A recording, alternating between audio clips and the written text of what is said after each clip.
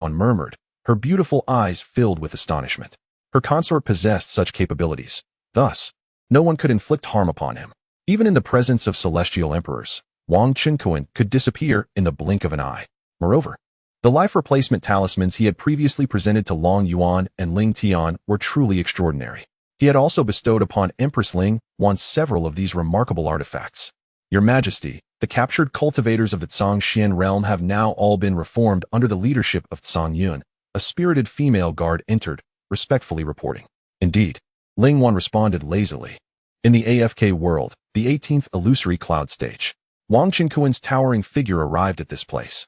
It must be noted that within the AFK world, the higher the continent, the larger the internal area. The 18th illusory cloud stage, being a true celestial-level AFK realm, boasts internal dimensions measured in millions of miles. This AFK space was vast, with magnificent mountains, continuous ranges, lakes scattered throughout, and lush vegetation, all suffused with an ethereal aura. As soon as Wang Chenkuan set foot on the outskirts of this land, he commanded the system to relocate all 8 of his avatars to this location. Wow, Brother Kuan, you've arrived. Boss, Kuan 1, Kuan 2, Kuan 8, each wielding exquisite divine swords, greeted their true self with enthusiasm. All 8 avatars possessed genuine cultivation at the half-step tribulation stage, comparable to half-step celestial beings. Thus, they were able to thrive in the 16th and 17th AFK worlds, capable of slaying half-step celestial beings and occasionally dispatching solitary early-stage celestial monsters. You have worked hard. Wang Chenkuan smiled at his avatars, who displayed little in the way of emotions or thoughts, tirelessly vanquishing monsters and collecting treasures. Suddenly, a terrifying roar echoed from afar. Boom! From the distant mountains surged a fearsome, demonic-scaled serpent, stretching 1,000 feet in length, its body clad in ominous scales emanating overwhelming pressure. Half-step true celestial beast, be cautious. Attack from a distance. Wang Chenkuan warned his avatars. He unleashed the golden body Buddha seal, striking with his palm, which transformed into a colossal golden Buddha hand that crashed down upon the demonic-scaled serpent. Bang! In an instant, the sound of mountains collapsing and the earth fracturing filled the air. The demonic-scaled serpent was battered by the immense force of the Buddha hand, its flesh and scales exploding in a gruesome display. Golden Gale Slash, Rainbow Sword Technique, Spatial Cleave, Azure Dragon Lightning. His avatar stood at a distance, relentlessly assaulting the demonic-scaled serpent. However, their assaults resembled mere scraping, as even the spatial slicing deployed by Kuan 5 merely left superficial cracks upon the scales of the half-step true immortal beast. After all, the disparity in strength was colossal. Their powers did not even reach the level of celestial immortals. Yet, this demonic-scaled serpent exhibited a trace of true immortal energy within its formidable form. It was Kuan number 6, the elder sibling, who utilized the Azure Dragon Lightning, rendering the beast paralyzed, twitching, and unable to retaliate. You should all employ lightning-based divine abilities, proclaimed Wang Chenkuan, conjuring a void passage that ensnared the beast, incessantly shredding it with the power of space. Ultimately, a segment of the serpent's body was obliterated, yet it managed to break free from the void passage and escape. Blood of the demonic essence coursed through its veins as it lunged viciously towards Wang Chenkuan instead of fleeing. In response, numerous bolts of Azure Dragon Lightning, each as thick as a barrel, struck its form, immobilizing it further. Wang Chenkuan then conjured another void passage, ultimately leading to the creature's demise. A chilling, anguished cry echoed as the demonic-scaled serpent met its end, its essence and form extinguished. The resilience of a half-step true immortal beast was indeed formidable, exceptionally tenacious. Even Wang Chenkuan, possessing similar strength, required several techniques, aided by his 8 avatars, to vanquish it. Naturally, Wang Chenkuan refrained from exerting his full power, as he intended to engage in prolonged combat and could not afford excessive energy expenditure.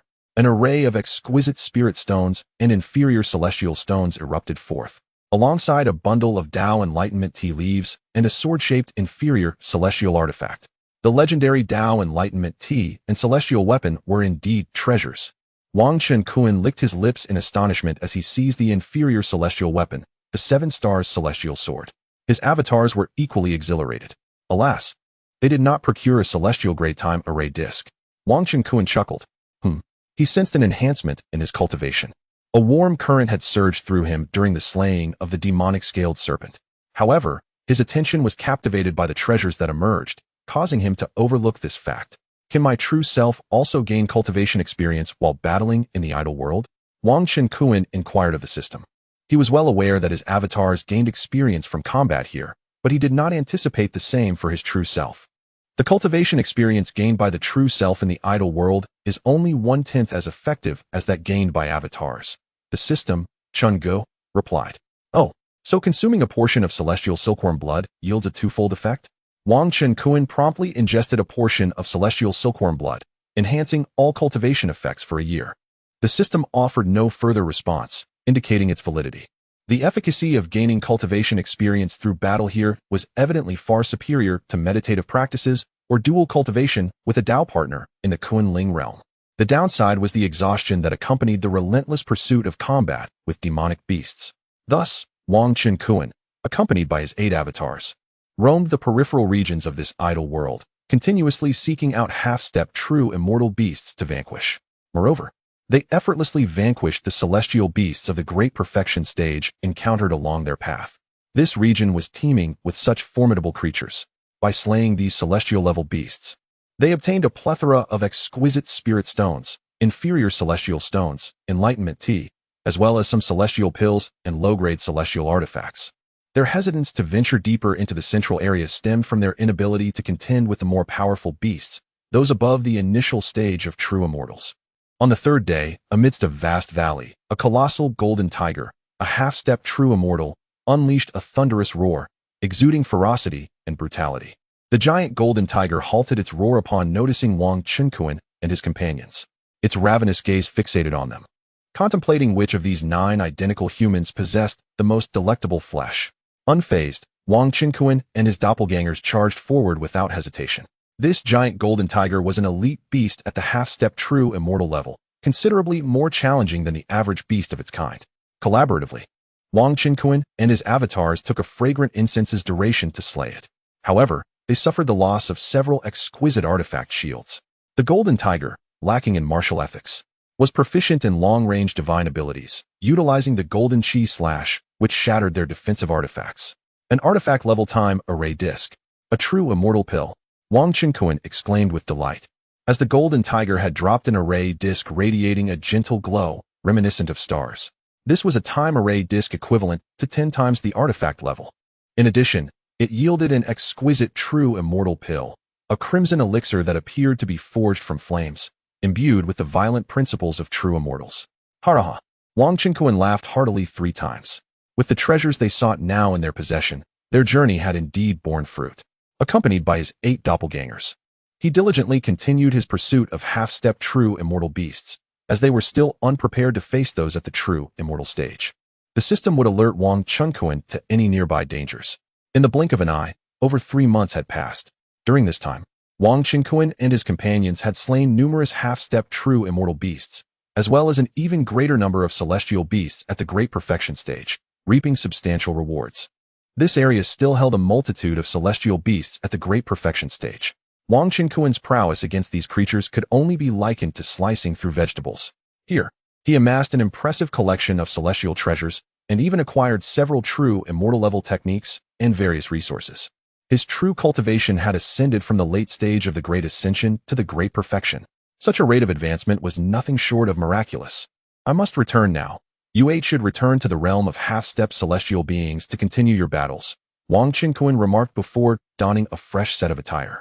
Free from the stench of blood, the 8 doppelgangers assented, and subsequently, they were sent back to the previous realm by the system. Finally, Wang Qinkuan's form was enveloped by a radiant light emitted by the system, allowing him to traverse through the depths of the void. Journeying back along the path he had come, in the next moment, he silently returned to the Kunling realm, standing within the grand hall of the imperial palace. Empress. Wang Qinkuan discovered the Empress Ling Wan, languidly reclining in her seat, oblivious to his return. With a smile, he called out, "My dear husband, you have returned?" Only then did Ling Wan notice Wang Qinkuan, and a delightful surprise illuminated her exquisite visage. Wang Qinkuan had been missing for over 3 months, and Ling Wan had harbored some concern during his absence. Other companions had sent Hu Tao to the imperial palace to inquire about Wang Qinkuan's whereabouts, to which the Empress could only respond that he had ventured into other realms for a time, urging them to reassure the other ladies. Now that Wang Qinkuan had finally returned, Ling Wan's heart found solace. "You have worked hard, my love," she said as she leaped into his embrace. Enveloping him in a fervent hug and kisses, she could sense a profound aura of ethereal vitality emanating from him, a testament to the countless celestial beings he must have vanquished to possess such rich spiritual essence. Of course, this aura had been purged by Wang Qinkuan once, detectable only by those of superior cultivation who drew near him. "It was no trouble at all, merely a trifle," he replied, tightening his hold on the enchanting figure in his arms, his spirit in a state of rapture. Chapter 154. Bestowing treasures and returning to the Wang family. "Ah, my dear wife, this journey has indeed yielded a bountiful harvest," remarked Wang Qinkuan, after bestowing a tender kiss upon Ling Wan, before releasing her from his embrace. "What treasures have you acquired?" Ling Wan, her cheeks flushed with curiosity, inquired eagerly, wondering what could possibly hold such significance in her husband's eyes. Wang Qinkuan first presented her with 5 10-fold time array discs and 24 5-fold time array discs, stating, "These artifacts are unparalleled in cultivating formidable warriors. I shall gift them to the Great Ling dynasty. The 10-fold time array discs of celestial quality are each worth a kingdom in the mortal realm. To possess 5 is nothing short of miraculous. And 24 5-fold time array discs of divine quality? They are treasures beyond valuation. Are all these for our Great Ling?" Upon seeing the numerous celestial and divine time array discs, Ling Wan could not contain her excitement and exclaimed, "The divine time array discs are indeed priceless, far exceeding the worth of an entire celestial city. If exchanged in another realm, their value would easily rival that of 10 celestial cities. Moreover, the 10-fold time array discs not only accelerate the flow of time at double the rate of their divine counterparts, but also encompass a range 10 times greater. They are supreme treasures that enable multitudes of cultivators to train rapidly, and their durability is almost unparalleled, as divine artifacts can still be damaged by powers above the celestial realm. Thus, the celestial time array discs hold a value at least 10-fold greater than the divine ones. While divine time array discs may exist in other mortal realms, those of celestial quality are undoubtedly unique. It is no exaggeration to assert that a single celestial time array disc is worth no less than the entire Great Ling Empire. In other realms, one could effortlessly trade an entire cultivation nation the size of Great Ling for such a disc. Her husband, Wang Qinkuan, had bestowed upon her 5 celestial time array discs and an additional 24 divine ones. It would indeed be a challenge for the Great Ling not to flourish rapidly. Naturally, as the empress of a nation, Ling Wan would not show undue favoritism towards her own clan. The esteemed ministers, generals, and valiant officials who had rendered great service would also have the privilege of entering the time arrays for cultivation. In addition to these, I have over 100 inferior celestial artifacts and 200 celestial pills. Wang Qinkuan chuckled, presenting these treasures to Ling Wan as well. So many inferior celestial artifacts. Celestial pills. Ling Wan gasped in astonishment. While these offensive and defensive inferior celestial artifacts may not match the value of the 10-fold time array discs, given their relatively minor difference in potency compared to supreme divine artifacts, they are nonetheless invaluable treasures in the lower realms. In a battle between 2 celestial beings of similar strength, a single inferior celestial artifact could easily swing the tide of victory. And the effects of celestial pills need no elaboration. They would significantly augment the number of celestials within the Great Ling Empire. But wait, there's more. Wang Qinkuan chuckled lightly, deliberately inciting a look of astonishment from the typically dignified empress. Wang Qinkuan presented 20 exquisite true immortal pills, 100 million lower-grade immortal stones, and 10,000 caddies of enlightenment tea, all carefully stored in a spatial bag of immortal quality, which he handed over to Empress Ling Wan. Wow, 20 true immortal pills, 100 million lower-grade immortal stones, and 10,000 caddies of enlightenment tea. Empress Ling Wan's eyes sparkled with astonishment, her delicate face flushed with excitement. Although she was a true immortal spirit, she too required a substantial amount of resources for her cultivation. However, utilizing ordinary top-tier spirit stones and resources employed by mortal cultivators made it arduous to elevate her cultivation at the true immortal stage. The abundance of lower-grade immortal stones and enlightenment tea that Wang Qinkuan provided perfectly resolved this issue and would sustain her cultivation for an extended period. Moreover, she would not require all that enlightenment tea and could allocate half of it to nurture formidable warriors for the Great Ling. The 20 exquisite true immortal pills were also exceedingly rare treasures, capable of fostering up to 20 true immortals. The brilliance in Empress Ling Wan's beautiful eyes intensified. Each item Wang Qinkuan produced was immensely precious and invaluable. Naturally, She was overjoyed and delightedly accepted these treasures. On that very day, Wang Qinkuan first sent a message via a flying sword to reassure his companions in Cloud City of his safety. He then settled in the Ling Palace, embarking on a blissful life with Empress Ling Wan. For several consecutive days, the couple, after freshening up, elegantly adorned themselves and stepped out of the palace. With their formidable prowess, they easily concealed their presence, ensuring they did not draw any undue attention or commotion. Subsequently, Wang Qinkuan and the Empress visited the former imperial palace to meet Ling Wan's parents, who had already rebuilt the palace. The Empress Dowager, Ling Ruoling, had ascended to the true immortal stage and was currently fortifying her cultivation. Upon seeing their son-in-law Wang Qinkuan and daughter Ling Wan, Li Lexing and Ling Ruoling were filled with joy. Wang Qinkuan decided to present them with a small gift for lower-grade immortal artifacts: 5 billion top-tier spirit stones, 30 million lower-grade immortal stones, and 1,000 caddies of enlightenment tea. What? Li Lexing's body trembled in disbelief, as if he had misheard. Upon opening the spatial bag, he exclaimed, "These are truly lower-grade immortal artifacts and immortal stones, especially the 11th tier enlightenment tea, an unparalleled celestial tea rich in Tao essence. Son-in-law, you are far too extravagant." It was no wonder he was so flustered. Such treasures were virtually unattainable in the mortal realm. The esteemed son-in-law not only arrived, but also gifted them such precious items. Ling Ruoling was equally astonished by Wang Qinkuan's generosity. The 4 lower-grade immortal artifacts included 2 sets of defensive armor and 2 swords, perfectly suited for the couple. A mere token of appreciation, please do not stand on ceremony, my dear parents-in-law, Wang Qinkuan said with a wave of his hand, smiling. These treasures truly mean little to my husband. Empress Ling Wan chuckled lightly, directly revealing to her parents the batch of treasures Wang Qinkuan had prepared for the great Ling. Upon hearing this, Li Lexing and Ling Ruoling fell into a prolonged state of shock, as if they were caught in a dream. It is simply unbelievable that the Daling family has acquired such an immense wealth of celestial resources today. Indeed, these resources transcend mere cultivation assets. They could rival the entirety of a celestial clan's treasures in the heavenly realm. That afternoon, Li Lexing and Ling Ruoling warmly hosted a banquet for their son-in-law and daughter. Following the feast, Wang Qinkuan returned to the Wang family estate in Yunjiang Xiancheng with Empress Ling Wan, intending to engage in prolonged cultivation. After all, the Wang family's protective barrier provides the safest environment for training. Upon arriving at the Wang residence, Empress Ling Wan and Wang Qinkuan proceeded to the family's cultivation area.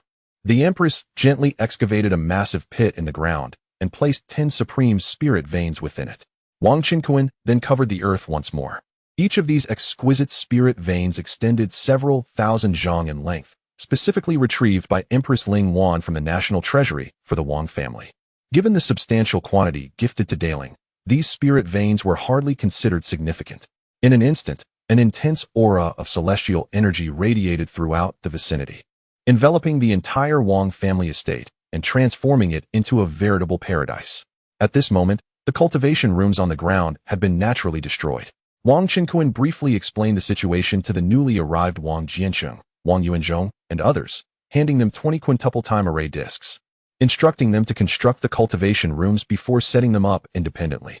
Currently, Wang Jiancheng, Wang Yuanzhong, Wang Bingfeng, and Wang Jianlin had all achieved the early stage of void refinement. Thus, the tasks of building cultivation rooms and installing the time array discs were well within their capabilities. As for the celestial grade time array discs, the Wang family did not require them just yet, for the overall cultivation levels of the family were still low. A rapid elevation in their abilities could adversely affect those with weaker willpower. The 4 high-ranking members, Wang Jiansheng and his peers, were beaming with joy at the abundance of divine grade time array discs.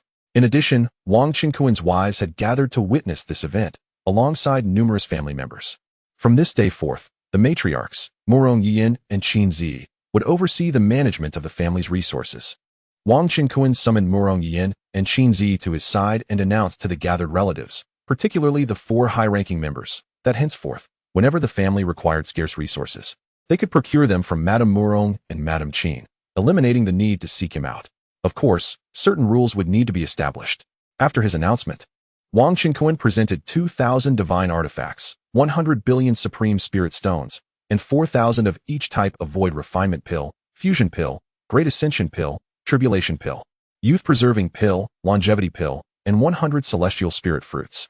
Additionally, There were 1 million pounds of Tao tea leaves, several thousand pounds of enlightenment tea leaves, and 20 celestial-grade time-array discs, among other special items. All of these were neatly packaged into 2 celestial-grade storage bags and handed to the astonished Murong Yiyin and Qin Zi. Had they truly just assumed control over the financial authority of the Wang family?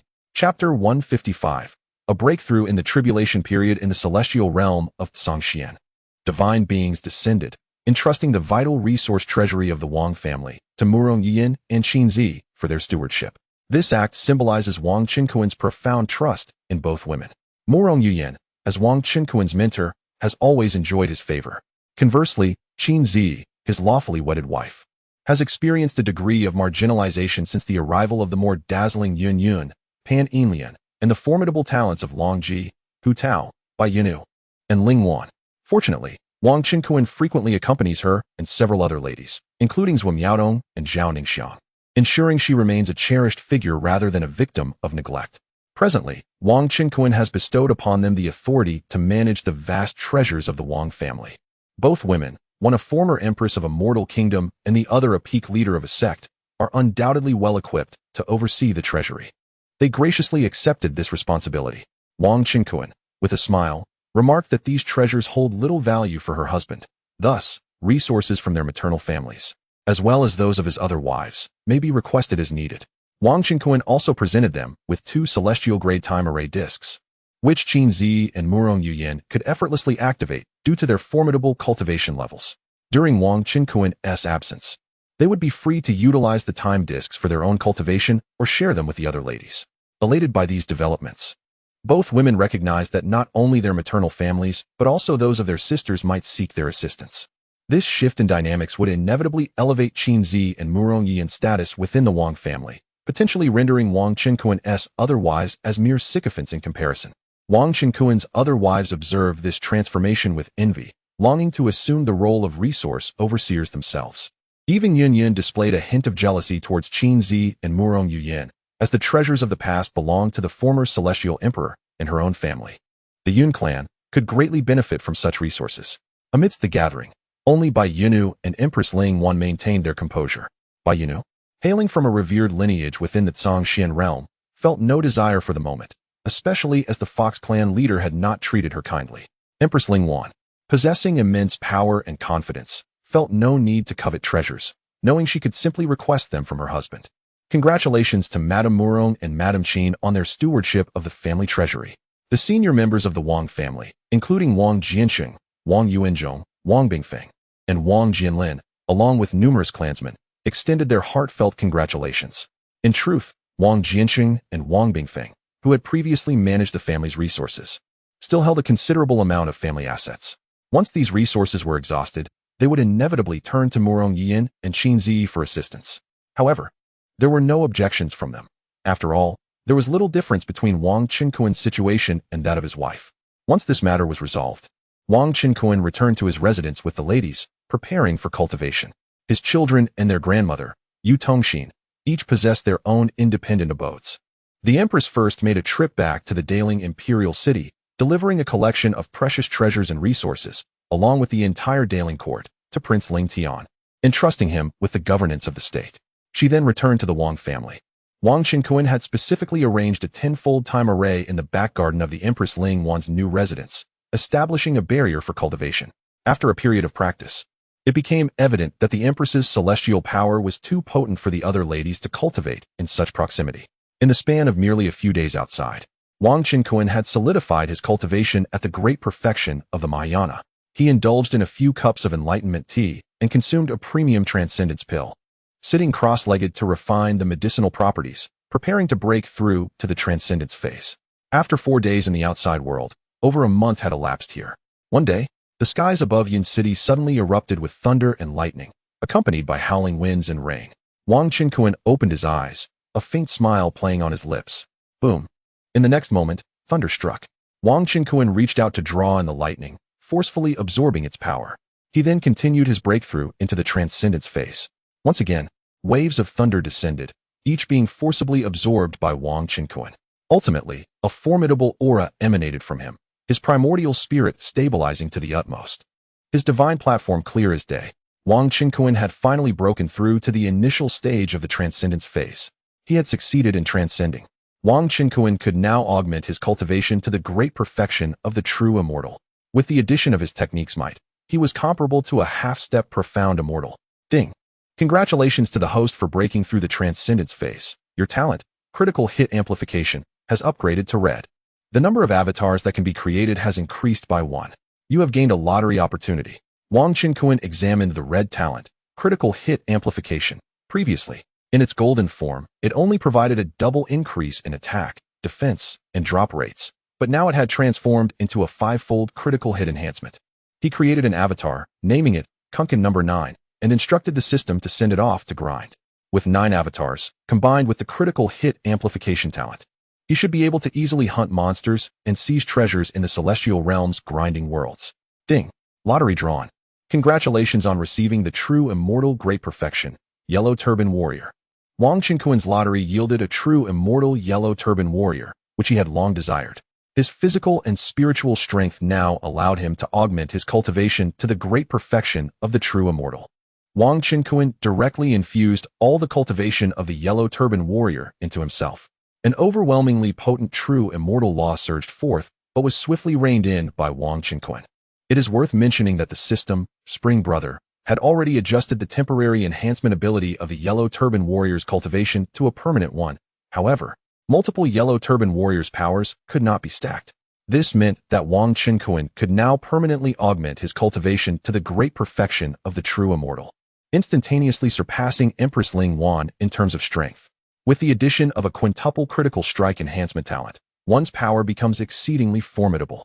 My dear husband, why do I sense that, since your successful transcendence, your cultivation seems to surpass mine by a significant margin? Beside me, the Empress Ling Wan, observing Wang Qinkuan, was utterly astonished. At a certain moment, she faintly perceived a terrifyingly potent aura emanating from Wang Qinkuan, one that sent shivers down her spine. Wang Qinkuan, beaming with confidence, proclaimed, "Now, even a perfect true immortal or a half-step mystic immortal may not stand as my equal. A half-step mystic immortal is no match for me. How powerful!" The Empress's heart raced. Her husband, Wang Qinkuan, was becoming increasingly enigmatic. At this moment, having successfully broken through the tribulation, Wang Qinkuan realized that his secluded training could indeed come to an end. He could now join his numerous wives and children for a lively reunion. However, he pondered that his celestial-grade treasures were still insufficient. It would be prudent to delve into the world of resource gathering to acquire more treasures, preparing for any eventuality. Before embarking on this quest, Wang Qinkuan sought a brief respite. He chose not to seek out his other wives, but instead reinforced a more robust shielding barrier. With a mischievous grin, he approached the Empress Ling Wan within the barrier. "Your Majesty, I wish to."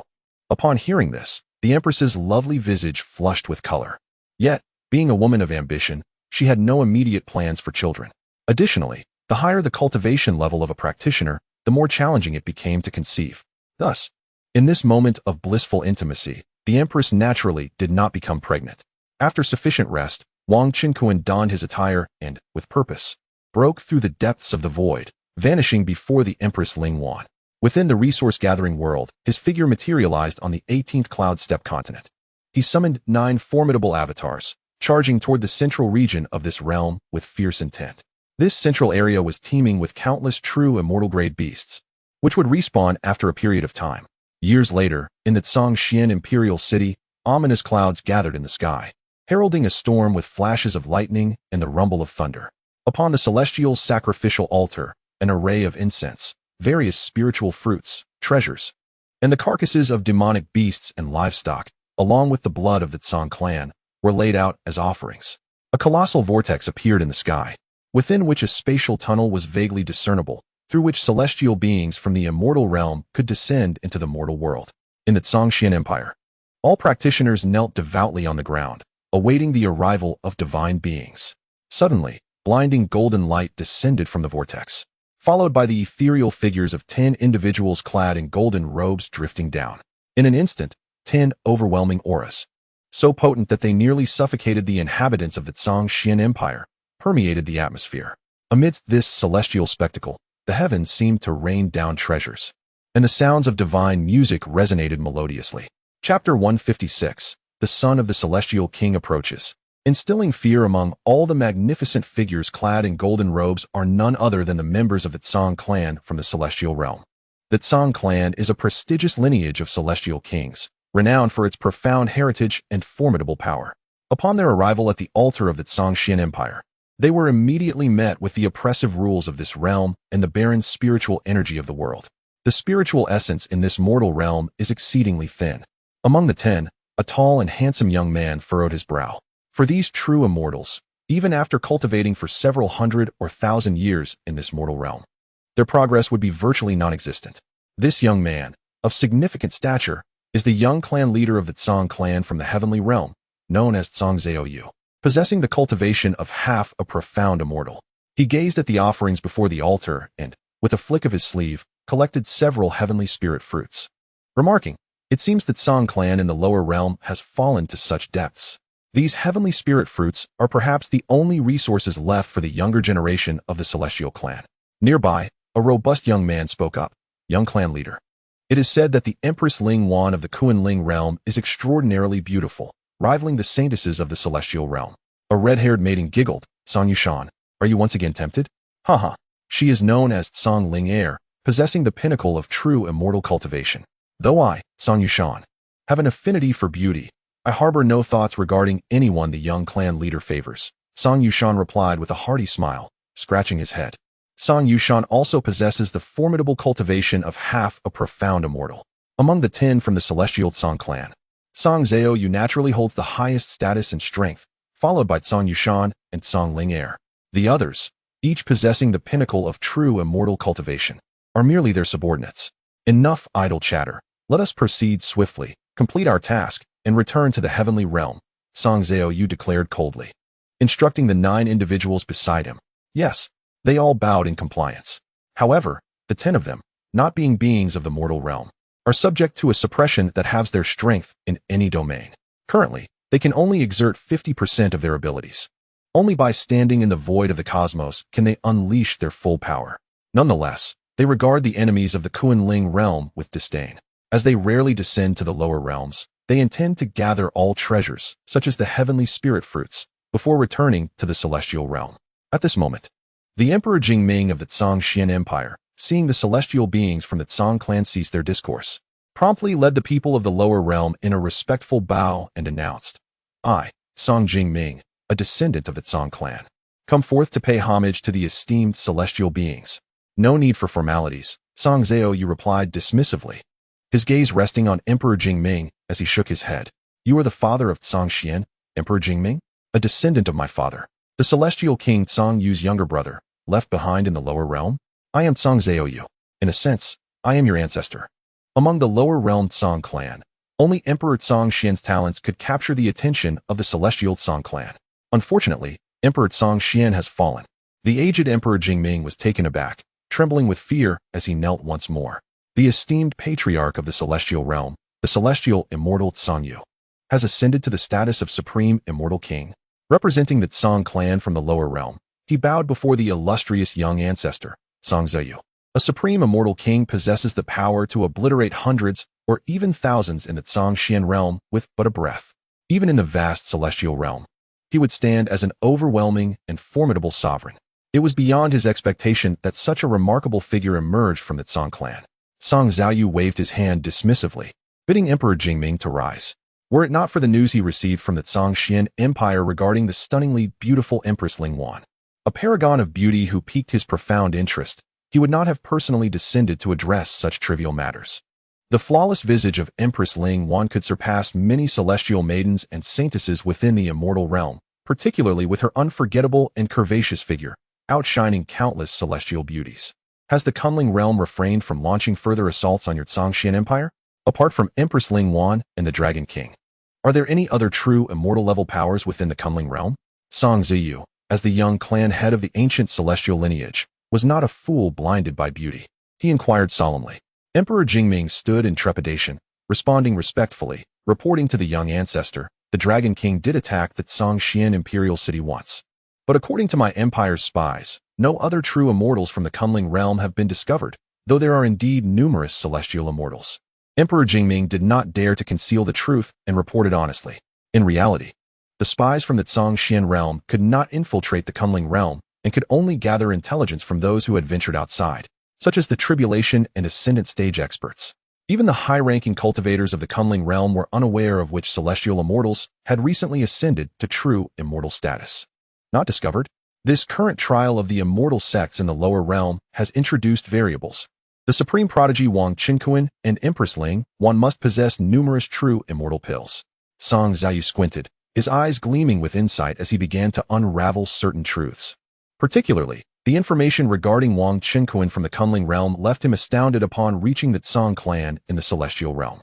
However, such a prodigy, now that the lower realm Tsang clan had incurred enmity with him, could only be eliminated swiftly to preempt future troubles for the celestial Tsang clan. This sentiment echoed among the higher echelons of the celestial Tsang clan. As for attempts at alliance, firstly, he had not yet transcended to immortality, but was already able to acquire treasures such as the heavenly spirit fruit, celestial immortal pills, and true immortal pills within the secret realms of the immortal sects, ensuring a long-term supply of resources. What could the celestial Tsang clan offer to entice him? Secondly, the Tsang clan has always been protective and values reputation. Sacrificing the entirety of the lower realm Tsang clan to win over a mere prodigy from the mortal realm would only invite ridicule from the other celestial clans. Moreover, most prodigies tend to excel early on but falter later. There was no necessity for such an alliance. Dispatching a multitude of formidable beings to the mortal realm to crush them is a trivial task. Perhaps the Kunling realm is not limited to merely 2 true immortals, however. Merely 5 years have elapsed. Even with the presence of the quintuple time array, it is improbable that the true immortals of Kunling realm have progressed to the mid-stage of true immortality, is it not? Emperor Jingming, with a humble demeanor, observed the celestial true immortals led by Zhang Zhiyu, hesitating to voice his thoughts. One might wonder, are these exalted true immortals truly intimidated by the nascent true immortals of the mortal realm? Song Xiaoyu, with a dismissive smile, retorted, the true immortals of Kunling realm, regardless of their numbers, are merely insignificant beings, incapable of obstructing my path. His prior display of sagacity was merely to illustrate his meticulous planning. Fear of mortal true immortals was utterly unwarranted. Now, gather our forces, and let us embark immediately to assault the Kunling realm, capture the Empress of Daling, and slay the mortal prodigy Wang Qinkuan. Furthermore, let our presence be grandiose, ensuring that the surrounding mortal realms are well aware of our undertaking, serving as a warning to all, compelling the entirety of the mortal world to bow beneath the iron heel of our Tsang clan. Song Xiaoyu's commanding voice resonated throughout the expanse, echoing in every corner of Tsangshuan Imperial City. Yes, Emperor Jingming replied, elated, and hurried to assemble the forces. Instantly, millions of cultivators within Tsangshuan Imperial City were invigorated, buzzing with anticipation. Are we truly set to launch another offensive against Kunling realm? Today, our clan's young patriarch personally leads 9 true immortals to the mortal realm. Unifying the mortal realm is well within our grasp. We shall capture the Daling Empress to serve as a concubine for the young patriarch and eradicate the Kunling realm. I have endured long enough. Eagerly awaiting the obliteration of Kunling realm, the entire Tsangshuan Empire erupted in fervor, high-ranking cultivators cheering and preparing for battle, their spirits ignited. A broad smile adorned Emperor Jingming's aged face, for Zhang Zhiyu had communicated to him that should they succeed in annihilating Kunling realm and securing the Daling Empress, followed by the plundering of all heavenly spirit fruits from the mortal realm, they would elevate him to ascendancy, bestowing upon him a premium true immortal elixir and a place in the Tsang clan's spirit pool. With this, his ascension to true immortality would be nearly assured. Soon, a vast assembly of high-ranking cultivators from the Tsangshuan Empire departed the imperial city, surging forth from the crystalline barriers of Tsangshuan realm toward the Kunling realm. Adjacent to Tsangshuan realm, there lay 2 substantial mortal realms, the Floating Light realm and the Changyuan realm. Both realms housed numerous celestial beings, their strength rivaling that of Tsangshuan realm during Emperor Jingming's reign. As neighboring worlds, they were keenly observant of the impending conflict between Tsangshuan and Kunling realms. The celestial beings of these 2 realms had previously been intimidated by the emergence of the Tai true immortal in Kunling realm. Fortunately, the true immortals of Kunling had refrained from invading their territories, allowing them to breathe a sigh of relief. At present, the celestial clan of the Zhongxian realm has sent their true immortals to descend upon the mortal plane, boldly preparing to launch an offensive against the Kunling realm. This audacious move has naturally stirred a considerable number of celestial beings and tribulation stage experts from both the floating light realm and the Changyuan realm. Many celestial beings and tribulation stage warriors from the two realms have emerged to witness the unfolding conflict. They have summoned their precious flying vessels, trailing behind the grand army of the Zhongxian Empire, eager to observe how the celestial clan annihilates the Kunling realm. With spies infiltrating the Zhongxian realm, the two realms are already aware that the celestial clan has dispatched 10 true immortals to the mortal realm, all of whom are at the peak of their power. Under these circumstances, the denizens of both realms are convinced that the Kunling realm is fated to face inevitable doom.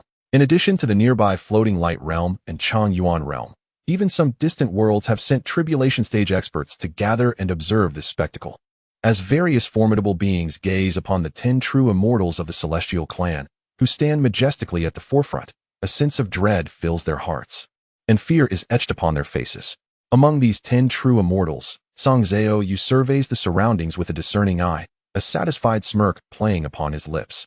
He deliberately instructs the army of the Zhongxian Empire to proceed at a slower pace, intending to create a spectacle that serves as a warning to others.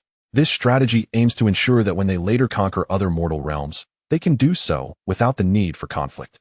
After all, unlike the demonic cultivators, it is preferable to minimize unnecessary bloodshed, as it would be detrimental to their ascension during tribulations. Chapter 157. The Exaltation of Song Zhao. Meanwhile, in the Kunling realm, the Wang family estate, Wang Qinquan had already returned from the idol world and had been resting for several months. After 4 arduous years of battling in the idol world, he had amassed a significant amount of cultivation points. Wang Qinquan's current true realm had ascended from the early stages of Tribulation Crossing to the pinnacle of Tribulation Crossing. However, in order to solidify his cultivation and stabilize his mindset, he refrained from hastily breaking through to the celestial immortal stage. He understood that a rapid breakthrough could be perilous. Thus, he needed to consolidate his gains. In Yun Yun's chamber, Wang Qinquan joyfully sipped the Tao Enlightenment tea that Yun Yun had offered. This excursion to the idol world had been exceptionally fruitful. His thoughts lingered on the treasures he had acquired. Within his system space lay a vast collection of low-grade celestial stones, numerous low-grade celestial artifacts, leaves of Tao Enlightenment tea, along with a multitude of true immortal pills, celestial immortal pills, and celestial grade time array plates.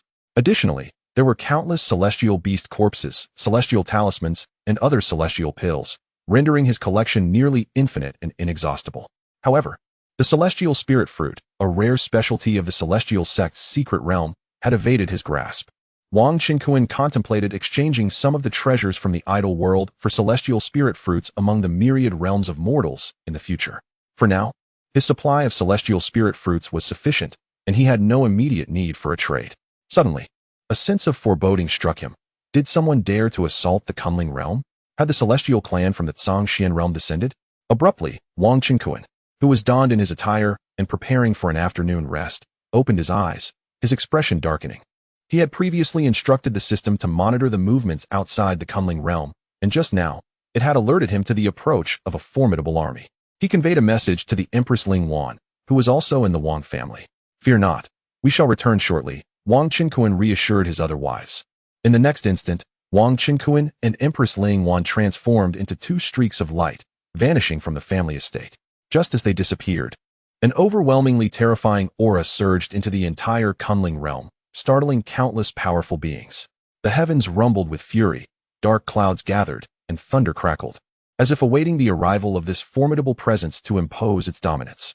What is happening? Who dares to attack the Kunling realm? Across the Kunling realm, powerful cultivators shot into the sky, their expressions fraught with uncertainty as they gazed upward, their faces shifting in color. Suddenly, a colossal hand emerged, tearing through the crystal barrier of the Kunling realm. "I, Song Zhao of the Celestial Clan, have come to the Kunling realm to seek justice from you all." A resounding voice reverberated, echoing through the crystal barrier. "What? The Celestial Clan from the Zhongxian realm has descended. What shall we do?" The arrival of the Celestial Clan's immortal was a cause for alarm. They felt utterly overwhelmed. The strength of the newcomer appeared to surpass even that of the Empress. Many in the Kunling realm were left in shock and terror, their souls nearly fleeing their bodies. Even among the high-tier cultivators, there were those who were timid and fearful, especially the practitioners from the old Yu kingdom who had transitioned from demonic cultivation to celestial cultivation. There is no need for panic. Our great Ling Empress and Lord Wang Qinkuan have already gone forth to confront them, announced Prince Ling Tian's voice. A mere celestial being of the Tsang clan has descended. What is there to fear? The voice of Long Yuan resounded fiercely in the sky. Humph! The young master of the Tsang clan, Song Ziyu, has traveled from afar to visit. I implore the Empress Lingwan of this realm and the prodigious Wang Qinkuan, along with the king of the Dragon clan, to come forth and meet. Beyond the boundaries of the Kunling realm, before the grand army of the Tsang Xian Empire, Song Ziyu stood proudly in the void, gazing down at the Kunling realm through the fissures of the crystal barrier, brimming with self-satisfaction. His tone was haughty, as if commanding his subordinates. Song Yushan, Song Linger, and the remaining celestial beings of the Tsang clan all wore expressions of mockery. In truth, they had already spotted Wang Qinkuan, Empress Lingwan, and Long Yuan soaring toward the heavens. Yet Song Zhaoyu feigned ignorance. Whoosh, whoosh, whoosh. Wang Qinkuan, Empress Lingwan, and Long Yuan emerged from the crystal barrier of the Kunling realm, appearing before Song Zhaoyu. The trio exuded an ethereal aura, akin to deities descending from the celestial realm. You are Song Zhaoyu of the Tsang clan from the heavenly realm, leading 9 celestial beings to our Kunling realm to assert the might of the Tsang Xian Empire? Empress Lingwan inquired coldly, her beautiful eyes gleaming with a chilling light as she fixed her gaze upon Song Zhaoyu. Indeed, I am the young master of the Tsang clan. Come for precisely this purpose, Song Zhaoyu responded with a nod, a slight smirk gracing his lips. He was tall, adorned in a flowing golden robe, his cape billowing, radiating an air of authority and dominance. At that moment, as he beheld the breathtakingly beautiful Empress Lingwan, a wave of astonishment surged within him. Only upon encountering the true form of Empress Lingwan did he realize that the celestial wives he had previously wed were mere commonplace beauties, hardly worthy of reverence. Empress Lingwan cast a glance at Song Ziyu and the 9 other celestial beings standing in the cosmic void, somewhat taken aback.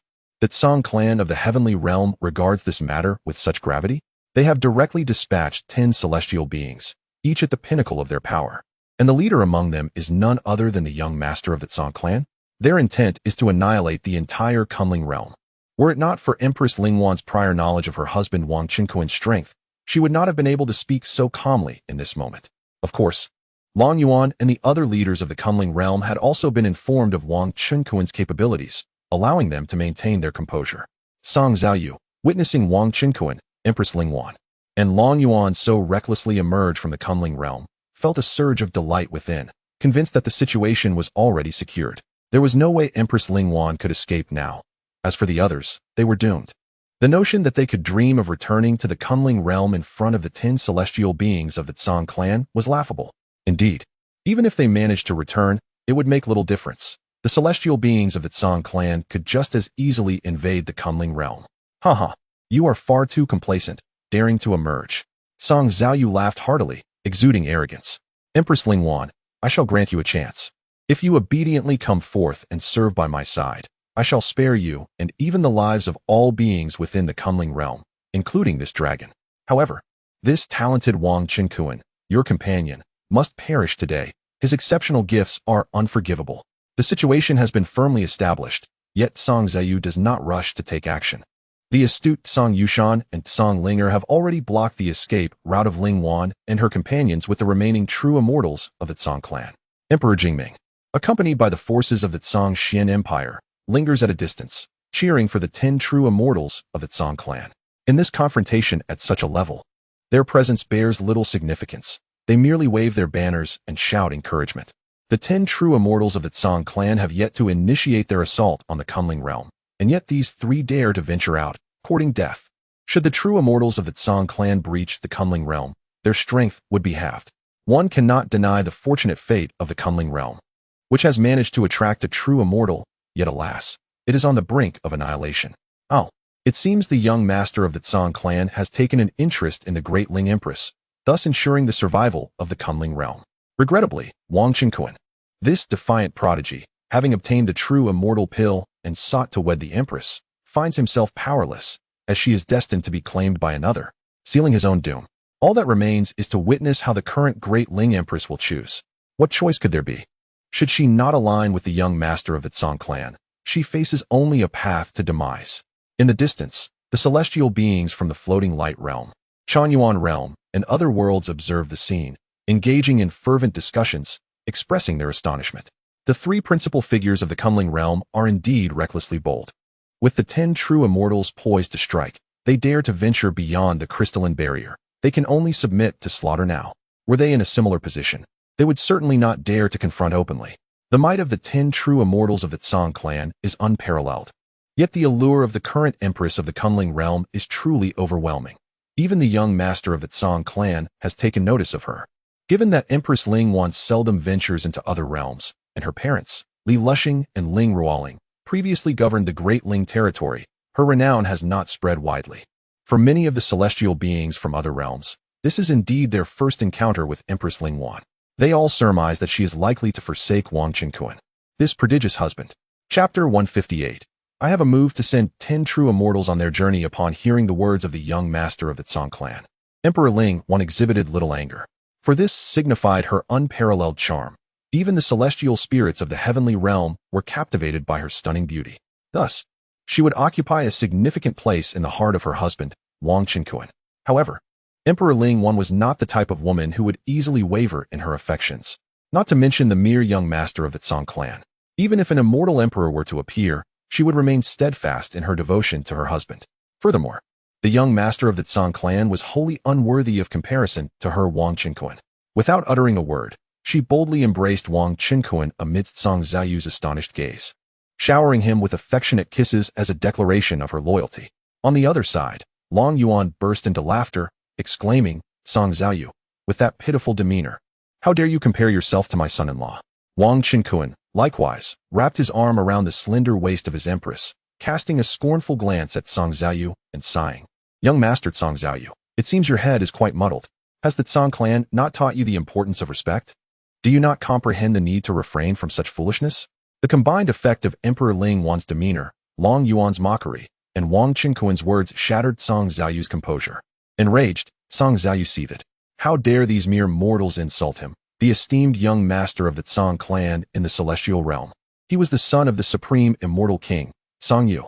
Even within the heavenly realm, upon hearing his introduction, those of the profound and golden immortal ranks would typically retreat in fear or offer apologies. Now, Long Yuan and Wang Qinkuan dared to insult and ridicule him. It was utterly insufferable. As for Emperor Ling Wan, her extraordinary beauty had ensnared Song Xiaoyu's heart, leaving him unable to muster any anger. Song Linger, Song Yushan, and other true immortals of the Tsang clan glared furiously at Wang Qinkuan and his companions. They were incensed. How could these mere mortals dare to insult their young master? They demanded his death, their murderous intent palpable as they brandished their celestial weapons, poised for slaughter. This spectacle left the celestial beings from the floating light realm, Changyuan realm, and other worlds in utter disbelief. The empress of the Kunling realm had publicly rejected the young master of the Tsang clan, engaging in displays of affection, while Long Yuan and Wang Qinkuan openly mocked him, thereby inciting the wrath of the true immortals of the Tsang clan. The Kunling realm seemed to be courting disaster. "You seek death." Song Xiaoyu seethed with fury, trembling with rage. His expression turned icy as he raised his right arm and, with a fierce flourish of his sleeve, summoned a brilliant surge of golden celestial essence that coalesced into a dazzling divine whip, striking towards Wang Qinkuan. Though furious, Song Xiaoyu remained calculating. His intention was to eliminate the troublesome Wang Qinkuan before Emperor Ling Wan's eyes, believing that with the obstacle removed, the empress would be his. Crack!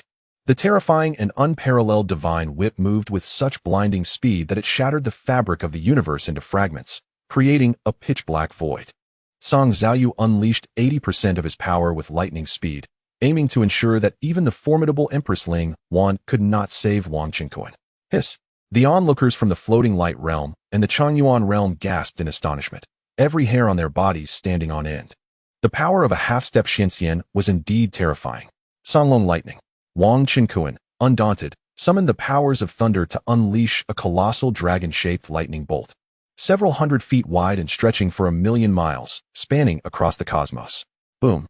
The void trembled violently as a dazzling burst of lightning erupted, instantly shattering the divine whip conjured by Song Xiaoyu. Song Xiaoyu let out a muffled groan, spitting blood and retreating violently. What? The young clan leader had underestimated the situation and had not exerted his full strength. This Wang Qinkuan. How could he possess such formidable power? The circumstances had shifted. Protect the young clan leader. In just one exchange, Song Yushan, Song Linger, and the other true immortals of the Tsang clan were left astounded. They pondered among themselves, questioning whether they could withstand even a fraction of the young clan leader's prowess, despite his apparent restraint.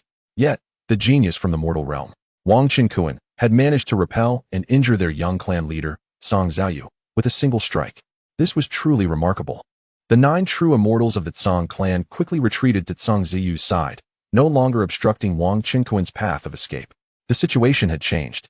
Your strength has also reached half-step Xinxian? Song Xiaoyu exclaimed in disbelief, struggling to articulate his astonishment. Among the forces of the Tsang Xian Empire, every soldier was struck with fear, and Emperor Jingming was utterly pale with shock. The onlookers, including celestial beings and tribulation phase experts from various realms, widened their eyes in disbelief, inhaling the cold air of the universe. The ancient prodigy from the Kunling realm, Wang Qinkuan, possessed combat capabilities equivalent to half-step Xinxian.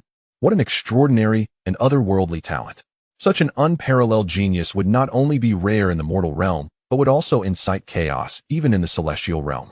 Now, it seemed that the Tsang clan might not be able to annihilate the Kunling realm after all. Song Xiaoyu, as the adversary, completely lost his composure. He had never anticipated that Wang Qinkuan, this native ant from the mortal realm, harbored such profound abilities.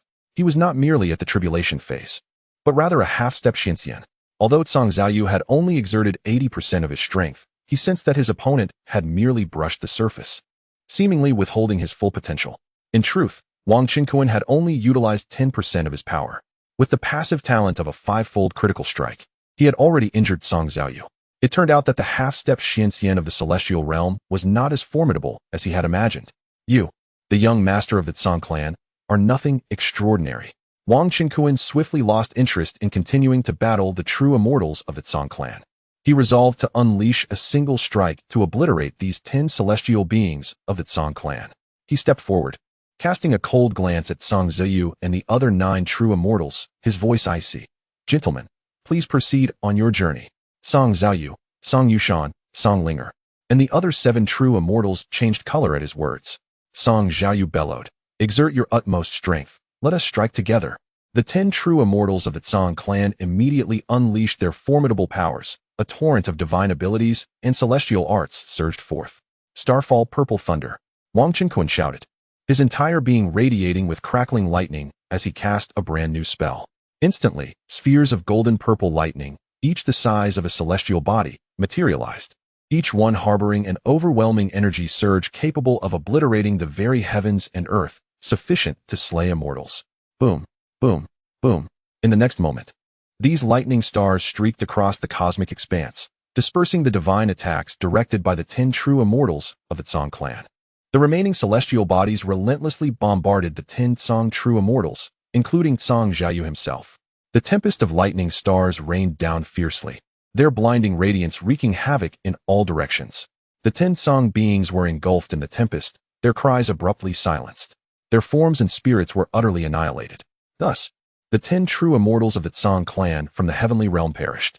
This starfall purple thunder was the 3rd divine ability of the Zixiao, heavenly thunder technique. And it was the final one. Its might was extraordinarily formidable, augmented by 5-fold critical strike power, truly astonishing. With a single strike, 10 true immortals were dispatched to the afterlife. There is no longer a need for your Tsang Xian Empire to exist. Wang Qinkuan gazed toward the distant, silence-stricken Emperor Jingming and his army of the Tsang Xian Empire. In a mere flick of his fingers, several lightning stars launched forth. This time, their power was far less than before, yet they effortlessly reduced hundreds of thousands of high-level cultivators, including Emperor Jingming, to mere ashes, leaving no trace behind. Chapter 159. The Wrath of the Azure Feather Immortal Emperor. This terrifying scene left all the mighty beings of the floating light realm, the Chanyuan realm, and other worlds in a state of shock. What did they witness? The 10 true immortals of the Azure clan from the heavenly realm were annihilated in a single strike. Each of these true immortals had reached the pinnacle of perfection, and among them was a young lord of the Azure clan. The destruction of the Azure Xian Empire, by comparison, seemed a trivial matter. This was nothing short of a celestial upheaval. The mortal realm was on the brink of transformation. The heavens and the earth were in turmoil. With the death of a young lord from the Azure clan, it was unlikely they would rest easy. They would surely send more celestial beings to descend and hunt down Wang Qinkuan, aiming to obliterate the Kunling realm. At that time, It was feared that the rest of the mortal realms would suffer collateral damage. But what was there to fear? As long as Wang Qinkuan remained in the mortal realm, the Azure clan would likely hesitate to send anyone down. Indeed, bound by the laws of the universe, even the mightiest from the heavenly realm could not descend at will. The probability of death for those above the Xian immortal level descending to the mortal realm was over 90%. Yes, Wang Qinkuan was far too powerful. Unless celestial beings below the Xian immortal level descended, they would be no match for him. Those above the Xian immortal level would not dare to descend easily.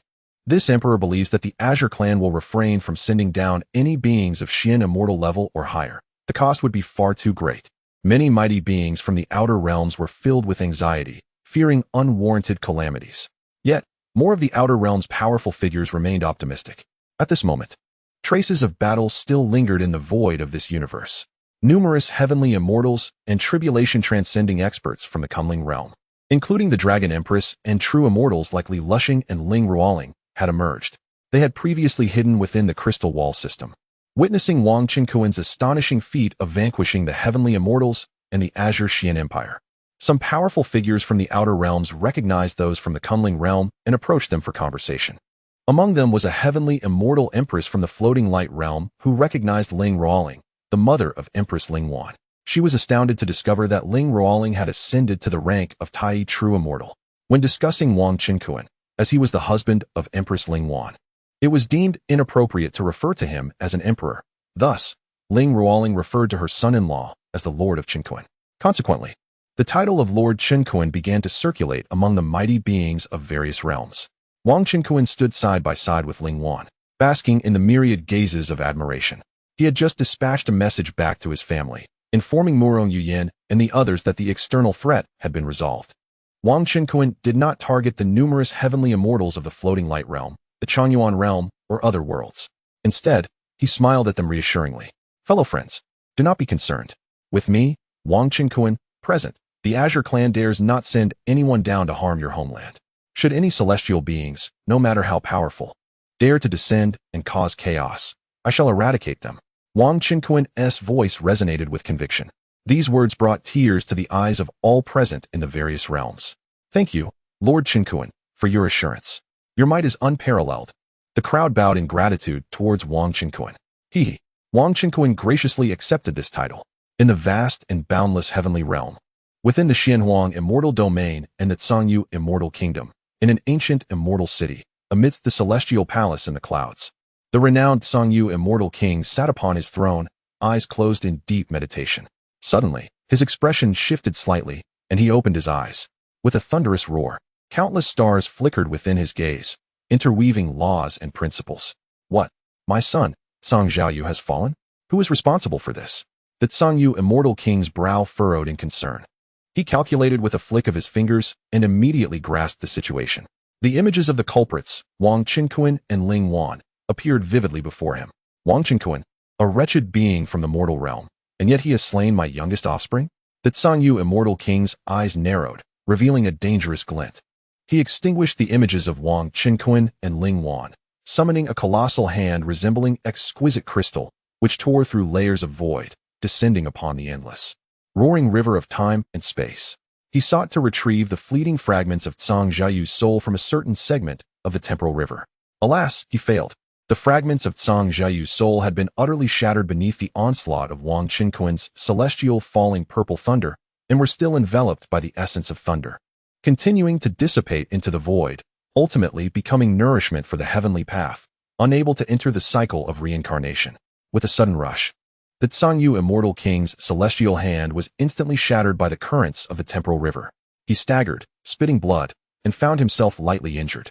Regrettably, he realized he could not reverse time to return to the moment before the heinous act took place. It likely required a power beyond that of an immortal emperor to accomplish such a feat, he mused. In a fleeting thought, the bloodstains vanished. Yet his spirits waned as he murmured to himself, "The river of time is irreversible. This is a rule of the heavenly realm. It seems only beings transcending the heavens, such as immortal emperors, can achieve the impossible reversal of time.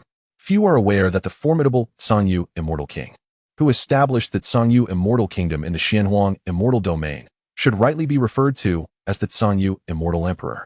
For he, in the myriad realms of the heavenly domain, is an unparalleled prodigy, having long ascended to the rank of immortal emperor. He merely conceals his true power to maintain a facade of humility. In truth, that Sangyu immortal emperor did not overly concern himself with the fate of his son, Song Zhaoyu. However, the disgrace of his esteemed son's demise at the hands of a mortal being was intolerable. How could he, that Sangyu immortal emperor, bear such humiliation? Given the heavenly regulations, he was unable to descend personally to exact his vengeance.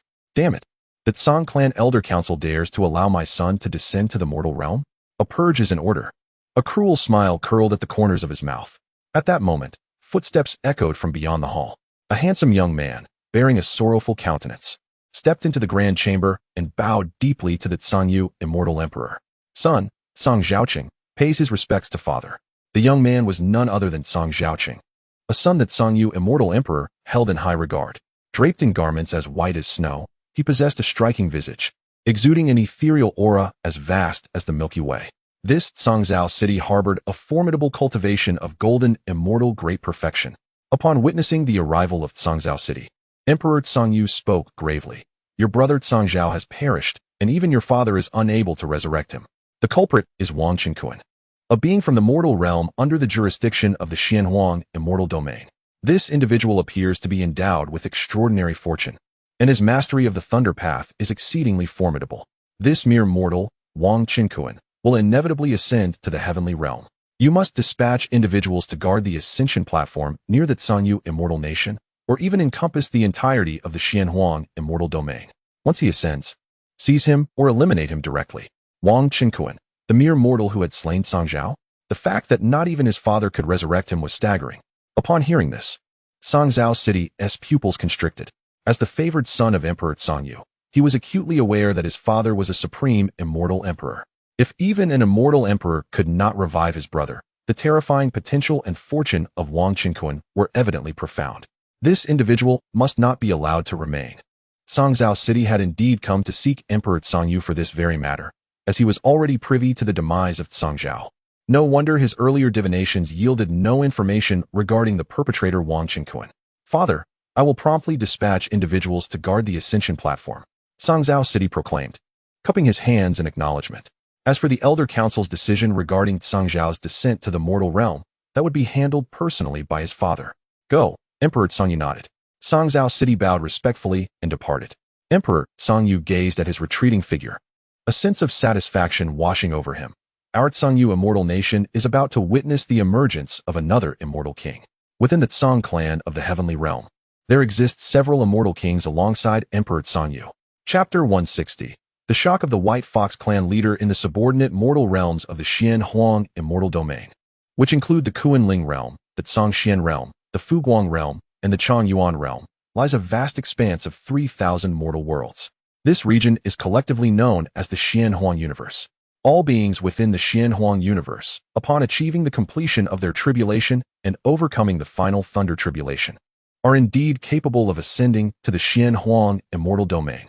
However, since ancient times, there have been whispers regarding the chaos and brutal struggles within the immortal realm, cautioning that those lacking sufficient strength should refrain from ascending. Consequently, many cultivators resist the allure of ascension, choosing instead to remain in the mortal realm. Moreover, ascension is not merely a matter of desire. Only those cultivators who have reached the pinnacle of their cultivation and whose essence, energy, and spirit are in an optimal state will the heavens bestow the power of guidance upon them. Once a cultivator's vitality wanes, the celestial guidance will no longer descend. After Wang Qinkuan vanquished 10 true immortals of the Song clan, he and Ling Wan exchanged pleasantries with individuals from other realms outside the Kunling realm. Shortly thereafter, the system informed him that an emperor from the celestial realm had been eyeing their foundations. This celestial emperor was none other than the father of Songzhao, the Sangyu immortal emperor. To discover that the leader of the Song clan was a supreme immortal truly reveals the hidden depths of the immortal realm. Feeling an invisible pressure envelop him, Wang Qinkuan remained silent for a considerable time, inwardly lamenting. This Songzhao indeed possesses an astonishing background. Although Wang Qinkuan had slain Songzhao, he held no regrets. For this individual had dared to covet his Empress Ling Wan and came with a formidable retinue to demand retribution. Thus, he could not afford to be courteous.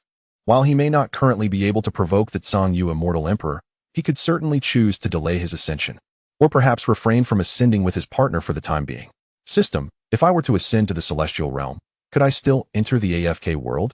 Wang Qinkuan inquired discreetly. Of course, host, the system, known as Spring Brother, replied.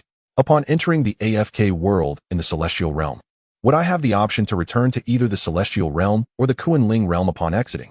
Wang Qinkuan further questioned. The original rule was that the host would return to the location from which they entered the AFK world.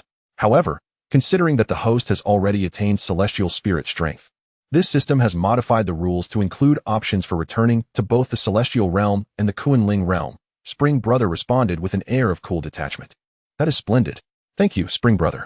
Wang Qinkuan rejoiced inwardly. With this, he felt emboldened against all adversities. However, now that the Zhongxian Empire had been extinguished, it was unlikely that the Zhong clan would send anyone to the mortal realm to meet their demise.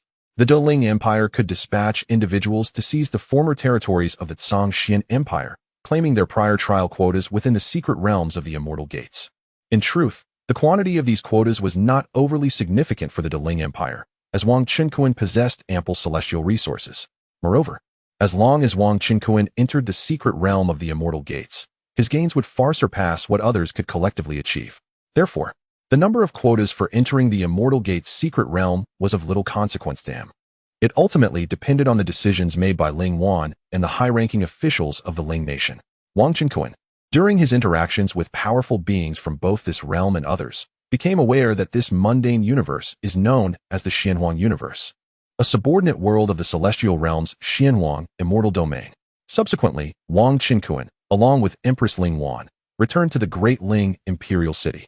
Empress Ling Wan convened a meeting with the imperial high-ranking officials and ultimately resolved that the Great Ling Empire shall dispatch formidable warriors and a grand army to seize control of the entire Zhongshuan Empire and the Zhongshuan realm. At that time, Prince Ling Tian would serve as the chief of the Great Ling's stronghold in the Zhongshuan realm. Having previously attained the pinnacle of celestial immortal, Prince Ling Tian needed to wait until he ascended to the true immortal stage before embarking on this venture. Under the auspices of the Great Ling Empire utilizing exceptional true immortal elixirs, a tenfold time array, enlightenment tea, and celestial armor among other precious resources, Prince Ling Tian successfully advanced to the initial stage of true immortal within a few days. Thus, the Great Ling Empire assembled hundreds of thousands of elite soldiers, all of whom were experts, preparing to journey to the Zhongshuan realm. Naturally, due to the interdimensional nature of this expedition, each soldier's cultivation must be at the integration stage or above. Among those participating were Wang Qinkuan, Ling Wan, Prince Ling Tian, and Marshal Zhang Tianeng. The commander of the stationed army in the original Yu nation was replaced by General Hu. Additionally, Wang Qinkuan made a trip back to the Wang family in Cloud City to bring his wife, Bai Yunu, along, as her maternal home was situated in the sacred land of the demon clan within the Zhongshuan realm. Together, Wang Qinkuan, Ling Wan, Prince Ling Tian, and the host of soldiers from the Great Ling Empire set forth aboard over 20 low-grade celestial flying warships, boldly piercing through the crystal wall system towards the distant Zhongshuan realm, which lay billions of miles away. Returning to a few days prior, in the remote Zhongshuan realm, the populace of the Zhongshuan Empire, upon learning that the 10 true immortals of the Zhong clan, along with the great Emperor Jingming and the imperial army, had been annihilated by the Kunling realm, was thrown into disarray. The entire Zhongshuan Empire descended into chaos. Even the imperial court of the Zhongshuan Empire disbanded, with various civil and military officials storming the imperial treasury to seize treasures. The remnants of the Zhong clan left behind in the imperial city were no match for the multitude of cultivators, who swiftly dispatched them. The lordly estates of various immortal cities were also breached by the local cultivation families and rogue cultivators, with appointed lords and city guards of the Zhong clan either slain or fleeing the cities. Some fleeing lords were even slaughtered by a vengeful mob of cultivators. The women and wealth carried by the lords were swiftly plundered by numerous rogue cultivators. In just a few days, the once mighty Zhongshuan Empire crumbled into disarray. The news that the Kunling realm's Great Ling Empire was poised to dispatch a grand army to occupy the Zhongshuan realm spread like wildfire across the entire world. As the leaders of the Great Ling Empire, the names of Empress Ling Wan and Emperor Wang Qinkuan resonated throughout the Zhongshuan realm. Especially noteworthy was Emperor Wang Qinkuan of the Kunling realm, who had vanquished 10 true immortals of the Zhong clan, his renown casting a shadow over the entire Xianhuang universe, deterring other realms from attempting to stake a claim to the Zhongshuan realm's interests. Wang Qinkuan's name echoed throughout the Zhongshuan realm. even reaching the sacred Wan Yao mountain of the demon clan, where numerous high-ranking demon clan members trembled in fear, refraining from encroaching upon the interests of the Zhongshuan Empire. The esteemed Emperor Qinkuan is heralded as the mightiest prodigy in the annals of the Xianhuang universe, his power indeed astonishing. The demise of the Celestial of the Zhang clan and the fall of the Zhongshuan Empire have naturally caught the attention of the demon clans in the Zhongshuan realm. When they received the news, they were utterly astounded. In the heart of the myriad demon mountains, within the grand halls of the myriad demon palace, a multitude of high-ranking demon leaders convened for a meeting. Esteemed colleagues, with the upheaval in the Zhongshuan realm, the Daling Empire from the Kunling realm and Emperor Qinkuan are poised to ascend in power here. Should we not consider aligning ourselves with them? Proposed a demon warrior with a leopard's tail and spotted visage. Indeed, I wholeheartedly agree, chimed in another formidable figure resembling a bear. This may be an unparalleled opportunity for our myriad demon mountains. In the past, the Zhongshuan Empire maintained a stringent watch over the demon clans, allowing us a mere 100 trials at the immortal gates. By allying with the Daling Empire now, we could reap considerable benefits. Yes, our demon warriors can assist them in subduing the entire Zhongshuan realm. Echoed another. Wang Qinkuan is a newly emerged supreme true immortal from the Kunling realm. With an illustrious future ahead, he is undoubtedly worthy of our allegiance. The assembly of demon elites voiced their opinions, some even belonging to the celestial tier. Indeed, this Emperor Qinkuan is an unprecedented prodigy, remarked another celestial demon. Such a figure, even if disinclined to cooperate with the demon clans, must not be offended. Let us resolve to endorse this alignment unanimously. The strong men of the myriad demon mountains expressed their intentions to ally with Wang Qinkuan and the Daling Empire, seeking to secure their place in the new order. You of the White Fox clan have yet to declare your stance. Do you disdain the might of the Daling and Emperor Qinkuan? Suddenly, a celestial tier tiger demon scoffed derisively. Humph. Do not forget, your White Fox clan is in decline. If this continues, you shall be ousted from the ranks of the 10 great demon clans of the Zhongshuan realm. Another half-step celestial wolf demon grunted. You of the White Fox clan may choose to abstain, but do not drag the myriad demon mountains into your folly. The leader of the White Fox clan, Bai Meng, was drenched in cold sweat and astonishment. Through the intelligence gathered from the myriad demon valley regarding the Daling Empire and Emperor Wang Qinkuan, Bai Meng realized that the most renowned and powerful partner of Emperor Qinkuan was none other than the Empress Ling Wan.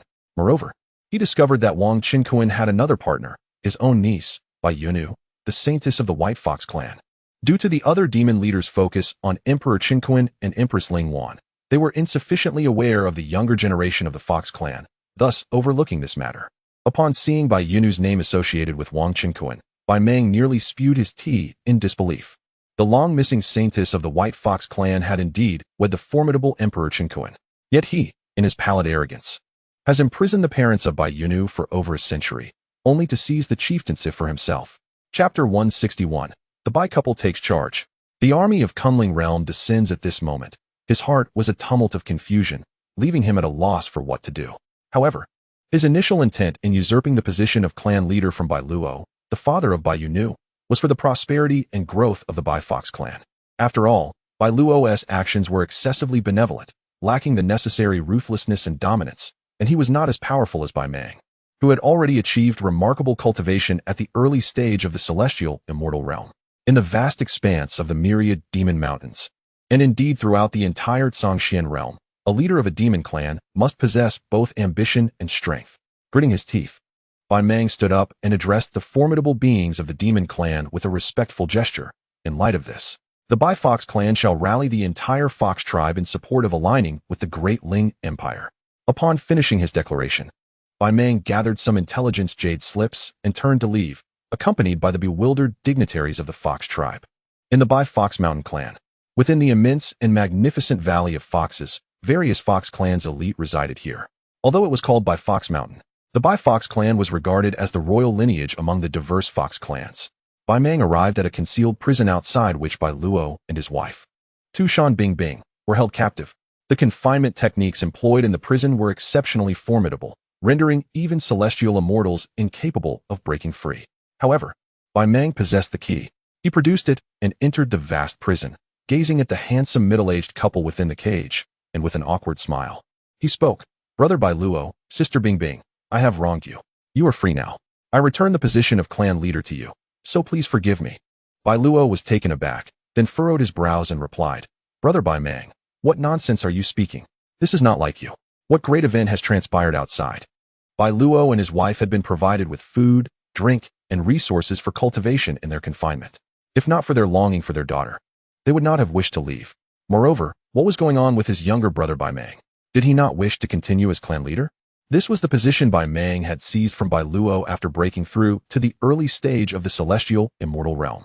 The graceful Tu Shan Bingbing, adorned in a white gown, gazed at Bai Mang with her beautiful eyes, unsure of his intentions. Realizing that Bai Luo and his wife were still oblivious to the tremendous changes occurring outside, Bai Mang succinctly explained, "The great Ling Empire of the Kunling realm has annihilated our Tsongxian Empire and is poised to dominate both the Tsongxian Empire and the entire Tsongxian realm. Furthermore, the Emperor of Kunling, Chen Kuan, is the husband of my niece, your daughter Bai Yunu." After delivering this shocking revelation, Bai Mang paused for effect. "What? The Tsongxian Empire has fallen? Our daughter has married the Emperor of Kunling realm?" Bai Luo and Tu Shan Bingbing were left in utter shock. The ancient and formidable Tsongxian Empire had perished. Their daughter had wed, and to make matters worse, she had married the very emperor responsible for their empire's destruction. For over a century, they had been trapped here, kept in confinement by Bai Mang, remaining largely ignorant of the events unfolding in the outside world. Bai Mang had deceived the Fox clan's saintess, Bai Yunu, into believing that her parents had gone to a distant realm and might never return. Previously, Bai Mang informed Bai Luo that the couple from Tu Shan Bingbing, expressed their deep concern over the disappearance of Bai Yunu in the secret realm of the Immortal Gate. At that time, the leader of Bai Mang lamented, admitting his guilt for placing a tracking mark on Bai Yunu and passing the art of pursuit to the third prince, Song Tiansheng, which ultimately led to her vanishing. However, it was known that the Tsongxian Empire was powerful, and the third prince was the most outstanding talent of the Tsong clan in the mortal realm. Bai Mang's intentions were to align the Fox clan with the Tsong clan. Yet, he later learned that Song Tiansheng had perished at the hands of the ruler of the Kunling realm, Wang Qinkuan. The reason for Bai Yunu's disappearance remained a mystery to him. Over the years, not only had Bai Luo and his wife been anxious about their daughter's safety, but Bai Mang also harbored deep-seated guilt regarding his niece's fate. Upon hearing news of Bai Yunu, Bai Luo and Tu Shan Bingbing were immediately filled with excitement. "Is my daughter Bai Yunu all right? Please tell me she is alive," Bai Luo inquired hastily, while Tu Shan Bingbing was equally anxious. "Rest assured, she is safe and is likely to return to Bai Fox Mountain soon." However, Bai Mang sighed, "I fear I may be in trouble." "Huh, Bai Mang, what could possibly trouble you? Speak up." Bai Luo was taken aback. "Your daughter, my niece, is coming back. Shouldn't you be pleased?" He understood his brother's nature, which was often domineering and self-serving, yet fundamentally not malevolent. Bai Mang had confined the couple, yet he did not impose undue hardships. Rather, he allowed them to cultivate in seclusion and even gifted them 2 celestial pills. Bai Luo had successfully broken through to the early stages of the celestial realm, while Tu Shan Bingbing had experienced a setback and remained at the pinnacle of the tribulation stage. After all, celestial pills of the Fox clan were scarce and of inferior quality, resulting in low success rates. It was said that the ruler of the Kunling realm, Wang Qinkuan, was a ruthless figure, known for his mercilessness and bloodshed. The Daling Empire was soon to arrive in the Tsongxian realm, and because I have imprisoned you, I fear I may. Bai Mang spoke bitterly, handing over a jade slip containing intelligence about Wang Qinkuan, indicating that they should examine it themselves. This was information he had procured from the 10,000 Demons Palace. After all, the Bai Fox clan had finally acquired a rare opportunity for advancement with their saintess marrying the foremost talent in the mortal realm, Emperor Wang Qinkuan. Bai Mang was not yet ready to meet his end. Bai Luo and Tu Shan Bingbing studied the information within the jade slip regarding Wang Qinkuan. The slip emphasized the terrifying deeds of Wang Qinkuan since his rise, detailing the numerous enemies he had vanquished. "Scoundrel!" Suddenly, Bai Luo erupted in fury, glaring at Bai Mang with a gaze full of disappointment. "How could I have such a brother? You confine us. And now you wish to push Bai Yunu into the flames by marrying her off to that third prince of Tsongxian." In truth, Bai Luo and his wife did not harbor deep resentment towards Bai Mang. Their anger stemmed from his intentions to harm Bai Yunu. Anger, though palpable, was but a facade. The actions of Bai Mang in pursuing Bai Yunu ultimately stemmed from a desire to align the Fox clan with the Celestial clan. To Bai Yunu, Bai Mang may appear as a ruthless and unworthy uncle, yet for the greater good of the Fox clan at that time, he was indeed a competent leader. Furthermore, had it not been for these circumstances, their daughter, the Fox clan saintess, might never have crossed paths with Wang Qinkuan. nor would she have had the opportunity to marry him. Bai Luo, Sister Bingbing, my younger brother. I was wrong. Bai Meng implored, kneeling on the ground. I beseech you to intercede on my behalf when the time comes, so that Emperor Chen Kuan may spare my life. He was profoundly intimidated by Wang Chen Kuan's ruthless methods. We have held resentment for being imprisoned by you for so many years. Why should we plead for you? Bai Luo retorted coldly, exchanging a glance with Tu Shan Bingbing. In truth, they had already resolved to plead for Bai Meng once their daughter returned. In front of her husband, I am willing to relinquish my position as clan leader. I will entrust you with the family treasury. Bai Meng gritted his teeth, producing a divine-grade storage bag from his bosom and handing it to Bai Luo. This bag contained the accumulated treasures and resources of the entire Fox clan. In a desperate bid to save his life, Bai Meng was prepared to surrender all authority. Haha, you are ultimately my brother. I cannot bear to see you perish. Rest assured, I will speak on your behalf in front of my daughter and son-in-law. Bai Luo chuckled softly. Despite Bai Meng's past transgressions, the bond of brotherhood, thick as blood, remained unbroken. When Bai Meng had risen to power, he had not harmed his elder brother. Thus, even with Bai Meng's missteps, Bai Luo was still willing to offer him a lifeline. Thank you, brother, Bai Meng exclaimed, tears of gratitude welling in his eyes. Enough. While you may escape the death penalty, you cannot evade a life sentence. Hurry and enter the prison. Prepare yourself for 100 years of confinement, Bai Luo commanded, waving his hand as he seized Bai Meng's key. He was now the clan leader once more. Tu Shan Bingbing looked on with a mocking smile. Bai Meng, crestfallen, could only comply. Bai Luo and Tu Shan Bingbing, bearing the clan leader's seal and the prison key, locked Bai Meng away and emerged. Upon reflecting that his daughter's husband was none other than the formidable Wang Chen Kuan, a transcendent being, joy illuminated Bai Luo's countenance. Now, he was not merely the leader of the White Fox clan, but also rumored to be the father-in-law of Emperor Chen Kuan. How could he not feel exhilarated? Haha, our couple shall also have our day of resurgence. Bai Luo raised his fist triumphantly, his eyes sparkling with excitement. In that moment, he felt his long-lost ambitions rekindled. In the vast, boundless void of the cosmos, Wang Chen Kuan and the Empress Ling Wan, alongside Bai Yunu, led the grand army of the Kuan-Ling realm towards a colossal domain situated billions of miles away. Surrounding this domain was an expansive starfield, dotted with countless stars.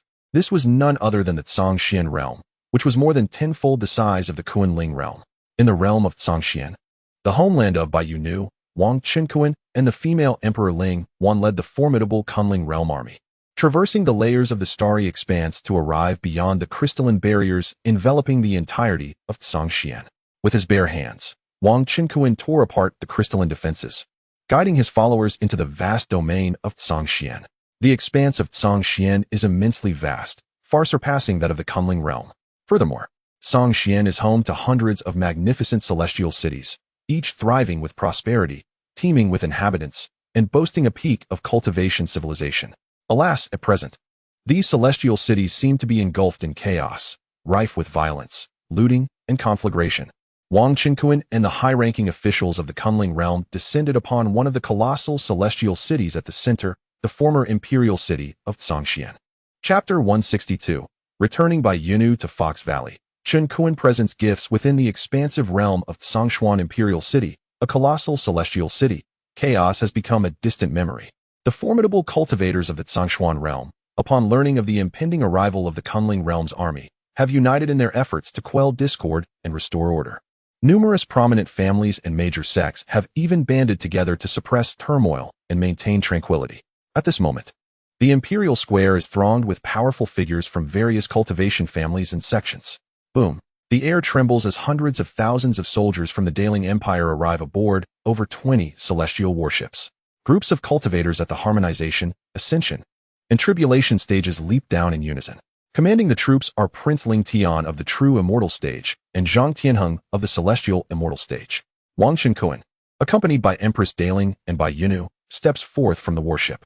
Countless Tsangshuan cultivators, upon sighting Wang Chen Kuan and Ling Wan, respectfully bow and clasp their fists in salute, proclaiming, on behalf of the myriad cultivators of Tsangshuan, we pay our respects to Emperor Chen Kuan. We pay our respects to Empress Daling. Their demeanor is marked by utmost reverence, showing no hint of disrespect. Wang Chen Kuan is a transcendent being capable of slaying true immortals, rendering him an invincible force within this realm of Xian Huang. Empress Daling, a true immortal in her own right, and the ruling monarch of the Daling Empire, is also deserving of such honor. At this moment, the senior members of various esteemed families and sects silently expressed their gratitude for not joining the Zhongshuan Empire's military assault on the Kunling realm. Had they done so, they might have already been obliterated by the emperor and empress. Please, no formalities. Wang Chunkuan's voice resonates powerfully, echoing throughout Zhongshuan Imperial City. Empress Ling Wan gestures gracefully, but remains silent. Subsequently, Wang Chunkuan, Ling Wan, Bai Yunu, Ling Tian, Zhang Tianheng, and Song Yun proceed into the Zhongshuan Imperial Palace. Song Yun, previously the king who surrendered from the Zhang clan, has been rewarded with a celestial immortal pill by the Daling Empire, elevating him to the initial stage of celestial immortal. He is not alone. A group of powerful beings from the former Zhongshuan Empire who also surrendered have accompanied him, tasked with assisting in the management of the Zhongshuan realm. Once settled in the palace, discussions commence regarding the establishment of governance for the Zhongshuan realm, primarily led by Empress Ling Wan and her council. Wang Chunkuan accompanies Bai Yunu, who is filled with mixed emotions upon returning to the Zhongshuan realm. As they converse softly, prominent families and sects from the Zhongshuan realm have been granted permission to attend and even offer suggestions. Swiftly, Empress Ling Wan decisively transforms the entire Zhongshuan realm into a subordinate world of the Daling Empire, establishing the Lingtsong Prefecture. Within the Lingtsong Prefecture, positions such as prefect, deputy prefect, elders, and stewards are appointed, each responsible for the governance of the Zhongshuan realm's affairs. The Lingtsong Prefecture governs hundreds of celestial cities that were once part of the Zhongshuan Empire. The various cultivation families and sects remain largely unchanged, yet they must now adhere to the control of the new court.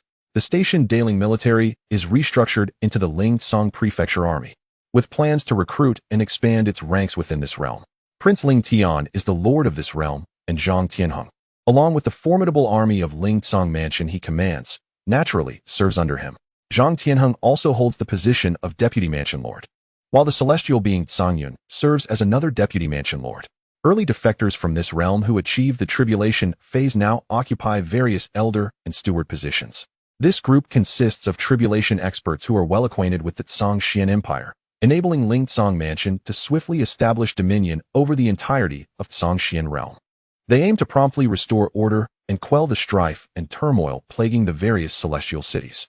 These matters were fundamentally orchestrated by Empress Ling Wan in collaboration with Prince Ling Tian. He continuously proposed several suggestions, which Empress Ling Wan readily accepted. It must be said that Prince Ling Tian possesses remarkable administrative talents, effortlessly conjuring brilliant ideas and demonstrating an adeptness in managing people, earning the utmost respect from both Zhang Tianheng and Song Yun. When it comes to governing the nation, his capabilities may even surpass those of Empress Ling Wan, though her cultivation talent far exceeds his. Previously, aboard the warship, Prince Ling Tian engaged in conversation with Wang Chunkuan, expressing that he had several daughters, each as beautiful as flowers, who remained unmarried. He invited Wang Chunkuan to visit, suggesting he could choose a daughter to take as a concubine. With numerous companions already, Wang Chunkuan simply agreed out of courtesy, though he had no intention of visiting. During the political discussions, Prince Ling Tian also proposed that influential figures among the local powers assume elder roles within Lingtsong Mansion to facilitate the reshuffling process, a suggestion that Empress Ling Wan readily endorsed. Wang Chunkuan, however, paid little attention to these matters. Seizing the opportunity while discussions were underway, Wang Chunkuan discreetly informed Empress Ling Wan of his plans. He then prepared to accompany his wife, Bai Yunu, to her family home in the Baihu Mountain of the Myriad Beasts mountain range. Wang Chunkuan summoned a radiant aura of laws to envelop Bai Yunu, and together they soared into the sky, departing from Zhongshuan Imperial City towards the Myriad Beasts mountain range. The Myriad Beasts mountain range is a colossal expanse stretching for hundreds of millions of miles, teeming with countless beasts, fierce birds, and shape-shifting demon clans. At the heart of this range lies the ancient Baihu Mountain, home to many fox clans. As Wang Chunkuan and Bai Yunu flew gracefully, Bai Yunu pointed out the scenic beauty along their path, and they leisurely arrived at Baihu Mountain. Upon landing, they found themselves in a vast valley filled with foxes, drawing the attention of numerous onlookers. A human cultivator alongside our clan's beauty. Hiss, this human cultivator's aura is unfathomable. Is he a tribulation expert or a celestial being? The subtle energy he emanates seems even more formidable than our newly appointed clan leader, Bai Luo, at the celestial stage. Wait, this Baihu beauty looks familiar. Is she not our long-lost saintess, Bai Yunu? Sister Yunu, you have finally returned.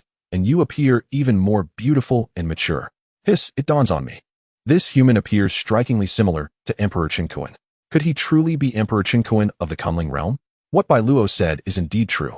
Upon the arrival of Bai Yunu and Wang Qinkuan, the atmosphere among the Fox clan became instantly vibrant. As the revered saintess of the Fox tribe, Bai Yunu was easily recognized by the gathering of Fox spirits. The reason the Fox clan is often referred to as Fox spirits by external cultivators is due to the predominance of females within the clan, who constitute a significant majority. Most of those who venture outside are indeed Fox maidens. Wang Qinkuan's visage had already been disseminated across the myriad factions of the Zhongshuan realm, and the Fox clan of the Wanyao Mountains was no exception. He was swiftly identified by them as well. Previously, the clan leader Bai Luo had proclaimed that their saintess had not vanished, but had instead become the wife of the Emperor Qinkuan of the Kunling realm, and was returning to her familial home. Initially, many in the Fox clan were skeptical, believing it to be a fabrication by the new leader. However, with Wang Qinkuan and Bai Yunu's presence in the Fox Valley, disbelief transformed into astonishment. This was indeed the Emperor Qinkuan of the Kunling realm, a being capable of vanquishing true immortals, and he was wed to Bai Yunu. The arrival of such a figure ignited exuberance within the Fox clan. Haha, Sister Bai Yunu, your husband Emperor Qinkuan is truly magnificent, exclaimed a young white fox maiden, her eyes sparkling with admiration as she approached them. Bai Yunu's face lit up with joy as she affectionately ruffled the ears and fluffy hair of the little white fox. Bai Yinger was her cousin, the daughter of clan leader Bai Mang. Despite her disdain for some of her uncle Bai Mang's actions, she held a deep affection for the innocent and adorable Bai Yinger. Where? Emperor Qinkuan. At that moment, Bai Luo and Tushan Bingbing emerged, their faces radiant with delight as they greeted the couple. Although Bai Luo and Tushan Bingbing had been imprisoned for a century, they had endured no maltreatment, but rather lived in relative comfort. Hence, both appeared to be in excellent spirits. Father, mother, you have returned. Bai Yunu's beautiful countenance was filled with astonishment. Previously, she had been deceived by her uncle Bai Mang, who claimed that her parents had gone to another realm and would not return for a long time. Heartbroken and weeping, she had nearly succumbed to despair, believing she would never see her parents again. To her surprise, she now stood before them in the clan's territory. Where? We have been back for quite some time, Tushan Bingbing explained. We were actually imprisoned by Bai Mang, but he has just released us and returned the position of clan leader to your father. Bai Yunu was momentarily taken aback by this revelation. Wang Qinkuan's expression darkened. How could the former clan leader Bai Mang have perpetrated such deeds against Bai Yunu's parents? My daughter, we have heard that you are married now. Is this Emperor Qinkuan truly our son-in-law? Bai Luo inquired with a warm smile. He and Tushan Bingbing were both exceedingly pleased, for their daughter had wed into a truly noble family, one that was unparalleled throughout the entire Xianhuang universe. Bai Luo beamed with satisfaction, his gaze appraising Wang Qinkuan. Growing increasingly pleased, he was indeed a worthy son-in-law, possessing such striking handsomeness and an imposing demeanor. This is truly a remarkable individual. Bai Yunu, though somewhat bashful, wore a radiant expression filled with pride. Esteemed father-in-law, mother-in-law, I am honored to greet both of you, said Wang Qinkuan with a slight bow and a sincere tone. Haha, Qinkuan the emperor. Qinkuan the honorable son-in-law, you mustn't be so formal. You are far too courteous. Bai Luo and Tushan Bingbing quickly chimed in as they ushered him into the grand hall of the Fox clan. Once everyone was seated, Tushan Bingbing instructed others to prepare tea and pastries. Bai Luo, unable to contain her eagerness, inquired about her daughter and her well-being. Upon learning that Bai Yunu was thriving and had given birth to a son, Wang Xiao, she felt a surge of joy. However, due to Wang Xiao's tender age and insufficient cultivation, it was deemed unwise for him to traverse the cosmic void, explaining his absence. Bai Luo nodded in understanding. Recognizing the dangers of Wang Xiao leaving the Kunling realm at such a nascent stage in his cultivation, Wang Qinkuan noticed that his father-in-law, Bai Luo, had already reached the celestial immortal stage. His mother-in-law, Tushan Bingbing, appeared to be at the pinnacle of the tribulation stage, albeit with an unsteady aura, suggesting she had recently attempted a breakthrough to the celestial immortal stage but had encountered failure. Wang Qinkuan smiled and said, as a humble son-in-law visiting the Fox Valley of the Zhongshuan realm for the first time, I have a gift for my esteemed father-in-law and mother-in-law. With that, he produced a storage bag of celestial grade. Dear son-in-law, your presence is gift enough. What need is there for further offerings? Bai Luo replied with a smile. Yet, she understood that as a ruler of a realm, Wang Qinkuan would naturally not be lacking in such gifts, and she reached out to accept it. Upon opening the bag, Her face instantly reflected utter astonishment. Inside were 200 refining void pills, harmony pills, great ascension pills, and tribulation pills, along with 50 celestial immortal pills. 100 pieces of divine artifacts, 20 pieces of inferior celestial artifacts, 100 billion top-tier spirit stones, and 100 million inferior celestial stones. Additionally, there were 20 artifact-grade time arrays and 10 celestial-grade time arrays. Among these, the 50 celestial immortal pills boasted an impressive 80% success rate for breakthroughs. Classified as premium celestial immortal pills. Chapter 163. What? Another formal betrothal gift. The exquisite gifts, Wu Dao Tea, supreme celestial pills, and inferior celestial artifacts, brought a gasp of astonishment from Tu Shan Bingbing, who was ready to pour a basket of fruits into a wooden platter, causing her to drop them onto the ground. Her excitement was entirely understandable. The Wu Dao Tea, imbued with the profound essence of heaven and earth, could swiftly mend the lingering injuries of the body and spirit caused by failed breakthroughs. Moreover, consuming a supreme celestial pill would grant her an 80% chance of transcending to the celestial realm. Additionally, the inferior celestial armor could serve as a shield against the tribulations of thunder during her ascent. The gifts bestowed by her son-in-law promised to facilitate her imminent breakthrough into the celestial stage. Yet, the significance of these treasures extended far beyond that. They possessed the potential to propel the entire Fox clan into rapid growth, yielding a plethora of powerful celestial beings. Among these treasures, Wu Dao Tea, celestial pills, and inferior celestial artifacts, there lay even more precious items. The 10 celestial-grade time array discs were likely the most invaluable of all. However, for the resource-deprived demon clan, time might not hold greater value than cultivation resources. Thus, for the Fox clan, the 100 million inferior celestial stones, 10,000 pounds of Wu Dao Tea leaves, and 50 supreme celestial pills were undoubtedly the most cherished assets. Such a treasure trove, each item worth its weight in gold, was something the Fox clan could scarcely dream of possessing. Bai Luo was oblivious to his wife's uncharacteristic display of emotion, as he too was captivated by the dazzling array of treasures within the storage bag. After a prolonged moment of admiration, he could not help but exclaim in awe. Turning to Wang Qingkuan, he remarked, "Son-in-law, your gifts are far too extravagant." Within the grand hall, other senior members of the Fox clan, younger generations, and the little white fox girl, Bai Inger, stood in stunned silence. The husband of Bai Yunu had presented gifts of unprecedented grandeur. These treasures had the power to elevate the entire Fox clan to new heights. "These items are merely trifles, a token of my esteem. I implore you, please accept them." Wang Qingkuan replied with a gentle smile, his ease evident. He had realized that the celestial treasures within the system space were far too abundant. He even sent a fragment of his consciousness to his avatar, Kuan Kuan 6, and discovered that his 9 avatars had already arrived at the outskirts of the 18th idol world, where they could now produce true celestial pills and comparable treasures. With their current cultivation at half-step celestial, augmented by comprehensive attributes and various enhancements, they were equivalent to half-step true celestial strength. The 9 avatars collaborating could effortlessly slay half-step true celestial beasts. Wang Qingkuan felt a profound sense of satisfaction. He no longer needed to toil personally for celestial resources.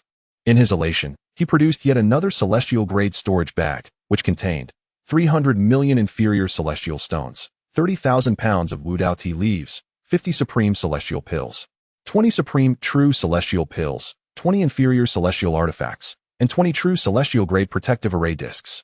Wang Qingkuan handed the storage bag to Bai Luo with a smile, lightly tapping his forehead as he said, "Look at my memory.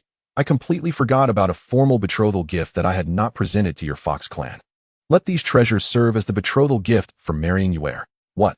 There's another formal betrothal gift?" Bai Luo, along with Tu Shan Bingbing and the other members of the Fox clan, were utterly astonished, left speechless. Bai Yunu, who sat beside Wang Qingkuan, was equally moved and shocked. As is widely known, in various realms, the formal betrothal gifts presented by a son-in-law are typically far more abundant and valuable than ordinary gifts. The previous modest gift had already left them in a state of disbelief. What level of preciousness could this formal betrothal gift possibly possess to overshadow the earlier grand offering? Bai Luo had already graciously accepted the first storage bag into his possession. He then picked up the second bag, an artifact of celestial grade, and slowly opened it. The entire hall shimmered with radiant light, and countless streams of celestial energy surged forth. Gasp! An abundance of low-grade celestial stones, a greater quantity of enlightenment tea, an equal number of superior heavenly elixirs, and low-grade celestial artifacts. This was the legendary True Celestial Elixirs. 20 superior True Celestial Elixirs, a treasure only found in the celestial realm. Additionally, there were 20 True Celestial Grade Protective Formation Discs, exclusive to the celestial realm. Each superior True Celestial Elixir was an unparalleled treasure that could not be exchanged for anything in the entirety of the Zhongxian Empire. The majesty of Emperor Qinkuan was truly formidable, almost terrifying. Such a wealth of resources and treasures, even some celestial clans within the heavenly realm would likely find difficult to procure. Wouldn't they? Our Fox clan's son-in-law, Emperor Qinkuan, is indeed unparalleled in this world. What grandiosity he possesses. Within the grand hall of the Fox clan, not only was Bai Luo himself left in a state of stupor, holding these treasures in bewilderment, but Tushan Bingbing was equally dumbfounded. The elder female foxes, including the blue fox elder, the colorful fox elder, the red fox elder, the Tsong fox elder, and the brown fox elder, along with many high-ranking members and elites of the Fox clan, collectively inhaled sharply, bursting forth in exclamations of awe. My brother-in-law is truly extravagant. Bai Ying'er clutched Bai Yunu's arm, overwhelmed with shock. Had she not been so young, she might have even considered making a play for Wang Qinkuan herself. Since this is the case, I, along with your mother-in-law, will shamelessly accept these betrothal gifts and treasures on behalf of the entire Fox clan. At last, Bai Luo regained his composure. After some hesitation, he ultimately accepted the storage bag. After all, such an astonishingly grand gift was something the Fox clan could not possibly refuse. This was an immense stroke of good fortune, and it was evident that Emperor Qinkuan would not lack for such treasures. Why refuse? Moreover, his son-in-law had thoughtfully provided the Fox clan with a true celestial-grade protective formation. Even if a true celestial were to arrive, breaching it would be exceedingly difficult, ensuring the Fox clan's safety. Furthermore, their son-in-law was none other than the illustrious Emperor Qinkuan, capable of effortlessly slaying true celestials. No force would dare to covet the Fox clan's treasures. The path to their resurgence was irrevocable. The high-ranking members of the Fox clan were elated, their faces alight with joy and excitement, as they engaged in warm exchanges with Wang Qinkuan. Bai Luo and Tushan Bingbing commanded their kin to prepare for a grand banquet. Father, mother, during my time in the Immortal Gate's secret realm, thanks to my husband's assistance, I have amassed a considerable treasure, which I shall present to the family, Bai Yunu remarked with a smile. Oh, let us see what treasures our daughter has acquired, Bai Luo and Tushan Bingbing replied with mirth. Bai Yunu then unveiled the bounties she had gathered from the Immortal Gate's secret realm, laying them out in the hall. In an instant, a dazzling array of treasures illuminated the space, radiating brilliance. There were over 60 heavenly spirit fruits, a dozen celestial elixirs, 60 divine artifacts, numerous cultivation techniques, and billions of high-grade spirit stones, along with exquisite spirit stones. These treasures, while impressive, paled in comparison to those previously displayed by Wang Qinkuan. Had they been presented in his presence, they would have undoubtedly astonished the entire Fox clan. Nevertheless, the numerous elders of the Fox clan, though somewhat composed, were still greatly surprised by Bai Yunu's performance in the Immortal Gate's secret realm. What an extraordinary harvest. Truly, our clan Saintess, with her singular achievements in the Immortal Gate's secret realm, has amassed treasures rivaling those of 10 or even 100 other prodigies. You have worked hard. These treasures will significantly benefit the entire Fox clan. The Saintess has toiled greatly, not only in acquiring such treasures, but also in securing a worthy husband. The elders of the Fox clan showered Bai Yunu with praise. Bai Luo, with such a daughter, what more could I desire? Upon hearing the accolades from the clan's high-ranking members, Bai Luo was filled with immense joy. Tushan Bingbing shared in his elation, proud of their daughter's strength. Little lowly Bai Ying'er gazed enviously at her cousin Bai Yunu, who, despite the flattery from the elders, felt a touch of shyness. As the daughter of the former clan leader Bai Mang, she was acutely aware of the perils that accompanied the prodigy trials within the Immortal Gate's secret realm, where danger lurked at every turn, and one misstep could cost a life. It was remarkable that Bai Yunu had returned with such an abundance of treasures, a feat Bai Ying'er could not hope to match, though still youthful in appearance. Bai Ying'er was over 100 years old when accounting for her age prior to transformation, possessing the cultivation of a perfected nascent soul. Her talents were exceptional within the Fox clan, yet she still felt a significant distance when compared to Bai Yunu. Wang Qinkuan and Bai Yunu remained at the Fox Valley to partake in the feast. During the banquet, Bai Yunu began to inquire about the circumstances surrounding her parents, Bai Luo and Tushan Bingbing. being placed under house arrest by the former clan leader Bai Meng. Although Bai Yunu had decided not to pursue the matter further at the behest of her younger cousin, Bai Ying, it was essential to maintain a semblance of decorum. Wang Qinkuan, seated seriously beside Bai Yunu, listened intently. Bai Luo and Tu Shan Bingbing had already calmed their anger towards Bai Meng and spoke of the matter with a composed demeanor, even attempting to exonerate him. The high-ranking members of the Fox clan had previously heard Bai Luo recount the events and had even met Bai Meng, who was imprisoned, thus lending credence to Bai Luo's account.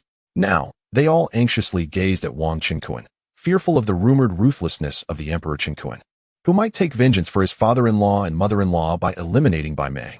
After all, their clan leader Bai Meng had always considered the welfare of the entire Fox clan during his tenure. How dare Bai Meng imprison my wife's family and commit acts detrimental to Yunu?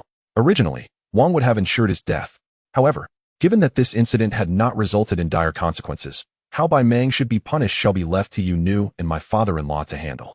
Since this is a family matter of the Fox clan and has not caused significant repercussions, Wang Qinkuan refrained from intervening, allowing the Fox clan to resolve it on their own. Moreover, he discerned that the higher echelons of the Fox clan, including his father-in-law Bai Luo, did not desire Bai Meng's life. Yunu also harbored no deep-seated hatred for her uncle. Naturally, he could not simply arrive at Yunu's maternal home and indiscriminately slay individuals to assert his authority. Yet, Wang Qinkuan still delivered a chilling admonition. Remember, this shall not happen again. Should the Fox clan harm my wife's family once more, I shall ensure their demise. Apart from Bai Luo's family, the other high-ranking members of the Fox clan shuddered at his words and promptly replied, Your Majesty, rest assured, there shall be no next time. Whoever dares to harm the Bai Luo family, we, the higher-ups of the Fox clan, will be the first to eliminate him. Thus, a concealed storm was dispelled, and the atmosphere of the banquet grew increasingly warm. The Fox clan's elite were elated, raising their glasses in salute to Wang Qinkuan. Wang Qinkuan accepted their toasts without reservation. Even Bai Inger approached with a cup in hand, expressing her gratitude to Sister Yunu and her brother-in-law for not holding her father accountable. Chapter 164. The Demon Clan joins the Ling Tsang mansion. Wang Qinkuan prepares for ascension. The elders of the various Fox clans were exceedingly hospitable, warmly welcoming Wang Qinkuan with open arms. The sweet and sour fruit wine brewed by the Fox clan was quite delightful, intoxicating in its effect. Observing their generous hospitality, Wang Qinkuan, after the banquet, presented each elder with 5,000 pieces of celestial beast meat and 100 million high-grade spirit stones as gifts. Naturally, the Fox clan relished meat.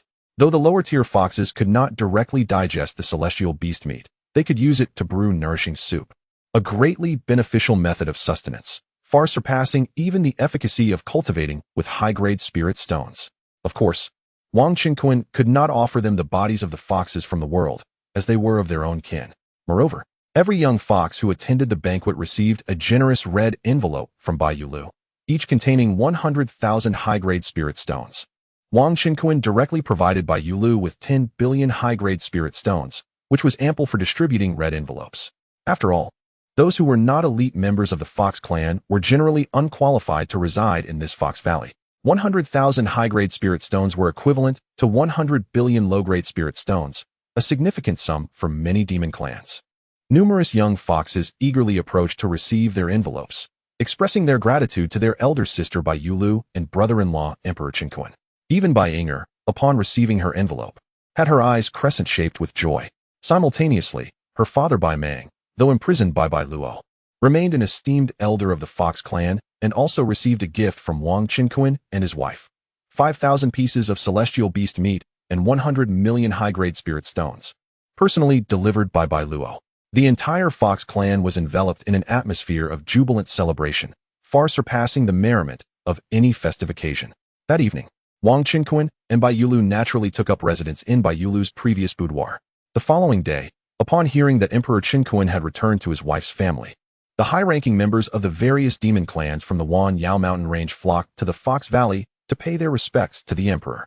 Since Bai Luo had regained control over the Fox clan, they had been informed of the news that the holy maiden of the Fox clan was one of Emperor Qinkuan's wives.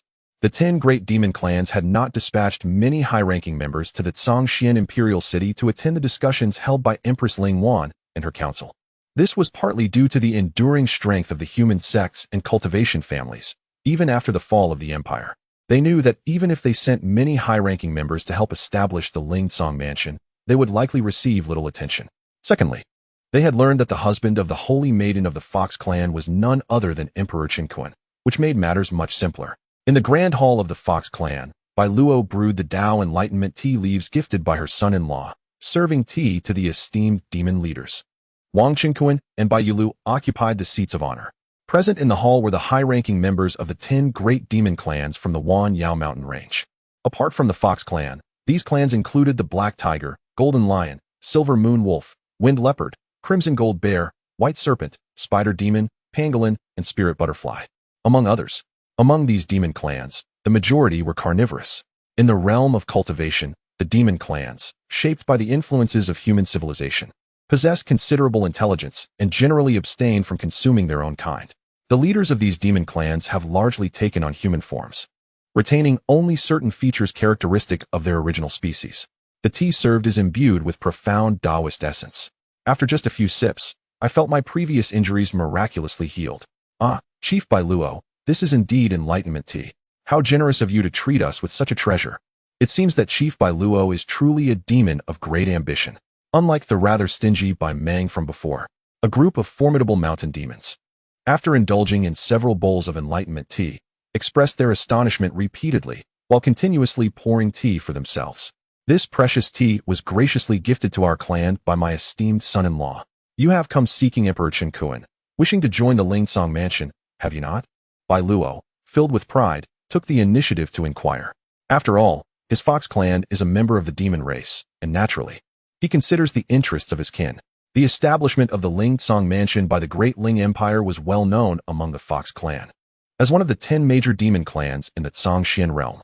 Furthermore, the higher-ups of other demon clans had already communicated this to him. Indeed, we have come to visit the emperor precisely for this matter. Among the demons, the leader of the Black Tiger clan, Hu Xiaotian, possesses the highest cultivation level. This imposing figure, a grand completion of the celestial immortal stage, bears a kingly tiger stripe on his forehead. As the spokesperson for the gathered demons, he respectfully addressed Wang Qinquan. Our 10 major demon clans of the Wan Yao Mountain naturally wish to join the Lingsong mansion and aid the Great Ling in governing the Zhongxian realm. We wonder if Emperor Qinquan could speak on behalf of our demon clan before the Great Ling Empress and the Master of Ling Tian? Rest assured, since the demon clans are willing to serve the Great Ling, I shall advocate for you. After a moment of contemplation, Wang Qinquan readily agreed. Thus, we extend our heartfelt gratitude to the emperor. The assembled demons sighed in relief, knowing that the emperor shared a close bond with the empress. As long as he was willing to take action, success was all but assured. After a period of reflection, Wang Qinquan stated, I intend to appoint my father-in-law, Bai Luo, to the position of deputy mansion master in the Lingsong mansion, and this leader of the Black Tiger clan can serve as an elder. As for the rest, it shall depend on the will of the empress and the master of Ling Tian. Bai Luo trembled with joy, exclaiming, Thank you, esteemed son-in-law. A deputy mansion master, second only to the master of Ling Tian. This is indeed a position of great power and influence throughout the Zhongxian realm. Hu Xiaotian also expressed his gratitude. The other great demons rejoiced at the news. A deputy mansion master? An elder? Does this mean they would have powerful allies within the Lingsong mansion? All of this is thanks to Bai Luo's son-in-law, Emperor Qinquan. Subsequently, the group engaged in conversation for quite some time. The Fox clan then invited the many esteemed demon leaders to a feast of meat and wine. The meat served was from celestial beasts not included among their 10 major clans. After the demons had their fill and prepared to depart, Wang Qinquan invited them to return the following day to visit the Lingsong mansion. He also gifted each demon leader 200 pounds of enlightenment tea leaves, which filled them with immense joy and gratitude as they took their leave. The emperor possesses immense wealth, generously bestowing gifts such as the enlightenment tea. How splendid it would be if my daughter, Huniu, could wed him, chuckled Hu Xiaotian. Come now, your Huniu is rather dark and resembles a tiger. Surely, the esteemed Qinquan emperor would not cast his gaze upon her. Better to consider my lovely Baisiu, teased the matriarch of the White Serpent clan. Baisiu is still only partially transformed from her serpent form. She pales in comparison to my Spider Spirit clan's holy maiden, Zhu Jianxi. The Spider Spirit matriarch laughed. I dare say none of your daughters suffice. They fall far short of Bai Yunu from the Bai family. These prominent yokai converse casually, all aspiring to align themselves with the Qinquan emperor. Alas, their daughters lack the merit of Bai Yunu, much to their chagrin. The following day, Bai Luo had established a celestial-level protective array for the Fox clan in the Fox Valley, alleviating their concerns. The prominent yokai gathered once more. Wang Qinkuan and Bai Yunu, accompanied by Bai Luo and other prominent yokai, made their way to the Lingsong mansion of the former Tsangshuan imperial city. Upon their return, Empress Lingwan and Ling Tian had already conferred with the leaders of the human factions in the Tsangshuan realm, successfully forming a coalition. Empress Lingwan hosted a feast for the esteemed figures of the Tsangshuan realm, serving exquisite dishes crafted from celestial beasts and enlightenment tea. They awaited Wang Qinkuan's return. Empress, let the 10 major yokai clans of the Tsangshuan realm also partake in the establishment of the Lingsong mansion. Wang Qinkuan suggested with a smile as he brought the yokai into the council hall. He proposed Bai Luo as a deputy mansion lord and Hu Xiaodian as an elder. Empress Lingwan replied with a smile, "We have been eagerly anticipating your return. Uncle Bai Luo, being the father of Yunu, this matter is easily settled." She was aware that Wang Qinkuan had visited Bai Yunu's Fox clan, and it was certain he would attract the yokai to their cause. Naturally, she would not refuse. Though Bai Luo, the father of Bai Yunu, was only at the initial stage of celestial immortality, the Tsangshuan realm was not embroiled in war, rendering his strength sufficient. Hu Xiaoyan's cultivation was even higher. Each clan leader among the yokai was of celestial immortality or above. The inclusion of these esteemed yokai into the Lingsong mansion would undoubtedly serve to stabilize the entire Tsangshuan realm, aiding in governance and establishing a balance of power with various sects and cultivation families. Moreover, Empress Lingwan held great respect for Bai Luo, her sister's father. Lingwan and Ling Tian had made thorough arrangements for these yokai dignitaries. Ultimately, the 10 major yokai clans of the Wanyao Mountains officially joined the Lingsong mansion, becoming a significant force within it. Empress Lingwan publicly announced the establishment of the Lingsong mansion, and Prince Ling Tian delivered a speech. Regardless of whether they were yokai or human dignitaries, all who joined the Lingsong mansion would receive an annual allocation of enlightenment tea, lower-grade celestial stones, top-grade spirit stones, and artifacts as compensation. Thus, the multitude of powerful beings who joined the Lingsong mansion rejoiced. Their inclusion not only benefited these formidable individuals, but also brought blessings to their families and sects behind them. Indeed, the significance of Dao Tai tea and Wu Dao tea for every cultivator is self-evident. The forces behind them, along with their disciples and clansmen, will soar swiftly upon obtaining these invaluable resources for cultivation. Numerous mighty figures from the Tsangshuan realm continuously expressed their gratitude towards Emperor Qinkuan, Empress Lingwan, and Prince Ling Tian, cherishing their benevolent and generous policies. The resounding cheers of these illustrious beings reverberate throughout the entire Tsangshuan imperial city. Initially, the Kunling army's presence aimed to dominate the entire Tsangshuan realm. However, the hearts of many powerful figures were filled with resistance, which has now dissipated entirely. King Qinkuan gazes upon this scene with a beaming smile. He has also entrusted Prince Ling Tian with a substantial amount of resources, including 100,000 pounds of Wu Dao tea leaves, 10 million pounds of Dao Tai tea leaves, hundreds of millions of low-grade immortal stones, and hundreds of billions of top-grade spirit stones, along with a plethora of divine artifacts, spirit talismans, and array plates, to serve as resources for the Lingsong mansion. After Bai Luo assumed the position of deputy mansion master in Lingsong mansion, Prince Ling Tian can also extend his protection to the Fox clan, ensuring their safety. After all, Prince Ling Tian is a true immortal powerhouse, representing the Grand Daling Empire. Who would dare to provoke the Fox clan? Days passed. During this period, Wang Qinkuan, Empress Lingwan, Bai Yunu, Ling Tian, Song Yun, Bai Luo, and Hu Xiaodian ventured to various immortal cities to explore and observe. They discovered that these cities, under the control of numerous powerful figures from Lingsong mansion, had already restored order and stabilized the hearts of the populace. After resolving all matters concerning the Tsangshuan realm, Wang Qinkuan and Empress Lingwan, along with Bai Yunu, prepared to return to the Kunling realm. The Daling Empire is not a warlike entity and naturally would not seek to engage the mortal realms of the Xianwang universe further. Upon returning to the Wang family estate, Wang Qinkuan immediately entered seclusion to cultivate, aiming to break through to the heavenly immortal stage. Achieving immortality and becoming an ancestor is the ultimate aspiration of every cultivator. Regardless of one's innate talent, every practitioner yearns to transcend into immortality. However, attaining immortality is no simple feat generally. One requires not only abundant cultivation resources, but also thousands of years of arduous training to have even a slight chance of successfully entering the heavenly immortal realm. Wang Qinkuan, Being a prodigy among prodigies and possessing the formidable, strongest ancestor system, naturally faces no such hardships. Chapter 165. Has one just ascended to immortality, capable of battling half-step golden immortals? In the enchanting garden behind Ling Wan's chamber, Wang Qinkuan cast a barrier enveloping the entire space, followed by the establishment of a time dilation array tenfold in its effect.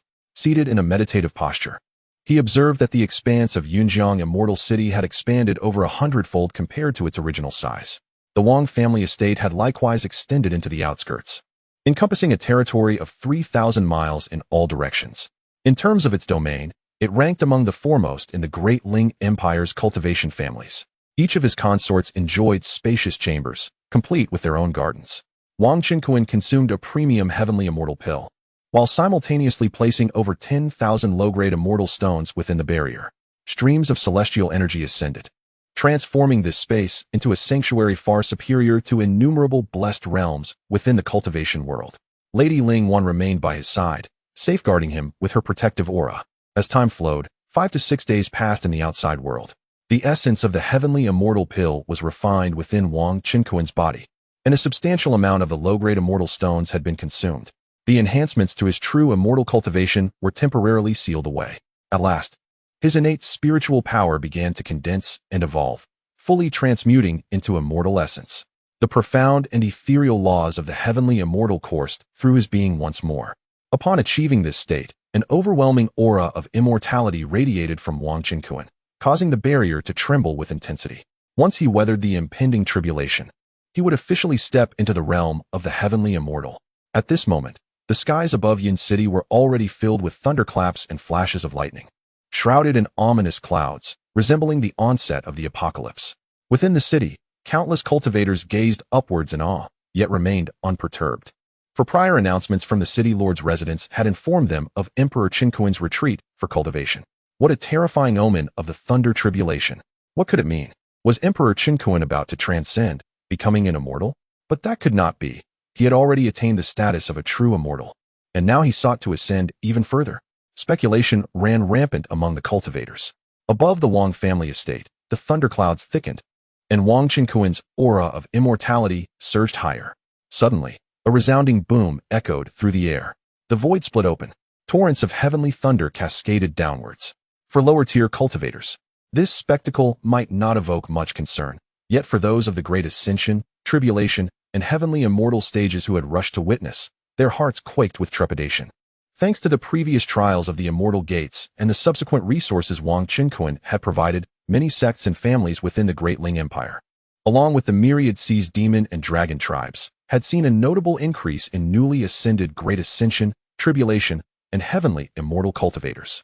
Following the alliance between the Dragon Clan and the Great Ling, the shape-shifting sea clans could now freely come ashore.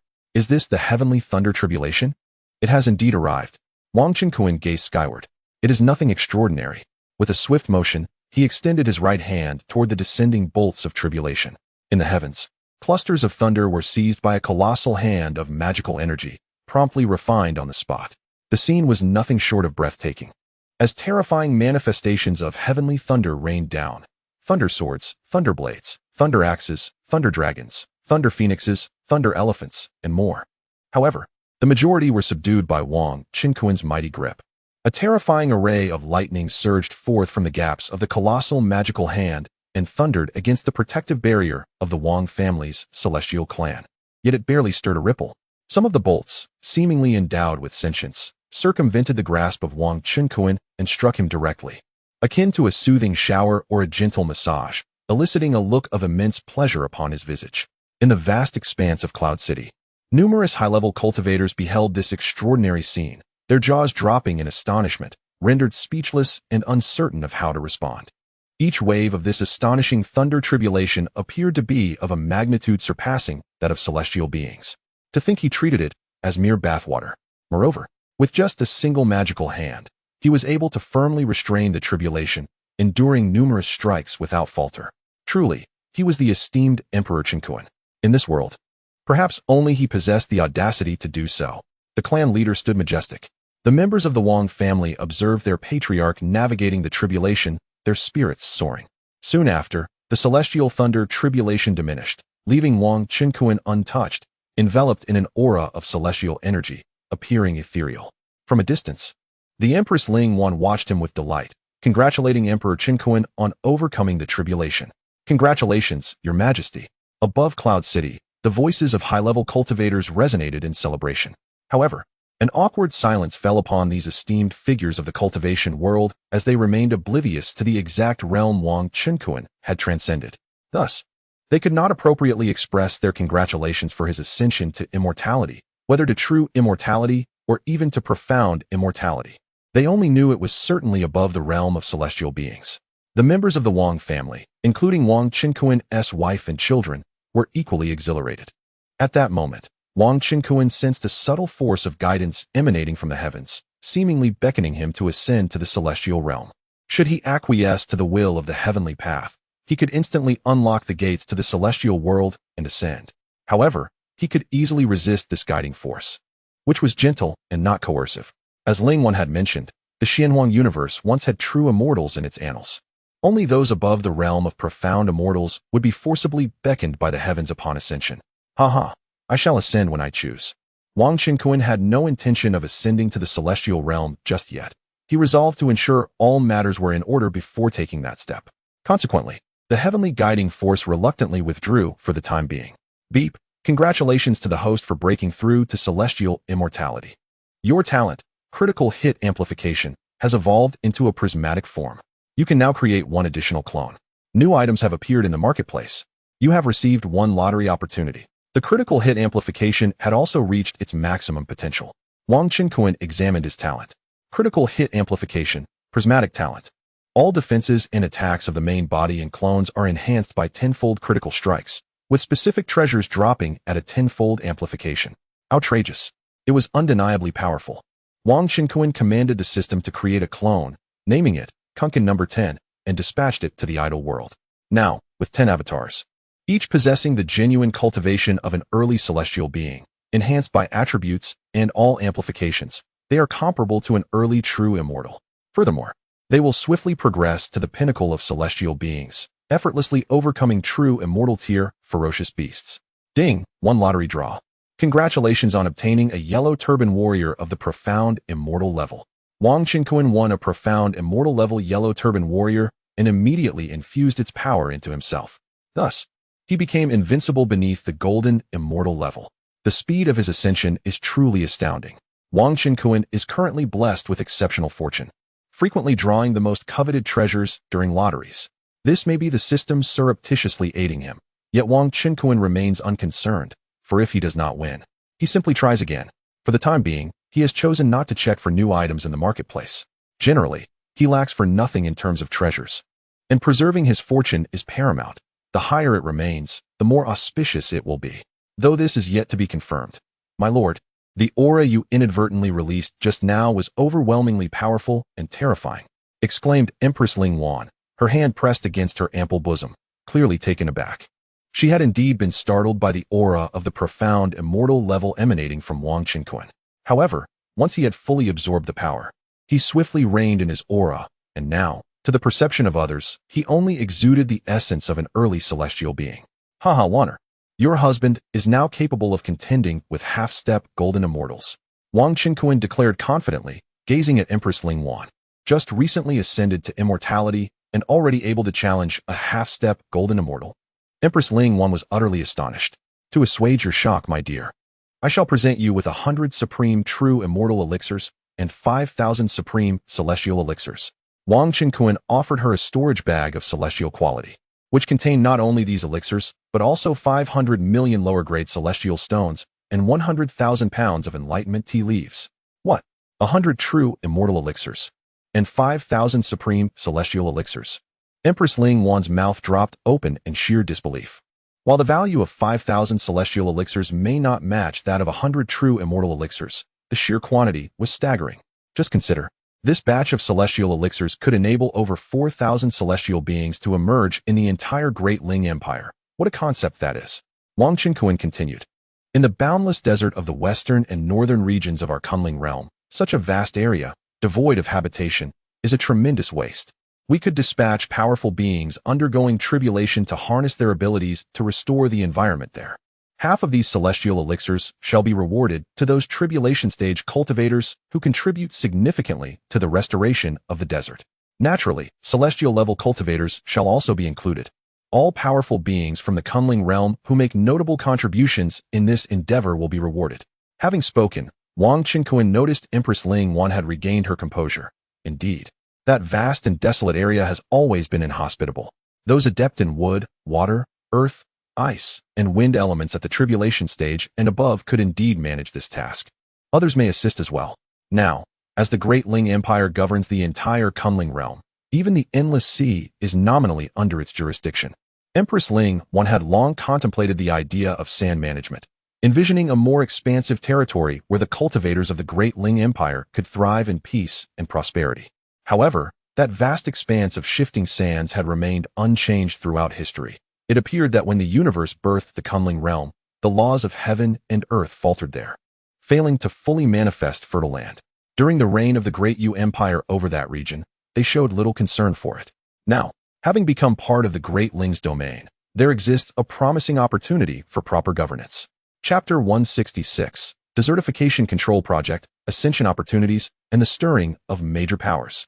In the boundless sea of sand, only cultivators at the tribulation stage or above possess the transcendent powers capable of gradually dispelling the laws of aberration, refining the principles of heaven and earth, and transforming the desert into fertile black soil. However, to entice these formidable beings to undertake such arduous labor, substantial benefits must be presented. Currently, Wang Qinquan has provided a significant bounty of heavenly immortal pills. Ling Wan boldly asserts that all the tribulation stage cultivators in the Kunling realm will eagerly vie for this endeavor. Yet, this matter is not pressing at the moment. After his ascension, Wang Qinquan, invigorated and in high spirits, embraced the Empress Ling Wan, and together they entered her chamber. Once Wang Qinquan and Ling Wan were attired appropriately, they made their way to the hall of the residence and summoned the other wives. Given the joyous occasion of his ascension, and having bestowed lavish gifts upon Empress Ling Wan, it was only fitting that he also honored his other wives.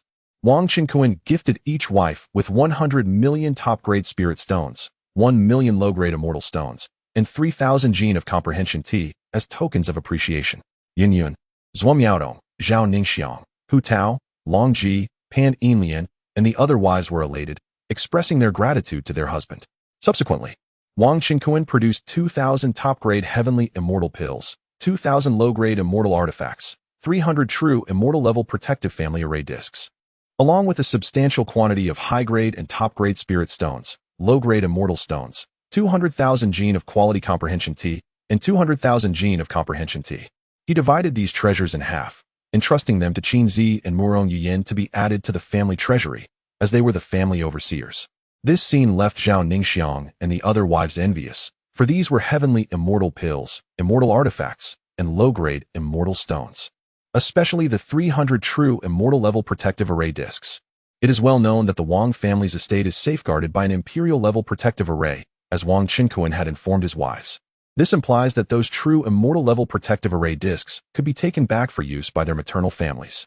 Sister Z, may I have 3 true immortal-level array discs? Pretty please? Zhuo Miaodong immediately grasped Qin Zi's hand, shaking it earnestly. Master, could you grant me 5 true immortal array discs? I implore you. Zhao Ningxiang also clung to Murong Yuyin. The other wives joined in, playfully pouting and reaching out their hands for these treasures. Even Hu Tao and Yun Yun participated. For after all, prestige pales in comparison to treasures. In the name of their maternal families, they were willing to go all out. After all, the Wang family possessed an abundance of resources, relieving them of any concerns about shortages. Witnessing this, Qin Zi and Murong Yuyin felt a surge of satisfaction. Naturally, they would acquiesce to their sister's requests. Among them, only Ling Wan and Bai Yunu maintained their composed smiles, for they were already well endowed. Wang Qinquan chuckled, sipping tea as he observed the unfolding scene. The following day, Wang Qinquan and Hu Tao accompanied Empress Ling Wan to the Daling Imperial City to attend court. The Empress issued a decree, led by the Ministry of Works of the Daling Court, announcing that all cultivators at the tribulation stage and above in the Kunling realm could register to participate in the vast desertification control project. In the grand endeavor of desert reclamation, Those formidable cultivators who contribute a significant amount shall be rewarded with the exquisite celestial elixir.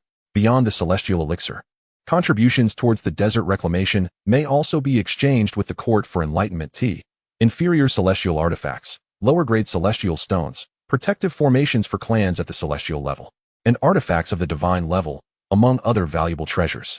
For those whose contributions fall short of the celestial elixir, alternative treasures may be redeemed. It is worth noting that all these treasures are generously sponsored by the esteemed Emperor Qinquan. The Emperor, in a moment of magnanimity, has also added additional treasures to the court's offerings, hence the Empress's proclamation. Upon the issuance of this imperial edict, astonishment swept through the realm.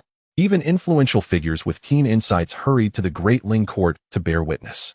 Behold, the reward for taming the boundless desert is the coveted celestial elixir. Such generosity from Emperor Qinquan and Her Majesty the Empress. I, Zhang San, too, shall seize the chance for transcendence. Ha.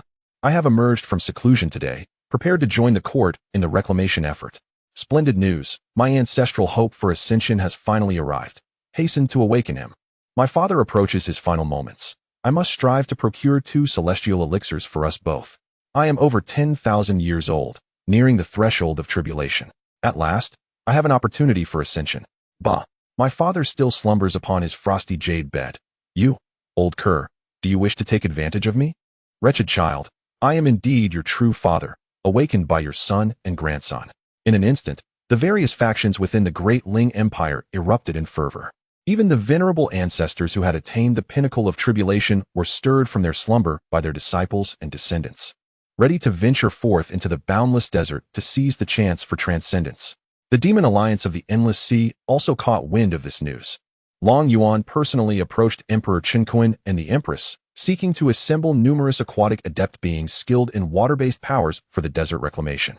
The Empress, casting a glance at her husband, found Emperor Qinquan agreeable to the proposal. He even communicated privately that should the 500 celestial elixirs prove insufficient, the Empress could advance the necessary amount and later request reimbursement. With such assurances, Empress Lingwan was elated, promptly reducing the required contribution value for the celestial elixir. The strength of the high-level cultivators within the Kunling realm should indeed be elevated. The greater the power within the realm, the more prosperous and flourishing it shall remain, deterring any external threats. The Ministry of Works of the Great Ling set forth immediately, accompanied by numerous officials and a multitude of tribulation cultivators eager to participate in the desert reclamation. Naturally, those powerful beings who had not yet arrived at the Great Ling Imperial City for registration could directly proceed to the boundless desert to enlist with the Ministry of Works and receive their desert reclamation contribution tokens. The Minister of Works and the Deputy Minister are both formidable beings at the celestial level, while the other officials possess varying degrees of cultivation.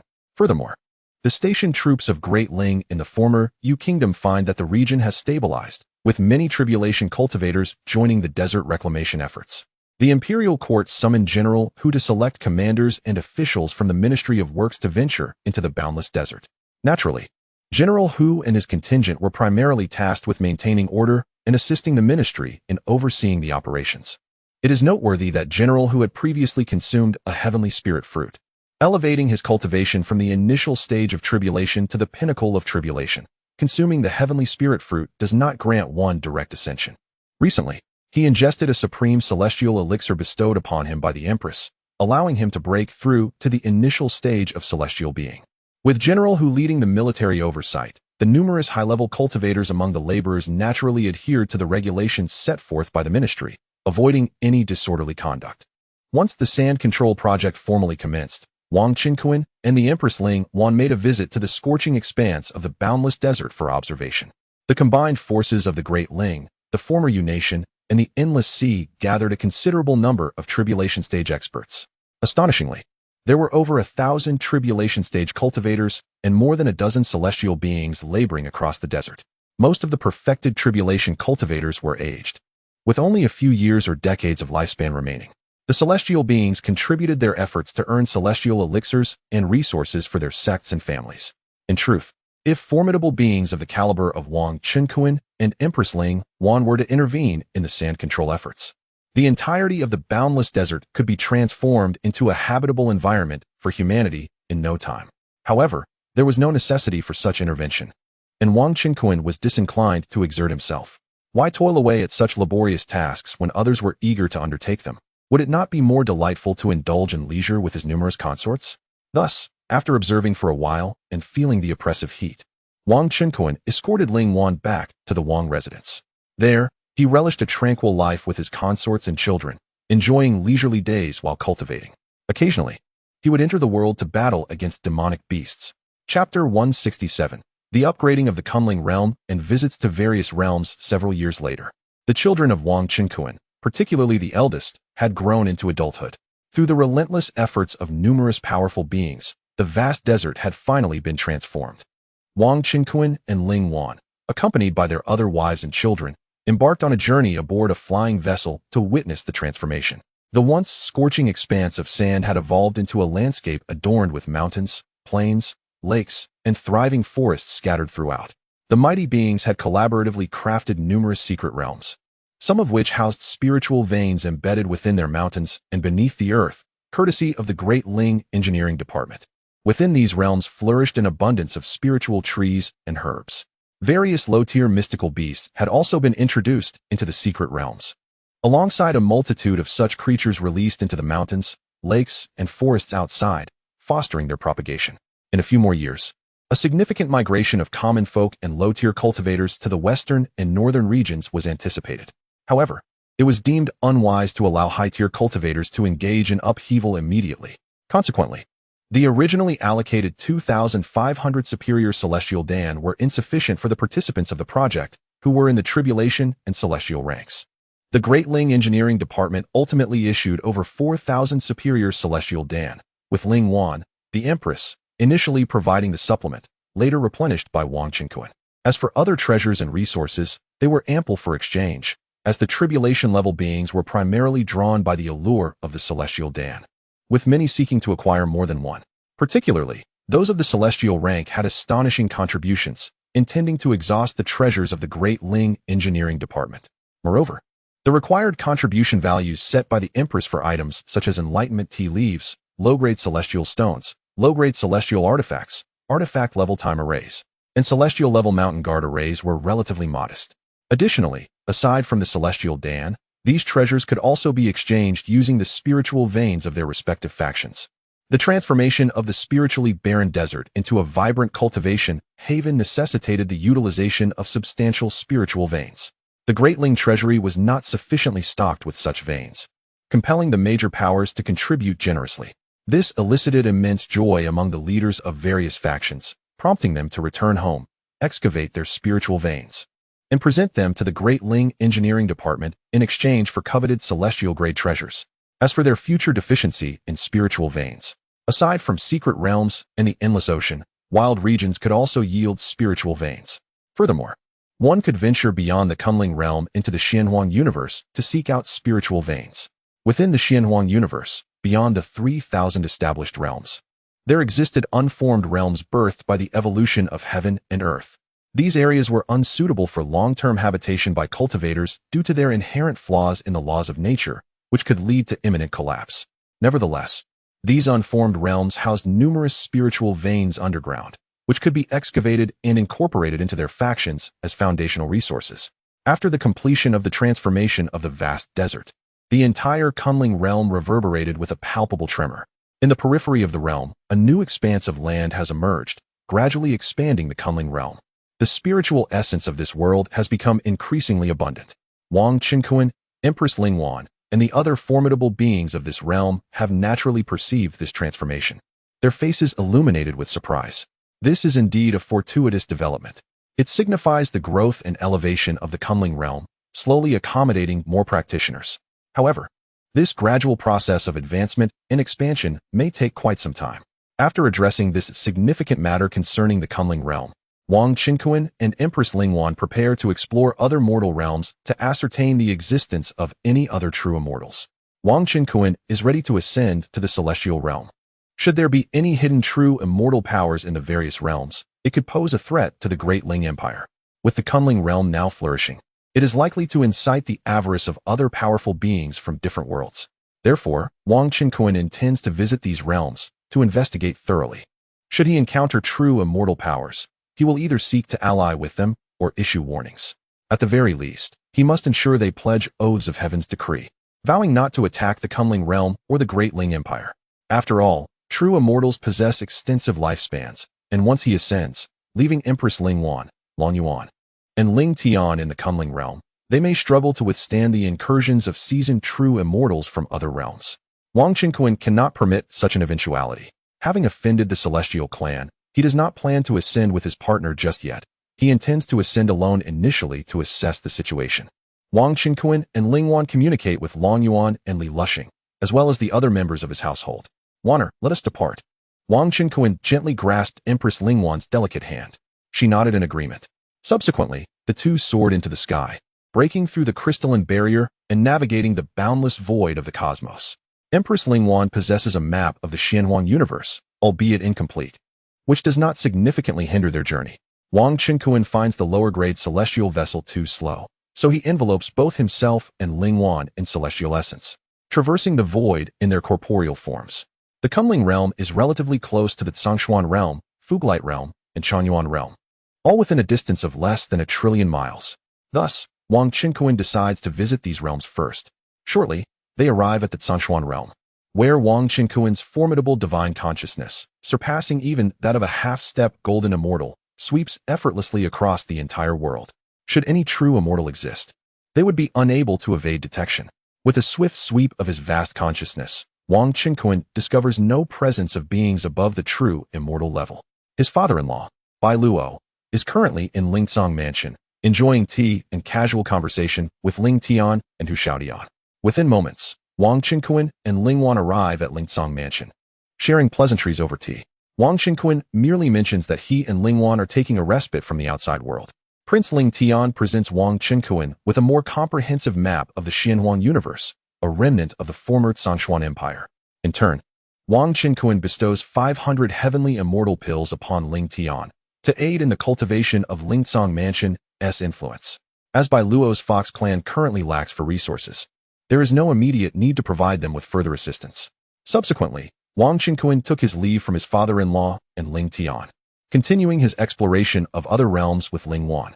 Upon arriving at the periphery of the crystal wall system of the floating light realm, they encountered a grand portal, designed to facilitate the ingress and egress of cultivators from the outside world.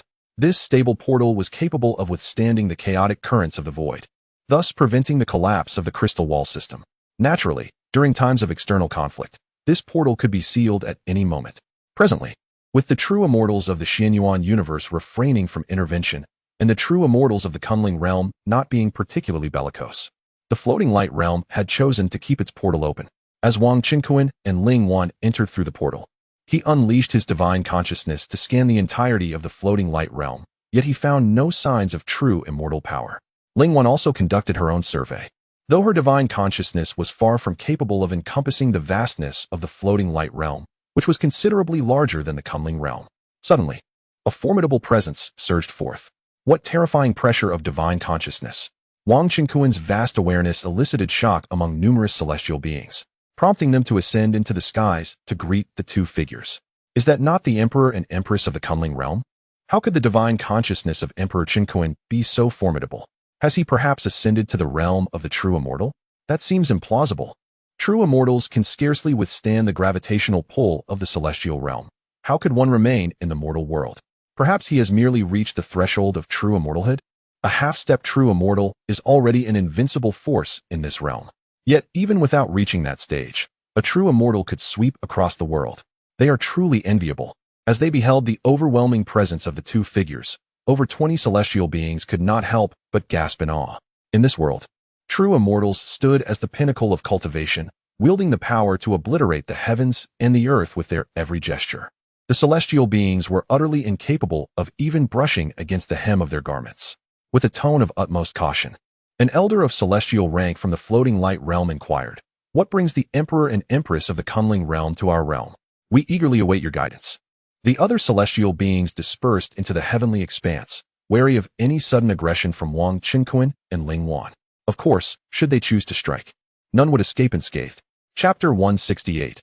A transaction with Empress Fu. Among them stood a breathtakingly beautiful woman draped in a phoenix robe, a half-step true immortal. who bestowed a faint smile upon the Empress Ling Wan. Dear niece Ling Wan, the Empress Fu, I, and your mother, Ling Ruoling, share a close sisterly bond. Your unexpected visit surely does not herald any grave matters, does it? Why not come to my Fuguang Empire for a cup of tea? Ling Wan exchanged glances with Wang Qinkuan, and with a smile, she replied, Ah, so it is the esteemed Empress Fu I in person. Very well, we shall impose upon you. In the realm of cultivation, such informalities were commonplace. Wang Qinkuan added, Rest assured, we have no pressing matters in this realm. We merely seek a brief respite and to inquire if any of our fellow cultivators might possess surplus celestial fruits, which I could exchange for celestial pills. What? The Emperor seeks to barter celestial pills for celestial fruits? How shall this transaction unfold? The other celestial beings of the Fuguang realm were taken aback, their eyes shimmering with fervor. Among them, Empress Fu I and the elderly half-step true immortal who had spoken first revealed their astonishment.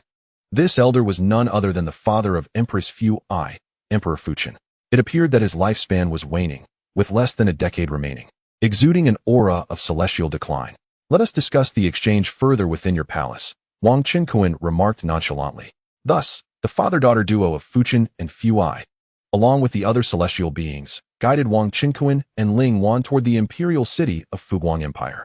The Fuguang Empire had only recently been unified, as the Fuguang realm previously comprised several cultivation nations, with the Fuchen Empire being the most formidable. The reigning Empress Fu I enjoyed a strong rapport with the Empress Ling Ruoling of the Kunling realm. After receiving some Dao tea gifted by Ling Ruoling and undergoing a period of cultivation, Fu I astonishingly ascended to the realm of half-step true immortal. Subsequently, she awakened her father, Emperor Fuchen. With two half-step true immortals, alongside other powerful celestial beings from the Fuchen Empire, they effortlessly overpowered the other nations, leading to the unification of the entire Fuguang realm into the Fuguang Empire, with Empress Fu I crowned as the sovereign. Within the Fuguang Imperial Palace, numerous prominent celestial figures from the Fuguang realm seated themselves alongside Wang Qinkuan and his wife, engaging in tea drinking and polite exchanges. Thus, Wang Qinkuan gleaned insights into these events. Moreover, before their departure, Ling Ruoling had advised Ling Wan that Empress Fu I had once rendered her significant assistance, and that upon their arrival in the Fuguang realm, they should extend some courtesy towards her. Ling Wan conveyed this message to Wang Qinkuan through their thoughts. At this juncture, Wang Qinkuan spoke. In the mortal realm, the value of celestial fruits and lower-grade celestial pills should be comparable, correct? Therefore, I propose this. For your celestial fruits, I shall offer you mid-grade celestial pills in a one-to-one exchange. Should you desire upper-grade or lower-grade celestial pills, I can offer one upper-grade for 1.5 celestial fruits, while for lower-grade, the exchange would be reversed. I have no premium celestial pills to spare. Those I will reserve for our own forces. Upon his conclusion, the celestial beings of the Fuguang realm were stirred with excitement. Exchanging the middle-grade celestial elixir for the heavenly spirit fruit, the esteemed Qinkuan Emperor truly exemplifies generosity, truly deserving of his title. My Lord Emperor, allow me a moment to retrieve the heavenly spirit fruit, and I shall return shortly.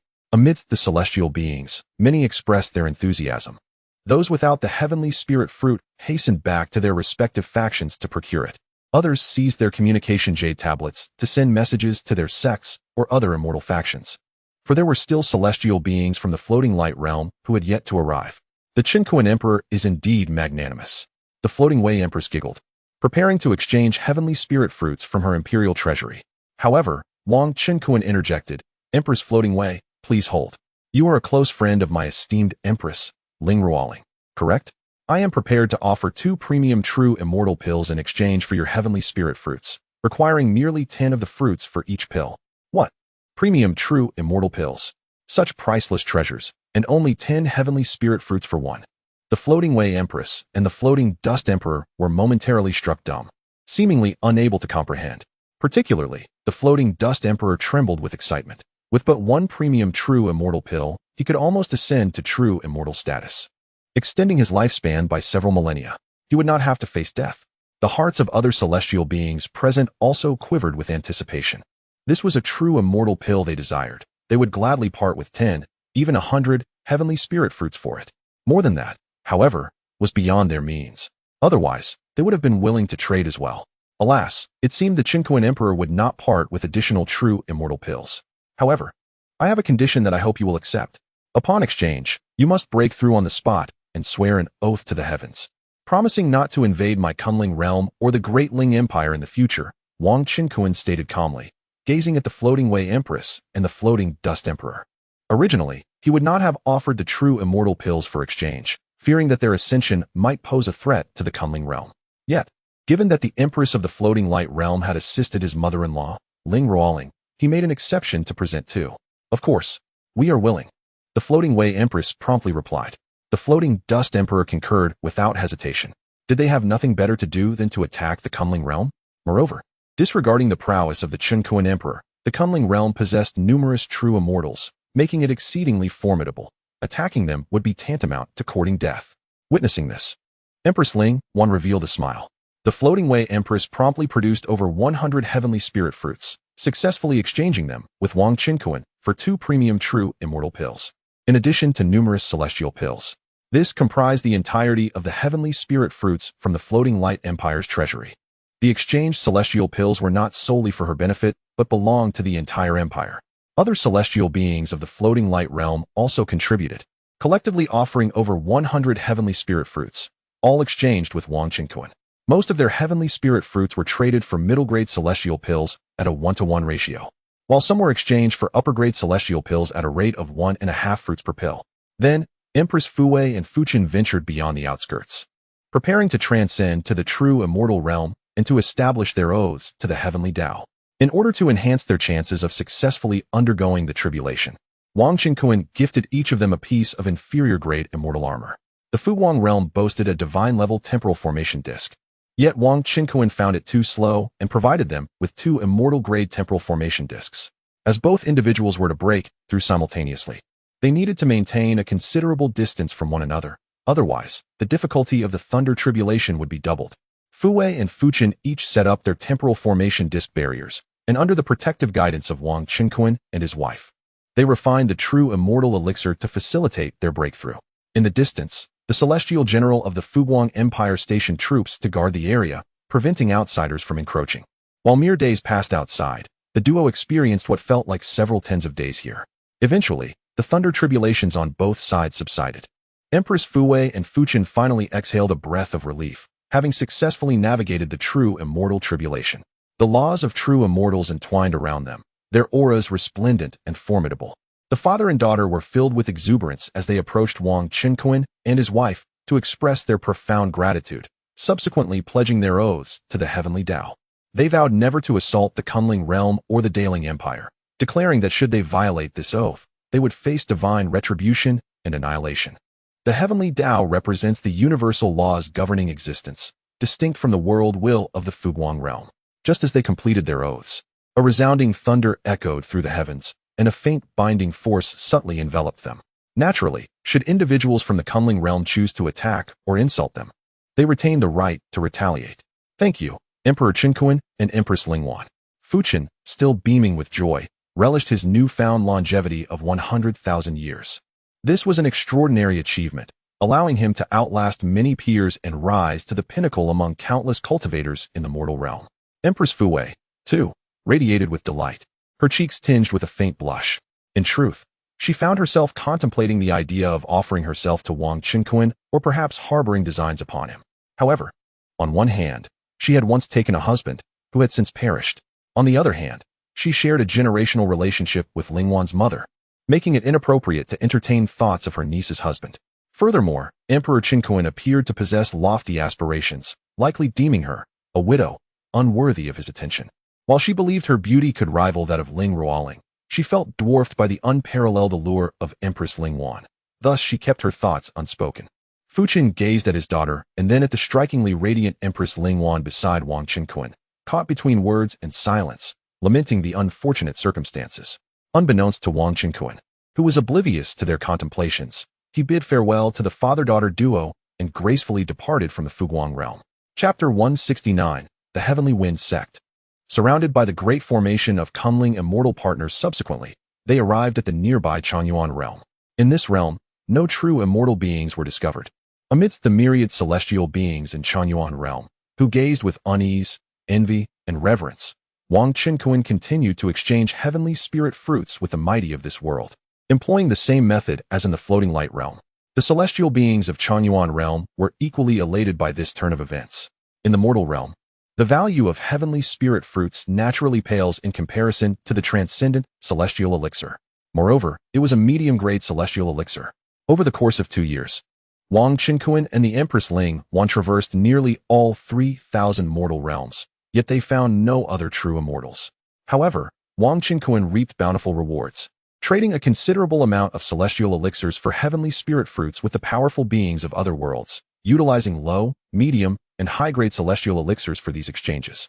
He did not present any supreme-grade celestial elixirs, as there was no need to offer such exquisite elixirs to other realms. As for the true immortal elixirs, Wang Qinkuan would never trade them. He could not allow the emergence of true immortals in other worlds, for that would impose pressure upon the Kunling realm once he ascended. Although Wang Qinkuan could return to the mortal realm at any time, others were unaware of this. Astonishingly, they had collected hundreds of thousands of heavenly spirit fruits amidst the myriad mortal realms. In addition, Wang Qinkuan and the Empress Ling Wan encountered several unformed realms and abandoned realms, which lay suspended in the cosmic void. The abandoned realms, also known as the Ruins realms, had suffered immense destruction during wars and battles, leading to their demise. The numerous cultivators residing within these realms were largely relocated.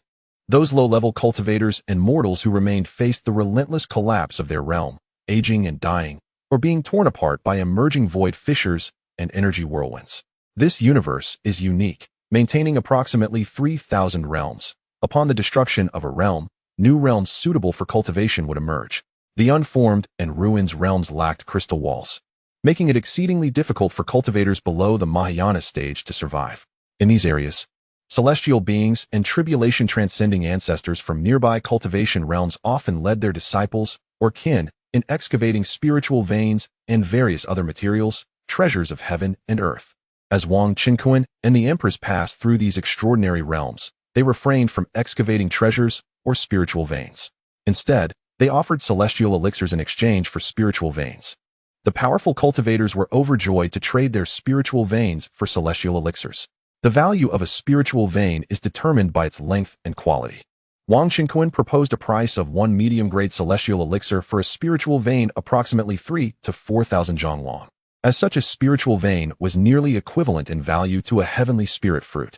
Other spiritual veins were assessed accordingly, and all were eager to exchange, their smiles wide and unabashed. After all, celestial elixirs from various realms could only be obtained within the secret realms of celestial gates, and the quantity acquired during each trial was limited.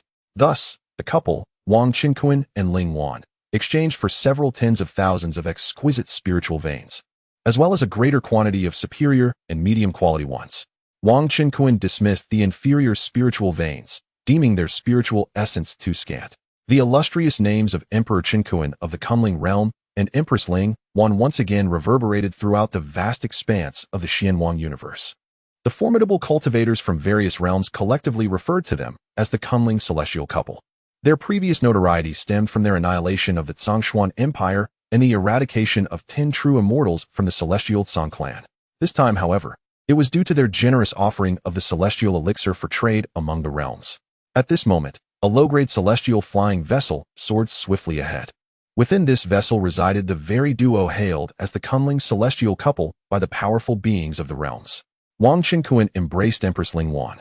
As they journeyed towards the final destination, the Tianfeng world, the celestial vessel glided into the starry expanse preceding the Tianfeng realm. Once they surveyed this world, they could return home and rest, free from worry. The Tianfeng realm was renowned in the mortal realm, said to be the mightiest realm in the Xianwang universe prior to the ascendance of the Kunling realm, boasting over 100 celestial beings. However, Wang Qinkuan naturally regarded such a world with indifference. "My dear, wait a moment. It seems we are surrounded by a formation," suddenly exclaimed the blushing Empress Ling Wan, pointing at their surroundings. Wang Qinkuan immediately adopted a serious demeanor and looked up. In the vast emptiness, he discerned a large group of individuals encircling them in the surrounding starry expanse. The area shimmered with light, as the radiance of laws intertwined, subtly forming a barrier of sorts. Furthermore, this barrier was adorned with dense runes and various array diagrams, exuding an ancient and majestic aura. Wang Qinkuan narrowed his eyes, surveying the scene. This group must be the celestial beings of the Tianfeng sect, merging several true immortal-level formations, I presume? No wonder I sensed the obscure fluctuations of laws around us earlier. He had already perceived their presence, feigning ignorance as he ventured into the formation to discern their intentions. The Tianfeng realm was reputed to be dominated by the Tianfeng sect. According to previous inquiries made to powerful beings mining spiritual veins in special realms, it was revealed that the Tianfeng sect is an unparalleled force descended from the immortal sect of the celestial realm, capable of summoning celestial spirits from the heavens. Therefore, cultivators from various realms generally refrained from provoking the disciples of the Tianfeng sect, lest calamity befall them. An ancestral figure descending from the celestial realm could easily obliterate an entire realm. As a first-rate world, the Tianfeng sect possessed formidable strength, and the deployment of over 100 celestial beings to encircle them suggested a significant motive. Empress Ling Wan's expression turned frosty. Even with more than 100 celestial beings relying on formations to attack, she would undoubtedly be unable to withstand their onslaught. However, she remained unperturbed. With her husband by her side, regardless of the adversary's intentions, they were merely buffoons in a grand play. It appears that there is at least one true immortal station within the Tianfeng sect, emboldening them to act so recklessly. Are they preparing to engage us? Wang Qinkuan pondered calmly, analyzing the situation. The adversaries, fully aware of their impending arrival, still dared to set up a formation to besiege them before entering the realm, suggesting they harbored no fear of the two. Upon hearing this, Ling Wan raised her brows and retorted, "What of a true immortal? No matter how formidable a true immortal may be, can they surpass my husband?" Ling Wan then stowed away her inferior-grade immortal vessel, and the two stood suspended in the void. Wang couple, having traveled from afar to the Tianfeng realm, is this how your Tianfeng sect receives guests? Wang Qinkuan's voice resonated with a mighty roar, the sound waves rippling through the entire formation, echoing throughout the vast expanse of the cosmos. Even nearby celestial beings from other realms, who had ventured out, were drawn to the grandeur of Wang Qinkuan's voice, flocking over to witness the scene. Oh, the fabled Kunling immortal couple, you are merely walking into a trap. 8 imposing figures, radiating overwhelming energy, emerged from the front of the Tianfeng realm. Their true immortal laws entwined around them as they stepped upon the void, casting their penetrating gazes upon Wang Qinkuan and Empress Ling Wan, ensnared within the formation. These individuals were indeed terrifying powerhouses at the true immortal stage. One elder, bald and exuding an aura of decay, spoke in a gravelly voice. You two have released a plethora of celestial pills across the realms, exchanging them for a bounty of celestial spirit fruits, all of which shall serve as the finest offerings from our Tianfeng sect to the upper realms. The bald elder's eyes glinted with greed. I presume you possess not only celestial spirit fruits and celestial pills, but also true immortal pills, and even more precious treasures. The other 7 true immortal ancestors remained silent, their eyes fixated hungrily on the trapped Kunling immortal couple, akin to a pack of ravenous wolves eyeing 2 plump lambs. Observing this scene, the nearby celestial beings gasped in astonishment. Gasp! Aside from the over 100 celestial beings, there exist 8 true immortal powerhouses in the Tianfeng realm. When did these true immortals ascend? We were completely unaware. That bald elder appears to be Luo Wenmao, the supreme master of the Tianfeng sect, a veritable relic of the past. It is said he had perished thousands of years ago. Another added, and the current sect master, Meng Si, has also attained true immortal status. This Tianfeng realm is indeed filled with old schemers. We have never seen their true immortals emerge, yet suddenly, so many appear at once. How chilling.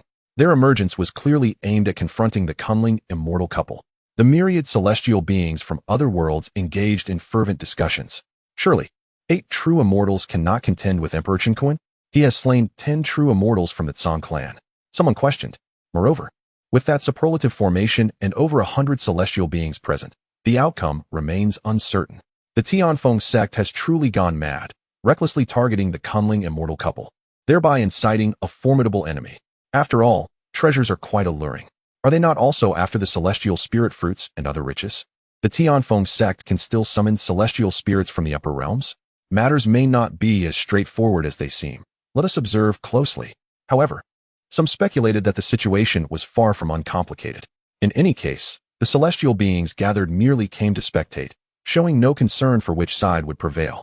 In truth, they are more inclined to wish for the triumph of the Kunling celestial couple, as the Qinkuan emperor is known for his fair dealings. Conversely, the members of the Tianfeng sect are plagued by a cadre of malevolent individuals, which is utterly terrifying.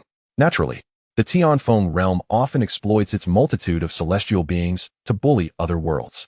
Old Bulldog, do you truly believe that your 8 genuine immortals, along with these formations and hundreds of inept individuals, can ensnare the two of us? Wang Qinkuan scoffed with a cold smile. The bald elder, Luo Wenmao, remained unfazed by the insult. His thick skin rendered him impervious to such taunts. Whether this formation can ensnare the emperor, why not give it a try? The man in the green robe, Meng Si, the supreme leader of the Tianfeng sect and a pinnacle of genuine immortality, also let out a chilling laugh. With the full might of our sect's upper echelon mobilized, you coming celestial couple shall find no escape today. And your illustrious reputation will meet its end within our realm. Boom. Upon hearing these words, Wang Qinkuan wasted no time, unleashing a torrent of formidable magical energy that surged toward the Grand Barrier Formation. Chapter 170. Breaking the Array and Slaying the Immortals. Enemies from the heavens, a thunderous roar reverberated through the heavens and the earth, startling both Wang Qinkuan and Ling Wan. They were taken aback to discover that even Wang Qinkuan's formidable magical power, unleashed in a casual strike, failed to shatter the enormous formation. Instead, the array merely trembled violently, causing the over 100 celestial beings from the heavenly wind realm, who controlled the formation from various positions, to sway unsteadily for a considerable time. Although Wang Qinkuan had not exerted his full strength, he was still somewhat astonished. This grand array was, in fact, a composite of 3 profound celestial-level formations. Wang Qinkuan, who was equivalent to a half-step golden immortal, possessed immense power. Despite his casual strike, it should have been sufficient to instantly obliterate a true immortal-level formation, even a combination of several such formations. Yet, this array merely quivered for a while without shattering. The celestial beings hidden in the critical positions of the formation remained largely unscathed. Utilizing his observing eye, Wang Qinkuan finally discerned that this was indeed a synthesis of 3 profound celestial formations. No wonder it was so resistant to assaults. What do you think? Our Heavenly Wind Sect's Wind and Fire Star Map profound celestial formation is quite commendable, isn't it? The bald elder remarked with a mocking smile upon witnessing this. With just the 2 of you, even with you, Wang Qinkuan, being a profound celestial powerhouse, you will not breach this formation. The other 7 true immortals from the heavenly wind realm were equally self-satisfied. Only the over 100 celestial beings who were maintaining the formation quietly lamented, acknowledging that the Emperor Qinkuan of the Kunling realm truly lived up to his reputation. Good heavens, this is an unparalleled formation composed of 3 profound celestial arrays. Just one strike from Emperor Qinkuan nearly made me bleed. Nevertheless, these celestial beings assumed that Wang Qinkuan's earlier attack was his full-force effort and believed he would not be able to unleash such a powerful strike frequently. What? The Wind and Fire Star Map profound celestial formation, an unparalleled array composed of several profound celestial formations. The onlookers from various realms felt a chill run down their spines. Gather the power of the formation and attack that Wang Qinkuan with all your might. Capture the Ling Wan Empress alive as well, commanded Meng Si, the sect master of the Heavenly Wind sect. Yes, we shall adhere to the sect master's decree. Over 100 celestial beings responded, initiating their profound celestial formations assault. In an instant, colossal blades of wind and extinguishing heavenly fire descended from the skies, while enormous stars were summoned, all hurtling towards Wang Qinkuan. The entire formation glowed with dazzling brilliance, enveloping Wang Qinkuan and Ling Wan. Unfazed, Wang Qinkuan first encased the Empress Ling Wan in a radiant light of profound celestial laws, guiding her to retreat behind him. Then, suddenly, a low-grade celestial sword materialized in Wang Qinkuan's hand. Star-extinguishing thunderstrike. He swung the celestial sword forward, unleashing a fan-shaped torrent of golden-purple, thunderous sword light. Each beam of sword light boasted a width of 100 feet, spanning thousands of miles. Within the sword light surged a terrifying concentration of thunderous sword energy. In an instant, the myriad divine powers and celestial techniques conjured by the formation were shattered under the onslaught, as stars exploded one after another. The formation was torn into shreds, revealing the true positions of several celestial beings. The entire Manhwa star map, Xianxian Great Array, began to twist and tremble violently. With a resounding hum, another enormous formation emerged, enveloping the heavens and the earth. Thunderous rumbles echoed as Wang Qinkuan unleashed a more ferocious and terrifying star destruction thunder slash, instantly shredding the formation and crashing into the protective barrier of the array. In a fleeting moment, over 20 celestial experts were annihilated on the spot, bursting into a mist of blood, both form and spirit obliterated. What? Is Wang Qinkuan truly this formidable? He is on the verge of breaching a Xuanxian-level formation in an instant. Quickly, let the 8 true immortals join the array. Even with our 8 true immortals, it may not suffice. Summon the elder guarding the celestial altar to invoke the celestial spirits from the upper realm to slay this fiend, including the bald elder. The 8 true immortals of the Tianfeng sect were taken aback, shouting in alarm. They swiftly took to the skies, entering the formation to take charge. A celestial being quickly produced a token to send a message back to the sect. The combined power of the 8 true immortals reinforcing the array was indeed formidable. In an instant, the heavens trembled and the earth quaked. An endless barrage of attacks surged forth, enveloping both Wang Qinkuan and the Empress Ling Wan. Boom! The unparalleled assault sent shockwaves through the cosmos, reaching terrifying heights. Humph! Such trivial techniques cannot shake me in the slightest. Wang Qinkuan scoffed disdainfully. Employing the technique of space cutting, which tore apart the spatial fabric of this star domain, creating enormous fissures. The formation roared, teetering on the brink of collapse. However, the 8 true immortals and the remaining celestial beings exerted their full strength into the array, barely managing to counteract this cutting force. Yet, the impact of their array attacks, influenced by the spatial cutting, had been significantly diminished, landing harmlessly against Wang Qinkuan's protective light barrier. The Empress Ling Wan was shielded by Wang Qinkuan, who also enveloped her in a protective layer of light, leaving her unscathed. Seeing this, Wang Qinkuan unleashed his divine ability, Golden Gale Storm, summoning a colossal golden vortex between heaven and earth. It instantly shredded and devoured the enemy's attacks, releasing an endless tempest of golden fury. This was the most powerful technique within the Golden Gale transformation martial art, a sustained offensive. The opposing Xianxian formation had already been damaged under Wang Qinkuan's prior assaults. With this technique, the Manhwa star map Xianxian Great Array was shattered moments later. Indeed, sustained divine abilities are formidable. Sanglong Lightning. Wang Qinkuan, seizing the advantage, unleashed a multitude of dragon-shaped thunderbolts.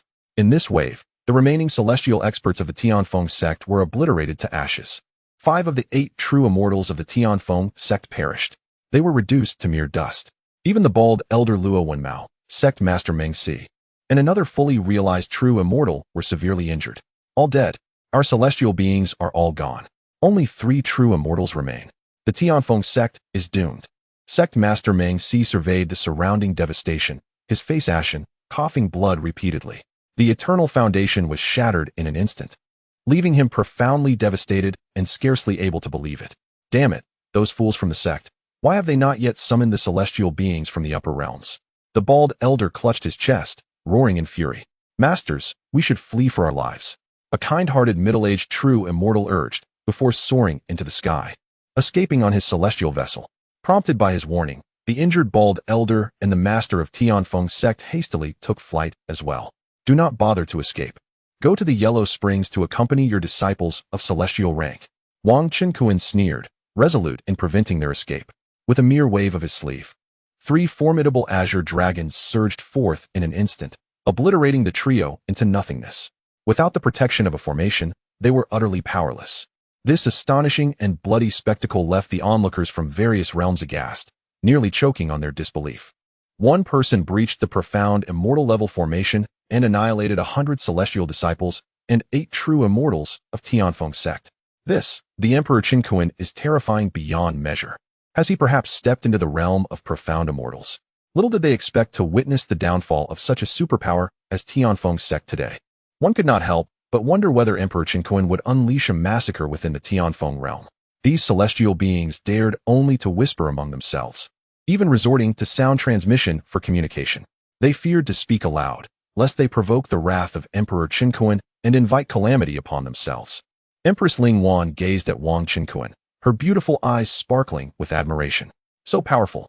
Just moments ago, she refrained from intervening, for she was merely in the early stages of true immortality, unable to contend with the other true immortals or reach those celestial beings sheltered behind the formation. Furthermore, her husband's unmatched strength rendered her assistance unnecessary, as he alone could crush all adversaries in the field. Wang Qinkuan, Ling Wan, you shall pay dearly for annihilating the celestial disciples of my Tianfeng immortal sect. At that moment, an enraged roar echoed through the Tianfeng realm. A surge of formidable auras erupted forth. In an instant, over 30 true immortals charged out from within the realm. Additionally, two ancient figures, exuding overwhelming pressure, emerged, aged yet immensely powerful profound immortals, their anger palpable. These two elders were at the pinnacle of profound immortality. Having just descended, they struggled to contain their power, causing the surrounding void to warp under the influence of their profound immortal laws. It is indeed unfortunate for Luo Wenmao, Meng Si, and others from Tianfeng sect. They had previously sent messages summoning the ancestral beings of the celestial sect from the heavenly realm. However, this preparation required time, and with Wang Qinkuan's overwhelming might, they could not await the arrival of their ancestors before being slaughtered. The Tianfeng immortal sect from the heavenly realm indeed wielded great influence, not only sending numerous true immortals to descend, but also employing mysterious means to bring forth two profound immortal ancestors. This sight reignited tension among the observers from various realms. To speak candidly, they undoubtedly harbor a disdain for the descent of celestial beings from the heavenly realm, for it may yield dire consequences. Although Wang Qinkuan previously demonstrated his prowess at the profound immortal stage, he may find it exceedingly challenging to contend with this assembly of true immortals from the upper realm, not to mention the two fully realized profound immortals. After all, a single fist struggles against four hands. Wang Qinkuan gazed at the cluster of celestial true immortals and profound immortals, a smile gracing his lips. Are you all esteemed celestial beings from the Tianfeng sect? If you were unprepared, how could you possibly summon such a multitude of celestial spirits? Not to mention the profound immortals? Pray tell, what is the reason behind this? Wang Qinkuan, your rise in the mortal realm surely conceals a great secret. Reveal to me the truth of the Tianfeng sect, or do not blame us for resorting to lethal measures. Indeed, long before the demise of the 10 true immortals of the Tsang clan and their subsequent maneuvers, you had already captured our upper sect's attention. The two venerable, profound immortals declared, their voices laced with palpable menace. Over 30 true immortals then formed a fan-shaped encirclement around Wang Qinkuan and his companion. Chapter 171. The annihilation of celestial beings. Over 30 true immortals formed a fan-shaped encirclement around Wang Qinkuan and the Empress Lingwan. The Tianfeng immortal sect, the foremost sect of the Xianhuang immortal domain, boasted countless celestial disciples and an extensive network of informants. Its influence surpassed that of the Tsangyu immortal kingdom, which was merely a colossal establishment founded by the Tsang clan. In contrast, the Tianfeng immortal sect was an indelible institution forged by several immortal emperors, along with their numerous disciples. In terms of overall strength, it far exceeded the Tsangyu immortal kingdom. The Tsang clan's covert movements on the ascension platform within the Xianhuang immortal domain did not escape the notice of the Tianfeng immortal sect, which also had its own sects in the mortal realm. Consequently, the higher-ups of the Tianfeng immortal sect became aware of the peculiarities surrounding Wang Qinkuan and the Empress Lingwan, the prodigies of the mortal world. Initially, some senior members within the sect proposed a strategy of gentle persuasion to recruit the extraordinary Wang Qinkuan, as they too sought to enroll prodigious disciples. However, for reasons unknown, the exalted Tianfeng immortal emperor resolutely dismissed this suggestion. After incurring a significant cost, he dispatched two external elders, both of whom had attained the pinnacle of the profound immortal realm, to descend to the mortal realm. At this moment, the newly descended elder Zhuang, clad in golden robes, and elder Mu, dressed in green, gazed at Wang Qinkuan with eyes ablaze with avarice. They cared little for the fates of others in the lower realm. Under the emperor's orders, if they succeeded in capturing Wang Qinkuan, they would each be rewarded with a supreme golden immortal pill and a substantial contribution to their sect. This opportunity would grant them the chance to ascend to the great Luo golden immortal realm, a once-in-a-lifetime prospect. To them, Wang Qinkuan represented not just a mere target, but a treasure of unparalleled worth, akin to the coveted golden immortal pill and immense contribution points. The glimmer of such a rare gem before their eyes was irresistible. Capturing Wang Qinkuan would render their descent a resounding success, allowing them to ascend once more to the celestial realm and secure the emperor's favor. As for the Empress Lingwan, despite her breathtaking beauty, she was easily overlooked. They reasoned that capturing such a woman could still yield considerable rewards, exchanging her for upper-grade immortal stones or further contributions to their sect. What a wretched gaze you two old hounds bear, Wang Qinkuan thought, feeling a chill run down his spine as he sensed the intense scrutiny from the two elder profound immortals. Is it your intention to force me to divulge the secrets behind my rapid ascension, prompting your subordinates to act? Standing shoulder to shoulder with Empress Lingwan, he knew his swift rise was due to the strongest ancestor system. However, this system, a boon for transmigrators, could not be carelessly unraveled or transferred. Even his wives, including the typically assertive Empress Ling Wan, had never inquired about his secret. Did the Tianfeng immortal sect, mere outsiders, believe they could coerce him into revealing it? Yet, who among us lacks secrets? Why should I relinquish my trump cards to you? Wang Qinkuan felt a mix of anger and amusement, utterly speechless. It appears that the great sects of the celestial realm are exceedingly tyrannical. However, their arrogance has led to the tragic fate of the Tianfeng sect in the mortal realm, as well as the impending calamity faced by these celestial beings who have descended. Wang Qinkuan, having slain our kin from the mortal sect, do you still dare to resist? Elder Mu, clad in green robes, deliberately shouted in fury, aware that numerous cultivators from various realms were present. He sought to seize the moral high ground. Mortal beings, facing imminent death, still dare to speak defiantly? A chorus of rebukes arose from the celestial beings present. In light of this, do not blame us for capturing you and handing you over to the Tianfeng celestial emperor for soul extraction. Elder Zhuang, in golden robes, exchanged a glance with Elder Mu before they resolutely took action, seizing the stars and plucking the moon. Elder Zhuang bellowed, and with a dried hand, he manifested a colossal palm stretching across 100,000 miles. This hand blotted out the sky, swiftly descending upon Wang Qinkuan and his spouse. Within that palm, miniature celestial bodies flickered into existence. The might of a single hand was akin to a divine grasp, warping the surrounding void and causing shockwaves that shattered the nearby meteorite fields. It truly possessed the power to grasp the sun and moon and seize the stars. Celestial vines entwine. Elder Mu's celestial radiance surged forth as he formed mystical gestures, summoning thick emerald vines that appeared out of thin air. These celestial vines, stretching for tens of thousands of miles, moved with the agility of serpents, ensnaring Wang Qinkuan and Ling Wan, the remaining 30-odd disciples of the Tianfeng sect, each wielding celestial artifacts, surrounded them with mocking smiles, preventing any chance of escape. They refrained from intervening, fearing to overshadow the two elders. In their eyes, the personal intervention of Elders Zhuang and Mu was already an undue elevation of this mortal couple. Wang Qinkuan and his spouse stood no chance of escape. The powerful celestial beings from the heavenly realm had taken action. The celestial sect of the heavenly realm is indeed tyrannical, striking without warning. Can Emperor Qinkuan withstand the might of these two great celestial beings? I find it doubtful. After all, the denizens of the celestial realm wield immense power. In the distance, cultivators from various realms either stood suspended in the void or rode upon divine vessels, anxiously observing the unfolding battle. They engaged in fervent discussion. Yet, due to Wang Qinkuan's previous extraordinary display, they hesitated to declare that the celestial beings would surely prevail. You denizens of the upper realm are courting death. Wang Qinkuan sneered, his entire being radiating an ominous divine light. This was the light of the laws of space. Great cutting technique, cutting cyclone.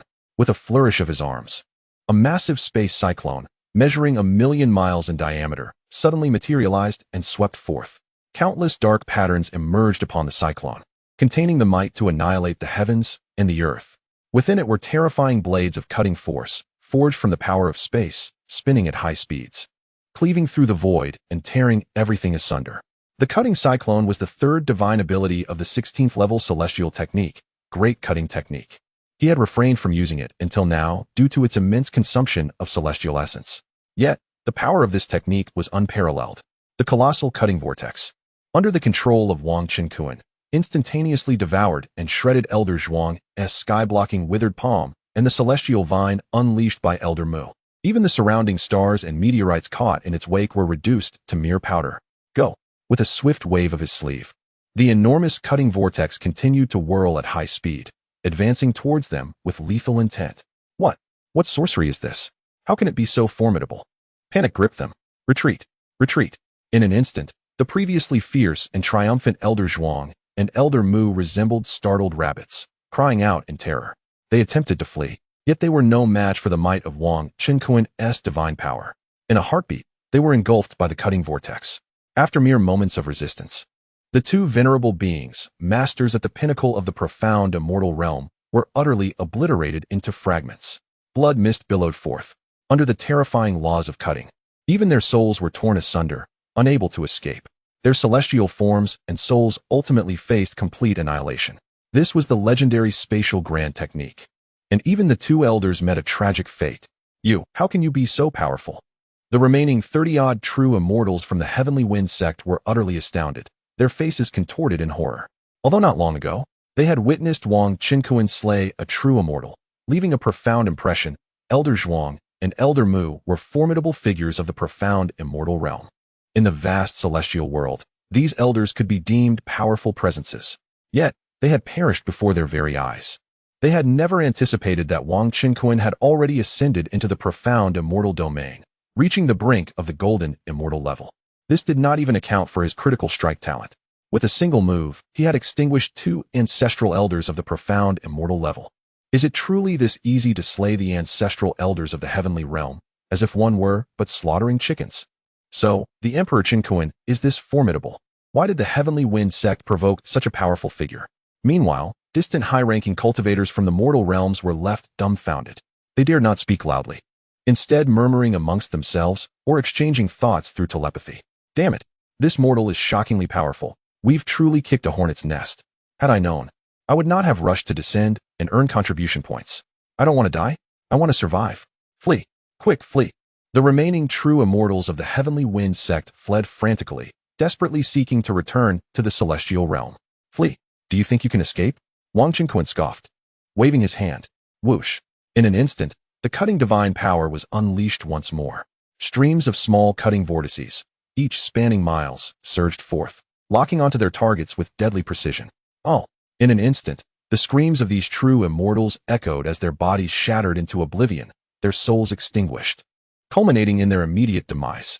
Amidst the battle, the crystalline barrier of the entire Heavenly Wind realm was struck by a cutting vortex, tearing open a massive chasm. A multitude of terrified cultivators from the Tianfeng realm, including those from the Tianfeng sect, were revealed. This scene caused all the onlooking cultivators from various realms to gasp in astonishment. Wang Qinkuan's prowess had astonishingly reached such a level. Chapter 172. Is Wang Jukuan the reincarnation of the celestial sovereign?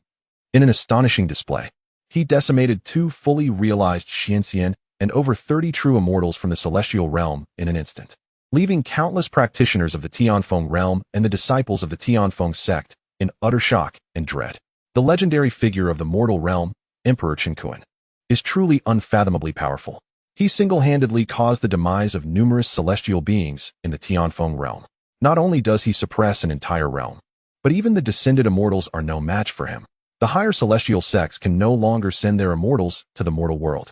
The only path left for the Tianfeng realm is to surrender and accept their fate. What will Emperor Qinkuan decide for them? Will he annihilate their entire realm?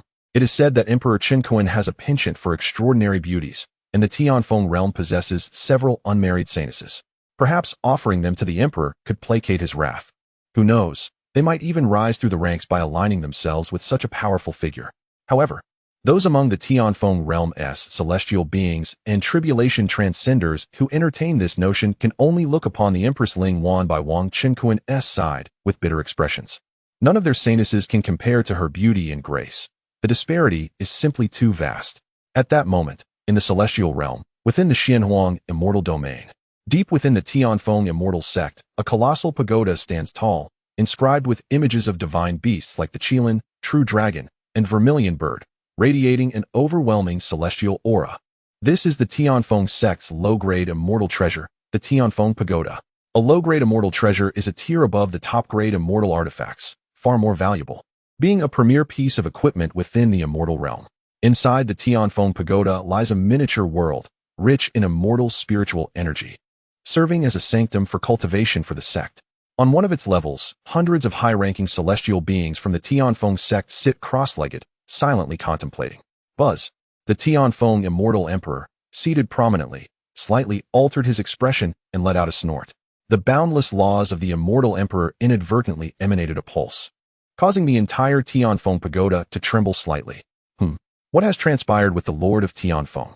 The golden immortals, celestial kings, and mighty immortal emperors opened their eyes in unison.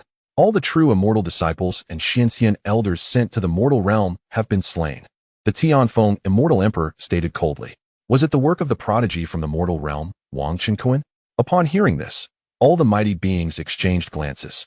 The Tianfeng immortal emperor personally dispatched the Xianxian elders to the mortal realm to apprehend Wang Qinkuan. His word is absolute, leaving no room for dissent among the higher-ups. This individual must harbor a great secret, attracting the attention of their esteemed Tianfeng immortal emperor. However, their sect's mission to the mortal realm has failed. This unexpected turn of events left the higher echelons of the Tianfeng sect in disbelief. It seems that not only their dispatched immortals, but also the subordinate sects in the mortal realm are likely to face peril. This prodigy, Wang Qinkuan, indeed possesses the strength to dominate all true immortals in Xianxian. He is truly exceptional.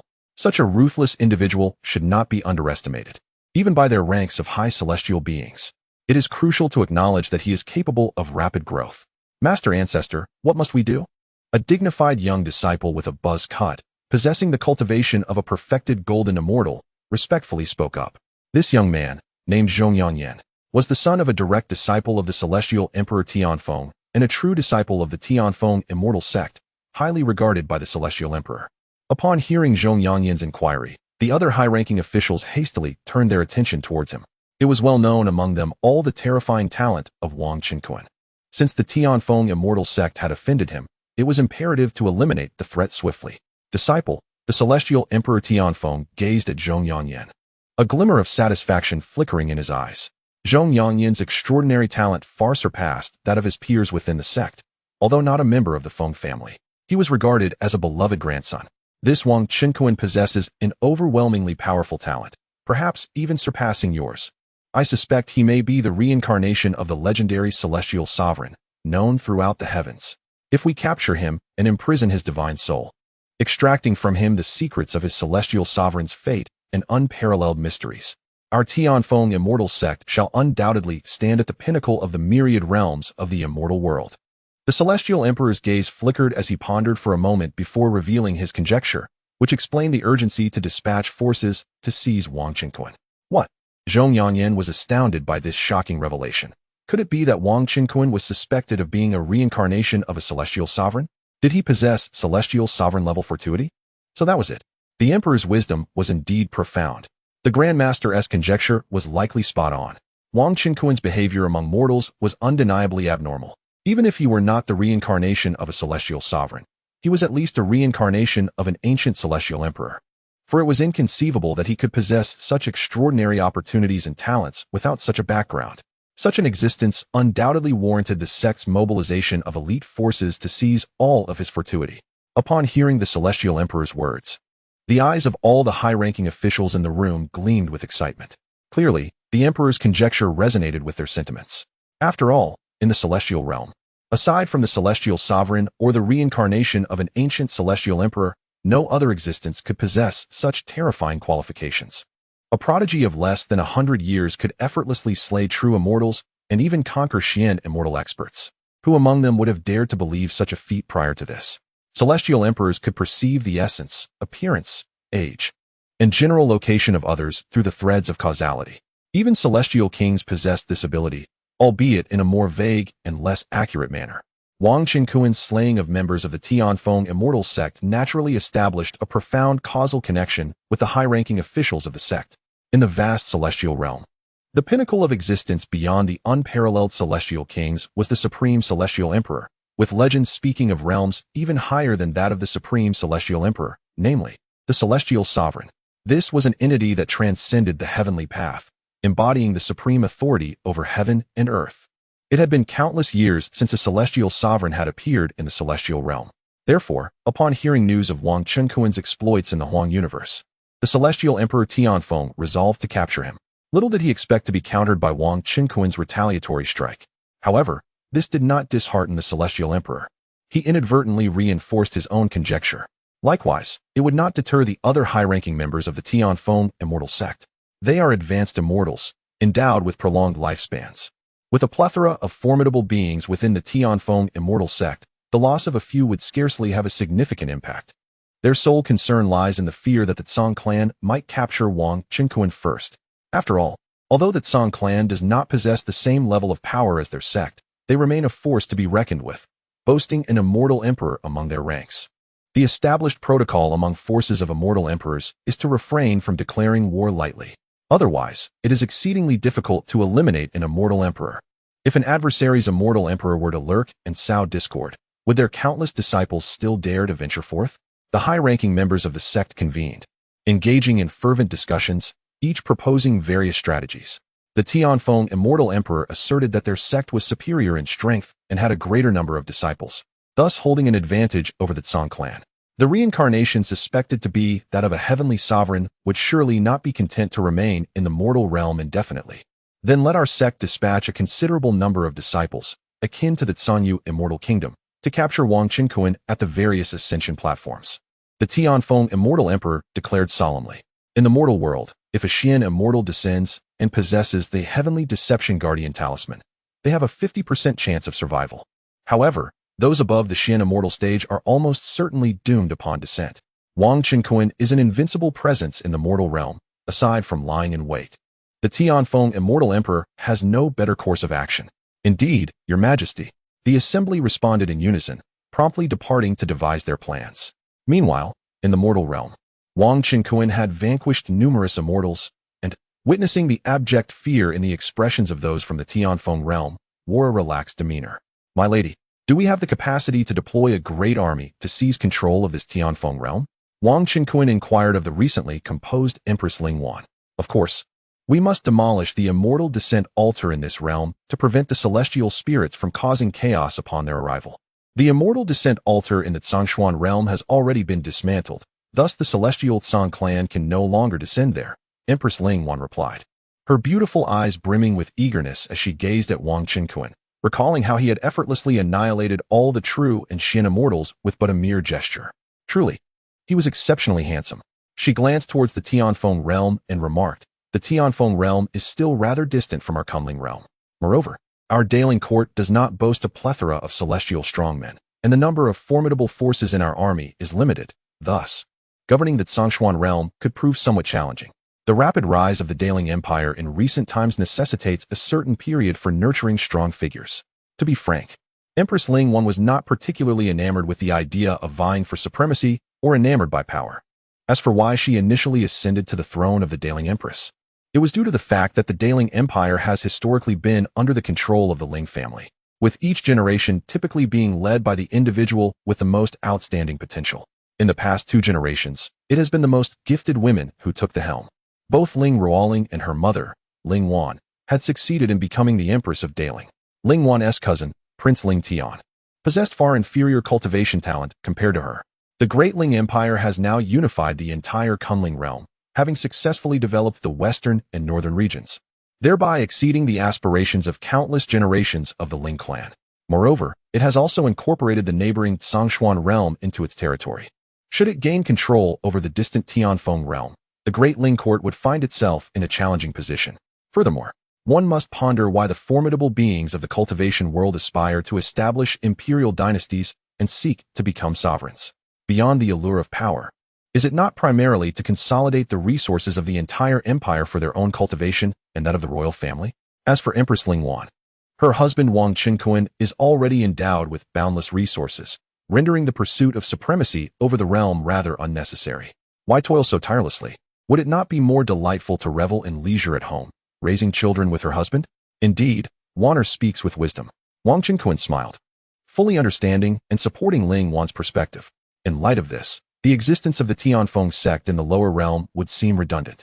Chapter 173. The complete annihilation of the Heavenly Wind sect. Wang Qinkuan and Ling Wan stepped into the crystalline barrier of the Heavenly Wind realm, resolutely determined to eradicate this sect with great swiftness. Meanwhile, high-ranking cultivators from various realms also entered the Heavenly Wind realm, eager to witness the downfall of the Heavenly Wind sect. After all, during its peak, the Heavenly Wind sect had perpetrated numerous acts of oppression and plunder against the surrounding realms, rendering it utterly despised. Without hesitation, Wang Qinkuan unleashed 10 true immortal-level array plates within the crystalline barrier, enveloping the entire Heavenly Wind realm in a colossal formation that barred entry and exit, ensuring that none from the sect could escape. I am the Emperor of Qinkuan from the Kunling realm. Since your Heavenly Wind sect first conspired to besiege my wife and me, and even summoned celestial beings from above, you have offended me gravely. Thus, I decree your immediate dissolution, he proclaimed. Those celestials and true immortals who had previously attacked my wife and me must have their kin and disciples above the nascent soul stage exterminated. The remaining members of the Heavenly Wind sect must undergo a trial of sin and conscience. Those with lesser transgressions may abandon the sect, and preserve their lives, while those with heavier crimes shall face no mercy. Wang Qinkuan's voice reverberated throughout the heavenly wind realm, instilling terror in every corner. A multitude of disciples from the heavenly wind sect were thrown into a state of panic, having long been accustomed to their own arrogance. Nearly every member bore the blood of the innocent on their hands. However, those cultivators of the heavenly wind realm who were not affiliated with the sect, along with some disciples who believed themselves blameless, breathed a sigh of relief, fearing that Emperor Qinkuan might indiscriminately eradicate their entire realm. Wang Qinkuan then addressed the gathered powerful figures from various realms. Esteemed allies, would you assist me in administering the trial of sin to these individuals? With the Heavenly Wind sect boasting numerous disciples, it would be quite a challenge for just Wang Qinkuan and Ling Wan to manage this troublesome affair alone. It would be unreasonable to indiscriminately annihilate everyone associated with the sect without distinction. While such an approach would be simpler, it did not align with Wang Qinkuan's principles. Among the gathered powerful figures, there were over 40 celestials and several hundred tribulation crossing experts, while the Heavenly Wind realm had scarcely any celestials remaining. And those few were not from the sect. Their assistance would come without fear of retribution from the Heavenly Wind realm. Your Majesty is too kind. Please, you and the Empress may rest here while we take care of this matter. It is our fortune to serve you, they exclaimed in unison. Fully aware of Emperor Qinkuan's generosity, Wang Qinkuan replied, "Excellent. I appreciate your help with this task. Upon its completion, I shall reward each tribulation crossing cultivator with 5,000 pounds of enlightenment tea and 100,000 low-grade immortal stones, and the celestials shall receive double." What? 5,000 pounds of enlightenment tea and 100,000 low-grade immortal stones. Such a simple task can yield such bountiful resources from the immortal realm? Truly, the Emperor is a magnificent benefactor. They marveled. Rest assured, we will handle this matter diligently, executing your will without sparing any who deserve to perish from the Heavenly Wind sect. The celestial beings from various realms and the formidable figures in the tribulation stage spoke confidently. Very well, we shall rely on your expertise. Wang Qinkuan, clasping the delicate hand of the Empress Ling Wan, stood aloft, poised to observe the resolution of these lingering matters. The celestial beings and tribulation experts swiftly encircled the Heavenly Wind sect, preparing to take action. They were well acquainted with the upper echelons of the sect, being from the neighboring realms. Moreover, the three remaining celestial beings of the Heavenly Wind realm were the revered ancestors of three prominent cultivation families, who harbored profound disdain for the Heavenly Wind sect. After all, the sect monopolized the resources of the entire Heavenly Wind realm, leaving little opportunity for these cultivation families to thrive. With gritted teeth, the three celestial ancestors approached Wang Qinkuan, offering their assistance in purging the Heavenly Wind sect. Wang Qinkuan readily acquiesced, promising them enlightenment tea and low-grade celestial stones as compensation, which filled them with elation. Their involvement made matters considerably easier, as they, being the local powers, knew the sect's members intimately. Meanwhile, within the Heavenly Wind sect, the powerful cultivators, aware of their grim fate, became increasingly agitated. Wang Qinkuan, you fiend. Our sect merely adheres to the mandates of the celestial hierarchy. We do not wish to oppose you, yet you seek to annihilate our entire sect? An elder in white robes, in the tribulation phase, stepped forward, glaring fiercely at Wang Qinkuan, his face a mask of fury. More cultivators from the tribulation and ascension stages emerged, vociferously protesting. Is that so? Wang Qinkuan retorted with a cold laugh. Such reasoning will not deter me from obliterating your sect. Since the opposing sect had launched an assault, they were deemed enemies. If one's strength was insufficient, one could easily perish on the spot, thus leaving no room for mercy. Damn it, how audacious of you, Heavenly Wind sect, to show such disrespect to the Emperor. Truly, a dog cannot change its nature. The celestial beings from various realms erupted in indignation. Some, fearing Wang Qinkuan's wrath, immediately unleashed a barrage of attacks, obliterating those who shouted and cursed from the Heavenly Wind sect. In an instant, they were reduced to ash. Witnessing this, Wang Qinkuan smiled with satisfaction. Empress Ling Wan remarked, "They deserve their fate. They are likely the ones to be purged, fully aware of their impending doom, hence their uproar." Soon, the formidable beings from various realms, along with the three celestial allies from the Heavenly Wind realm, commenced a ruthless cleansing of the entire Heavenly Wind sect. Those guilty of crimes, including the disciples who had previously besieged Wang Qinkuan and his wife, were all eradicated. The upper echelons of the Heavenly Wind sect were nearly annihilated. This included the vice sect leader, several elders from the tribulation and ascension stages, and a significant portion of the protectors, stewards, and disciples, all falling victim to the massacre, leaving a scene of carnage. Even those disciples who had managed to escape from the Heavenly Wind sect but remained trapped within the Heavenly Wind realm were apprehended and brought back to face judgment for their transgressions. Ultimately, less than 40% of the Heavenly Wind sect survived, and among them, the majority were low-ranking cultivators. The survivors of the Tianfeng sect were naturally expelled, forbidden from using the name of the sect or establishing it anew. Once the crowd had vacated the Tianfeng sect, numerous celestial beings took action, reducing all the sect's edifices to mere rubble. The Tianfeng sect has now become a relic of the past, leaving behind a hauntingly vast ruin. Has the once mighty Tianfeng sect, a paragon of ancient sects, truly met its demise at the hands of Emperor Qinkuan? The fate of the Tianfeng sect is indeed tragic, yet I take solace in the fact that I did not partake in the corruption, having committed few misdeeds, and thus I have survived. This emperor of the Kunling realm possesses an unfathomable strength and immense potential, making him someone one must never provoke. The remnants of the former Tianfeng sect were beset by complex emotions, but predominantly, they were gripped by fear of Wang Qinkuan. Observers from various realms, witnessing the ruin of the former Tianfeng sect, could not suppress their derisive smiles. In the past, they had endured much humiliation and oppression at the hands of the Tianfeng sect, and its destruction now afforded them a sense of vindication.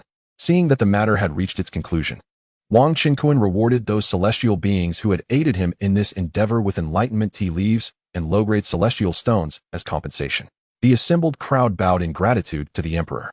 After annihilating the Tianfeng sect and cleansing the remnants, the originally curious onlookers from various realms were left astounded. The once dominant Tianfeng sect, which had roamed the vast Xianhuang universe for eons, had been utterly obliterated in such a manner. Moreover, by assisting the emperor in this eradication, they had garnered an invaluable bounty of celestial resources. Particularly, the display of strength and wealth by Emperor Qinkuan left them in sheer astonishment. Once all matters were settled, Wang Qinkuan boarded a celestial vessel, accompanied by the Empress Lingwan, and set forth to return to the Kunling realm. Chapter 174. Lingwan gives birth. Preparing for ascension back to the Kunling realm, Wang Qinkuan has been cultivating in Yunjing Immortal City for over a decade. 2 years ago, he and the Empress Lingwan welcomed the birth of their son, whom they named Wang Yuntian. Conceiving a child in the realm of immortals is inherently challenging. However, Wang Qinkuan had provided Lingwan with a substantial quantity of the 7th-grade herb, childbearing peach, which significantly enhanced her chances of conception. This precious herb had been in his possession for quite some time. While mortals are almost guaranteed to conceive upon consumption, the probability is somewhat lower for immortals. Nevertheless, Wang Qinkuan had an abundance of those peaches, allowing the empress to partake daily. From the moment of his birth, Wang Yuntian exhibited an extraordinary presence reminiscent of a legendary sovereign, granting Wang Qinkuan an additional 50 points of fortune and enhancing all of his attributes. His fortune value now stands at 569 points, along with a chance for a prize draw. He drew a golden fairy, a pinnacle of the great perfection realm. Known as the Yellow Turban Mighty Man, Wang Yuntian, now a little over 2 years old, is a strikingly handsome boy, his features delicately chiseled, endearing him to all who behold him. Wang Qinkuan's other children have grown as well, yet they remain engrossed in their cultivation, striving to elevate their powers without a thought of starting families. Some of his sons have begun assisting the family overseers, such as Murong Yuyin, Qin Zi, and Wang Jianqing, in managing various family affairs. At this moment, in the Grand Ling Imperial City, Wang Qinkuan and Ling Wan are leisurely strolling through the streets. The empress, adorned in elegant purple attire akin to that of Qin Zi, exudes an air of regal grace and breathtaking beauty, drawing the admiration of all cultivators within the city.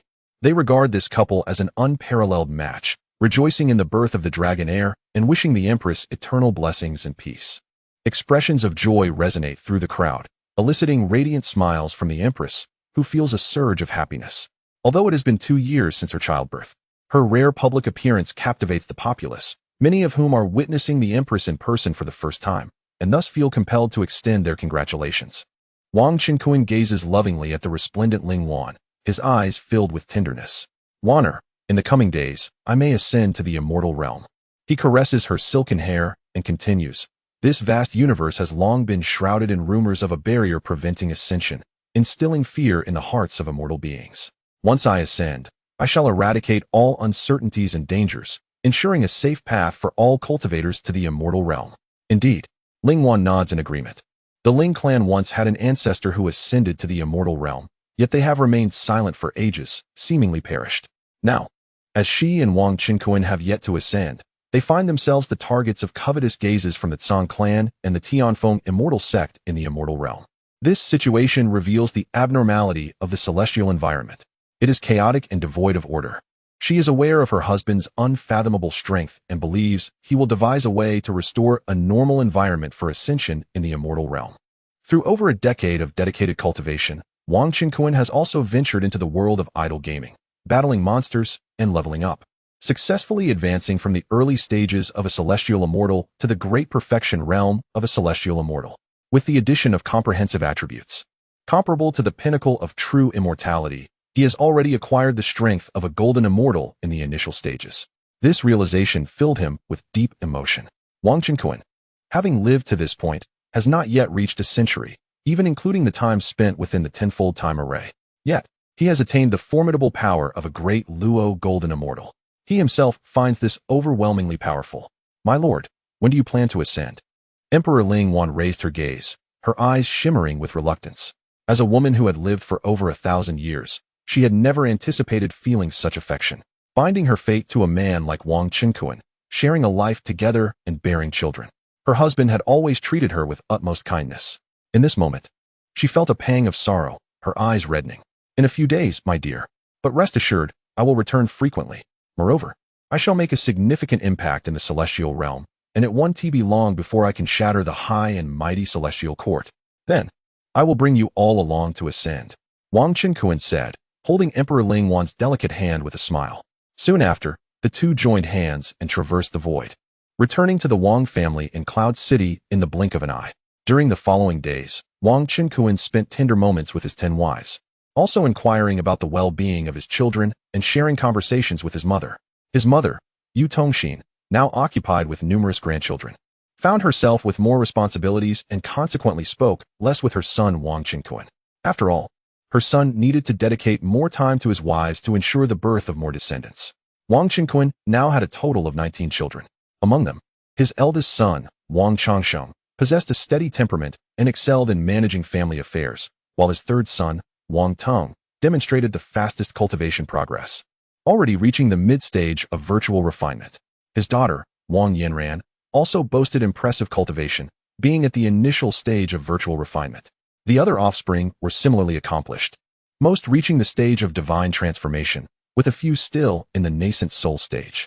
This success was largely attributed to Wang Qinkuan's unwavering provision of resources for his children and the tenfold time array of the Wang family, along with an abundance of rare treasures such as heavenly spirit fruits.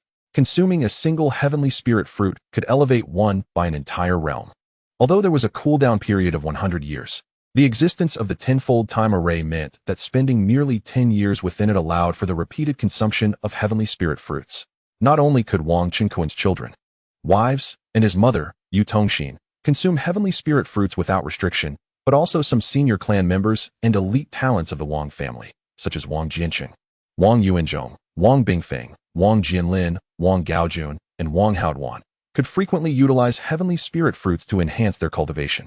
Wang Qinkuan had now entrusted half of the hundreds of thousands of heavenly spirit fruits he had acquired from various realms to Murong Yiyin and Qinzi for safekeeping. This was the reason behind Wang Qinkuan's extensive procurement of heavenly spirit fruits in the past. Additionally, the sons of Murong Yiyin, Wang Yi and Wang Yu, along with the sons of Zhao Ningxiang, Wang Hao and Wang Chong, frequently visited the majestic Jade Peak of the Flying Cloud sect, as it was one of their mother's ancestral homes.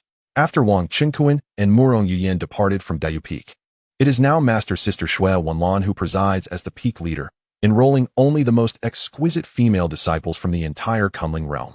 Indeed, Feixia sect is no longer what it once was. With Murong Yuyin's resources, it has ascended to the status of a second-star sect.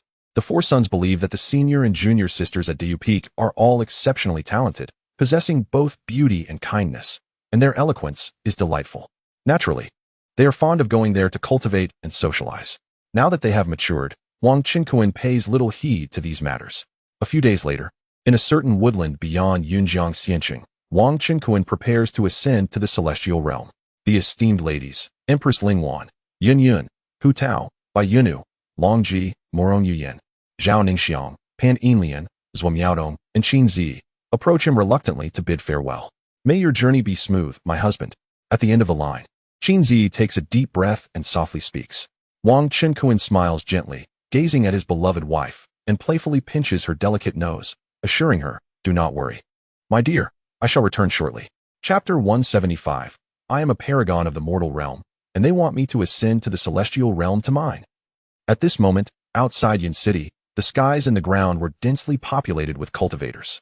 The various esteemed families of Yin City, including the Wang, Yun, Zhao, Qin, and Zhou families, were all present, alongside the ancestral figures of numerous great families from various celestial cities and formidable beings from prominent sections. Countless practitioners from the Kunling realm gathered to witness Wang Chenkuan's ascension to the celestial realm. Even some tribulation-transcending celestial beings from nearby worlds came to witness this grand event. After all, Emperor Chenkuan was the mightiest figure of the mortal realm, and his ascension was a momentous occasion. Would his ascent alter the very fabric of the mortal realm, or even the celestial realm? Many gazes were filled with an inexplicable fervor, engaging in animated discussions. The vicinity of Yunjiangxian City was abuzz with powerful beings, a veritable congregation of the formidable. Numerous robust, tribulation-transcending, and celestial beings had arrived to bear witness. Given the numerous celestial-grade treasures possessed by the Wang family, caution was paramount. To ensure a secure ascension, Wang Chenkuan had made thorough arrangements for his family. Without even mentioning the impenetrable celestial protective barrier that the celestial emperor could not breach, he entrusted his two wives, Qinzi and Murong Yuyan, with a perfected true immortal yellow turban warrior each. Furthermore, he bestowed upon Empress Ling one a perfected profound immortal yellow turban warrior. With these puppets in place, both the Daling and Wang families would remain as steadfast as Mount Tai, impervious to threats. Thus, he felt completely at ease. Boom. Wang Chenkuan fully unleashed the aura of his own laws, no longer resisting the celestial, heavenly Tao's force of acceptance. A formidable golden immortal might radiated from him, enveloping an expansive area of trillions of miles, penetrating beyond the Kunling realm. Countless beings within the Kunling realm trembled in response. Heavens! Is this truly Emperor Chenkuan? How powerful! The terror is boundless. It is astonishing to witness such strength in a single individual. Is the Emperor truly about to ascend? His prowess is fearsome, surpassing even that of true immortals and profound immortals. No wonder he is the legendary Emperor. Seeing him today, we mortals cannot even begin to compare. Countless cultivators gazed at the majestic figure in the sky, their hearts filled with awe.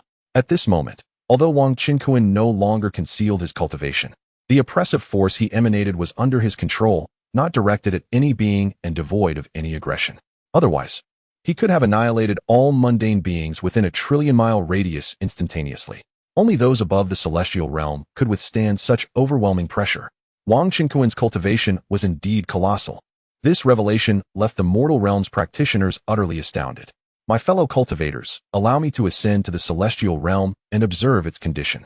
Once the celestial realm is no longer in disarray, I shall convey the news, ensuring your safe ascension as well. Wang Chenkuan's voice resonated through the heavens, echoing far and wide. In that fleeting moment, Wang Chenkuan's voice seemed to transcend space, reaching the ears of every individual in the world, leaving them profoundly shaken. In the sky above, an ancient, imposing portal to the celestial realm descended from the depths of the void, slowly revealing itself over the Kunling realm, radiating a rich aura of celestial energy. The inhabitants of Kunling realm were adorned with expressions of shock and exhilaration. This celestial gateway, summoned by Wang Chenkuan, exerted an irresistible force of attraction upon his body and soul. Haha, at long last, I shall ascend to the heavenly realm. Wang Chenkuan laughed heartily, casting a lingering gaze upon his wife and children below, before transforming into a streak of light and vanishing into the immense celestial portal. With a swift flicker, the portal vanished from sight. In the vast and boundless heavenly realm, within the Xianhuang celestial domain, at the foot of the Sunset Mountain Range in the northwest, a substantial ascension platform spanning thousands of acres was now bustling with numerous powerful beings from the celestial realm. These individuals were elite celestial spirits dispatched by various factions, each exuding formidable strength, all of them masters at the Xianxian stage. In the distance, within a pavilion, sat a formidable golden immortal, deeply immersed in meditation. This individual, Qiu Yeren, a true disciple of the Tianfeng sect, held a prestigious position and had been assigned to guard a remote ascension platform. It is noteworthy that many celestial clans in the vast celestial realm possess only golden immortal level cultivators, or perhaps merely Xian level experts. The fact that a senior golden immortal is stationed at a sparsely populated ascension platform is indeed remarkable. Additionally, the Tsang clan had dispatched 3 formidable half-step golden immortals to oversee the platform. Moreover, a notorious force known as the Rampant Celestial Thieves stationed a half-step golden immortal to maintain a stronghold in the Xianhuang celestial domain. Is Tianfeng's sect out of their minds? Is a remote ascension platform worthy of a golden immortal's attention? And Tsang clan, how come you have 3 half-step golden immortals here? In another part, a burly middle-aged man with a fierce demeanor inquired gruffly of the Tsang clan's half-step golden immortal. This man, named Wei Jinshi, was a junior leader of the Rampant Celestial Thieves. This is the directive from our higher-ups. We are not privy to their intentions.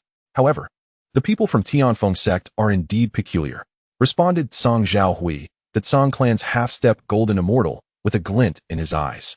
The Tsang clan's deployment of 3 half-step golden immortals was primarily to capture or eliminate the approaching ascendant, Wang Qinkuan. The motives of the Tianfeng sect remained uncertain, yet the Tsang clan had their speculations. After all, the Xianhuang celestial domain boasted over 100 ascension platforms. The number of golden immortals within the Tsang clan was far fewer than that of the Tianfeng sect. Thus, they could only assign 3 half-step golden immortals to this remote platform. Initially, the Rampant Celestial Thieves had dispatched a standard contingent of Xian-level cultivators. But upon observing the Tsang clan and Tianfeng sect's seemingly grave demeanor, they too sent a half-step golden immortal to bolster their presence. The entire territory of the Xin Yellow Immortal Domain has been nearly divided among the 3 dominant forces: the Tianfeng Immortal Sect, the Zhangquang Immortal Thieves, and the Zhangyu Immortal Kingdom. Naturally, these ascension platforms are collectively occupied by the 3 factions. Suddenly, a radiant white light illuminated the ascension platform, and 2 figures appeared. What? The ascension platform of the celestial realm is surrounded by so many formidable celestial beings. Upon their emergence, the 2 individuals scanned their surroundings with vigilant expressions, only to be struck with astonishment. These 2 are a young man in a blue robe and a middle-aged man in a black robe, both of whom are early-stage celestials with unstable auras. It is evident that they have just ascended to the celestial realm from the mortal world. Moreover, the spatial density of the celestial realm is exceptionally resilient, and the gravity is immense. As early-stage celestials, they are still unaccustomed to the new environment and cannot even take flight. They can only wait obediently for the celestial beings to decide their fate. So, they are merely 2 insignificant early-stage celestials. Have you ascended from the Xian Yellow universe? A cold voice inquired from the Tianfeng sect. The 2 groups from the Zhangquang Immortal Thieves and the Tsang clan also turned their gazes towards them, reporting to the esteemed celestials. I am Lung Yuqian from the Xianin universe, the young man in the blue robe responded, recognizing the dire situation. I am Dong Qingji from the Xianyin universe. May I inquire if we may take our leave? The middle-aged man in black, Dong Qingji, cautiously asked. Leave? Is there anything in this world that comes so easily? You ascendants, since you have entered our territory, must serve the 3 great powers, sneered Wei Jingshi, the little leader of the Zhangquang Immortal Thieves. He then addressed the already awake Jin Xian Xiaoyaran of the Tianfeng sect and Tsang Zhaohui of the Tsang clan, saying, Qiuzhenchuan, brother Tsang, the ascendants from the last and the one before that were taken by your factions.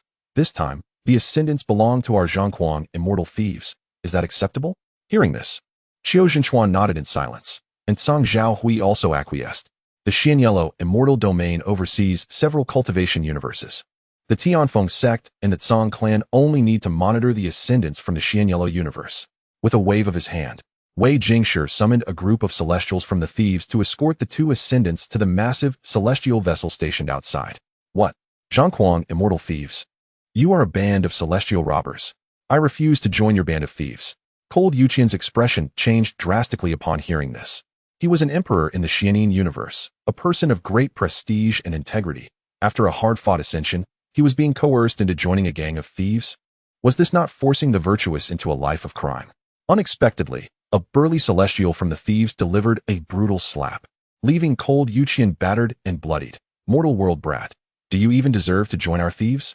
The greatest role of you ascendants is to mine for us, celestial beings.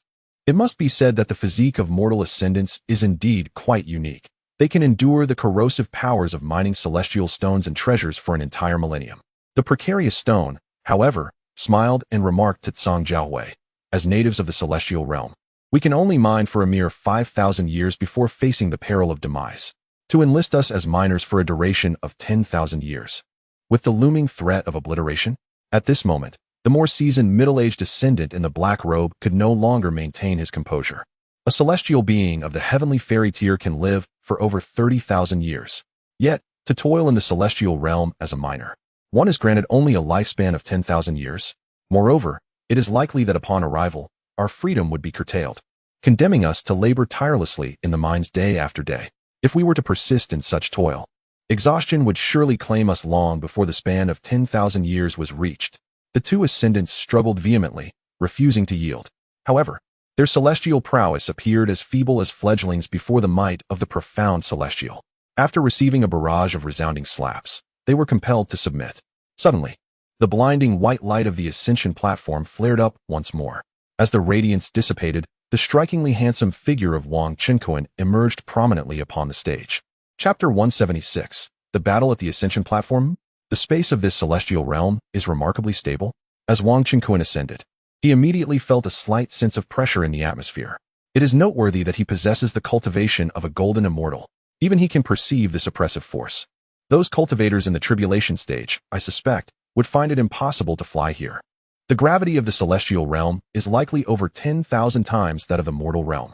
It is probable that lower-tier cultivators below the golden core stage would struggle to stand, or might even be crushed by the very fabric of this celestial space. Whoosh! Wang Chenkuan's gaze swept across the area, only to discover several dozen celestial beings from the celestial realm standing guard. Among them was even a presence at the early golden immortal stage. Observing the figures, Qiu Yaren, early golden immortal, true disciple of the Heavenly Wind sect. Song Jiaowei, half-step golden immortal, scion of the Tsang clan from Tsangyu celestial nation. Wei Jinshi, half-step golden immortal, minor leader of the rampant celestial thieves group. Leng Yuqian, early celestial immortal, ascendant from the Xianbing universe. Goodness, representatives from 3 celestial factions have gathered here to guard an ascension platform. Among them, 2 major factions harbor enmity towards me. Furthermore, there are 2 celestial immortals, battered and bruised, who are ascendants from the Xianbing and Xianyan universes, currently held captive by the celestial beings of the rampant thieves group. It appears that this Xianhuang celestial domain also hosts ascendants from other universes. The name Xianhuang celestial domain was one I heard from the cultivators in the mortal realm during my time below. So soon another ascendant has arrived? A newly ascended youth from the mortal realm? You must be from the Xianhuang universe. Oh, it seems he is. At this moment, all the celestial beings turned their attention towards Wang Chenkuan. Some questioned him, while others even produced a portrait to compare. The main figure has arrived. He is indeed Wang Chenkuan, the peerless prodigy of the Xianhuang universe. Quickly apprehend him, and our mission will be accomplished. The members of the Heavenly Wind sect and the Tsang clan erupted in excitement, for they had been stationed here for many years. If they could capture Wang Chenkuan, their task would be deemed complete. They could return to claim a substantial reward and no longer be burdened with guarding this wretched place. In the past, these ascension platforms only required a single celestial immortal to oversee, leading a team of true immortals for protection. Given that it is nearly impossible for anyone stronger than a true immortal to ascend from the mortal realm, having one celestial immortal in charge was sufficient to maintain order. The members of the rampant celestial thieves group pondered upon this revelation. So the goal of the Tsang clan and the Heavenly Wind sect is to capture this Wang Chenkuan? Who is Wang Chenkuan to incite such fervor from 2 major factions? The minor leader, Wei Jinshi, felt a sense of doubt and discreetly relayed this information back to the higher-ups of the thieves group. The 2 ascendants, who had previously been in despair, now looked at Wang Chenkuan with astonishment. What monumental deeds has this Wang Chenkuan accomplished in the mortal realm to provoke such a formidable response from these celestial powers? However, Wang Chenkuan's presence was rather subdued, his golden immortal cultivation concealed and unassuming. They recognized that Wang Chenkuan appeared formidable, yet they suspected that, like themselves, he would ultimately succumb to the clutches of the 3 factions in the celestial realm. After all, in this locale, the combined might of the 3 celestial factions boasted dozens of profound immortals. Even the ascendant from the frozen universe, Leng Yuqian, shouted a warning to Wang Chenkuan. New brother, flee for your life. The 3 factions here are utterly treacherous. The members of the rampant celestial thieves are intent on dragging us to perilous lands for mining, and the other 2 factions show no intent to intervene. It seems these 3 forces are cut from the same cloth. Upon hearing this, Wang Qinkuan felt a flicker of admiration for the ascendant, replying, "Oh, is that so? You are quite impressive. So, this chaos in the celestial domain is indeed the handiwork of your kind? Yet, this group of celestial natives is hardly sufficient to instill fear in me." Qiu Yiren scoffed derisively. Indeed, it is no surprise that Wang Qinkuan, the unrivaled prodigy of the mortal realm, possesses such courage. How dare you belittle us, the celestial beings of the higher realms? We shall see how resolute you remain in a short while. Wang Qinkuan disregarded the man's taunts, his gaze sweeping across the platform below, causing a collective shiver among all present, a palpable sense of dread. "Have you all come here solely to capture me?" Wang Qinkuan queried with an air of indifference. As his words faded, the powerful members of the Zhang clan and the Tianfeng sect erupted in fury. "Wang Qinkuan, you have slain the direct heir of our Zhang clan, Song Zhaoyu, a heinous crime. You have murdered 2 esteemed elders of the Tianfeng sect and numerous true immortal disciples. You must accompany us." The outcry left the onlookers from the rampant celestial thieves and the 2 ascendants they had subdued utterly astonished. This prodigy from the mortal realm had committed such astonishing deeds even before his ascension. It was no wonder that the 2 factions displayed such fervor. "I know you all seek to capture me. However, should you make a move, it will cost you dearly," Wang Qinkuan retorted with a cold snort, an intense aura of slaughter emanating from him. "Cost us dearly? Huh, what an audacious claim. Who do you think you are to speak so brazenly?" Qiu Yiren, a true disciple of the Tianfeng sect, had never encountered such arrogance before. Not only did Wang Qinkuan disregard him, but he also dared to utter such bold words. Wang Qinkuan's statement incited further rage among the Zhang clan and the remaining members of the Tianfeng sect, prompting them to roar in unison, their overwhelming presence suffused with murderous intent. "Since you seek death, do not blame me," Wang Qinkuan declared coldly, a mid-grade celestial artifact, a bronze celestial axe, manifesting in his grasp. This mid-grade artifact had previously erupted from the vanquished profound immortal creatures in the idol world. He intended to test the might of the axe technique he had recently mastered. Boom! The profound immortals of the Tianfeng sect launched their assault. As boundless laws coalesced in the heavens, each conjuring celestial arts and divine abilities in the void. Like meteors descending, they hurtled towards Wang Qinkuan. Due to the singular presence of Wang Qinkuan, he was insufficient to satisfy the divided interests of 2 opposing factions. Moments ago, Qiu Yiren, the celestial gold immortal of the Heavenly Wind sect, and Zhang Zhaowei of the Zhang clan communicated telepathically, and both parties have reached certain preliminary agreements. The members of the Heavenly Wind sect would take the initiative to act. Furthermore, both factions have dispatched messages back to their respective domains, heralding the arrival of more formidable warriors. Wielding the divine axe of heavenly martial arts, Wang Qinkuan shattered numerous celestial attacks, ascending into the skies. Brandishing a colossal bronze axe that radiated boundless azure brilliance, axes of light danced and intertwined in a high-velocity spiral, cleaving toward the advancing Xianxian strongmen. This divine axe of heavenly martial arts is a 13th-level axe technique, featuring a singular strike, which Wang Qinkuan acquired after defeating a creature at the initial stage of the golden immortal realm. Boom, boom, boom. A series of thunderous roars resounded across the expanse as the axe shadows Wang Qinkuan unleashed tore through the robust fabric of the celestial realm. Blood sprayed forth as the Xianxian attackers, one after another, were cleaved in twain beneath the might of his axe, their bodies erupting in violent explosions, their very souls extinguished. Chunks of flesh fell like hailstones, crashing upon the mountain ranges below. "Damn it! This child possesses formidable strength, likely rivaling my own. Song Zhaowei, Wei Jinshi, let us unite the 3 great factions. Rest assured, the Heavenly Wind sect will compensate generously afterward." Observing the carnage, Qiu Yiren's pupils constricted. Even he was astonished that he could not single-handedly slay so many Zhuangxians amidst the onslaught. He hastily called out to the remaining members of the other 2 factions. The Zhang clan, whose original objective was to eliminate Wang Qinkuan, naturally agreed to this alliance. The rampant celestial thieves, having exploited ascendants from the lower realms for countless years, were akin to the Zhang clan and the Heavenly Wind sect, even employing more ruthless and unscrupulous methods. Unlike the Heavenly Wind sect and Zhang clan, who considered themselves righteous forces and would not condemn ascendants to labor until death, they would grant freedom and offer opportunities to become a servant disciple or a citizen after a certain amount of labor, albeit under stringent conditions, as it would require a minimum of 30% of the ascendants to work until death to meet those demands. In stark contrast, the celestial thieves showed no such restraint. Once an ascendant fell into their clutches, escape was nearly impossible. Thus, the rampant celestial thieves could not tolerate the emergence of a peerless prodigy from the lower realms who might ascend to become an immortal emperor, for such a being would spell great trouble for them in the future. Moreover, the three great factions, as entrenched rulers of the Xianhuang immortal domain, had always maintained a tacit understanding and cooperation in certain matters. Consequently, all factions directed their efforts against Wang Qinkuan. Even the two previous ascendants were bound by the celestial thieves and discarded at a certain location. In the high heavens, Qiu Yiren, the celestial gold immortal of the heavenly wind sect, unleashed his assault with audacity. Great expansion, divine fist.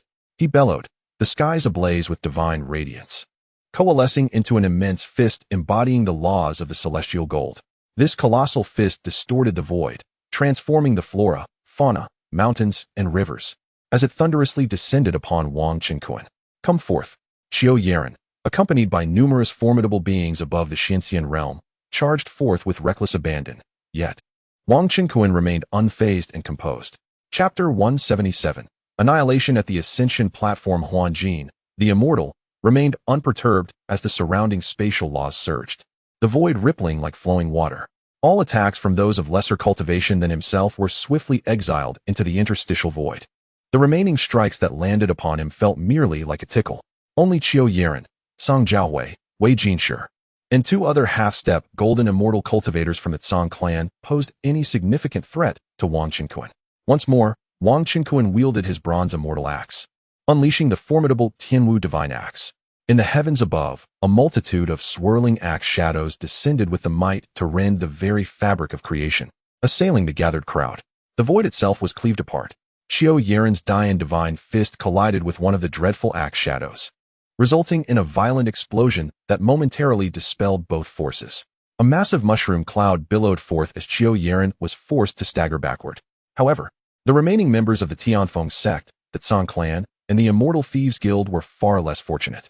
Aside from Song Jiaowei, Wei Jinshi, and the two half-step golden immortals, the remaining Xian immortals among the three factions were brutally dismembered, their essences extinguished. What? They are all dead. Witnessing the grim fate of the Tianfeng sect and the other factions, Qiu Yiren's expression darkened. He had not anticipated Wang Qinkuan's strength to be so terrifying. In the midst of battle, a single axe shadow had claimed the lives of numerous Xian immortals.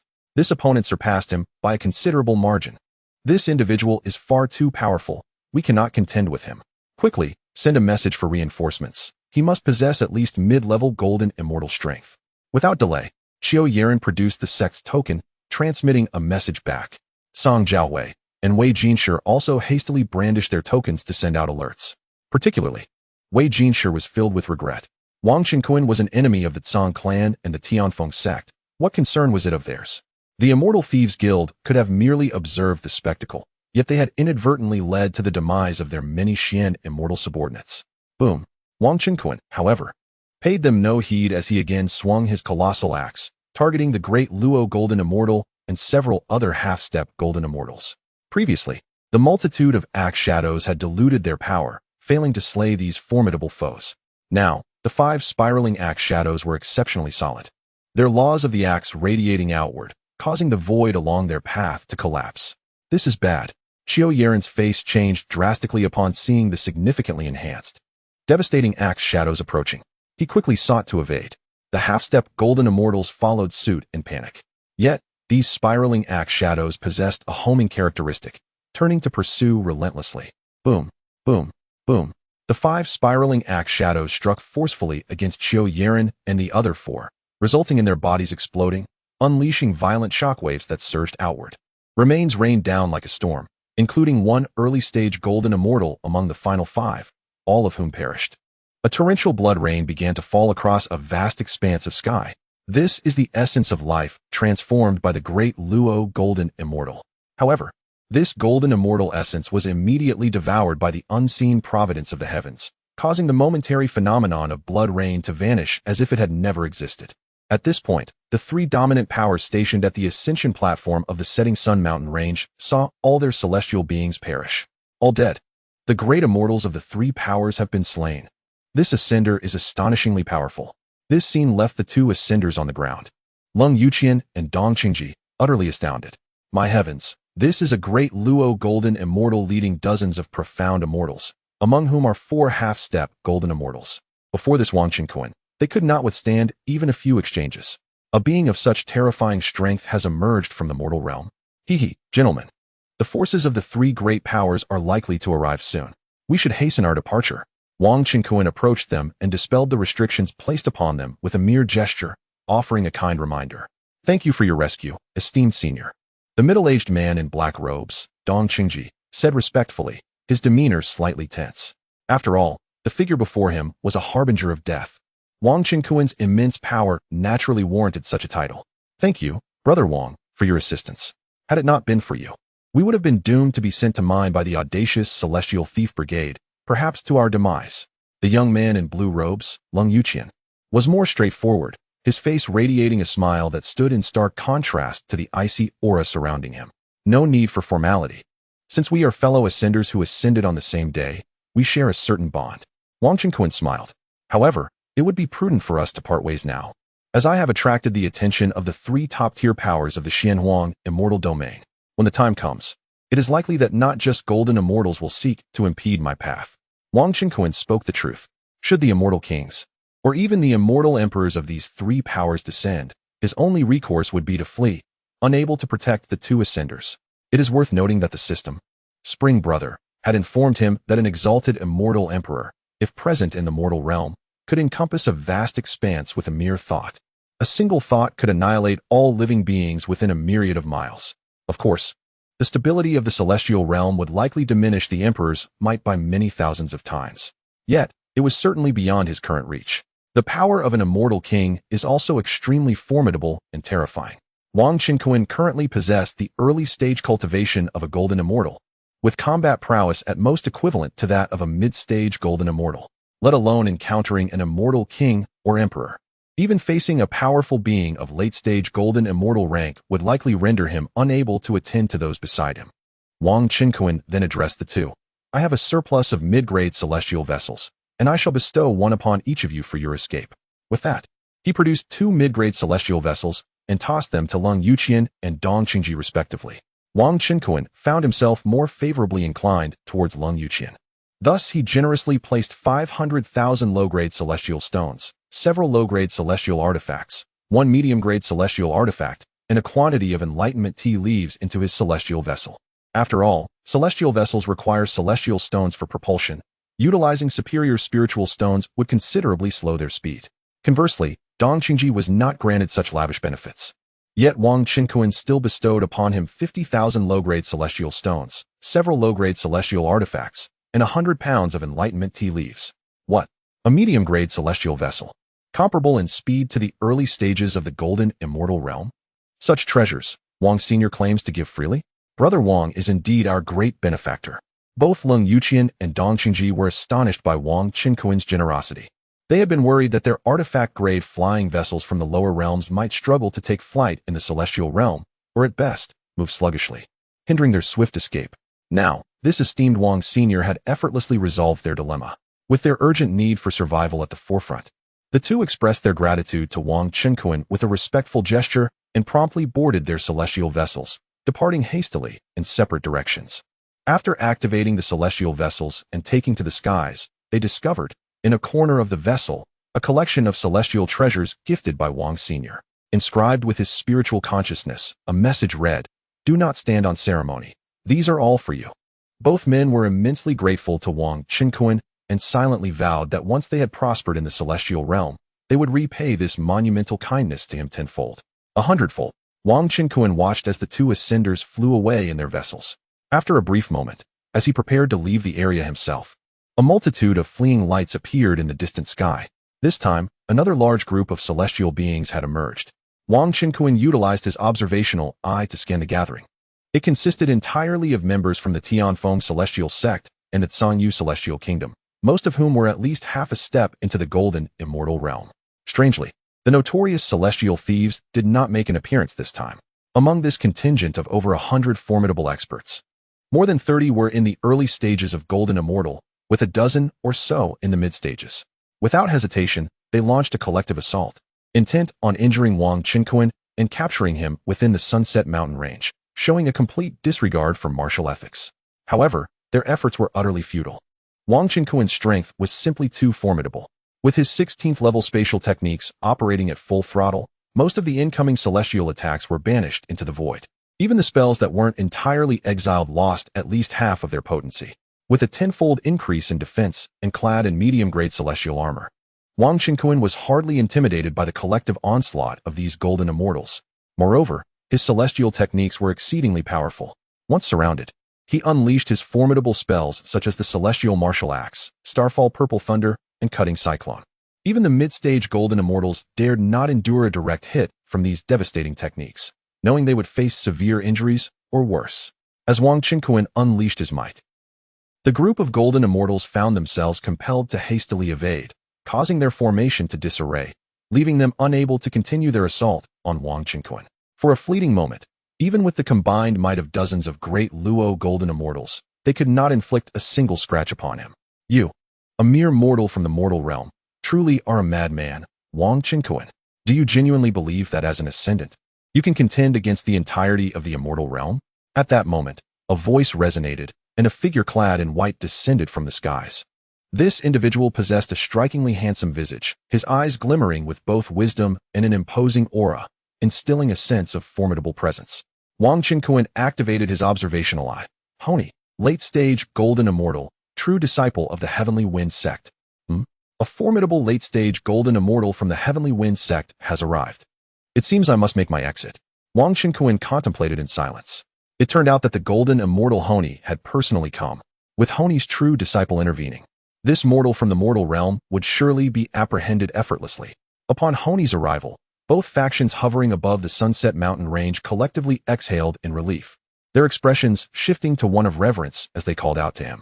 Honi, a prodigious disciple listed on the heavenly rankings of the Heavenly Wind sect, was also a disciple of an immortal king, thus holding an extraordinarily esteemed status.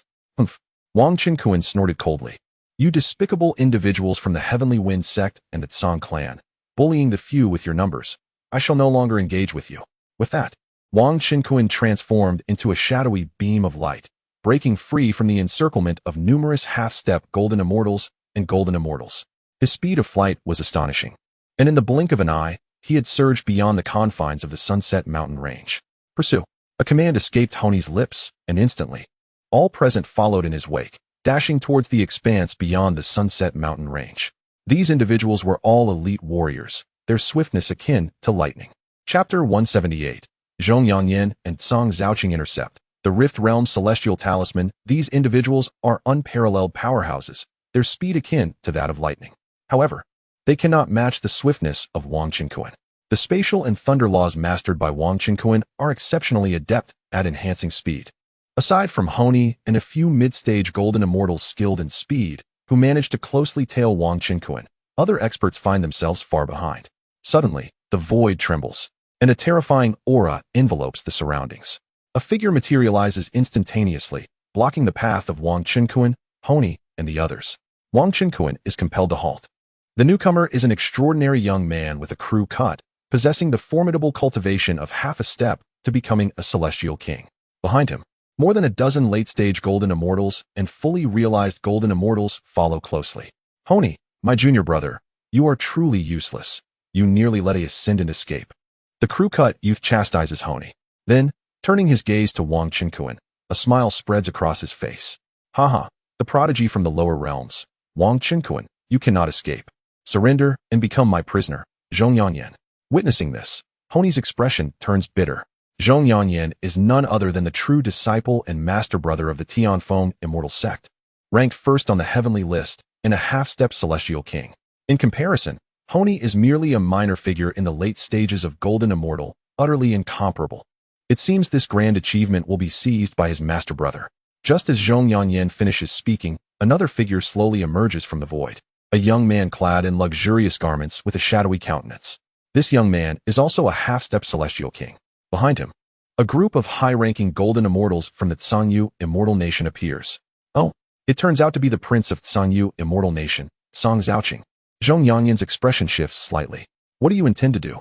In the celestial realm, the prince of a nation is merely a junior member of an immortal clan, yet still bears significant weight. Song Zhaoqing chuckles. This fellow, Wang Qinkuan, killed my brother Song Zhaoyu. I would relish the opportunity to flay him alive. Since he has already fallen into our hands, and this location is closer to my Tsang clan, why not take him to my family for questioning by my father? The Tsangyu Immortal Emperor? To be frank, the actions of Tianfeng Immortal Sect against the prodigy Wang Qinkuan from the lower realms have not gone unnoticed by the Tsang clan. They do not believe that the Tianfeng sect's motives are solely to eliminate Wang Qinkuan. Particularly, the Tsangyu Immortal Emperor has grown suspicious and instructed his son, Song Zhaoqing, to capture Wang Qinkuan and bring him back for interrogation. Young Master Tsang, we are acting under the decree of the Tianfeng Immortal Emperor. Zhong Yanyan furrows his brow. Acting under a decree? Song Zhaoqing's cold smile was evident. It was clear that your Tianfeng sect wished to monopolize the secrets behind Wang Qinkuan's rise. Do you truly believe that my Tsang clan is a fool? With a flick of his sleeve, he proposed, today, how about a collaboration between my Tsang clan and your Tianfeng sect? First, let us take the individual to my immortal kingdom. With numerous immortal emperors among you, 2 of your esteemed immortal emperors can join my father, the immortal emperor Tsangyu, to interrogate this rogue and share the secrets. Upon hearing this, Zhong Yanyan's heart jolted. Collaboration? Although the relationship between the Tianfeng sect and the Tsang clan was not particularly poor, it was customary for them to engage in skirmishes and conflicts below the surface. Moreover, had the Xianhuang Immortal Domain not harbored another formidable force, the audacious Immortal Thief Group, the Tianfeng sect would likely have already acted to obliterate the Tsangyu Immortal Kingdom. The 3 major forces had, to a certain extent, established a precarious balance, preventing an all-out war. Yet, now that Tsang clan's young master, Song Zhaoqing, was willing to collaborate, could it be that the Tsang clan had discerned something? The higher-ups of the Tsang clan were certainly not naive. They recognized the Tianfeng sect's significant investment in capturing Wang Qinkuan, deploying such a considerable force. Naturally, they speculated that Wang Qinkuan must possess some grand secret. Thus, they dispatched young Master Song Zhaoqing, accompanied by a multitude of golden immortals, to apprehend Wang Qinkuan. Indeed, these 2 factions held me in high regard to mobilize such strength. Wang Qinkuan's gaze turned icy, and he felt somewhat speechless. Clearly, he harbored no great fortune or profound secret. The system could not be taken by others. With only one true self, how could you both divide me so easily? It would be more prudent for your respective golden immortals to engage in a bout first, and then determine my fate. Wang Qinkuan jested at Song Zhaoqing and Zhong Yanyan. Arrogance. A mere mortal from the lower realms dares to sow discord between our 2 great factions? Seeking death. Both Zhong Yanyan and Song Zhaoqing were incensed. This time, the overall strength of the Tianfeng sect's team tasked with capturing Wang Qinkuan was comparable to that of the Tsang clan.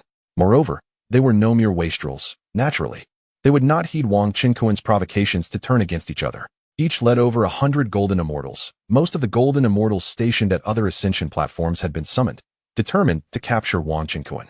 Such a lavish assembly, if it failed to subdue a mere Wang Qinkuan, would surely invite ridicule from the myriad realms of the immortal world. Currently, Zhong Yanyan was primarily contemplating whether to accept Song Zhaoqing's proposal for cooperation with the Tsang clan, merely to share secrets. However, he needed to consult the Tianfeng Immortal Emperor before making a decision. With this thought, Zhong Yanyan retrieved a token and sent a message to his master, the Tianfeng Immortal Emperor. Observing this, Song Zhaoqing's gaze flickered. If he were to establish this collaboration with the Tianfeng sect, it would significantly elevate his standing within the Tsang clan, ensuring that even the younger generation and the elders would be compelled to respect him. Wang Qinkuan noted that neither faction was easily deceived, and he could not help but feel a tinge of regret. In his grasp, a mysterious, rift-opening celestial talisman emanated an aura steeped in the laws of space, poised to activate it for a random teleportation. Leaving the 2 formidable factions before him, the Tsang clan and the Tianfeng sect, dumbfounded. This rift-opening talisman was a new item that had appeared in the system's marketplace during his recent breakthrough to the celestial immortal stage. Rift-opening celestial talisman, requiring 5 points of fortune, it could tear through the fabric of reality, traversing the profound void, allowing for a random displacement of myriad miles. Wang Qinkuan had exchanged for 4 of these talismans, leaving him with 549 points of fortune. Upon witnessing Wang Qinkuan produce the enigmatic talisman, Zhong Yanyan and Song Zhaoqing, along with others, were struck with apprehension. Despite their unfamiliarity with the talisman, they were prepared to act swiftly to prevent Wang Qinkuan from utilizing it. However, at that moment, a resounding roar echoed from the heavens, accompanied by a violent tremor. Swiftly, Over 100 powerful golden immortals descended from all directions. The strongest among them was a formidable figure, a half-step immortal king. To Wang Qinkuan's surprise, it was the golden immortals of the Zhongquang Celestial Thief Guild who had arrived. Realizing this, he declared, "I shall not intrude upon your gathering. Farewell." Wang Qinkuan hastily infused his celestial essence into the talisman, instantly activating it. The void before him erupted with a thunderous roar as a colossal rift was torn open. "Ha! My esteemed friends, I shall take my leave." He was enveloped in the talisman's celestial light and plunged into the depths of the void, vanishing in an instant. Damn it! He activated a supreme treasure that traverses the void. Song Zhaoqing and Zhong Yanyan's faces turned ashen at this sight. In their expansive divine consciousness, Wang Qinkuan's presence had vanished completely. Such a talisman capable of crossing the void was extraordinarily rare, and they had not anticipated that Wang Qinkuan would possess one. Despite the overwhelming number of golden immortals from both factions and the Celestial Thief Guild, Wang Qinkuan had still managed to escape. Zhong Yanyan and Song Zhaoqing glared furiously at the Celestial Thief Guild, blaming their appearance for the distraction that had prevented them from focusing entirely on Wang Qinkuan and stopping him from activating the talisman. Meanwhile, the numerous golden immortals of the Celestial Thief Guild stood bewildered, unable to believe that the prodigy from the mortal realm, Wang Qinkuan, had escaped right before their eyes. He should not be able to leave the Xianhuang immortal domain. Immediately commence a search in every direction. Dig 3 feet into the ground. No matter where he flees, he must be captured. The members of the Tianfeng sect and the Tsang clan disregarded the Celestial Thief Guild and sprang into action. Approximately 10 million miles away, at the juncture of the Xianhuang immortal domain and the Tianluo immortal domain, within the confines of the cloud-sealing sea, on Divine Dream Island. Buzz! The void trembled. At this moment, Wang Qinkuan emerged from a certain point in the void. With a sigh of relief, he remarked, "Phew, the depths of the celestial realm can be quite stifling. Fortunately, I possess the rift-opening celestial talisman. Otherwise, under the encirclement of so many golden immortals from the 3 factions, I would have had no choice but to teleport to a safe haven and lay low for a while. Indeed, it is a celestial talisman produced by the system. One wonders how far it has transported me. What manner of place is this?" Contemplating this, Wang Qinkuan surveyed his surroundings. At this very moment, he found himself hovering above a vast celestial island, one so grand it could rival an entire continent. This island floated majestically above the boundless, nebulous expanse of the ocean. Chapter 179. The Dream Island of Divine Spirit's Spring Brother. What kind of celestial island is this? What realm of the celestial world does it belong to? Wang Qinkuan inquired of the system. He stood at the edge of this ethereal isle. Since his ascension, the system's capabilities had significantly enhanced, enabling it to scan the conditions of the world before him. It was always prudent to consult the system when in doubt. Returning to the host.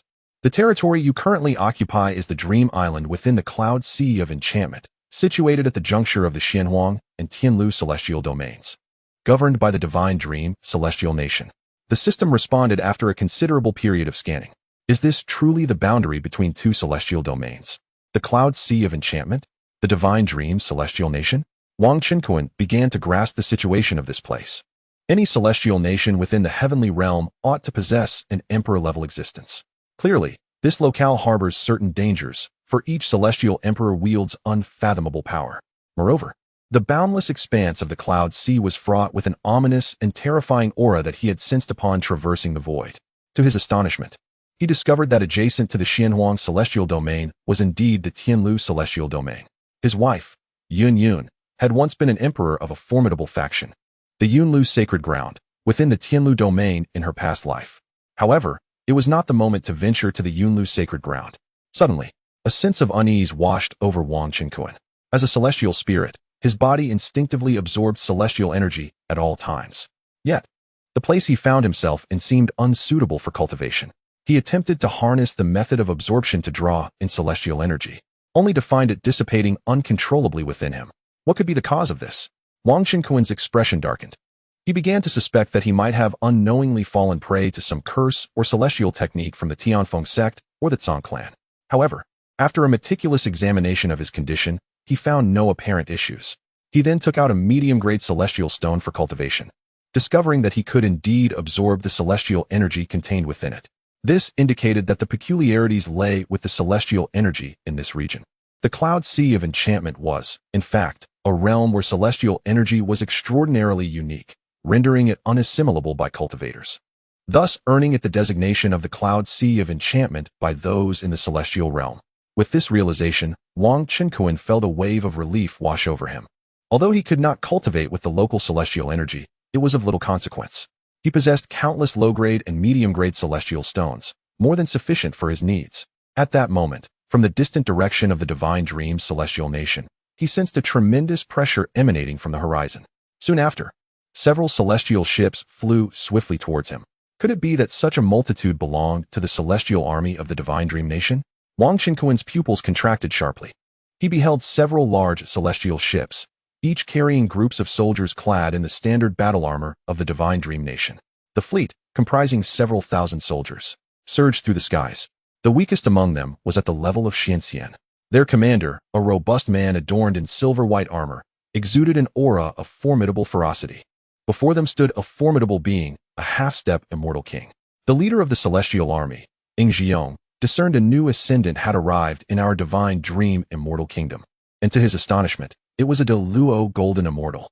Upon sensing the newcomer, he noted the absence of excessive celestial aura surrounding him, alongside his initial cultivation of a Deluo golden immortal, which instantly ignited a spark of interest in his eyes. He approached Wang Chinkuan with his entourage. Young brother, are you an ascendant? Are you aware of the rules here? To ascend to the territory of our Divine Dream immortal kingdom, one must toil in the mines for 100 years before being allowed to join us. Ing Jiong's gaze was imbued with authority. The celestial army patrolled the entirety of the celestial island, which boasted over 10 ascension platforms. Originally, Divine Dream Island had no affiliations with the mortal realms. However, the nearby Tianluo Immortal Domain and Xianhuang Immortal Domain, which govern over 20 mortal universe ascendants, also present a probability for ascension to this land.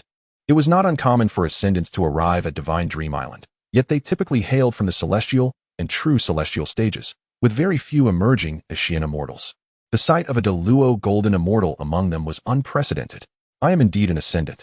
Oh, so if I work in your mines for 100 years, I can join the Divine Dream immortal kingdom? That condition seems rather generous, but I must decline. Wang Chinkuan's response was met with surprise.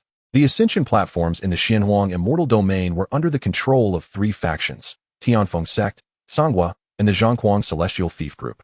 Ascendants to the Xianhuang immortal domain often faced dire fates, compelled to labor in the mines for 10,000 years, or at least several thousand. Yet here, in Divine Dream Island, it was merely a century? Such treatment was indeed comparatively benevolent towards ascendants. Naturally, he had no intention of mining. Such a notion was utterly inconceivable to him. Decline? You young lad, since you have ascended to the realm of the Divine Dream immortal kingdom, you must adhere to our nation's laws. Ing Jiong had not anticipated that Wang Chinkuan would reject his proposal so outrightly, and his tone turned stern. In the neighboring Xianhuang immortal domain, ascendants are condemned to mine for 10,000 years. Those from the Tianluo immortal domain must labor for 1,000 years. Of course, like our Divine Dream Island, ascendants do reap benefits from their mining. Only the factions in Xianhuang immortal domain are notoriously unscrupulous, offering no compensation for their labor. He expounded earnestly. It is not an exaggeration to say that all ascendants in the celestial realm are subject to mining. Most celestial domains require 1,000 years of labor, with only a few, like the Xianhuang immortal domain, being as oppressive as they are, while such benevolent entities as our Divine Dream Island are exceedingly rare. If you wish to become a citizen of our immortal kingdom, you must mine.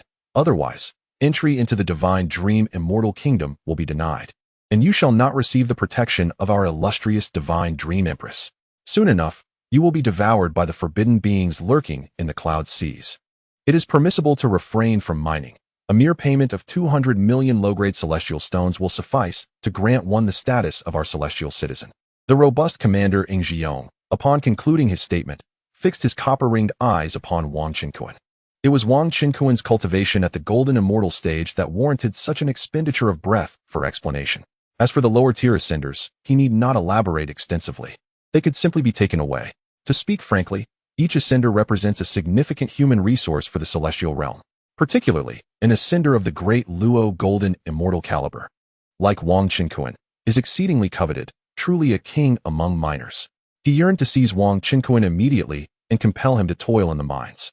However, Their esteemed celestial empress of dream emphasized the importance of respecting prodigies, having issued a decree that ascenders above the mystic immortal stage must be treated with utmost reverence. And no coercive measures are permissible.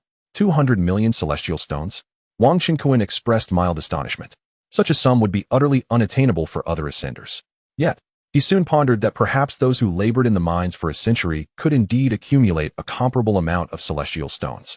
He hesitated, contemplating whether to relinquish the 200 million low-grade celestial stones and join the celestial kingdom of dream. After all, he was not lacking in wealth. Are you intimidated by this exorbitant sum? Allow me to enlighten you. After a century of mining, particularly for a golden immortal, the celestial stones earned would far exceed this amount. The commander of the celestial army asserted. Indeed, once you enter the territory of the celestial kingdom of dream, you must abide by our regulations. Otherwise, we shall have no choice but to subdue you and send you to the mines. Surrounding them, the other warriors of the celestial kingdom of dream began to clamor. Most of these celestial soldiers were mystic immortals, with a sprinkling of golden immortals among them. Each displayed a deliberately fierce countenance, yet none bore any malice. They did not encircle him, suggesting that if Wang Qinkuan chose not to acquiesce, they would not forcibly take him away. Unbeknownst to Wang Qinkuan, this leniency stemmed from his elevated cultivation level. The celestial empress held prodigious ascenders in high regard. Ascenders are, after all, the elite of the mortal realm. When such prodigies ascend, they become extraordinary figures within the celestial domain. At this moment, however, Wang Qinkuan felt a spark of curiosity, eager to discover what the so-called mines entailed and what terrors they might conceal. Young man, have you yet to make a decision? Then do not blame us if we resort to subduing you on the spot and escorting you to the mines. The burly commander Ing Jiong scratched his nose and unleashed a formidable pressure. Yes, my lord. Instantly, numerous warriors from the celestial kingdom of dream cracked their knuckles, poised to pounce upon Wang Qinkuan. Witnessing this, he could only smile wryly. The performance of these celestial soldiers was patently amateurish. Very well. I shall indeed visit your celestial realm's so-called mines. Wang Qinkuan ultimately acquiesced. Soon, a celestial vessel soared into the sky. Wang Qinkuan stepped aboard this vessel, accompanied by a dozen or so ascenders, as they were whisked away to the mines. Chapter 180. The azure-robed maiden of dreaming sea town. The constrained sea of clouds, far from being a mere expanse of mist, resembles the vast and boundless oceans of the mortal realm. It can be envisioned as a formidable current forged from the endless condensation of fog and vapor. This treacherous sea is a life-threatening zone within the celestial realm. Fraught with peril, it is said that even a great Luo golden immortal would face grave danger should they fall within its depths. Indeed, even celestial kings and emperors must tread carefully, as a moment's inattention could lead to their demise. For beings beneath the golden immortal tier, survival is nearly impossible. After Wang Qinkuan and the others departed, the waves surged and roared. A delicate figure emerged silently upon this tumultuous sea, a woman clad in an azure robe, possessing an ethereal beauty that surpassed all. Her visage was enchanting, her figure graceful, her skin as pure as snow, and her presence as striking as a breathtaking painting come to life. Humph! The commander of the celestial forces, Ing Jiong, remains incorrigible, daring to threaten the ascendants once more? She mused, her brows knitting in concern. Yet, a smile soon graced her lips. Among this batch of ascendants, there exists a paragon of the great Luo golden immortal? How intriguing! She murmured softly, a smile blossoming at the corners of her mouth. At last, my dreaming sea kingdom welcomes fresh blood. With a swift motion, she traversed the waves like a divine maiden descending from the heavens, heading directly towards Dreaming Island. The Dreaming Sea Kingdom stands as one of the most formidable celestial nations within the vast expanse of the heavenly realm, encompassing not merely the entirety of Dreaming Island, but extending over 1,000,000 miles. Though merely an island, its size dwarfs that of the entire Kunling realm by several folds. Within its bounds, celestial mountains rise majestically, and perilous peaks loom high. Towering ancient trees and lush celestial herbs flourish abundantly. The island teems with an innumerable array of life. The entire kingdom boasts numerous grand celestial cities and towns, among which Dreaming Mine Town holds particular significance. The mines of Dreaming Mine Town are situated at the forefront of the town, attracting a staggering number of ascendant miners and miscellaneous celestial citizens year-round. They are tasked with excavating celestial stones, various celestial metals, and harvesting mineral spirit herbs. The reason the Dreaming Sea Kingdom enlists these ascendants for mining lies not only in their enhanced physiques, tempered by the celestial power of the heavenly Tao during their ascension. which allows them to resist certain otherworldly forces emanating from the mines. It is also customary for them to mine to earn their status as celestial citizens and accrue resources in the form of celestial stones. This practice is prevalent among the various factions throughout the celestial realm. Compared to others, the Dreaming Sea Kingdom is considered particularly welcoming to ascendants. These ascendants, having spent merely a century in the mines, face no imminent threat to their lives. Even those who have already joined the kingdom and become celestial citizens, along with some indigenous beings lacking any cultivation skills, eagerly engage in mining. In this regard, ascendants possess a significant advantage, as the ascendants dwell within the mines. They are capable of withstanding half of the encroaching anomalous powers, whereas the indigenous beings of the celestial realm can fully endure such forces. The ethereal energies emanating from these mines, when absorbed over prolonged periods by cultivators, can directly impact their lifespan and cultivation. However, working as miners in the Divine Dream Celestial Kingdom is an immensely lucrative profession, naturally attracting numerous native celestial beings eager to toil here. With a thunderous roar, a grand celestial vessel arrived at this mining town of Divine Dream. Wang Qinkuan, accompanied by a group of miners from the Divine Dream Celestial Kingdom, entered the bustling town. This celestial vessel not only carried Wang Qinkuan and a dozen other ascendants, but also a multitude of indigenous celestial miners from within the borders of the Divine Dream Celestial Kingdom. Through engaging conversations with these native miners, Wang Qinkuan and his fellow ascendants gleaned a wealth of information regarding the kingdom and the mines. They were escorted down to the mining town by celestial soldiers, while Commander Ing Jiong proceeded to liaise with another commander stationed at this town. Wang Qinkuan surveyed the bustling scene, witnessing countless celestial miners fervently preparing to commence their work. Indeed, the mining town of the celestial realm bears little resemblance to the mundane world. Wang Qinkuan nodded in quiet acknowledgement. In the distance, amidst the ethereal light, he beheld an immense celestial mountain suspended in the air, radiating resplendent brilliance. Celestial mists swirled and hues of dawn filled the surroundings.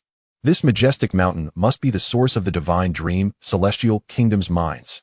Within the mountain, a subtle yet profound force of arcane rules was discernible, rumored to be the energy magnetic field formed by the very essence of heaven and earth. The enigmatic magnetic field exuding from the mines, when lingered within for extended durations, would gradually diminish a cultivator's lifespan and weaken their cultivation, particularly for those who have yet to attain celestial status. The rate at which their lifespan dwindles and cultivation deteriorates would be markedly accelerated. Hence, it is rare to find mortal miners below the celestial immortal stage in such ethereal mines. Even cultivators at the tribulation stage, should they venture into the mines, would likely find their lifespan exhausted and succumb to death within merely a few years. Moreover, the geological layers of the celestial mines are exceptionally resilient. Cultivators at the tribulation stage wielding their celestial picks would find their strength insufficient for the arduous task of mining, as it demands an immense amount of celestial essence, allowing them to strike only a handful of times in a single day.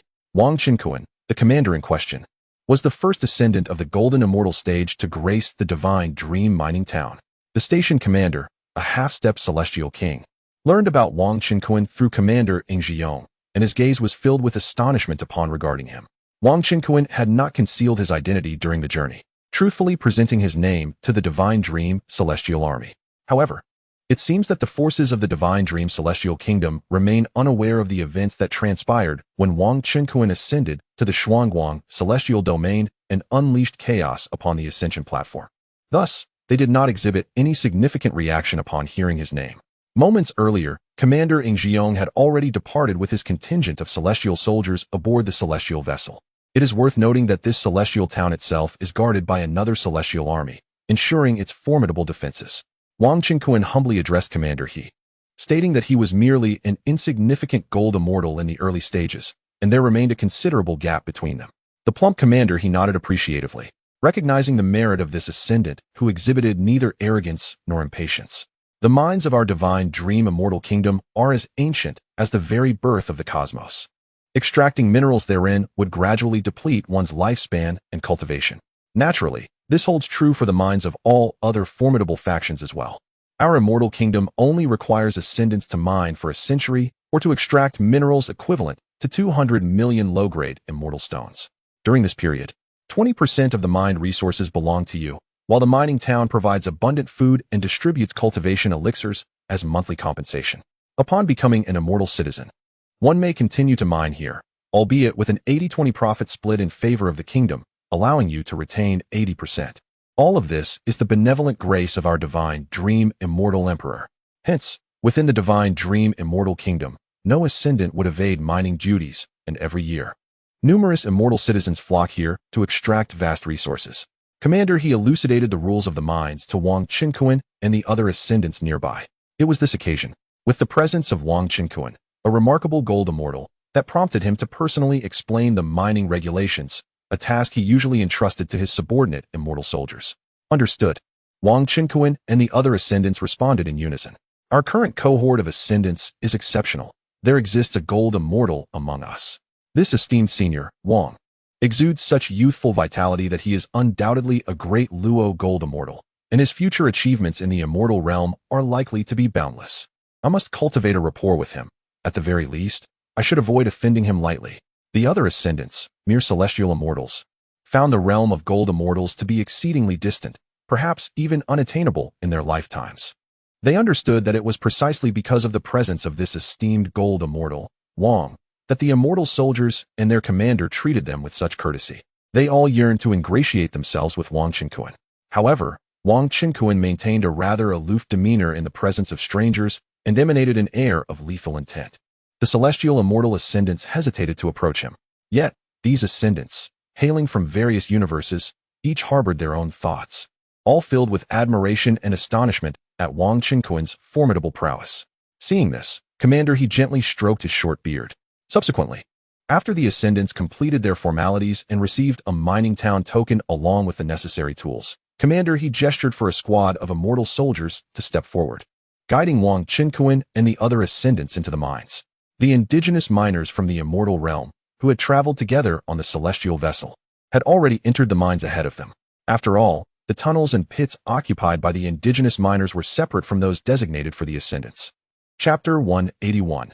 Excavating with Stamina. The captain of the celestial soldiers in all leading the group was a youthful captain of the celestial soldiers, Yu Ji, whose appearance was unremarkable, yet bore the extraordinary cultivation of a late golden immortal. Brother Wang and esteemed companions, let us be off, Captain Yu Ji declared. Upon finishing his words, he guided a cadre of celestial soldiers, urging the ascenders to ascend towards the mine. Wang Qinkuan and the other ascenders hastily followed the celestial soldiers as they soared towards the mine. Newly ascended celestial immortals initially struggled to adapt to the gravitational forces of the celestial realm, rendering them incapable of flight. However, being celestial immortals, they would soon acclimate within a few hours and would be able to fly, albeit at a leisurely pace. As the group journeyed towards the mine, Captain Yu Ji introduced himself, sharing that he too was an ascender who had spent a century mining celestial or before joining the Divine Dream Celestial Army, gradually cultivating to the golden immortal realm. The lifespan of a great Luo golden immortal is approximately 1 million years. Coupled with the constitution of an ascender, they could withstand a portion of the mine's peculiar magnetic field's encroachment. Losing a bit of lifespan was negligible in the grand scheme of things. Thus, Captain Yu Ji continued to serve as the captain of the celestial soldiers in this mining town, earning resources for cultivation. Moreover, the magnetic field of the mine did not extend far, allowing the town to be constructed outside its influence, ensuring that residing and engaging in activities within the town did not adversely affect their lifespan or cultivation. Captain Yu Ji also held a managerial position in a particular mining area, with Commander He as his direct superior. He was now set to lead Wang Qinkuan and the others to the mining district under his supervision. Soon, Wang Qinkuan and his companions entered the vast interior of the mine, comparable in size to a mortal realm. Suddenly, the terrifying magnetic field of the mine enveloped them. This magnetic field was formidable and peculiar. I sense my vitality gradually waning. Moreover, my cultivation seems to be inexplicably diminishing. The ascenders were momentarily shaken, their expressions slightly pallid, as if something of immense value was being inexorably stripped away from them. Fortunately, this depletion occurred gradually. They merely needed to endure living here for a century and would still gain some rewards. The plight of ascenders from other celestial realms was far worse, for they would need to mine for a millennium or even 10 millennia. Wang Qinkuan also felt this sensation of waning lifespan and cultivation. This feeling starkly contrasted with the comfort he experienced while fighting monsters in the grinding world to gain experience. Nevertheless, it was a matter of enduring. Dear friends, once you adapt, all will be well. I have grown accustomed to this place. Captain Yuji chuckled, waiting for the ascenders to acclimate before urging them onward. The group traversed a spacious passage, delving deeper into the mine. This main tunnel extended over 10 million miles, with walls constructed of heavy, solid ore. Inside the tunnel, a network of intersecting shafts sprawled in all directions. As they advanced, the winding paths of the mine twisted and turned, resembling a labyrinth. In certain mining areas, a rich aura of ethereal essence permeates the surroundings, indicating the presence of celestial stones, celestial gold, and celestial iron among other precious minerals. The sound of pickaxes ringing and thudding fills the air as miners diligently toil within the tunnels. Upon the arrival of the celestial soldiers escorting Wang Qinquan and his group, some paused to observe, while many continued their relentless work. Indeed, this vein of, or is a naturally occurring celestial mine. Wang Qinquan could not help but express his awe. Having never visited any mine in the celestial realm, everything here struck him as extraordinarily novel. In truth, he had never mined even in the mortal realm. Captain Yuji responded with a warm smile. Of course, this is the mine of our divine dream celestial nation, and thus, it is abundant in celestial veins. Wang Qinquan nodded, noticing that within those tunnels, some sturdy formations were established, likely to prevent collapses. The intricate network of tunnels was complex. The other dozen or so ascendants of the heavenly immortal stage had already been escorted by the celestial soldiers under Captain Yuji into some peripheral mining areas. As a great Luo golden immortal, Wang Qinquan was exempt from the outer mining zones. Captain Yuji personally guided him deeper into the mine. Soon, they traversed the tunnels and arrived at a vast open expanse. This area rose over 3,000 meters high and spanned approximately 10,000 acres. At the center of this square area lay several colossal mining tunnels. This is the section where you shall mine, Brother Wang. Captain Yuji indicated toward one of the immense tunnels. He further advised, miners typically engage in long-term work relying solely on physical strength, without utilizing their celestial energy. Overexertion of celestial energy would outpace their cultivation speed. Moreover, in the mining area, the celestial energy is restricted, even if one were to employ their cultivation. The effectiveness would be less than 1% of that outside.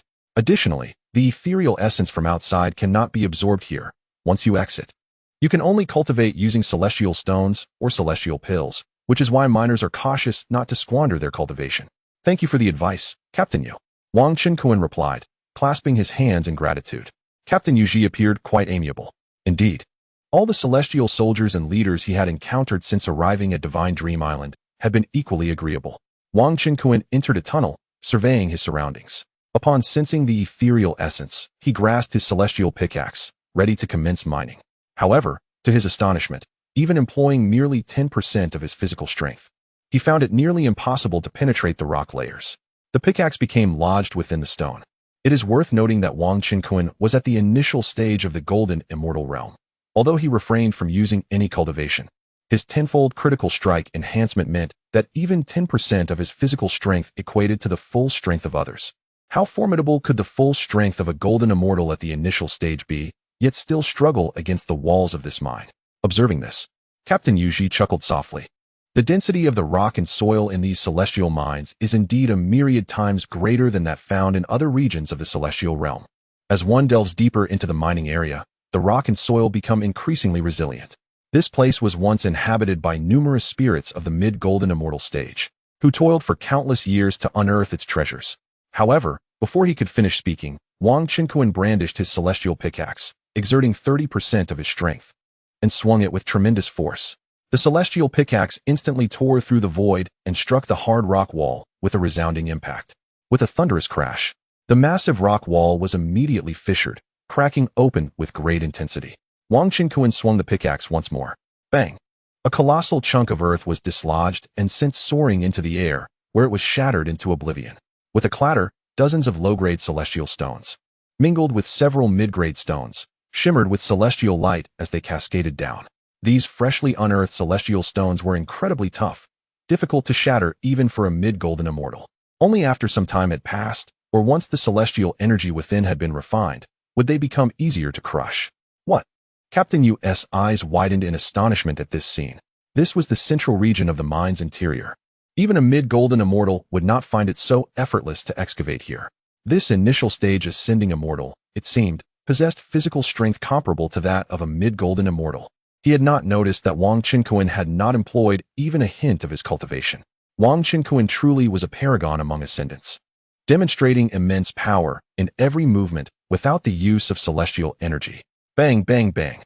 Wang Qinkuan continued to wield the celestial pickaxe with remarkable ease, excavating substantial amounts of rock and reducing them to fine powder.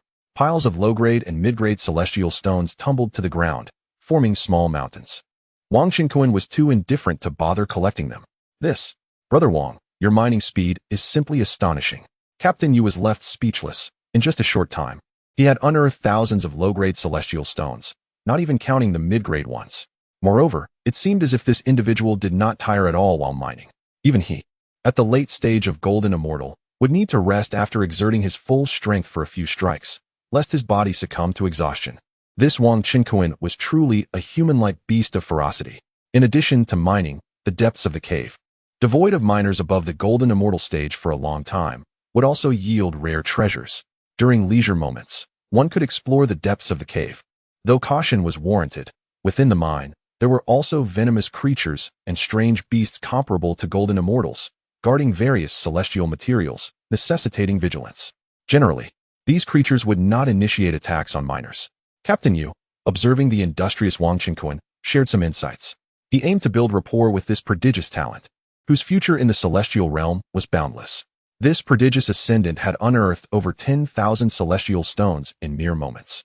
He could likely extract hundreds of thousands in a single day. What would take a century of mining could, at this pace, be accomplished in less than a year. Chapter 182. The Breakthrough of Idleness, Exemption of Fortune, and the Third Generation of Destiny. Are there still heavenly treasures deep within the mine? Wang Qinkuan took out the storage bag issued by the mining town, waved his sleeve, and collected the heaps of low-grade and mid-grade celestial stones into the bag. In truth, he held little regard for these celestial stones. His purpose in coming to the mine was merely to experience the life of a miner in the celestial realm. The experience proved quite pleasant, seemingly not as arduous and terrifying as others had claimed. Of course, he recognized that his exceptionally strong physique allowed him to mine at an astonishing speed, due to the significant accumulation of attributes and the body of thunder control. Every time he faced a thunder tribulation, his physique was refined and enhanced. Coupled with a tenfold critical strike amplification, his strength became formidable indeed. Deep within the mine, there existed numerous rare mineral treasures. For instance, certain extraordinary celestial herbs required the unique environment of the mine, absorbing the power of celestial stones and gold, as well as special energies to flourish rapidly. If Brother Wang is interested, he may venture inside to explore and harvest. With your skills, you should reap an abundant reward.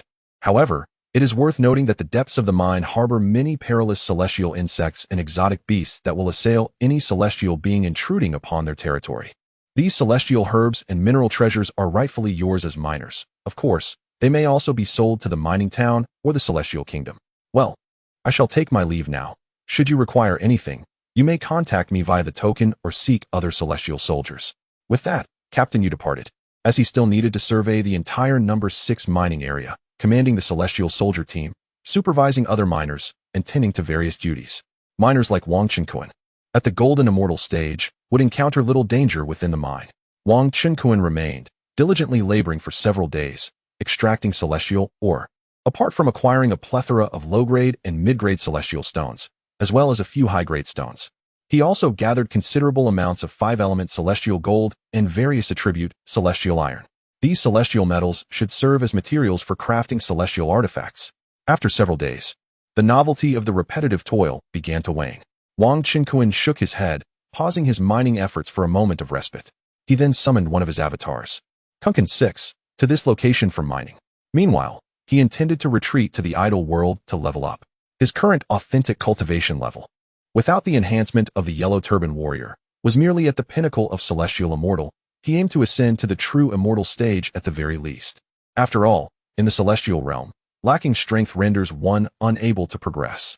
This Kunkin 6 appeared to be more astute than his other avatars, well suited for remaining inconspicuous here. Though it could also be a mere illusion of Wang Qinkuan's. Boss, this celestial realm seems more stable than the idle world, Kunkin 6 remarked upon emerging. The avatars all possessed half-step true immortal cultivation, and with complete attributes, they could achieve half-step profound immortal strength, combined with tenfold critical strike and technique enhancements. They were effectively at the early stage of profound immortal.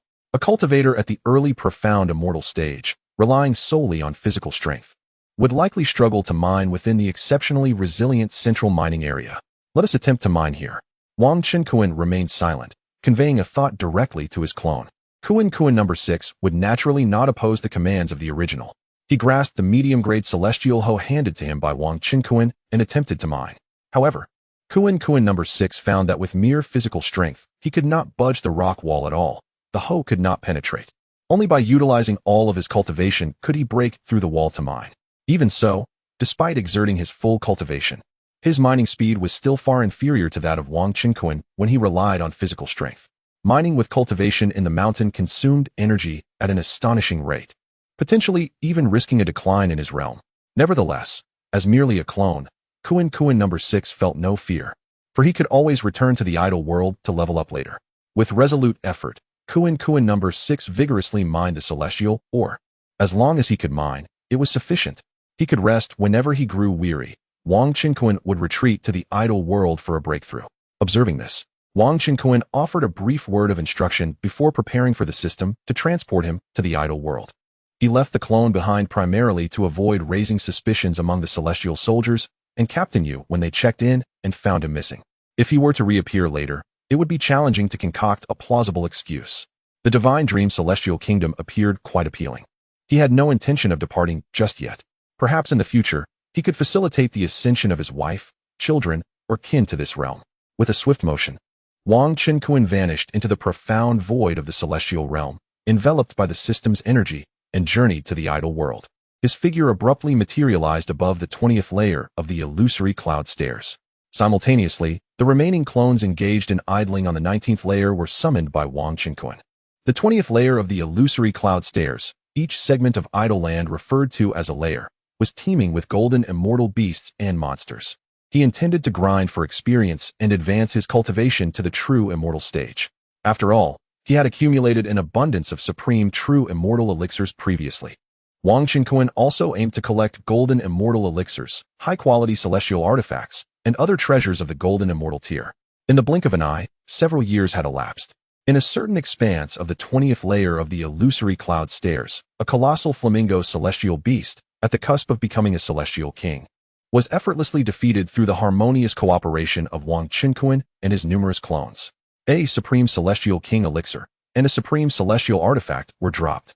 Additionally, there was a heap of high-quality celestial stones. At this moment, Wang Qinkuan's cultivation had surged, having continuously advanced from the pinnacle of the celestial stage to the mid-true immortal stage, thanks to the true immortal thunder tribulation endured within the idle world. He could now channel the full cultivation of the golden immortal perfected yellow turban warrior, allowing him to dispatch the half-celestial king flamingo beast with such ease. Upon breaking through to the true immortal stage, Wang Qinkuan acquired a new talent, Fortuitous Immunity. Fortuitous Immunity, an orange talent, granting a 20 damage immunity from enemies when luck exceeds 500. This was a remarkable protective talent, likely capable of further enhancement. Wang Qinkuan's luck value had long surpassed 500 points, thus activating this immunity talent.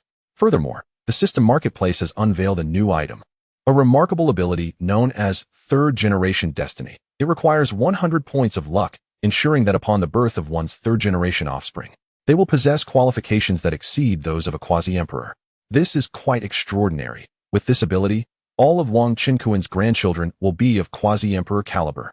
Initially, Wang Qinkuan hesitated about whether to expend his luck points for this ability, as the required amount was rather substantial. His children, except for Wang Yintian, born of the Empress Ling Wan, had all matured and were likely on the verge of establishing their own families.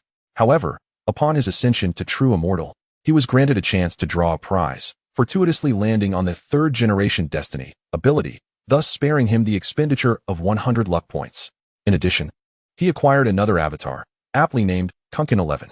At this moment, all these avatars have reached the pinnacle of semi-immortal cultivation, with attributes rivaling that of a semi-golden immortal. Coupled with a tenfold critical strike and enhanced martial prowess, they are comparable to early-stage golden immortals.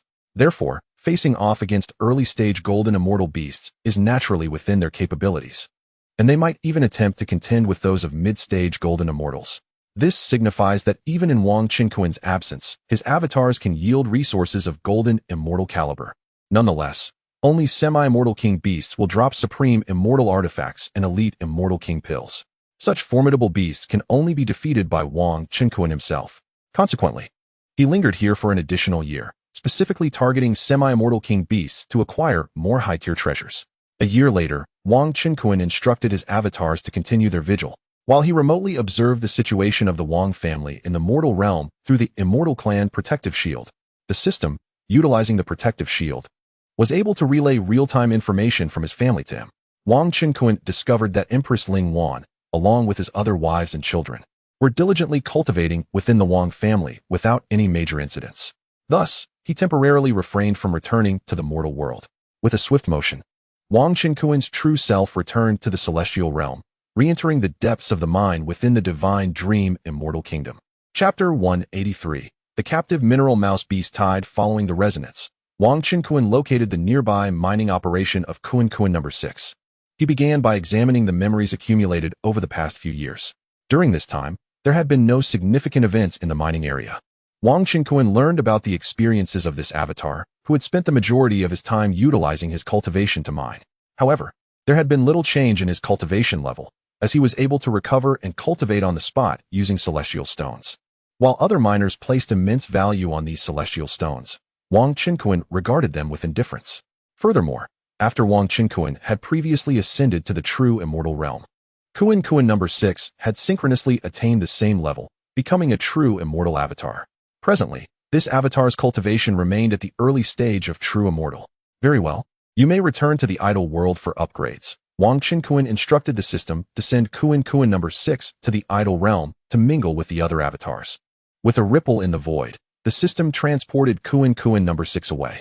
Over the past few years, Captain Yu Ji and his subordinates, the celestial soldiers, had frequently entered this central mining area. They observed Wang Qinkuan still engaged in mining, often leisurely sitting down to refine a considerable amount of celestial stones for cultivation. They couldn't help but lament Wang Qinkuan's extravagance. After all, due to the influence of the local magnetic field, the efficacy of cultivation here was markedly diminished, undoubtedly resulting in a significant waste of celestial stones. Of course, what they saw was merely an avatar. The avatar bore the same appearance and aura as Wang Qinkuan, leaving them oblivious to the truth. As for the avatar's cultivation being considerably weaker than the original, they assumed Wang Qinkuan was employing some form of concealment technique to obscure his true power. Additionally, in recent times, numerous native miners at the golden immortal level, even entire squads of celestial soldiers, had ventured deep into the mine. It remained uncertain whether they were there to mine or to seek out celestial herbs and treasures. The mine's labyrinthine passages were extensive. Whether more individuals had entered was beyond the avatar's knowledge. Pondering this, Wang Qinkuan felt a surge of curiosity. He was no longer concerned with mining and decided to witness the unfolding events. He then stepped forward into the depths of the cave. The interior of the mine proved to be even more perilous than Wang Qinkuan had anticipated. Some ores emitted a crimson glow, subtly revealing a dreadful aura of malice. This was blood-fiend celestial gold, capable of forging high-tier celestial artifacts with bloodthirsty properties. Utilizing the eye of observation bestowed by the system, Wang Qinkuan easily identified it. Should an ordinary celestial spirit step into this area, they would undoubtedly be harmed or even annihilated by the malevolent energy of the blood-fiend celestial gold. However, Wang Qinkuan, a formidable being of the golden immortal level, remained unperturbed and collected the ores without hesitation. A blood jade celestial flower lies ahead. Wang Qinkuan suddenly noticed a blood-colored plant growing at the fork in the path. The crimson petals unfurled, releasing a rich medicinal aroma that was utterly tantalizing. This blood jade celestial flower was a sacred healing herb of the golden immortal level. For cultivators below the golden immortal realm, it could even resurrect the deceased, making it invaluable. Wang Qinkuan's eyes sparkled with excitement.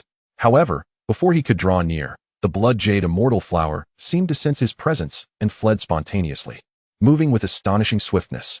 No wonder this flower could remain here. It must have eluded many hands before. Humph. Wang Qinkuan let out a cold snort and raised his hand to grasp the air, releasing a tremendous force of attraction. The space twisted, forming an invisible force field that enveloped the blood jade immortal flower, dragging it towards Wang Qinkuan. Without hesitation, he immediately stored the flower away and continued to delve deeper into the mine. Wang Qinkuan attempted to excavate for a while in this area. The quality of the immortal ore here was exceptionally high, and its quantity was abundant. However, at this moment, Wang Qinkuan had little interest in these ores. What he sought were the rare and precious immortal herbs and elixirs. He had plenty of immortal stones and was not in need of any immortal artifacts. The herbs here contained astonishing vital essence, making them excellent materials for concocting immortal pills and healing ailments. Naturally, he aimed to gather as many as possible. In a cheerful mood, with a smile on his face, Wang Qinkuan leisurely searched the mining area for medicinal herbs. Suddenly, he halted abruptly, his expression shifting. He heard sounds of battle echoing from afar, accompanied by cries of anguish. Could it be that trouble had arisen in the mine? Surely not. Wang Qinkuan frowned deeply. There were squads of Dream Realm immortal soldiers stationed throughout this mine. How could an accident occur? Swiftly, he turned his thoughts and dashed in that direction. Help! People are being eaten. There's a beast tied, and living beings are trapped. When Wang Qinkuan arrived at the vast pit, he was taken aback. The path leading outside was surrounded by numerous individuals. In this pit, strange creatures had appeared. These creatures were covered in black fur, resembling large rats, but far more ferocious. With sharp claws and menacing fangs. Most terrifying of all, two fleshy wings sprouted from their backs. Their wings flapped, stirring up dust as they soared, hovering above the pit like phantoms, emitting roars and shrieks. Wang Qinkuan scanned the area and spotted thousands of these bizarre creatures densely packed throughout the pit. Their massive forms were as thick as water barrels, truly colossal. Observation I. Confinement mine rat, a common aberration in mines. Possesses a hint of confinement power due to the surrounding confinement cloud sea. Confinement mine rats? These must have mutated into more vicious and grotesque beasts. Moreover, this confinement power seemed particularly unique. The weakest among this horde of confinement mine rats were at the profound immortal stage, and there were numerous of them, including several at the golden immortal stage. The most terrifying were two gigantic confinement rats. Their fur shone with a bronze hue, exuding a sense of ancient, weathered majesty. They appeared to be male and female. The aura radiating from these two creatures was comparable to that of a cultivator at the half-step immortal king level. To think that there were two half-step immortal king beasts within this mine. Wang Qinkuan was equally astonished, though he remained unafraid. The emergence of semi-king level beasts in the central mining area was alarming. Should they escape, they could potentially consume the lives of numerous miners. Brother Wang has also entered. Be cautious not to be bitten by these aberrant creatures, for they possess a terrifying ability to restrain a cultivator's powers. Despite their relatively low intelligence, these beasts were exceptionally troublesome, particularly the two gigantic binding rats. Should they continue to consume celestial ore and grow stronger, they might very well ascend to the level of celestial kings. At the forefront of a contingent of celestial soldiers, Captain Yuji promptly alerted Wang Qinkuan upon his arrival. In the arena, there were over a dozen fully armored celestial soldiers, alongside numerous indigenous miners of golden celestial rank, all confronting the swarm of binding mining rats. Many had already sustained injuries, and some corpses were being devoured by these binding rats. The ability to restrain a cultivator's powers? Wang Qinkuan felt the gravity of the situation. The physical prowess of celestial beasts surpassed that of humans, and these aberrant creatures were even more formidable in their restraining abilities. Especially the two colossal mining rats. Even a semi-king level cultivator would likely find them insurmountable. Suddenly, one of the semi-king level giant mining rats went berserk. As it charged forth, it unleashed an invisible gray stream from its maw, an embodiment of some extraordinary rule, enveloping the entire area. Wang Qinkuan felt a portion of his own powers instantly restrained. This gray essence possessed the ability to inhibit a cultivator's celestial essence significantly. What a predicament!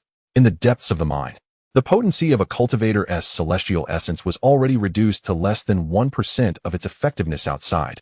Now it was rendered nearly powerless. Another giant binding rat surged forward, crashing through the ranks. The sounds of violent impacts echoed as a dozen late-stage golden celestial captains formed a defensive formation. Yet they were unable to withstand the assault of these two colossal binding rats. Several captains were violently hurled away, their chests caved in, blood spewing from their mouths, suffering grave injuries. Had it not been for the protection of high-grade celestial armor, they would have surely perished on the spot. Chapter 184. The Annihilation of the Captive Mouse King. What? A dozen captains of celestial soldiers were utterly outmatched, succumbing to the fierce onslaught of the two mine mouse kings, with several sustaining injuries. Fall back and defend. Witnessing this alarming turn of events, the numerous celestial soldiers and indigenous miners felt a surge of fear. They hastily retreated in alarm. Ultimately, The resolution of this mouse beast tide hinged upon whether those captains could subdue the two formidable mouse kings. The remaining soldiers, even if united, could not hope to confront the semi-king level captive mouse kings, and could only contend with the ordinary captive mice. Send another message urging Commander He to come, along with the two deputy commanders. Inform them that we are facing two semi-king level captive mouse kings. Captain Yoji bellowed to his subordinates. As a transcendent being, his physical prowess was remarkably robust. He was indeed formidable, at the late stage of Golden Immortal, rivaling the captains of pinnacle Golden Immortal status. Remarkably, he emerged unscathed from the earlier clash. What an impressive captive mouse king! Wang Qinkuan was astonished. Even the combined strength of a dozen celestial soldier captains was no match for these two kings, who swiftly brought them to defeat. He soared into the air, wielding a superior celestial-grade bronze axe, preparing to engage.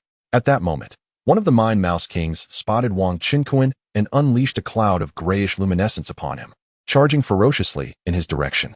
Feeling his cultivation suppressed by nearly 30%, Wang Qinkuan's expression turned grave as he raised his bronze axe to confront the beast. Celestial Martial Axe. With a surge of celestial energy, he unleashed a series of terrifying axe shadows that spiraled toward the Mine Mouse King. Be cautious, Brother Wang. That Mouse King is beyond your capacity to contend with. Retreat immediately. On the other side, Yoji shouted in urgent anger. Wang Qinkuan was a prodigious ascendant favored by the esteemed female celestial monarch, Qingming Xianwang, from the celestial kingdom, and his safety was paramount. Previously, during her inspection of the mines, Qingming Xianwang had specifically instructed Commander He and him to look after this talented ascendant, Wang Qinkuan. Qingming Xianwang was a supreme ruler of the celestial kingdom, rumored to be a sister of the dreaming celestial emperor, holding significant power. In the realm of the dreaming celestial kingdom, her words carried more weight than those of other rulers, akin to an imperial edict. Yet at this moment, Wang Qinkuan recklessly charged into battle against the captive Mouse King. Even the many captains of pinnacle Golden Immortals could not contend with these two captive Mouse Kings. Yoji himself was comparable to a pinnacle Golden Immortal. How could a newly ascended Golden Immortal dare to confront such a formidable beast? Before he could finish his thought, clang, clang, clang, a dazzling display of fiery sparks erupted in midair. With a resounding boom, a terrifying invisible shockwave radiated outward. The semi-king level male Mouse King was cleaved. Its resilient coat, akin to celestial gold, torn apart, exposing deep wounds to the bone, with beastly blood flowing profusely. The male Mouse King's aura immediately diminished, signifying it had suffered grave injuries. Wang Qinkuan was unexpectedly able to injure the caged beast of the half-step Immortal King. What an astonishing axe technique, so formidable. Captain Yu Ji was taken aback, as were the numerous leaders of the celestial soldiers who were preparing to rush forward to rescue Wang Qinkuan. A single strike had severely wounded the half-step Immortal King's Rat King. This ascendant is incredibly powerful. With him here, the tide of mining rats shall surely be vanquished. We are saved. Below, the celestial soldiers and indigenous miners, engaged in fierce combat against the hordes of mining rats, were utterly astonished. They had ventured deep into this mine seeking rare treasures, only to be suddenly besieged by a massive rat tide. Upon discovering the presence of the Rat King, they had felt an overwhelming sense of despair, believing that their initial quest would end in catastrophe. Within the depths of the mine, caged beast populations would periodically emerge. However, half-step Immortal King-level caged beasts had rarely been encountered in the past. Such resilient fur, this caged aberration is indeed quite troublesome. Wang Qinkuan felt a chill run down his spine. It is crucial to note that he had now attained the pinnacle of Golden Immortal cultivation.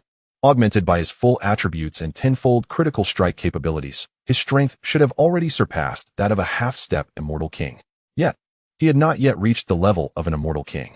Of course, in the mine, both human and beast strengths were significantly diminished by the laws of this realm.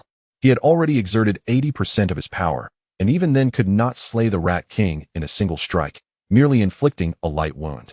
No wonder Yu Ji and the others found it so arduous to contend with these two Rat Kings. The magnetic field of this locale and the Rat King's confinement abilities were also significant factors. At this moment, Captain Yu Ji and the other celestial soldier leaders joined forces to encircle the remaining female Rat King. With only one half-step Immortal King, caged mining rat left, they relied on their equipment and the might of their formations to manage the situation. The celestial soldiers and miners continued to battle against the other lower-tier mining rats. Die, Great Rat! Wang Qinkuan glared at the male Rat King before him, whose rodent eyes reflected a hint of trepidation, and bellowed, raising his bronze axe once more. Another flurry of axe shadows descended. Boom, boom, boom. The onlookers beheld an endless array of axe shadows howling through the air, the sound of tearing void a constant echo. The male Rat King, subjected to Wang Qinquan's relentless assault, bore countless wounds upon its massive rat body. Its flesh wings were severed, and its entrails spilled forth. Before Wang Qinquan's axe, the physical defense of the half-step immortal king caged beast was rendered trivial. The Rat King shrieked in fury, swinging its claws, one of its paws expanding to a colossal size, tearing toward Wang Qinquan. Yet here, the beast relied solely on their brute strength, their innate abilities diminished 100-fold. Wang Qinquan's speed was incredibly swift, allowing him to easily evade its onslaught. His physical defense was equally formidable, though he wished to avoid being struck by the filthy, enormous rat claw. Perish. At last, Wang Qinquan seized the opportunity, striking the Rat King's head with his axe. Crack! The male Rat King's skull exploded on the spot. Even the spirit of the mouse was obliterated by the laws of the axe. The gigantic form of the mining Mouse King crashed thunderously to the ground.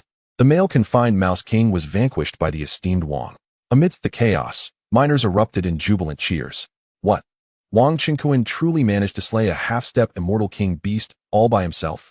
Captain Yu of the celestial troops, while engaged in battle, diverted a fragment of his consciousness to observe Wang Qinquan, and was utterly astonished to witness him cleave the male Mouse King's head in twain with a single stroke. The defensive prowess of the confined beasts in the celestial realm is notoriously formidable, especially those at the half-step immortal king level. It is likely that even Commander He, wielding a high-grade celestial weapon, would struggle to achieve such a feat. As for Yu, he found himself at a loss, only able to join forces with other captains to barely contend with a single Mouse King. Ordinary Golden Immortal cultivators, including those at the peak of Golden Immortal, would not dare to confront a half-step Immortal King confined beast head-on, as even utilizing celestial weapons would yield no results. Yet this Wang Qinquan accomplished the seemingly impossible, effortlessly slaying a half-step Immortal King beast. It is evident why the Immortal King Qingming holds Wang Qinquan in such high regard. In just a few years since his ascension, he has already become a powerful half-step Immortal King. The remaining captains of the celestial troops were equally astonished, yet profoundly inspired, intensifying their assault. In that moment, the female Mouse King, surrounded and unable to escape from the onslaught of numerous celestial captains, became increasingly frenzied. Chapter 185. The Ice Silkworm Spider Beast and the Refining Pill. The lowly mining rats presented no threat, as most of the celestial soldiers and miners who ventured into this place were predominantly of the Golden Immortal level. Wang Qinquan's icy gaze fixated on the remaining Mother Rat King. At that moment, surrounded by numerous captains of celestial soldiers, the Mother Rat King, having witnessed Wang Qinquan effortlessly vanquish the male Rat King, realized that escape was futile. After crashing into one of the captains, it emitted a mournful and furious screech. With its limited intelligence, it could not comprehend the situation. The mining rat clan, with bodies comparable to celestial gold, boasted formidable defenses far surpassing those of cultivators at the same realm.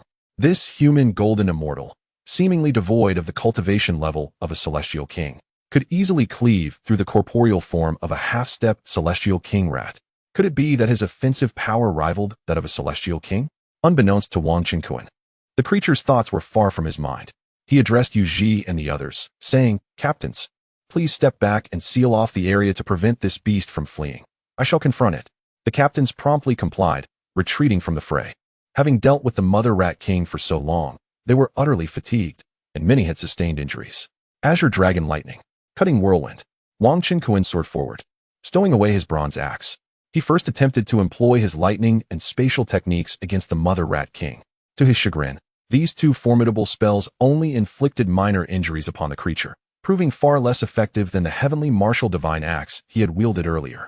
It was noteworthy that the Azure Dragon Lightning, akin to the Heavenly Martial Divine Axe, was also a 13th level secret technique, while the Cutting Whirlwind belonged to the 16th level, a higher tier. The Mother Rat King retaliated by expelling a gray fireball resembling a star, which struck the momentarily dazed Wang Qinquan. The explosion was intense, yet he remained unscathed, standing firm. "Brother Wang, this imprisoned beast possesses a unique constitution that can withstand certain degrees of magical laws," Captain Yu hastily reminded him. "Indeed, only pure physical power will prove most effective against them. Brother Wang, employ the axe technique you used earlier. it will surely dispatch it. The other celestial soldier captains urged in a flurry of concern.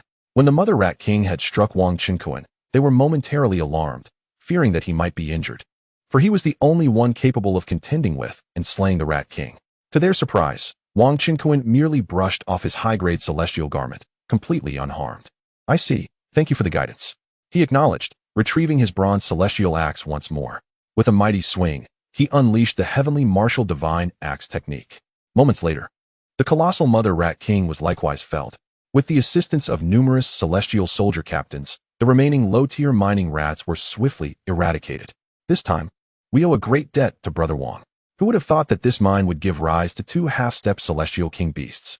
It appears that Brother Wang's strength has surpassed ours. Commander He, stationed at the mine, finally entered the fray, accompanied by 2 deputy commanders of similar half-step celestial king prowess. The plump commander He listened intently to the reports from Captain Yu Ji and others, his small eyes fixed on Wang Chinkuan, filled with incredulity. The celestial ascendant, whom the celestial king Qingming had instructed him to keep an eye on, had astonishingly slain the king of the confinement mice, a formidable foe indeed. It is well known that the strength of these confinement beasts is formidable, requiring at least 3 cultivators of the same level to collaborate in order to vanquish one. The confinement beasts are impervious to most magical attacks and laws. In other words, this ascendant, Wang Chinkuan, must possess the strength comparable to that of 3 half-step celestial kings united. Such prodigious prowess explains why he has captured the favor of the celestial king Qingming.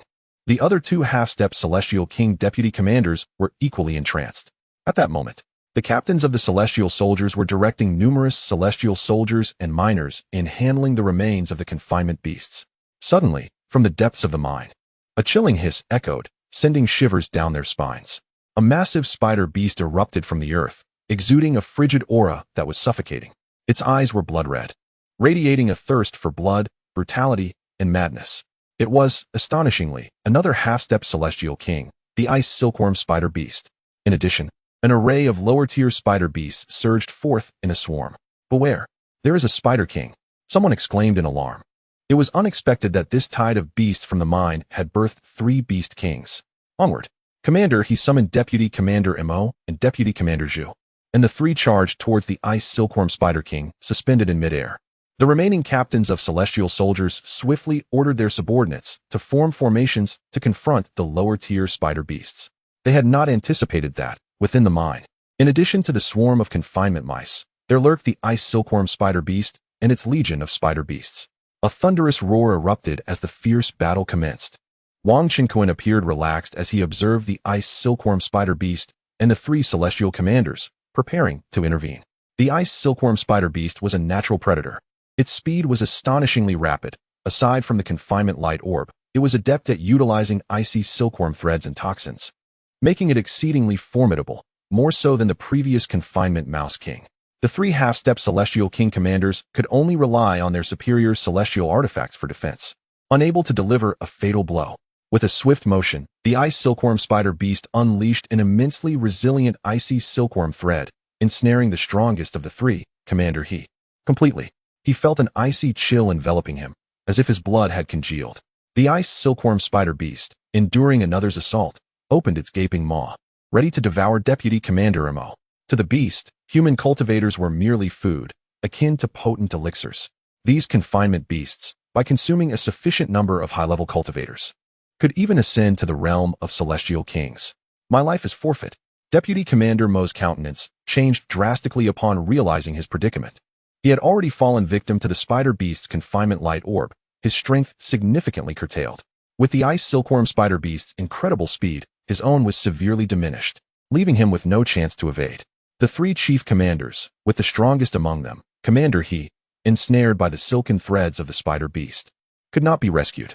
Although Deputy Commander Zhu remained untrapped, his strength was somewhat inferior, and his sword techniques failed to pose a lethal threat to the ice silkworm spider beast, which disregarded his efforts. Humph! A mere spider beast dares to be so audacious. Wang Chinkuan's gaze was icy as he leaped forth, wielding a bronze axe to strike at the creature. With a resounding crash, he unleashed the heavenly martial divine axe with all his might, manifesting a colossal, amber-hued axe shadow that rent the very void within the mine, creating a vast fissure. With a sickening squelch, the ice silkworm spider beast was cleaved in twain. The foul, viscous blood of the beast rained down from the heavens.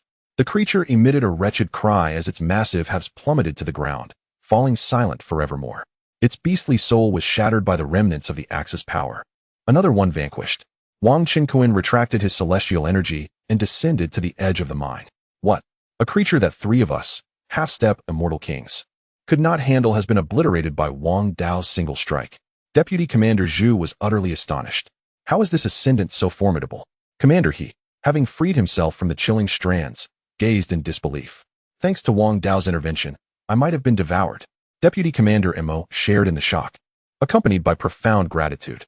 Yu Ji and the remaining captains of the celestial soldiers, along with numerous soldiers and miners, had already witnessed Wang Qinkuan's terrifying prowess. And at this moment, they were unperturbed. Together, they charged down the mine to eliminate the remaining spider beasts.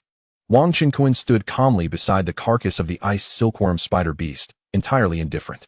Indeed, this creature was a formidable adversary, capable of ensnaring cultivators in its threads. Yet to him, it remained a trifling concern. After all, his strength was undeniable.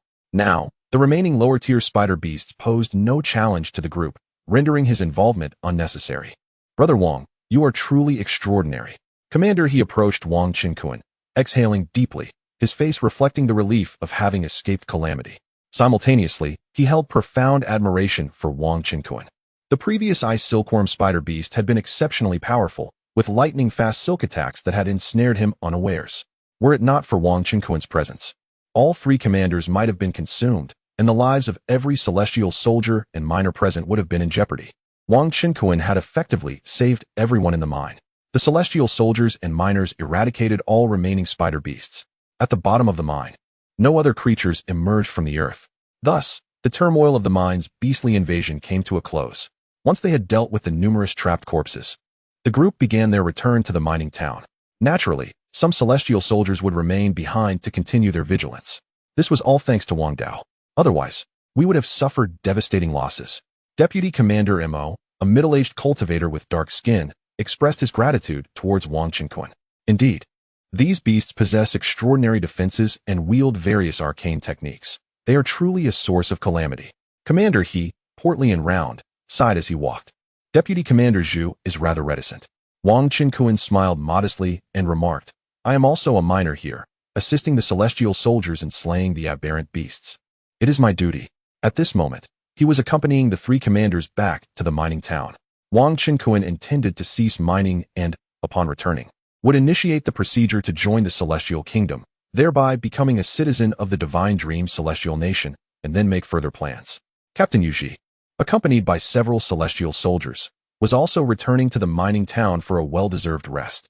It was said that the recent beast tide in the mining area had even attracted the attention of the overseer of the mining town, the Lord of the Azure Dream, who is none other than the Azure Dream celestial king.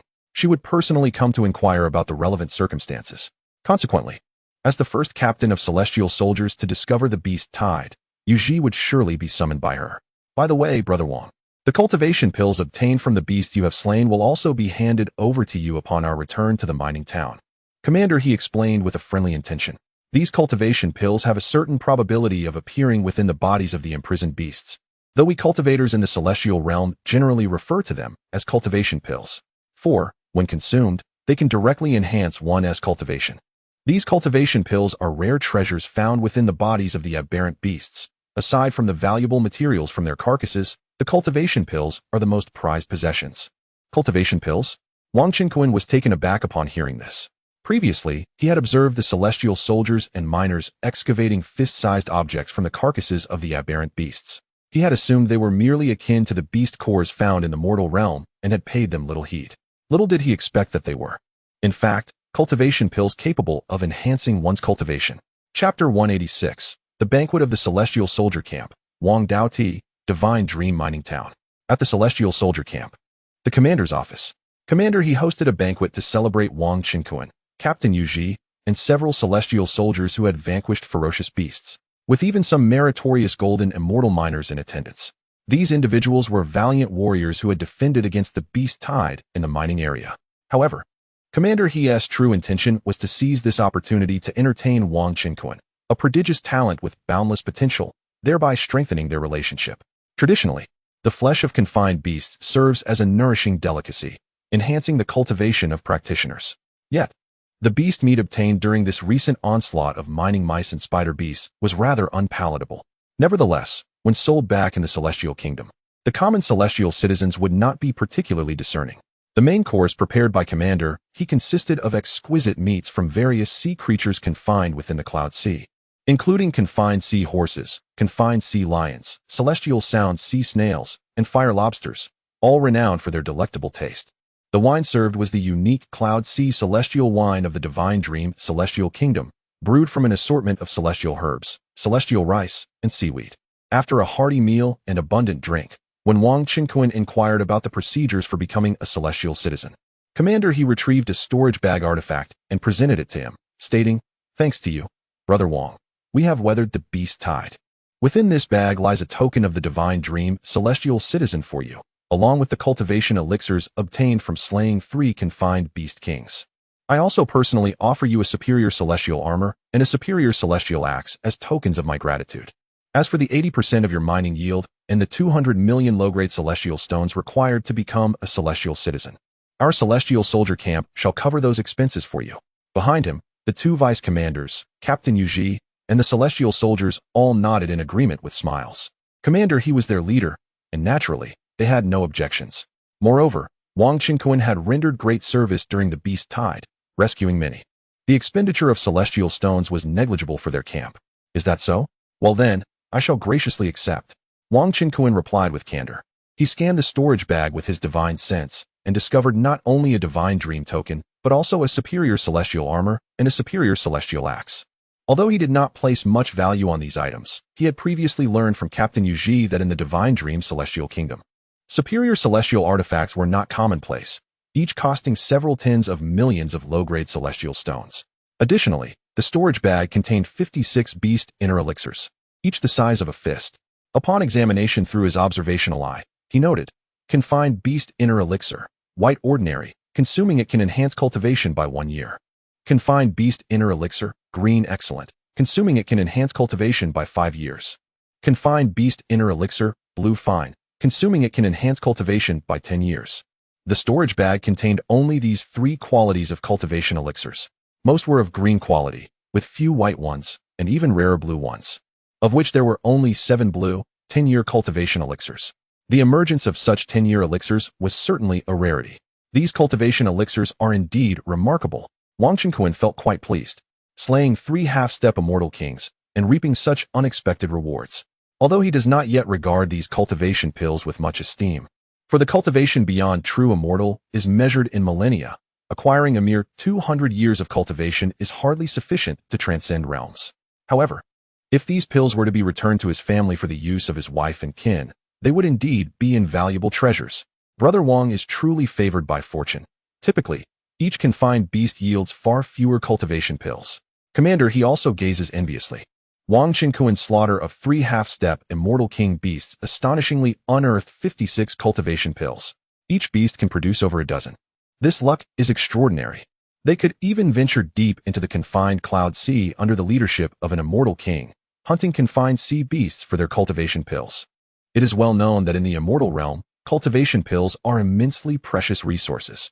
Even a mere low-grade white cultivation pill can save a year of arduous training, especially for those with ordinary aptitude who struggle to break through their realms. These pills are a veritable key to advancement. The others present looked on with envy. During this wave of beast tide in the mining area, they had slain over 10,000 lower-tier beasts, averaging only 1 cultivation pill per beast, most of which were white, with green ones being rare and blue ones non-existent. I have slain a beast king, and my luck has always been exceptional. Wang Qinquan was well aware that his tenfold critical strike talent had come into play, resulting in item drops 10 times that of others. Simultaneously, his high fortune value likely played a part as well. The crowd nodded in agreement. Beast kings indeed yield more cultivation pills, and this ascendant prodigy radiates the aura of one destined for greatness. The abundance of cultivation pills he produced is entirely understandable. At this moment, the banquet of the immortal soldier camp was drawing to a close. In that case, today I, Wang Qinquan, am profoundly grateful for the hospitality of Commander He and all the brothers of the mining town immortal soldier camp. I possess no treasures to offer. So I shall gift each fellow Taoist present with 10,000 pounds of enlightenment tea leaves and 10 pounds of kingly tea leaves. Wang Qinkuan rose and declared aloud. He directly produced a bulging storage bag artifact containing 20 million pounds of enlightenment tea leaves, sending it flying towards the nearest Captain Yoji. Wang Qinkuan gestured for him to open it and distribute the tea leaves. Simultaneously, he produced another storage bag filled with a considerable quantity of kingly tea leaves and sent it toward Commander He, signaling him to distribute it. These kingly tea leaves were, of course, obtained by Wang Qinkuan during his previous ventures into the world, slaying half-step immortal king beasts. The quantity was limited, hence he could only offer each of them 10 pounds as a token gesture. What? 10,000 pounds of enlightenment tea and 10 pounds of kingly tea for each person present. Even Commander He, who oversees the entire mining town, and Captain Yoji were taken aback by this proclamation. It is important to note that while enlightenment tea is merely a level 10 true immortal grade tea, it possesses a certain enlightenment effect for spiritual beings below golden immortal. The significance of the golden immortals has diminished considerably, yet they can bring the resources back home to nurture the younger generation within their clans. The unique geography of Dream Island does not yield the path enlightenment tea. Instead, they must rely on the island's precious resources such as cultivation elixirs, exotic beast meat, cloud sea immortal wine, and celestial minerals and artifacts to exchange for the path enlightenment tea with the major forces in the nearby Tianluo immortal domain and Xianwang immortal domain. As for the royal path tea, it is even rarer and more precious, being a level 14 immortal king tea, which is immensely beneficial even for the immortal kings. Regular consumption of royal path tea can significantly enhance the probability of golden immortals achieving the pinnacle of their realm and can even accelerate the cultivation speed of an immortal king. The various forces outside are themselves in short supply of the royal path tea and are therefore reluctant to trade with the Kingdom of Dream. Consequently, for the practitioners of Dream Island to procure the royal path tea, they must await the personal return of the Dream Immortal Emperor, who will then graciously bestow it upon them. The two individuals appeared ecstatic and hastily opened their storage bags. A rich aura of the Tao and the fragrance of tea wafted through the air, enveloping the entire immortal soldier camp. Particularly, the royal path tea leaves in Commander He's hands emanated the essence of an immortal king, reaching into the very souls of those present, causing many golden immortals to become entranced. Each person felt as though they were floating towards a celestial path, seemingly catching a glimpse of the royal path of immortal kings. Indeed, it was the path enlightenment tea, and truly the royal path tea. The thought that I could also partake in such a precious immortal king level tea was exhilarating. As the aroma of the royal path tea enveloped me, I found myself catching a glimpse of the royal path of immortal kings. The entire immortal soldier camp erupted with excitement. These invaluable teas were something we could not refuse. And Commander He expressed gratitude on behalf of the immortal soldiers and miners to Brother Wang. Commander He bowed deeply in thanks to Wang Qinkuan and the two deputy commanders. Captain Yoji, along with all the immortal soldiers and miners, bowed in unison to Wang Qinkuan. Wang Qinkuan waved his hand and said, "Please distribute it among everyone. I happen to have an abundance of these tea leaves, and it is no great matter." Commander He and Captain Yoji immediately began to distribute the path enlightenment tea and royal path tea. After the distribution, over 100 pounds of royal path tea and several thousand pounds of path enlightenment tea remained. Commander He and Captain Yoji wished to return the remaining tea to Wang Qinkuan, but he smiled and said, "You two may keep the rest." Upon hearing this, their eyes lit up, and they quickly accepted the tea leaves in their hands. Wang Qinkuan's implication was clear: the remainder was a gift for them. After all, Commander He was the head of the mining town, and Captain Yoji was quite familiar with Wang Qinkuan, having shared much knowledge about the immortal realm and the mining area. Furthermore, Captain Yoji had established himself well among the ascendants in the mining town, often looking after new ascendants. Hence, Wang Qinkuan generously gifted them extra tea leaves. Although the others felt envious, they were immensely satisfied. After all, 10,000 pounds of path enlightenment tea equated to a staggering 100 million immortal stones, while 10 pounds of royal path tea was even more valuable. Although in the immortal realm, 1 pound of royal path tea typically held a value of 10 million immortal stones, the price would double on Dream Island, given the principle that rarity enhances value. After distributing the immortal tea, Wang Qinkuan rose from his seat, preparing to bid farewell to the celestial soldiers and Commander He, with the intention of venturing into the vast interior of the Divine Dream Celestial Kingdom in search of a suitable celestial city to reside in. Commander He, with a glint of sincerity in his small eyes, earnestly urged, "Brother Wang, Might I inquire if you would be interested in remaining in my celestial army as the deputy commander, assisting in the management of the mining town? Future promotions are surely within your reach. He extended a warm invitation to Wang Qinkuan. However, Wang Qinkuan, naturally inclined towards tranquility and averse to the management of various affairs, pondered for a moment before politely declining. To serve as the deputy commander of the mining town would undoubtedly entail a multitude of responsibilities. At present, my primary focus remains on cultivation.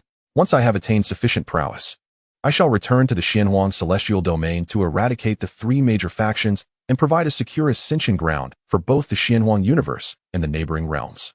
Very well, I shall not press you further.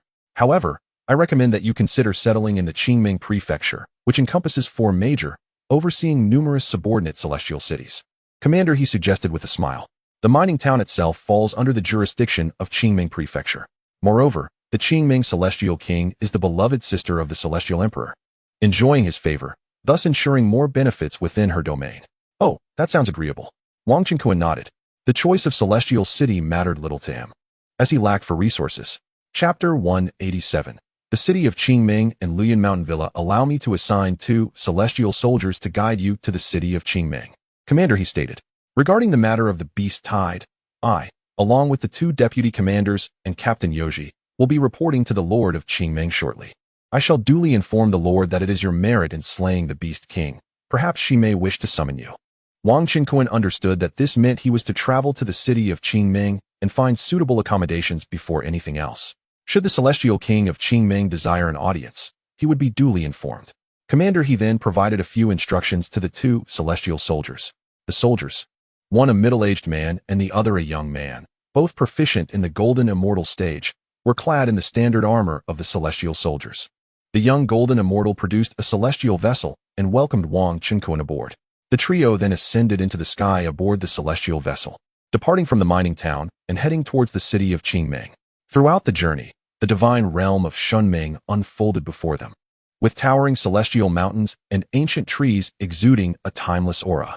Celestial beasts and divine birds roamed the mountains, while numerous celestial citizens cultivated fertile fields and planted celestial rice, herbs, and fruits in the basins and plains at the foot of the mountains.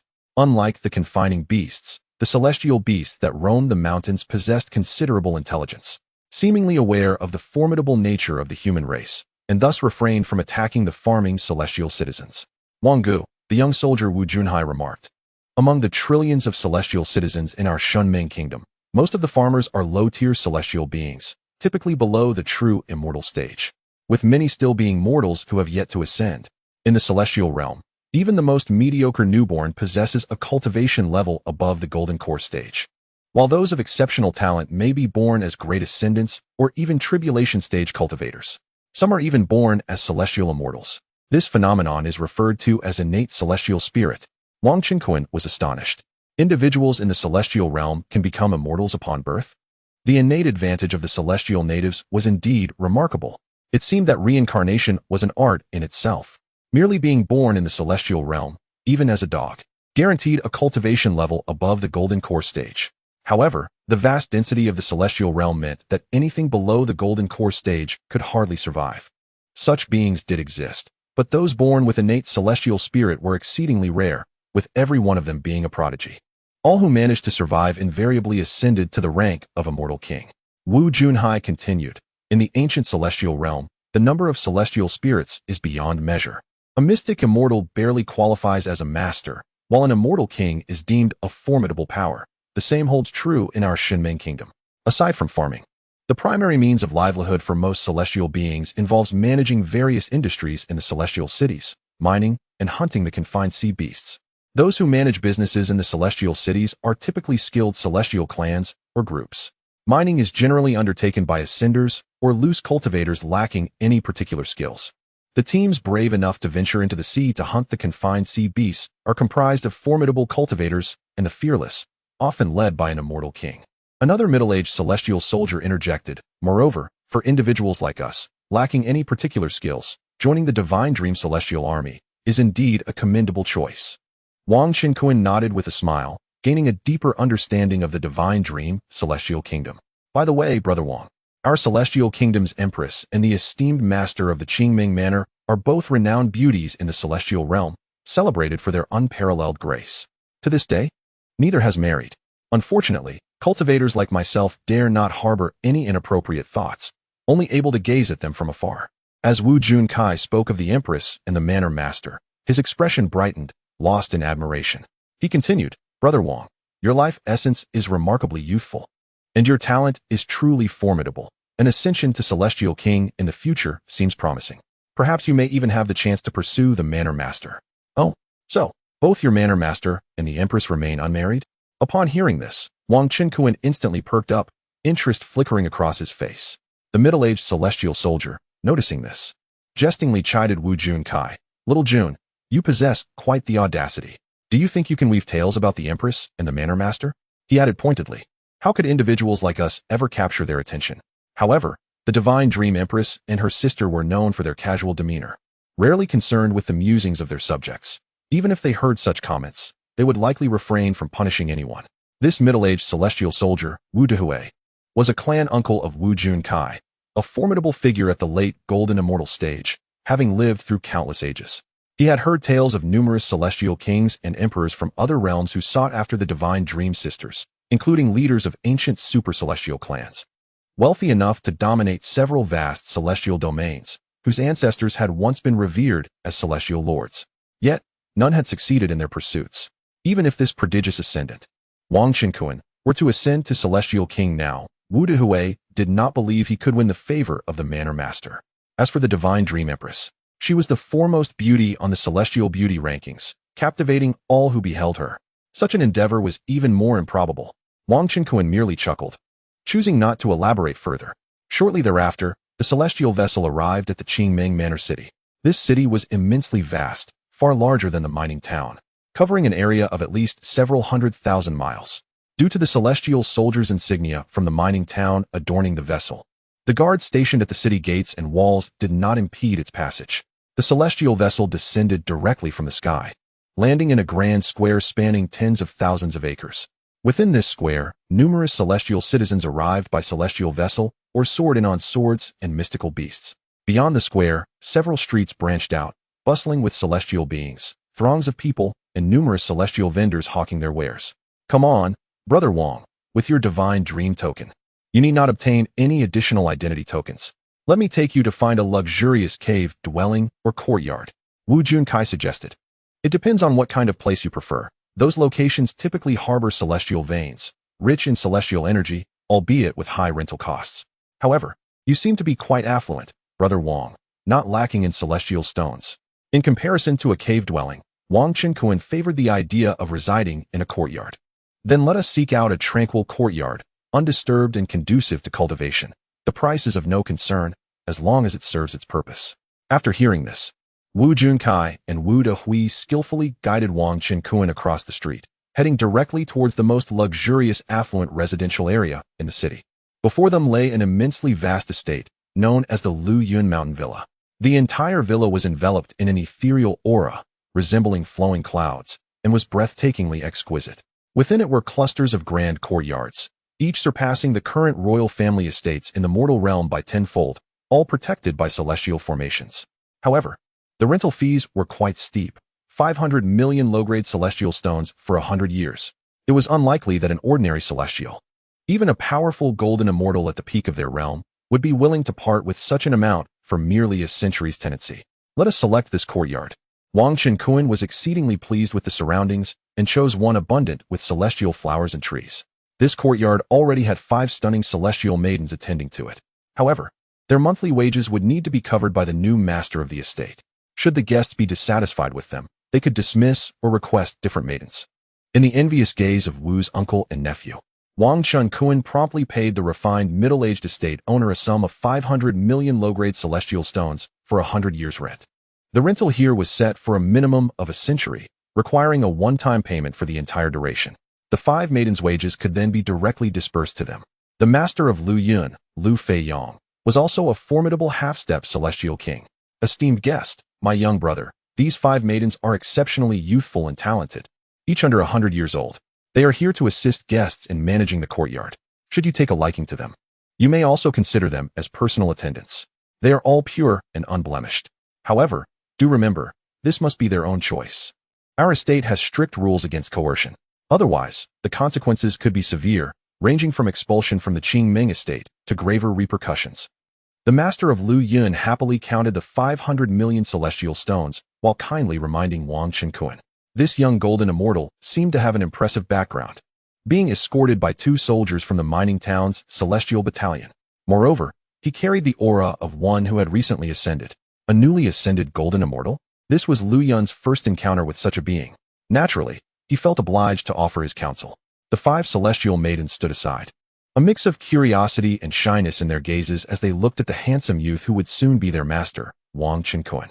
These maidens, named Xiao He, Xiao Qing, and Xiao Tao, derived their names from a single character of their given names.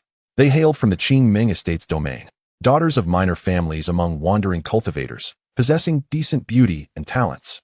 However, in the celestial realm, beauty and ordinary talents were in abundance. What was truly scarce were the vast resources for cultivation. They naturally hoped to be favored by the powerful individuals renting the Lu Yun mountain villa, aspiring to ascend the social ladder, grasp opportunities for breakthroughs, and potentially bring immense benefits to their families. Certainly, at such a tender age, they are already ethereal beings, and would not easily yield their virtue to just any man. To win their favor, one must first fulfill the conditions set forth by their families. However, those who admire them may not be willing to invest so many resources. Furthermore, the affluent and powerful individuals, particularly the scions of celestial families, often look down upon such pursuits. Let us not change our minds. Let us stick with these few maidens, Wang Qinkuan declared. It is merely a matter of managing the courtyard. I do not intend to take them as wives, so there is no need to be choosy. Besides, the companions in my household are all of exceptional grace. They cannot compare to these maidens, and I have no desire to add to my romantic entanglements. Very well, then, young brother Wang, should you require assistance, do not hesitate to seek me out at my estate. I, Lu, shall certainly attend to your needs. The master of Lu Yun spoke, setting down his words, and departed with several guards, satisfied with the celestial stones in hand. Thank you, gentlemen, for your guidance. Would you like to step into my new residence for some tea and a brief respite? Wang Qinkuan, momentarily disregarding the maidens, inquired of the 2 celestial soldiers who had accompanied him. Earlier, Wang Qinkuan had learned that these 2 celestial soldiers were related as uncle and nephew. In fact, they were kin from the family of Commander He, hailing from the Wu clan of this estate. In the celestial realm, a family possessing a golden immortal adept is already considered quite respectable.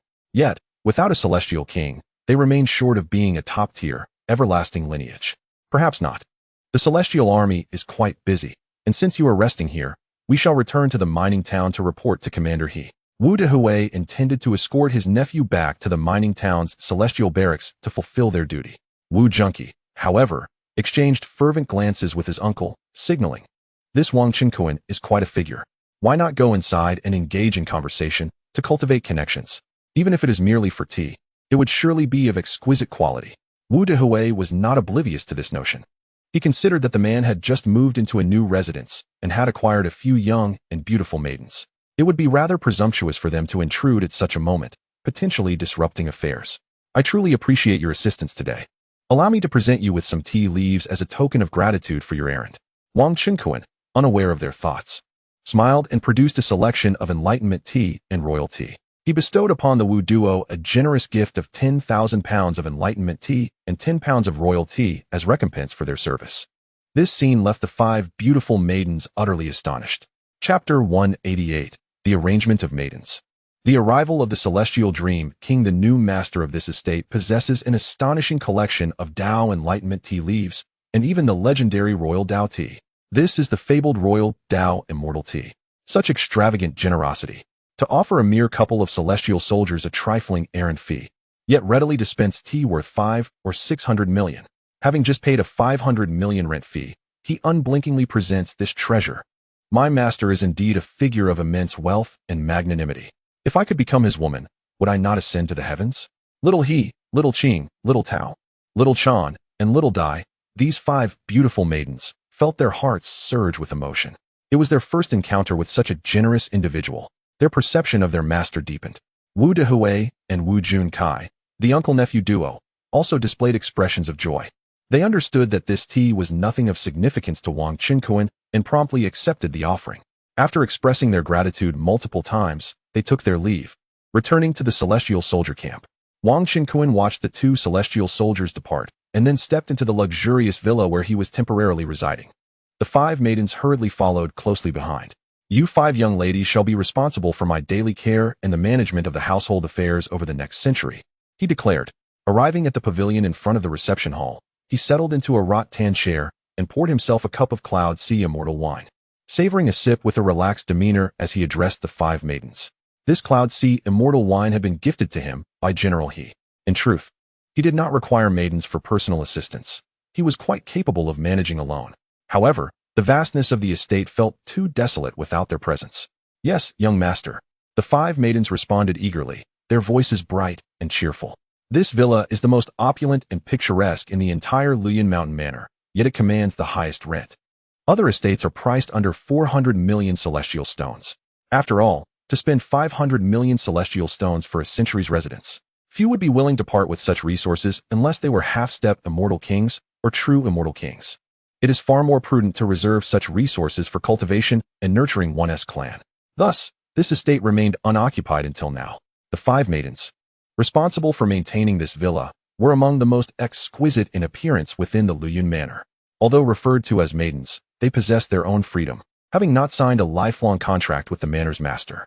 Upon inquiring about their backgrounds, Wang Qinquan learned that all 5 hailed from ordinary celestial families, with Little He being the most privileged, descending from a beast-tamer celestial clan that boasted golden, immortal powers. Consequently, she naturally took a lead among them. Little He, you shall be appointed as the steward of this villa henceforth. This estate will be renamed Kunling Villa for the next century. Please find a craftsman to refurbish the entrance and create a plaque to hang. He continued, moreover, I have already established a family in the mortal realm, so you may address me as master or young master, as you prefer. Wang Qinquan instructed Little He and the others. He is an ascendant from the Kunling realm. Hence, he named the courtyard Kunling Bun.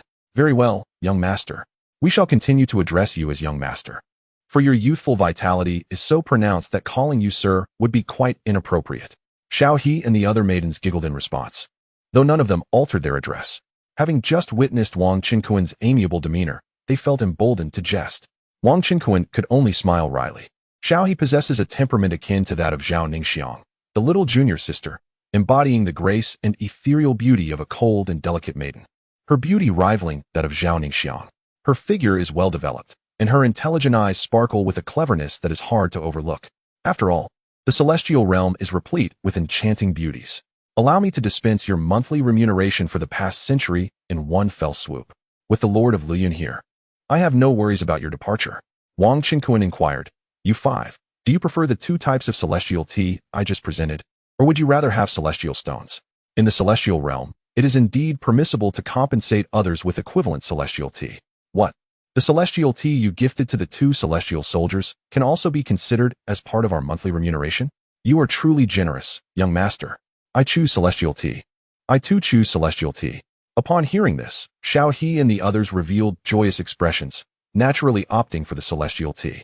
After all, the Wu Dao tea and Wang Dao tea are exceedingly rare resources for cultivation in the Divine Dream, Celestial Kingdom.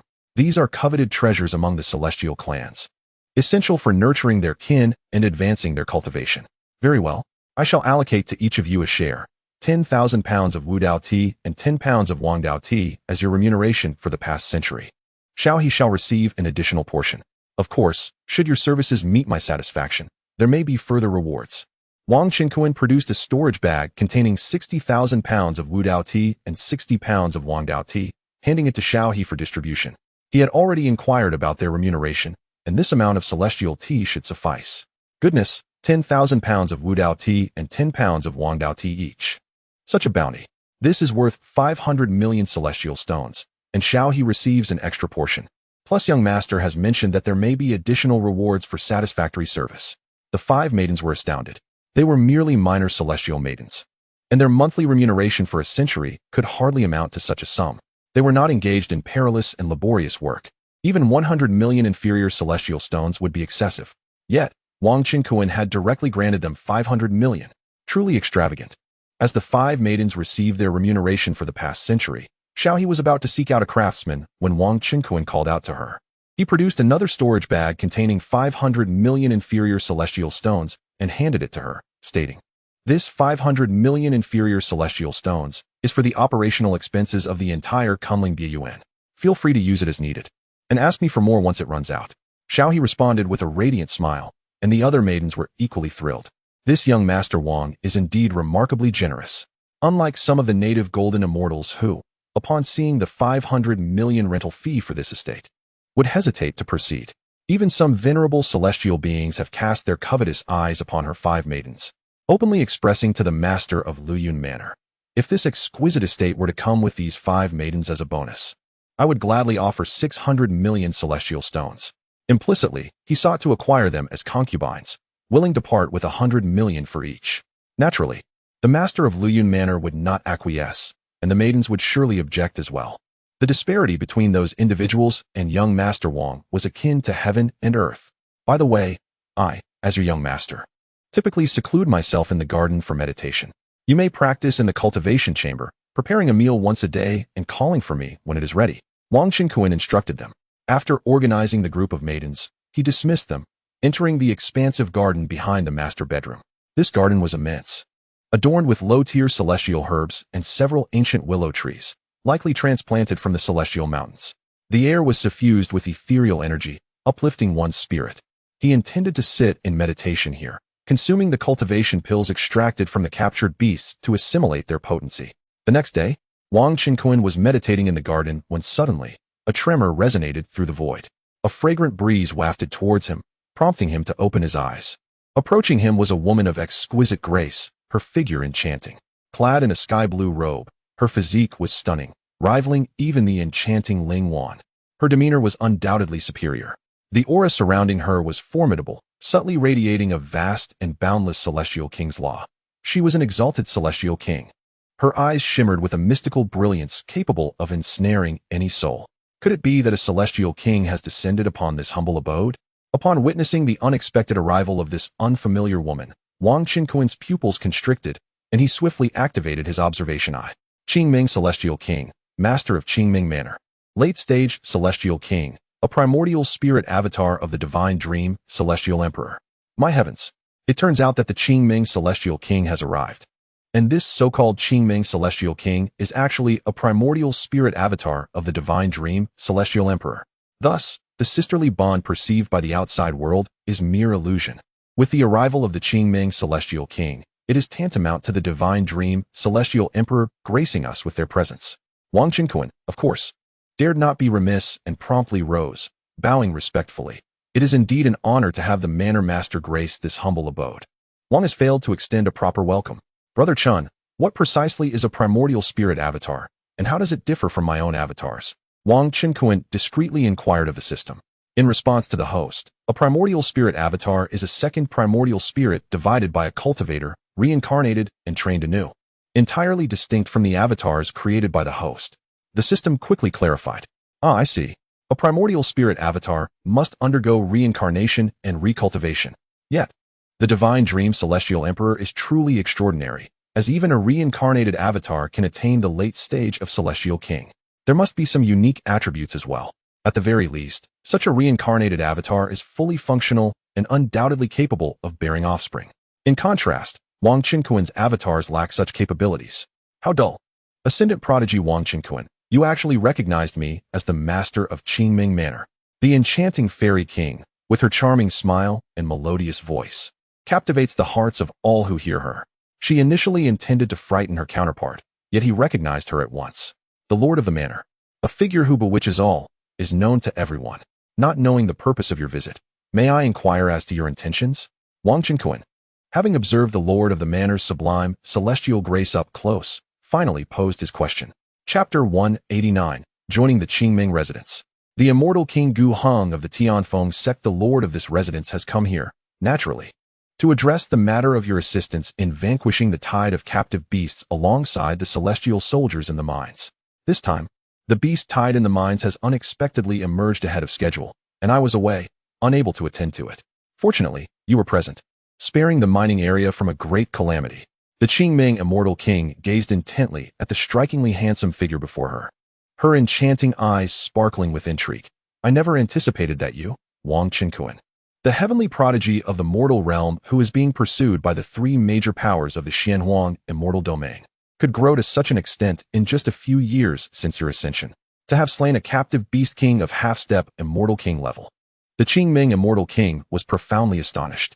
Through the spies placed in the outside world by the divine dream immortal nation, she had already discovered that a newly arrived ascendant in the mining town under her jurisdiction was none other than Wang Qinkuan, the mortal prodigy being hunted throughout the entire Xianhuang immortal domain.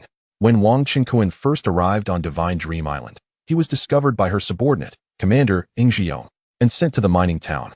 At that time, she was nearby in the ocean, and her divine awareness, capable of encompassing trillions of miles, could not have overlooked him. Back then, the aura of this young man seemed merely to have just reached the golden immortal stage. Yet now, just a few years later, he has the ability to slay half-step immortal beasts. Such astonishing talent is absolutely unparalleled and could easily eclipse all other prodigies across the immortal realm. Oh, my identity has been uncovered? My lord, you wouldn't turn me over to those forces in the Xianhuang immortal domain, would you? Upon hearing this, Wang Qinkuan grinned. Being discovered was of little consequence. He had no intention of concealing his identity while on Divine Dream Island. With his death replacement talisman, even an immortal emperor would be incapable of truly killing him. How could that be? You, Wang Qinkuan, are now on my territory, which means you are under my protection. On this Divine Dream Island, no one may harm you. Moreover, you have made significant contributions in the mines. I am still pondering how to reward you. A mysterious smile graced the lips of the Qingming residence lord. This Wang Qinkuan, with such extraordinary talent, would surely be a valuable asset to her. Even if other immortal emperors from different realms were to visit, they would not dare to act arbitrarily. However, she had yet to determine what treasure to bestow upon this mortal prodigy.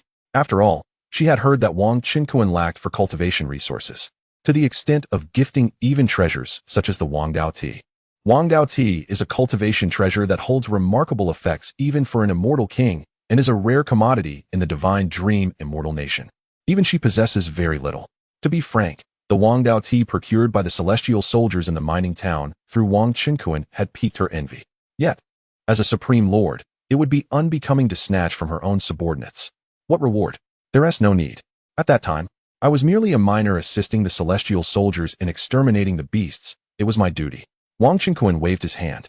He invited the Qingming immortal king to sit at the stone table in the pavilion, summoned several maidservants, and presented the pastries and celestial fruits they had purchased in the city, brewing a pot of Wang Dao tea to entertain the lord. The Qingming immortal king was easygoing and bore no pretensions, gladly taking a seat to enjoy the tea. The two exchanged pleasantries for a while. Our esteemed lord of the mansion has taken it upon herself to personally seek an audience with the young master. Even the mansion lord extends such courtesy to my young master.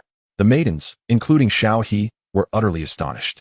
It is said that our esteemed lord of the Qingming mansion is as elusive as a dragon, seldom summoned by ordinary celestial beings. This was their first encounter with her in person, although they had seen her likeness many times. Thus, they recognized the resplendent beauty before them as none other than the mansion lord. Would you care to join the Qingming mansion and serve in my official residence? You could hold a nominal position as a commander or perhaps as a guest elder. The Qingming celestial king perceived that this remarkable individual seemed to prioritize cultivation, appearing untroubled by resources and radiating an air of indifference towards fame and fortune. However, she delighted in recruiting prodigious talents for the Divine Dream celestial kingdom, and naturally, she would not overlook Wang Qinkuan. Oh, to join your Qingming mansion as a guest elder? That is indeed enticing, Wang Qinkuan replied, feeling a stir of interest. In that case, I shall accept. Considering the future, there might be practitioners or kin from the Kunling realm ascending to this place. Possessing the title of elder would facilitate matters, thus he readily acquiesced. At that moment, the Qingming celestial king presented Wang Qinkuan with a token inscribed with the title of elder of Qingming mansion. She also immediately bestowed upon him 100 years' worth of salary, comprising several 10-year cultivation pills. Despite the modest number, these blue elixirs were treasures of considerable value in the celestial realm. Then, I shall pay my respects once more to the mansion lord. Wang Qinkuan clasped his hands together and bowed slightly, acknowledging his superior once again. Haha. The Qingming mansion welcomes your addition. From this day forth, you shall be my trusted confidant in Qingming, and feel free to visit me at any time. A hint of excitement flickered across the flawless countenance of the Qingming celestial king. She seemed particularly fond of the thrill of acquiring talented individuals, playfully patting Wang Qinkuan on the shoulder, causing him to startle. The enchanting fragrance emanating from the Qingming celestial king brought Wang Qinkuan an invigorating sense of comfort. After all, she was a female celestial monarch, her true form a supreme celestial emperor. How could she be so warm towards him? Our young master has garnered the attention of the Qingming mansion lord, who personally came to recruit him. Has my young master now become an elder in the Qingming mansion? The maidens in attendance, including Xiao He, Xiao Qing, and Xiao Chan, were left in a state of bewilderment. However, this was nothing short of magnificent. Their standings within the family would undoubtedly rise dramatically. Perhaps, should their family require assistance from the authorities, they could approach directly. After all, they were now the attendants of an elder of the official residence, and countless celestial beings would surely extend them some regard. Elder Wang, your current prowess is quite commendable. In due time, we shall organize a team to venture into the enclosed cloud sea to hunt sea beasts. The Qingming celestial king remarked with a smile. Furthermore, privately you may address me as mansion lorder, akin to the practitioners of the myriad domains. You may call me Qingming Fairy. Qingming smiled gently, her beauty captivating and enchanting. Yet, as Wang Qinkuan observed, a glimmer of delight danced across her alluring visage.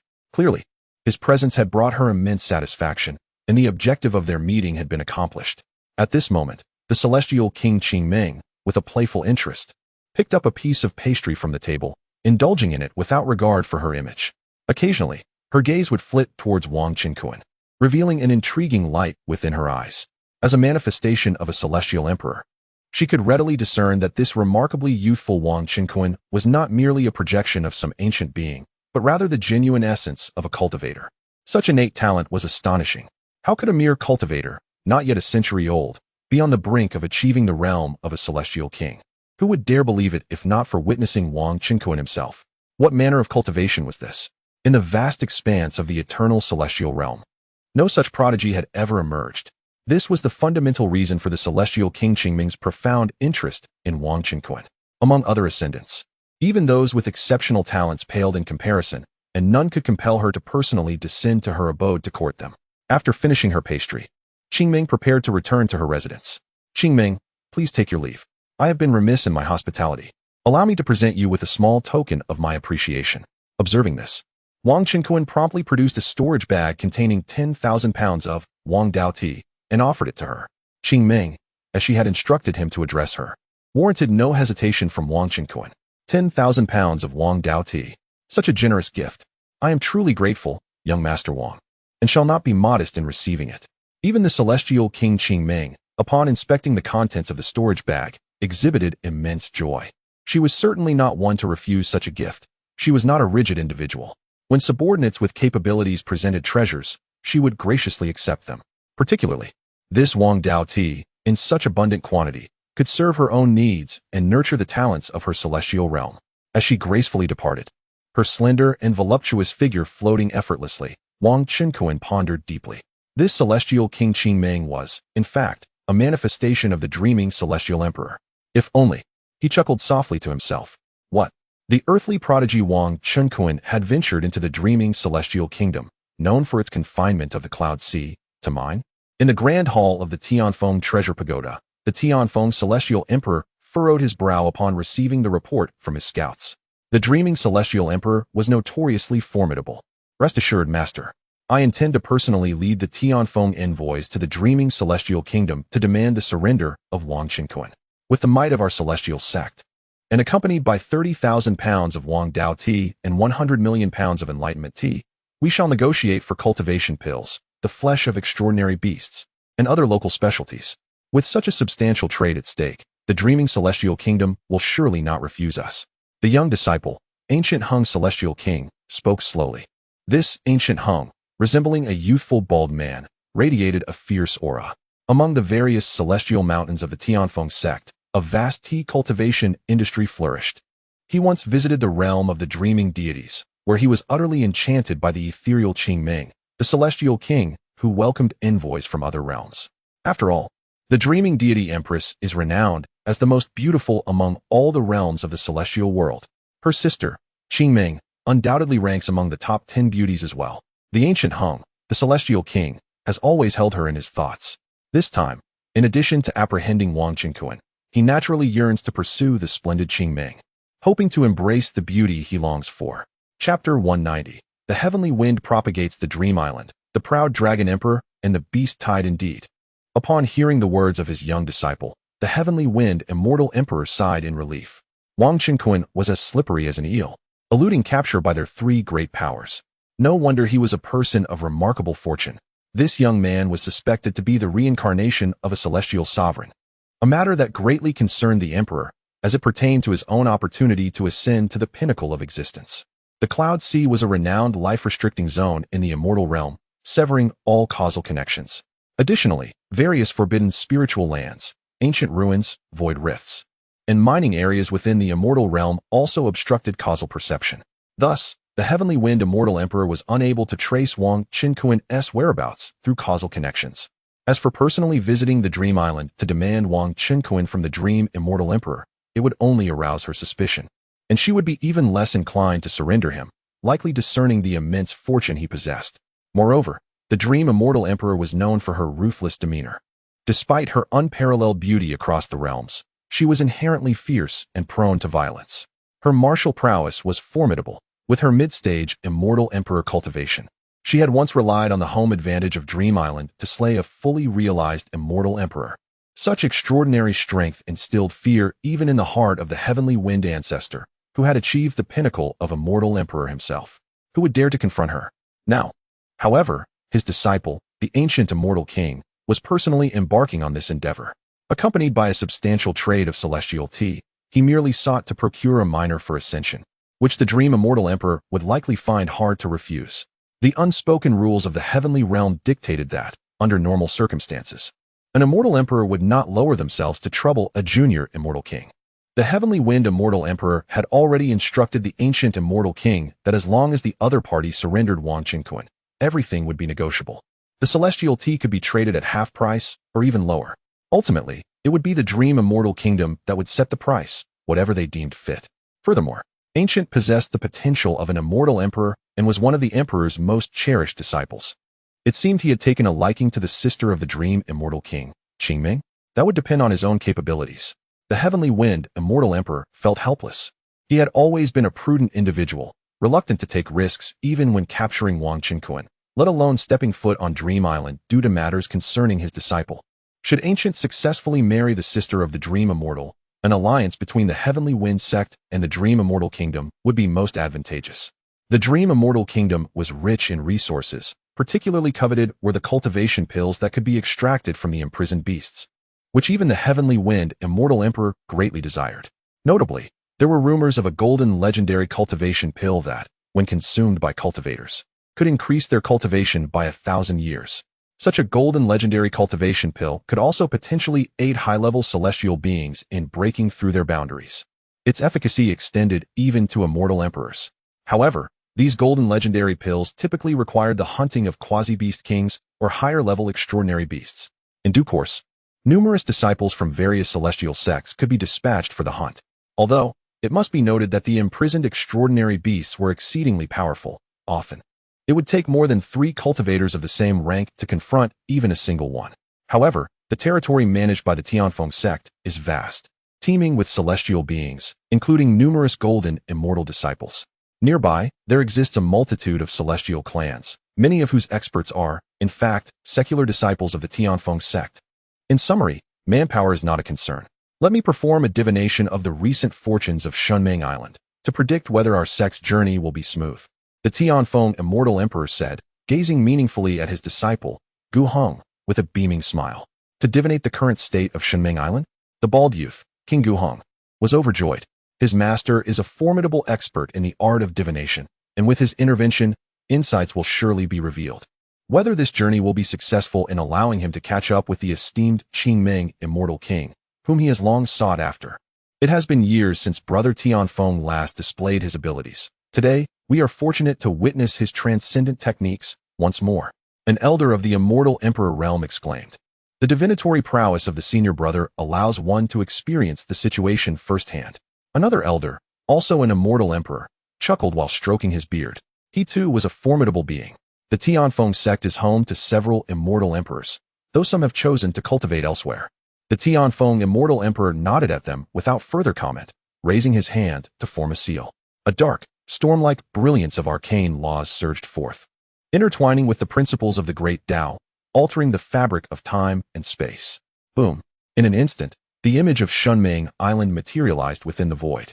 Surrounded by cloud and mist, the expanse of Shunming Island appeared vast, yet isolated within the boundless, imprisoning sea, resembling a solitary vessel adrift. Within the confines of the imprisoning cloud sea, a series of terrifying auras could be faintly sensed, instilling a palpable wariness among the celestial beings of the Tianfeng sect. To think that such a multitude of immortal emperor-level beasts was concealed within the imprisoning cloud sea. If these beastly monarchs were to surge ashore collectively, even the three great powers of the Xianhuang immortal domain would find it impossible to withstand. An elder from the Tianfeng sect gasped in astonishment. Indeed, these imprisoning beast monarchs are dreadfully formidable, yet fortunately, they appear unable to leave the cloud sea and will not come ashore. Someone remarked.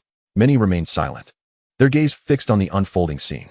Those colossal underwater beasts seemed poised to erupt onto the surface at any moment, threatening to overturn and flatten the entire Xinming Island. Besides Xinming Island, a golden dragon occasionally glided by, raising its head in arrogance and roaring defiantly at the terrifying auras in the sea as a warning. This dragon, stretching over 100 miles, emanated an aura of immense power, being none other than the ancestral beast of the immortal emperor's great perfection. This is the proud Tianlong Emperor, the island's guardian dragon of the Xinming immortal kingdom. It is said that this Tianlong Emperor was once a primordial dragon stationed at an ancient relic, eventually subdued by the divine whip of the Xinming immortal emperor, becoming her national guardian beast. Thus, one can see just how extraordinary the Xinming immortal emperor is. A veritable prodigy of the ancient celestial realm, deserving of the title of the unparalleled wonder of the ages. The elders of the Tianfeng sect, including the king-level elders and immortal emperor-level sages, were left in awe. Although this was not the first time for the bald youth, Gu Hong, to hear of this. He was again struck with amazement. Truly, the Xinming immortal emperor has overshadowed the celestial realm for countless epochs. The supreme dragon beast, the pinnacle of the celestial emperors, was effortlessly taken as a pet. Even his master, the heavenly wind celestial emperor, renowned as the foremost expert in the Xianhuang celestial domain, might find such a feat unattainable. The Dream Island, fortified by the presence of the Dream celestial emperor and the proud sky dragon monarch, commanded a respect that deterred the myriad forces of the celestial realm from recklessly encroaching upon it. Were it not for these formidable beings, Dream Island would have long since succumbed to the assaults of rival factions. The art of destiny propagation, a celestial-level technique, operates without the need for divine consciousness to descend, thereby minimizing the entanglement of karmic ties. Thus, even the immensely powerful proud sky dragon monarch was oblivious to the presence of the heavenly wind ancestor, who, from a distant vantage, employed secret methods to glimpse the future fortunes of Dream Island. This further attests to the heavenly wind celestial emperor's reputation as the greatest power in the Xianhuang celestial domain being well-deserved. At this moment, the heavenly wind celestial emperor continued his projections, delving into the significant events that would unfold on Dream Island in the coming months. 6 months hence, a thunderous roar erupted. A vast multitude of imprisoned sea beasts surged forth from the depths of the ocean, launching an assault on Dream Island, ravenously devouring all in their path. These countless imprisoned sea beasts exhibited a myriad of forms, including an abundance of half-step celestial kings, and even a host of celestial king beast monarchs leading the charge. In a fleeting moment, the celestial soldiers and inhabitants of Dream Island found themselves in a frantic struggle to fend off the tidal wave of beasts. Was it truly the impending onslaught of the sea beasts upon Dream Island in just half a year? Such a fortuitous opportunity had presented itself. The heavenly wind ancestor's countenance brightened at this prospect. In the heavenly wind pagoda, besides the heavenly wind ancestor and the ancient Hung, celestial king, there was another disciple present, Zhong Yanyan, a half-step celestial king who had once pursued Wang Qingquan. Everyone present was taken aback, their expressions reflecting a mixture of shock and elation. The latent rules of the imprisoned cloud sea dictate that when a beast monarch instigates a beast wave, neither side's celestial emperors are permitted to intervene, at most. Only celestial kings may take action, lest they disrupt the established order, which would yield dire consequences. After all, the number of celestial emperor-level beast monarchs within the imprisoned cloud sea is overwhelmingly vast, far exceeding that of the celestial realm. Who would dare violate the agreements previously established with humankind? This impending beast wave seemed to herald an unprecedented number of beast monarchs. Thus, the limited celestial kings of Dream Island would find themselves utterly outmatched against such a formidable assembly of beast kings. An opportunity had arisen for our Heavenly Wind sect. The senior members of the sect were filled with exuberance. The imprisoned Cloud Sea is not merely a designation for the waters surrounding Dream Island. Rather, it encompasses the entirety of the celestial realm, which has been divided into myriad segments of celestial land, with all seas within labeled as the imprisoned Cloud Sea. Each border between celestial domains is marked by an expansive, boundless stretch of this imprisoned expanse. Across the celestial realm, the number of beast monarchs amassed from the various currents of the sea is indeed unfathomable, given the Dream Celestial Emperor's benevolent nature towards his subjects. The Heavenly Wind sect could seize this opportunity to dispatch aid to Dream Island in its defense against the oncoming beast tide, while soliciting substantial rewards from the Dream Celestial Emperor. As the Heavenly Wind Celestial Emperor contemplated further the unfolding events and outcomes of this beast wave, he was abruptly interrupted. Two infinite laws intertwined, emanating a dreamlike array of colorful light that pierced through the void, descending into the Heavenly Wind Pagoda. It was the gaze of a woman so enchanting that it rendered the heavens and the earth pale in comparison. In that instant, the art of divination was pierced and interrupted by her gaze, causing the imagery of divine Dream Island to dissipate. Before vanishing, the last vision they beheld was that of a hazy figure, a breathtaking woman adorned with an imperial crown, appearing above divine Dream Island. She let out a cold snort, her eyes radiating with seven-colored divine light, directed towards the Heavenly Wind sect. With a sudden gasp, the ancestral elder of Heavenly Wind suffered a backlash. Spitting out a mouthful of imperial blood, his aura slightly weakened. Chapter 191. The schemes of the three major forces in the Xianhuang immortal domain, the divine Dream Immortal Emperor. What an extraordinary eye technique this is, displaying unparalleled brilliance. Her power is far more terrifying than the rumors suggest. She was able to inflict harm upon me from an unfathomable distance. This revelation left not only the high-ranking members of the Tianfeng sect in a state of shock, but also startled the venerable ancestor of Tianfeng himself. The ancestor wiped the imperial blood from the corner of his mouth, his expression fluctuating between gloom and uncertainty. However, given the considerable distance and the fact that Tianfeng is an established immortal emperor with formidable foundations, even if the divine Dream Immortal Emperor's eye technique is remarkable, it cannot severely wound him. The recent injury merely depleted some of his vital energy. The harm he suffered was primarily a backlash from the path of deduction. Tianfeng, are you all right? It seems that the divine Dream Immortal Emperor is now aware of the impending beast tide, making it difficult for her to plot extensively. The elders displayed expressions of concern. As an immortal emperor, each possesses some ability to foresee the future, yet few have the predictive capabilities that rival those of Tianfeng. The fortunes of the immortal kingdom have been deduced by other immortal emperors, alarming the divine Dream Immortal Emperor herself. It is likely she will soon calculate that her immortal kingdom is on the brink of a beast tide crisis and will make certain preparations. Fear not. The Tianfeng ancestor waved his hand, his brow relaxing. Even if the divine Dream Immortal Emperor is privy to the beast tide, we of the Tianfeng sect shall proceed with our own plans. After all, her divine Dream Island is but a small locale, with extremely limited immortal king-level powerhouses. It cannot withstand this impending beast tide. Our Tianfeng sect can ally with the Zhangyu Immortal Kingdom and the Reckless Immortal Thieves, the three major forces of the Xianhuang Immortal Domain, to mobilize numerous immortal kings and golden immortals to assist her in repelling the beast tide while presenting the conditions we discussed earlier. With the calamity approaching her island, she will undoubtedly be unable to refuse. The Tianfeng ancestor stroked his goatee thoughtfully and remarked, "Inform the Song clan and the immortal thieves of the beast tide threatening divine Dream Island. We need not fear that the Zhangyu Immortal Emperor and the Reckless Immortal Emperor will remain unmoved. High-quality cultivation elixirs, especially those of the golden legendary grade, are exceedingly rare. In the heavenly realm, they are supreme treasures for breaking through realms. Generally, the marine beasts that can find the cloud sea do not easily come ashore, and for cultivators to venture into the sea to hunt them is an extremely perilous endeavor. Moreover, only a limited number can be hunted. After all, if too many are slain, it would attract the attention of the beast emperor, leading to dire consequences.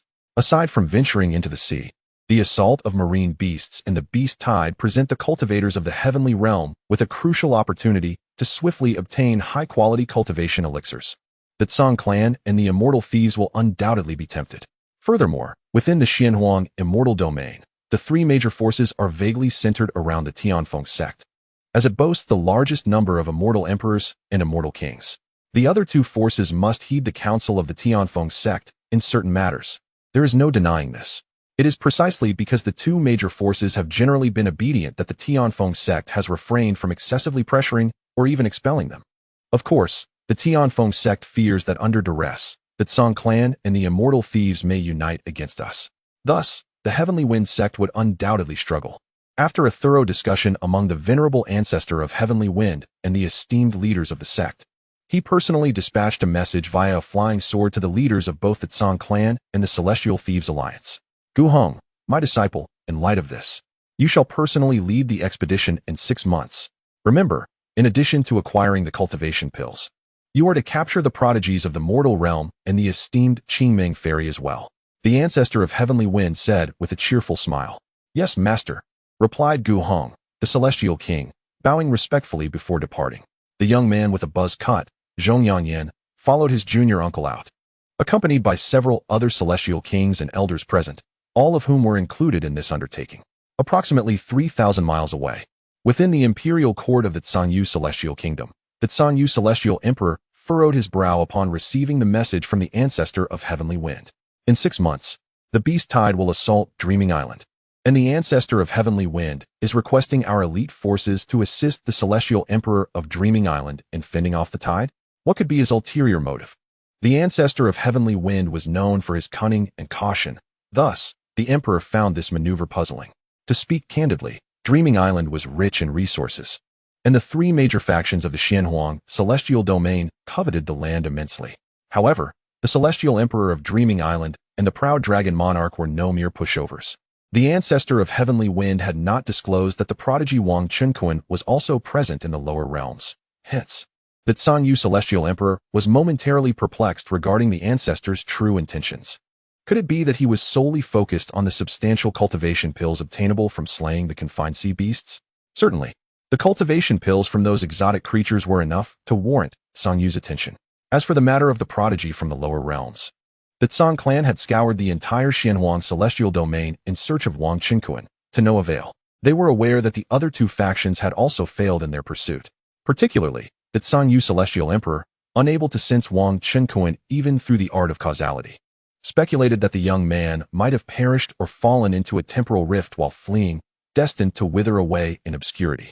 They were on the verge of abandoning the search for Wang Chunkuan. The spies stationed by the Tsang clan on Dreaming Island were relatively few and of lower status and cultivation, thus were unaware of Wang Chunkuan's presence in the Tsanyu Celestial Kingdom. Beneath the Celestial Emperor, all are but ants. After all, he was merely an insignificant celestial king, unworthy of the Celestial Emperor's prolonged concern, even if there was a vendetta for the death of his son. Moreover, the slain was merely the least promising among his numerous offspring. The Tsanyu Celestial Emperor found it hard to believe that such a lowly figure from the lower realms could possess any grand opportunities worthy of a celestial lord. He suspected that the Heavenly Wind sect was making a mountain out of a molehill or perhaps employing a deceptive strategy. Throughout the extensive history of the celestial realm, it was not uncommon for one or two exceptionally gifted ascendants from the lower realms to appear. Could it be that this impending beast tide at Dreaming Island was to be of an unprecedented magnitude? While the Tsanyu Celestial Emperor was not particularly adept at divination, he surmised this point, feeling a flicker of excitement. After all, compared to the ancestor of Heavenly Wind and the proud Celestial Emperor, he was considerably younger and slightly less advanced in cultivation, being at the late stage of Celestial Emperor. The elixir of the Golden Legend is a miraculous treasure that can remarkably enhance the cultivation of even an immortal emperor, enabling one to swiftly match the prowess of the two esteemed immortal emperors. The Dreaming Empress is a formidable being, comparable to the pinnacle of immortal emperors, possessing extraordinary strength. It would be inappropriate for me to personally visit the Dreaming Island. Instead, I can dispatch numerous immortal kings and golden immortals from the Tsang Kingdom to procure a substantial quantity of cultivation elixirs. Like the venerable Tianfeng ancestor, Emperor Tsangyu harbors a profound apprehension towards the Dreaming Emperor, known for his propensity to engage in conflict over trivial matters, and thus refrains from risking a visit to the Dreaming Island. Within the vast realm of the Tsanyu Immortal Kingdom, There exists not only the Tsang clan, but also numerous immortal king families and golden immortal clans. The golden immortals and immortal kings from the Tsang clan court, in conjunction with those from various other celestial families, are abundant in number, indeed surpassing those of the dreaming, immortal nation. These celestial families maintain close ties with the Tsang clan and are likely to heed its summons. They can serve as expendable forces to hunt down the ferocious beasts. During this period, I shall remain at the helm of the Tsangyu immortal kingdom. 6 months hence, when the beast tide from the dreaming island arises, I will send immortal King Tsangshi to lead a contingent of golden immortals and immortal kings to confront it, ensuring we do not suffer losses.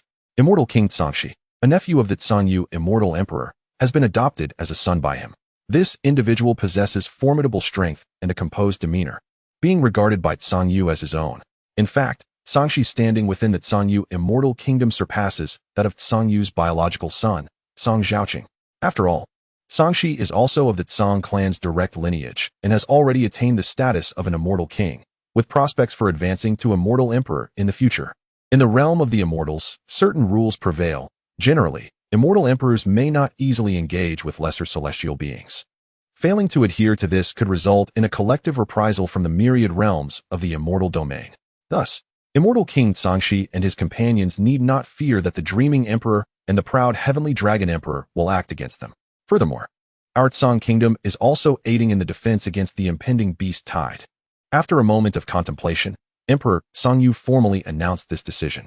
Let it be done. Upon hearing the words of Emperor Tsangyu, the elders of the Tsang clan and the court officials, both civil and military, promptly bowed in acknowledgement.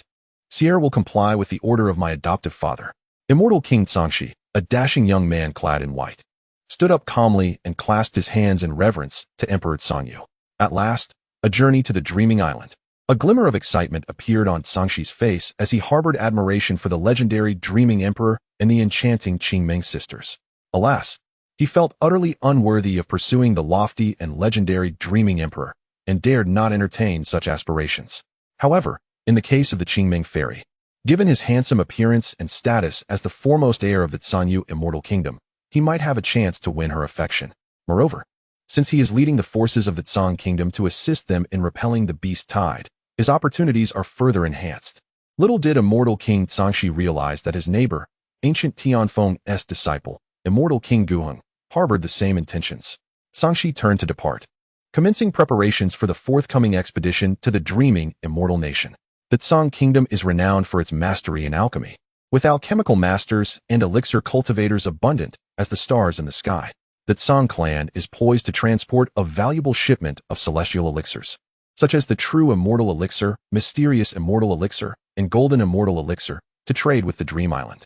Meanwhile, in the Wujin mountain range, an ancient colossal city nestled among the immortal mountains, lies the lair of the audacious celestial thieves, the Wujin giant city. Within a grand hall, the formidable leader of the celestial thieves, the mad emperor Zhang Kuang, sits at the center, commanding fear throughout the Xianhuang immortal domain. This burly middle-aged man, clad in beast-hide armor, boasts a thick beard and emanates a faint yet potent scent of blood. Zhang Kuang is indeed a consummate immortal emperor. At this moment, he caresses the massive axe in his hand and addresses the gathered rogues. In 6 months, the beast tide from Dream Island approaches. Why does that old thief Tianfeng seek to curry favor with that woman from Dream Island? Does he expect us to dispatch our elite to assist in resisting the beast tide? What are your thoughts, brothers? The leader is right. That old dog Tianfeng likely harbors ulterior motives. Our celestial thieves must not become pawns for others. Perhaps we should only send a handful to placate them? Spoke an immortal emperor in the midstage, holding a sword in both hands. Your words are misguided, old four. The beast tide presents a lucrative opportunity. How can we, the celestial thieves, let such a golden chance slip away? Countered another leader, a late-stage immortal emperor with a scarred face. After a brief debate, the third and fourth leaders were silenced by a voice from the crowd. You need not argue any further. In my view, the beast tide from Dream Island harbors immense opportunities, albeit accompanied by certain dangers. We must dispatch a substantial number of elite members. However, prior to that, let us contact the Tsang nation to ascertain their intentions, and then the celestial thieves can make a decision. The speaker was Ding Ming, a middle-aged immortal emperor with a scholarly appearance and elegant demeanor, serving as the second-in-command of the celestial thieves. His prowess remarkably rivals that of the leader, Zhang Kuang, as he too is a consummate immortal emperor. Upon hearing Ding Ming speak, the two disputing immortals fell silent. Ding Ming is not only powerful, but also the intellectual backbone of the celestial thieves. He is known for his ruthless tactics. Having eradicated all disobedient celestial clans under Zhang Kuang's dominion, he established prisons to torment numerous celestial clan leaders and ascended beings for a millennium before ultimately extinguishing them. The exploitation of newly ascended beings in mining for 1,000 years stems from his cunning strategy. Among the 4 leaders of the Mad Zhang thieves, aside from the head, Zhang Kuang, Ding Ming's words carry the most weight. Even the typically unruly 3rd and 4th leaders heed the second-in-command's counsel. Seeing his brothers rendered mute by Ding Ming's authority, Zhang Kuang could not help but chuckle. Very well, we shall heed the second-in-command's advice. Our celestial thieves will indeed dispatch a large force. Zhang Kuang cast a glance at Ding Ming, recognizing that although he is powerful, he prefers not to engage in strategic thinking, relying instead on his axe to dominate all foes. The operations of the celestial thieves will undoubtedly depend on Ding Ming's wisdom. Thus, the decision was made. Ding Ming, the Emperor of Immortals, was not one to be trifled with. He first dispatched a flying sword to inquire about the intentions of the ruler of the neighboring Sanyu Immortal Kingdom. Subsequently, he devised a strategy for a venture to Dream Island. Ultimately, the reckless Immortal Thieves Guild decided that Zhang Ming, the eldest son of the reckless Immortal Emperor and the heir apparent of the guild, would lead a multitude of formidable thieves to Dream Island in pursuit of cultivation elixirs. Zhang Ming, often regarded as the prince of the guild, was the emperor's most favored son, known for his flamboyant and lascivious nature, having taken thousands of immortal maidens as wives and concubines. Yet, his prowess was beyond question. Ding Ming also imparted a stern warning to his nephew. He emphasized the importance of adhering to the rules of Dream Island. Should Zhang Ming develop an interest in the enchanting Qingming fairy or any other maiden there, he was encouraged to utilize the guild's resources to pursue her. However, he must never resort to coercive or unscrupulous methods as he had done in the Xianhuang Immortal Domain. Furthermore, he was cautioned to avoid offending the representatives from Tianfeng sect and the Tsang clan who accompanied them, as they were likely to be significant figures from their respective factions. Both families likely harbored intentions of forging a matrimonial alliance with the Dream Immortal Kingdom. The Tianfeng sect, being the dominant force in the Xianhuang Immortal Domain, was not a power the reckless Immortal Thieves Guild could afford to antagonize. Additionally, the Tsang clan was a coalition partner of the guild, and their alliance was formidable enough to contend with the entirety of the Tianfeng sect. Thus, it was prudent to avoid unnecessary conflicts. Zhang Ming, adorned with a bushy beard, felt discontent at his uncle Ding Ming's earnest and lengthy admonitions. He thought to himself, this reckless Immortal Thieves Guild belongs to the Zhang family. When did it become the purview of an outsider to dictate terms? However, he dared not voice his thoughts. For Ding Ming's notorious ruthlessness was sufficient to keep the guild's prince in check. Chapter 192. Breakthrough in Cultivation Pills. Guests arrive for transactions on the enchanting Divine Dream Island. Within the tranquil confines of the Kunling courtyard at the Luyan Mountain Villa, Wang Qinkuan remained oblivious to the impending calamity that would besiege this realm in 6 months, a terrifying tide of imprisoned sea beasts set to assail all living beings on the island. After joining the Qingming Prefecture and becoming a guest elder under the auspices of the Qingming Immortal King, Wang Qinkuan consumed all the cultivation pills he had at hand. Upon refining the essence of these pills, his cultivation unexpectedly surged from the mid-stage of true immortal to the late stage. This advancement to the late stage of true immortal signified that his physical and spiritual prowess could now rival that of an early-stage immortal king, or even a mid-stage immortal king, albeit he currently lacked the strength of an immortal king-level yellow turban warrior. It is worth noting that the quantity of cultivation pills he had ingested was considerable. In addition to dozens of white-green pills of 1 and 5-year quality, he also consumed over 20 blue pills of 10-year quality. Among these, several of the blue pills were superior quality and had been generously bestowed upon him as remuneration from the Qingming Immortal King. Collectively, these pills likely contributed several hundred years of cultivation. Given Wang Qinkuan's innate talent, coupled with the formidable attributes of his 16th level Heavenly Sovereign technique, the Great Severing Technique, it would not be arduous for him to break through to the next minor realm of true immortal after several hundred years of cultivation. He mused about the possibility of acquiring a substantial quantity of blue-green cultivation pills, or even rare purple-grade pills, which would expedite his progress remarkably. He sensed that the effectiveness of white cultivation pills had waned significantly for true immortal training. Only higher-tier pills would suffice. Of course, he could still venture into the world of grinding monsters to level up, but that method would pale in comparison to the rapid breakthroughs afforded by consuming pills. And it was undeniably laborious. No matter how swift the grinding, it could not match the efficacy of pill consumption. At that moment, Xiao He and Xiao Qing entered, preparing tea and meals for their esteemed master. Observing the lovely maidens with bright eyes and radiant smiles, Wang Chenkuan felt a spark of inspiration. Xiao He, you and the others should inquire in the city about the availability of cultivation pills of green grade or higher. Purchase them all, provided the prices are not excessively outrageous. Xiao He was taken aback, her companions equally bewildered. Master, cultivation pills are immensely precious in Divine Dream Island and throughout the immortal realm. The white ones are tolerable, costing around 10 million immortal stones each, and even less when in abundance. Green pills command a staggering 100 million for just one. The blue ones are even more outrageous, at least 500 million per pill. Those of purple grade and above are treasures beyond price. Green grade cultivation pills are luxuries reserved for the wealthy in the immortal realm. We ordinary immortal citizens can scarcely afford even the white ones, let alone indulge in them. To suggest purchasing them all, even if master possesses immortal stones, blue-grade pills are scarcely found on the market.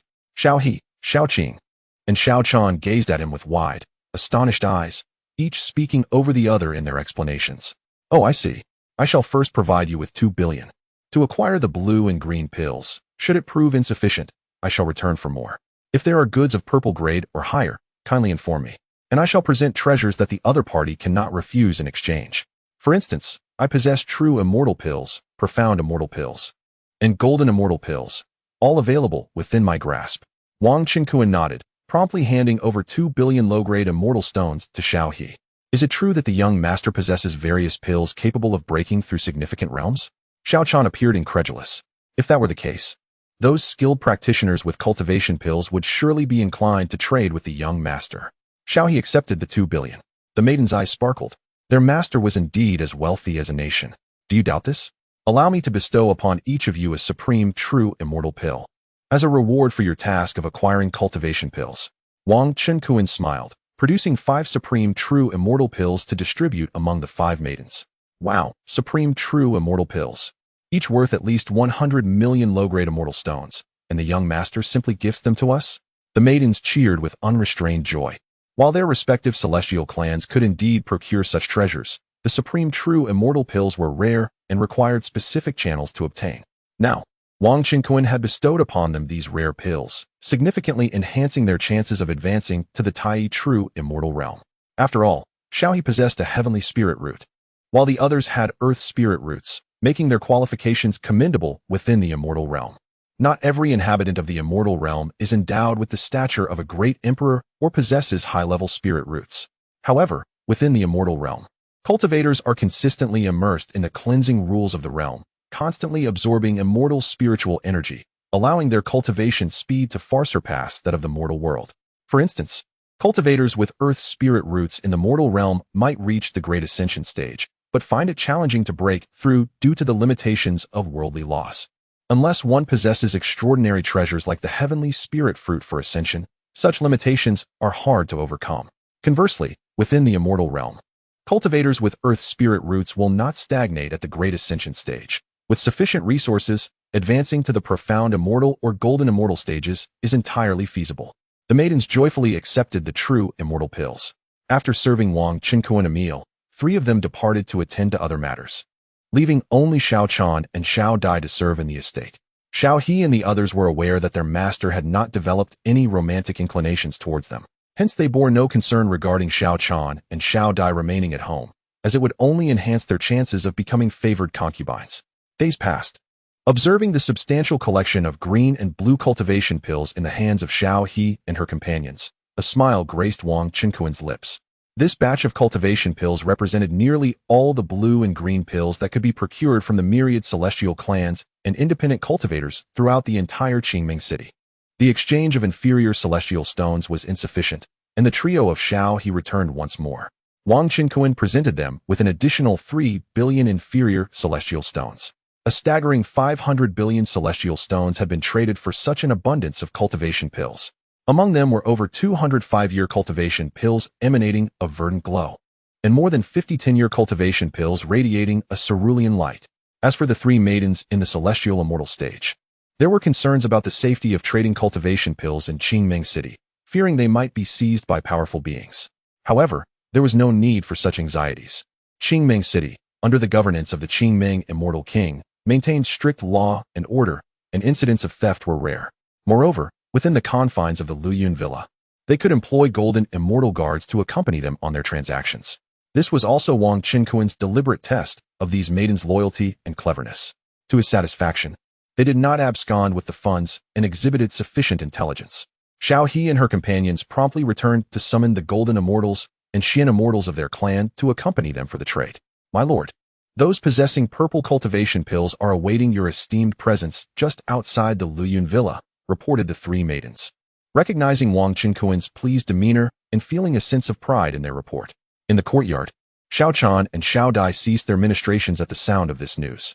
Oh, there are others here to trade for purple cultivation pills. Bring them in. Xiao Chan, Xiao Dai, prepare seats and brew the Wang Dao tea to receive our guests. Wang Qinkuan's expression was one of keen interest. Before long, Xiao He returned with 3 men and 1 woman, all cultivators at or above the half-step Celestial King level.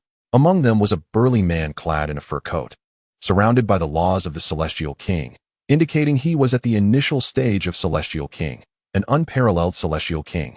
Esteemed friends, please take your seats. Tea is served. Wang Qinkuan hastily invited his guests to sit.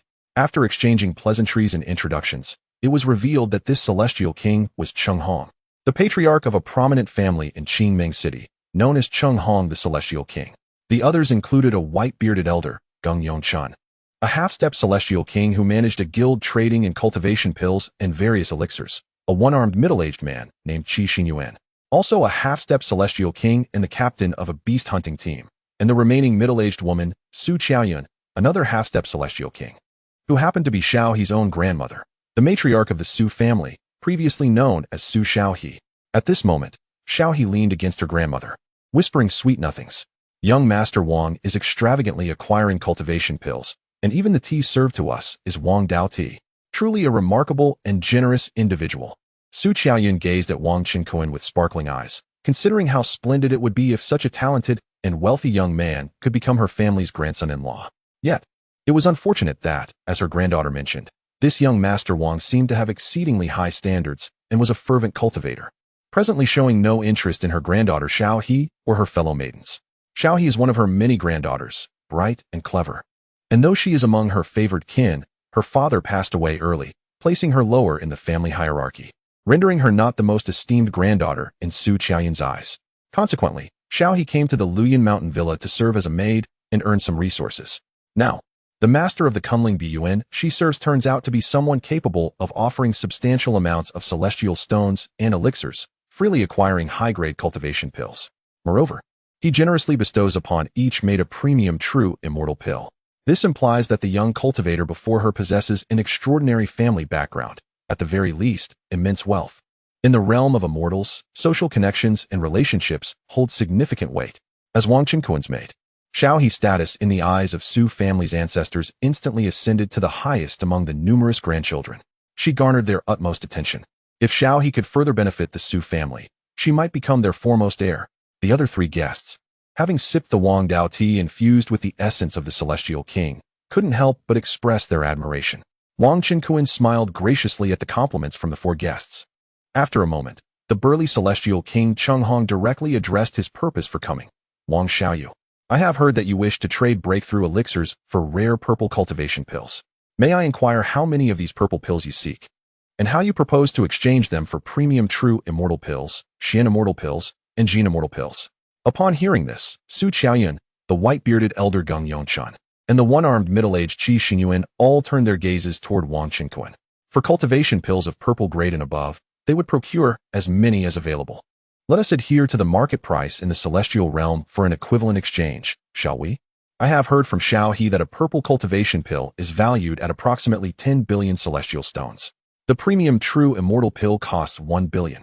The premium Xian immortal pill 10 billion, and the premium Jin immortal pill also 100 billion. Wang Qinkuan remained composed, responding slowly. The so-called market price essentially refers to the base price.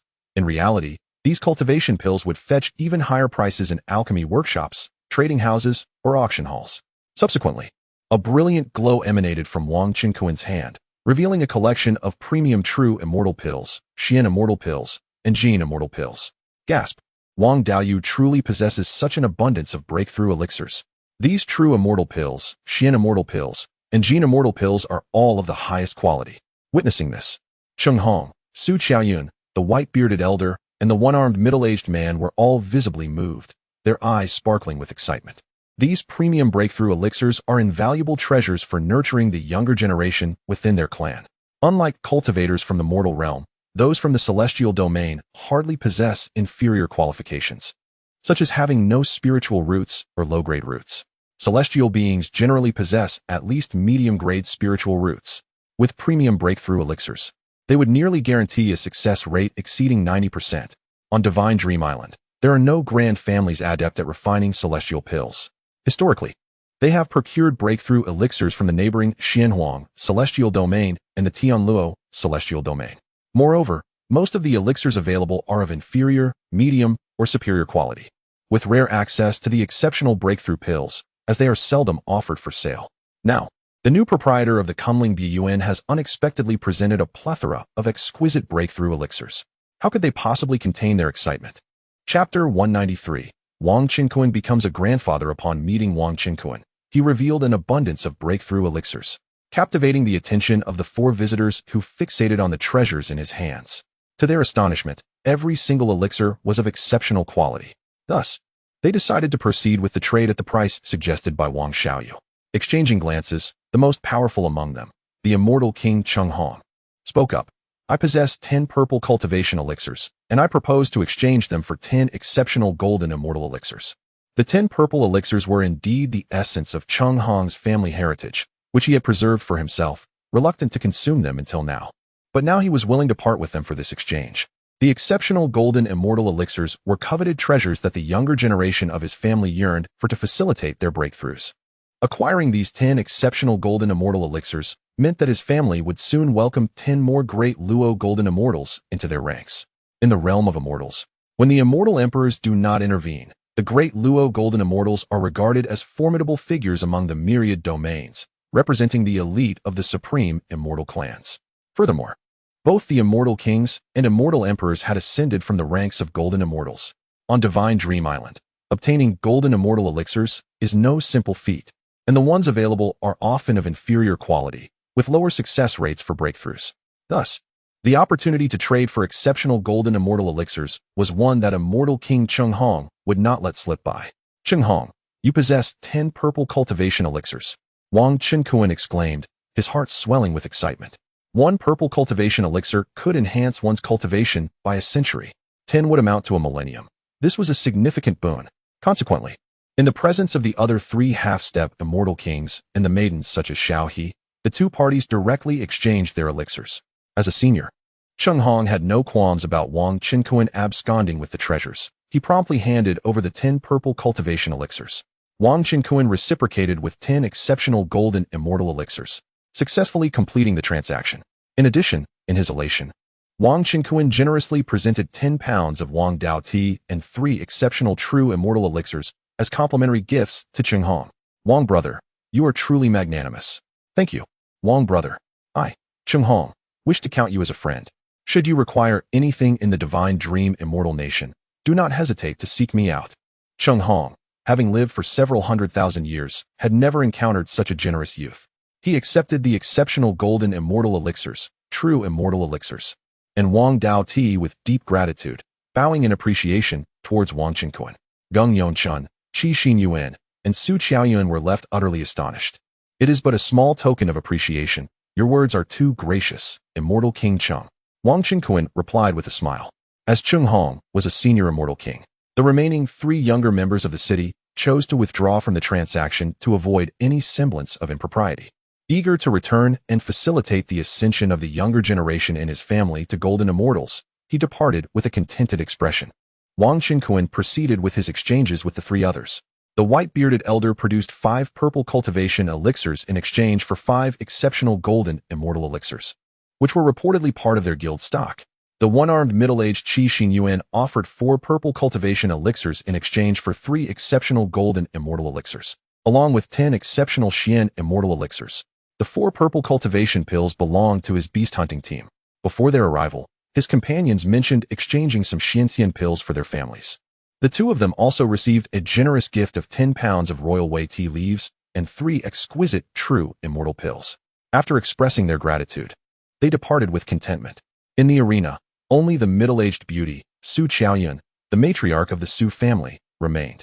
With grace still evident, she produced 3 purple cultivation pills and handed them to Wang Qinkuan, smiling as she said, "Young Master Wang, my humble Su family cannot offer so much.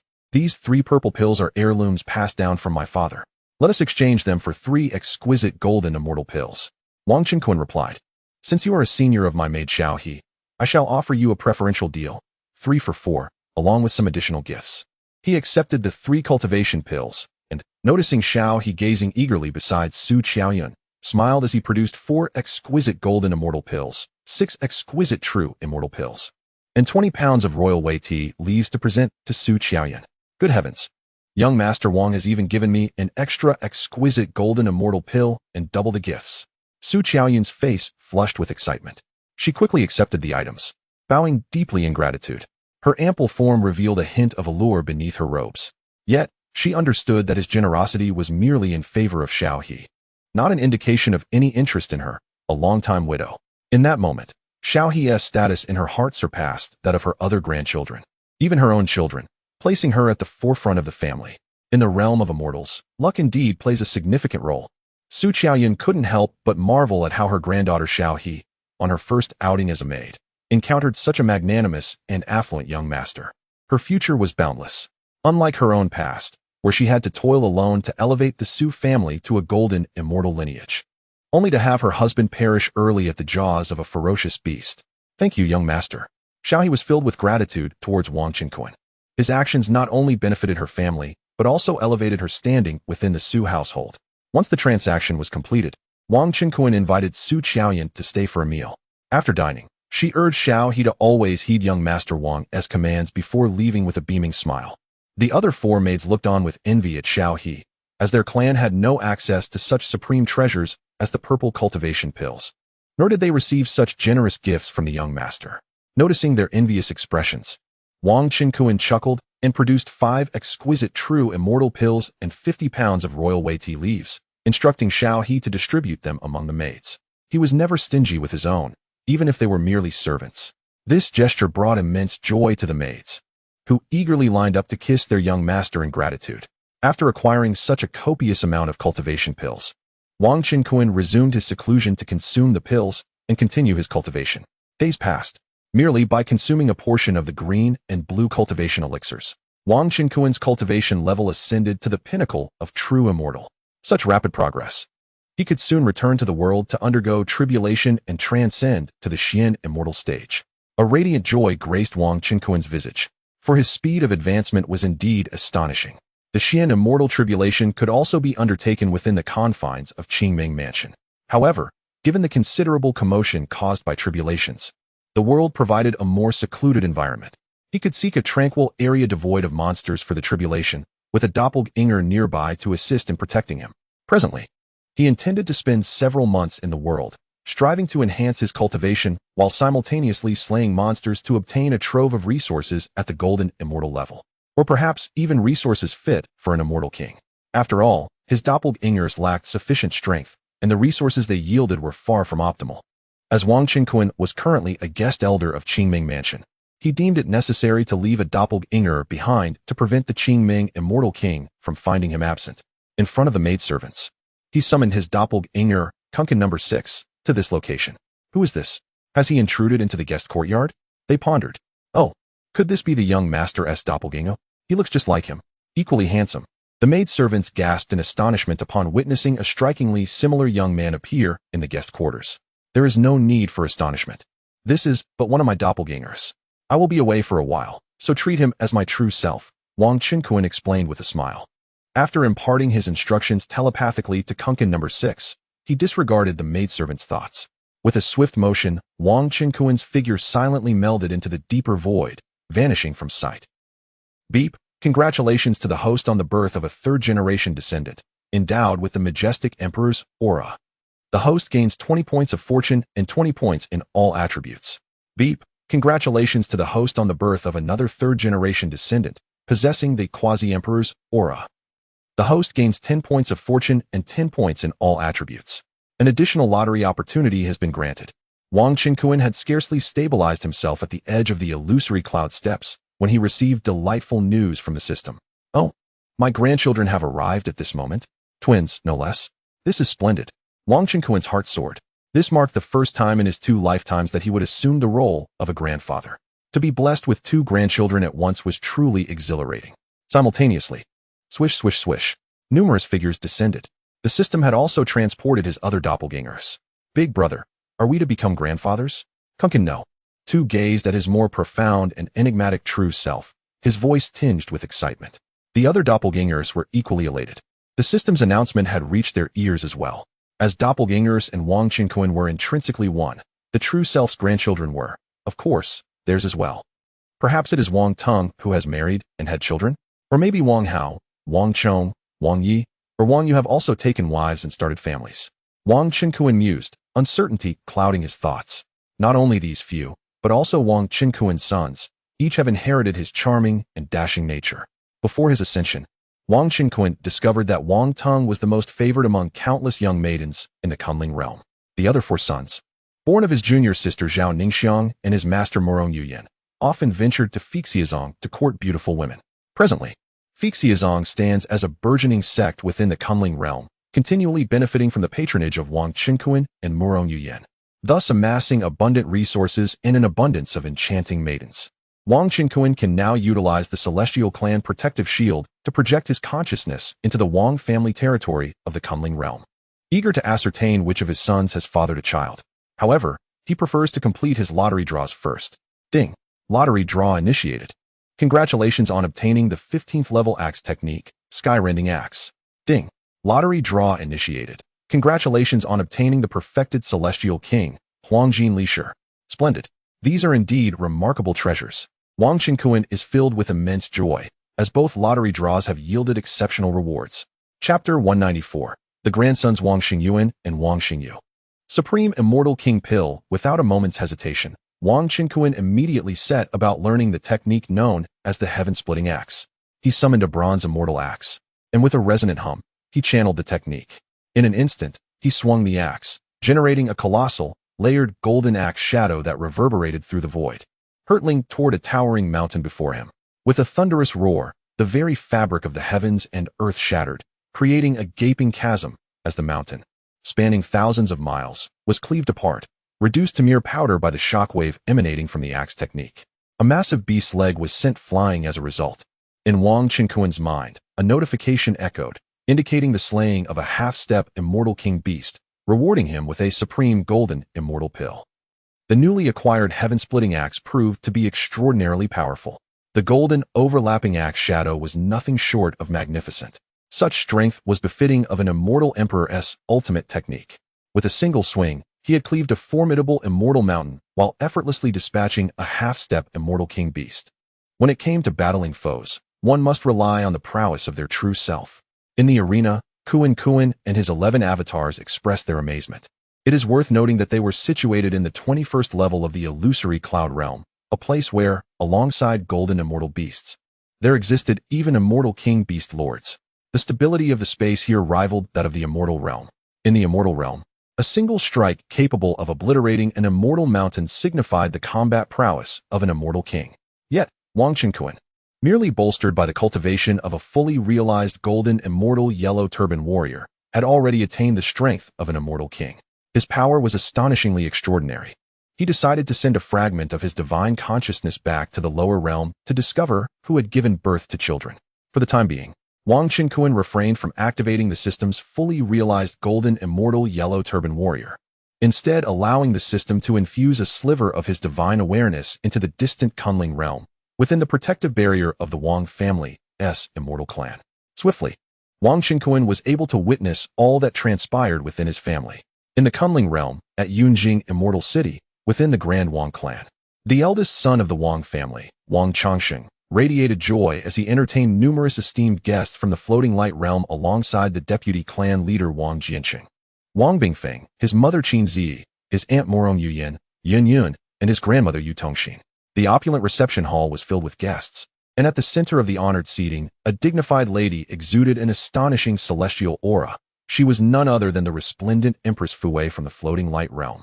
Most of the other guests were members of the Floating Light Empire's royal family, relatives of the Fu family, and various cultivators allied with the Floating Clan.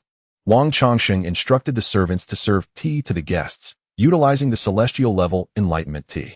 He then rose, a warm smile gracing his face, and bowed respectfully to Empress Fuwei, saying, "Esteemed mother-in-law, my wife, Princess Fuyu, has just given birth and is unable to receive guests at this time. She bore a pair of twin brothers. I apologize for the inadequate hospitality, and I hope the Empress will forgive me." Empress Fuwei regarded her son-in-law with increasing fondness. "My son-in-law is exceedingly courteous. To entertain guests with enlightenment immortal tea is something we, the royal family of the Floating Light Empire, could never have imagined." Wang Chongsheng, the eldest son of the formidable Emperor Qinkuan, stands as an invincible figure within the entirety of the Xianhuang universe. The fact that his daughter, Princess Fuyu, is destined to marry him can certainly be regarded as a significant blessing. It is truly astonishing that the Empress Fuwei has become in-laws with the emperor. Moreover, this young son-in-law has already attained impressive cultivation in the void refinement stage at such a tender age, and his composed and gentle demeanor resonates deeply with her preferences. However, it must be noted that his cultivation level, though respectable, pales in comparison to the true celestial stature of Empress Fuwei. What primarily elevates Wang Chongsheng in her eyes is his noble lineage. He is indeed the son of the emperor. Initially, Wang Chongsheng had not ventured into other realms for training and was unfamiliar with Princess Fuyu of the Floating Light Realm. Furthermore, Princess Fuyu is a formidable being at the Great Ascension stage. Their acquaintance was facilitated through mutual connections.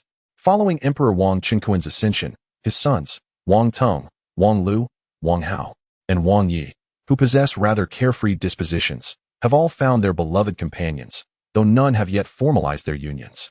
In contrast, Wang Chongsheng, as the eldest son of the Wang family, remains unattached, having devoted himself diligently to his cultivation. As Wang Chongsheng's mother, Qin Zi, observes this situation with growing concern, it weighs heavily on her heart. After all, she holds a prestigious position as one of the two chief stewards of the Wang family, wielding immense resources that surpass the imagination of the entire cultivation community. With such advantages, it would be a source of ridicule if Wang Chongsheng were to lag behind his brothers in the matters of marriage and family. Unfortunately, Qin Zi's family hails from the secular realm, where women of her remarkable caliber are exceedingly rare, leaving her unable to find a suitable match for her son. One day, the Empress Dowager Ling Ruoling of the Daling Empire visited the Wang family, calling upon Empress Ling Wan to attend court, as Ling Wan frequently resided with the Wang family and had been neglecting state affairs.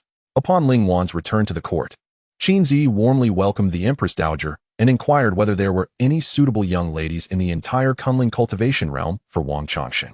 As one of Wang Qinkuan's wives and the sister of Ling Wan, Qin Zi naturally did not overstep her bounds. The quest for a match for the Wang family's eldest son is a simple affair. Given the Wang family's rising prominence as a venerable lineage across the realms, countless maidens in the cultivation world aspire to marry into the Wang family. At the very least, some young women from the Ling clan share such aspirations. However, Ling Ruoling felt that the union of Empress Ling Wan with Emperor Wang Qinkuan was already ample representation for their clan. Therefore, there was no necessity for other less distinguished young women from the Ling clan to pursue marriage into the Wang family. Suddenly, Ling Ruoling remembered her close friend, Empress Fuwei, who has an exceptionally discerning daughter of the Great Ascension stage that remains unmarried and has yet to seek a suitor. This daughter, despite her high standards, possesses stunning beauty and exceptional innate talent, meeting all criteria that rival those of her mother, Empress Fuwei. Although the eldest son of the Wang family has not ventured into the outside world as the son of the emperor, he undoubtedly holds a certain reputation among the unmarried female cultivators across the realms. It is well known that for the women of the 3,000 realms of cultivation, marrying into the illustrious Wang family of the Kunling realm, a clan abundant in resources, is an extraordinary opportunity indeed. The Wang family has always been generous to the families of their wives, never sparing any expense. It seems this matter is likely to succeed. Thus, Ling Ruoling recommended Princess Fuyu of the neighboring Fuguang realm to Qin Zi and provided her with relevant information about the Fuzhou clan, along with a portrait of Princess Fuyu herself. Upon seeing the breathtaking image of Princess Fuyu, Qin Zi was overjoyed. especially knowing that she is a princess of her realm with considerable cultivation, even surpassing Wang Chongqing. Naturally, she was immediately captivated. Qin Ziyi presented Ling Ruoling with 1,000 pounds of enlightenment tea, 100 million lower-grade immortal stones, and 5 celestial elixirs as a token of her appreciation for acting as a matchmaker. Ling Ruoling, seeing Qin Ziyi's lavishness, readily agreed. Consequently, Wang Chongqing, who was enjoying his time at his uncle Qin Jun's home, was summoned back by his mother, Qin Ziyi. Accompanied by Qin Ziyi, Wang Chongqing, and the deputy clan leader Wang Bingfeng, they set off on the Wang family's lower-grade immortal vessel to the Fuguang realm for the matchmaking event. The Empress Fuguai and the Supreme Emperor Fuqian of the Fuguang Empire warmly received their esteemed guests from the Kunling realm. Not to mention, Ling Ruoling is a close friend of Empress Fuguai, and previously, Emperor Qin had aided the Fuzhou clan with exceptional true celestial elixirs. Thus, they placed immense importance on the Wang family and promptly arranged for Wang Chongqing to meet Princess Fuyu. The connection between Wang Chongqing and Princess Fuyu was immediate, with both feeling an instant attraction. In truth, upon hearing her mother mention that the suitor was the eldest son of the emperor, Princess Fuyu had already secretly given her heart. Subsequently, Wang Chongqing successfully wed Princess Fuyu, and the Wang family presented a bride price that the Fuzhou clan could not refuse. Princess Fuyu exhibited excellent prospects for motherhood. Just 2 years after their marriage, she gave birth to a pair of twins, leading to the present scene. At this moment, a spectral figure suddenly materialized in the living room, gradually solidifying. It was clan leader Qin. A member of the Wang family was the first to notice Wang Qin's presence. "Father, you have returned," Wang Chongqing exclaimed, gazing at the tall figure of Wang Qin and his father's youthful visage, which was even more striking than his own. His father, Wang Qin, is the undefeated legend of the Wang family, a symbol of their faith, and a monumental figure in Wang Chongqing's heart. Rumor has it that he ascended to the immortal realm to eradicate all darkness and obstacles faced by ascendants in the cultivation world. All the clan members present were elated to see Wang Qin, nearly jumping with joy. "My dear, you have returned?" Furthermore, the numerous wives of Wang Qin, who were originally attending to the guests, including Qin Zi, Morong Yuyan, Zhuo Miaodong, Long Ji, and Yun Yun, rushed over joyfully, surrounding Wang Qin. If not for the present circumstances, they would have embraced him warmly, showering him with affectionate kisses. "Emperor Qin, you have indeed descended from the heavens." As the guests of the floating light realm rose to their feet, the Empress Fuwei gazed upon the imposing figure of Wang Qin, whose vast aura distorted the surrounding space with the essence of celestial laws, and was filled with a profound sense of admiration. "Empress Fuwei, it is a pleasure to see you again. I never anticipated that my son, Wang Chongqing, would marry your daughter, making us in-laws," Wang Qin remarked, somewhat taken aback that Wang Chongqing was the first among his sons to wed and produce offspring. Wang Qin first nodded to his son, Wang Chongqing, then patted the shoulders of the assembled ladies before addressing Empress Fuwei.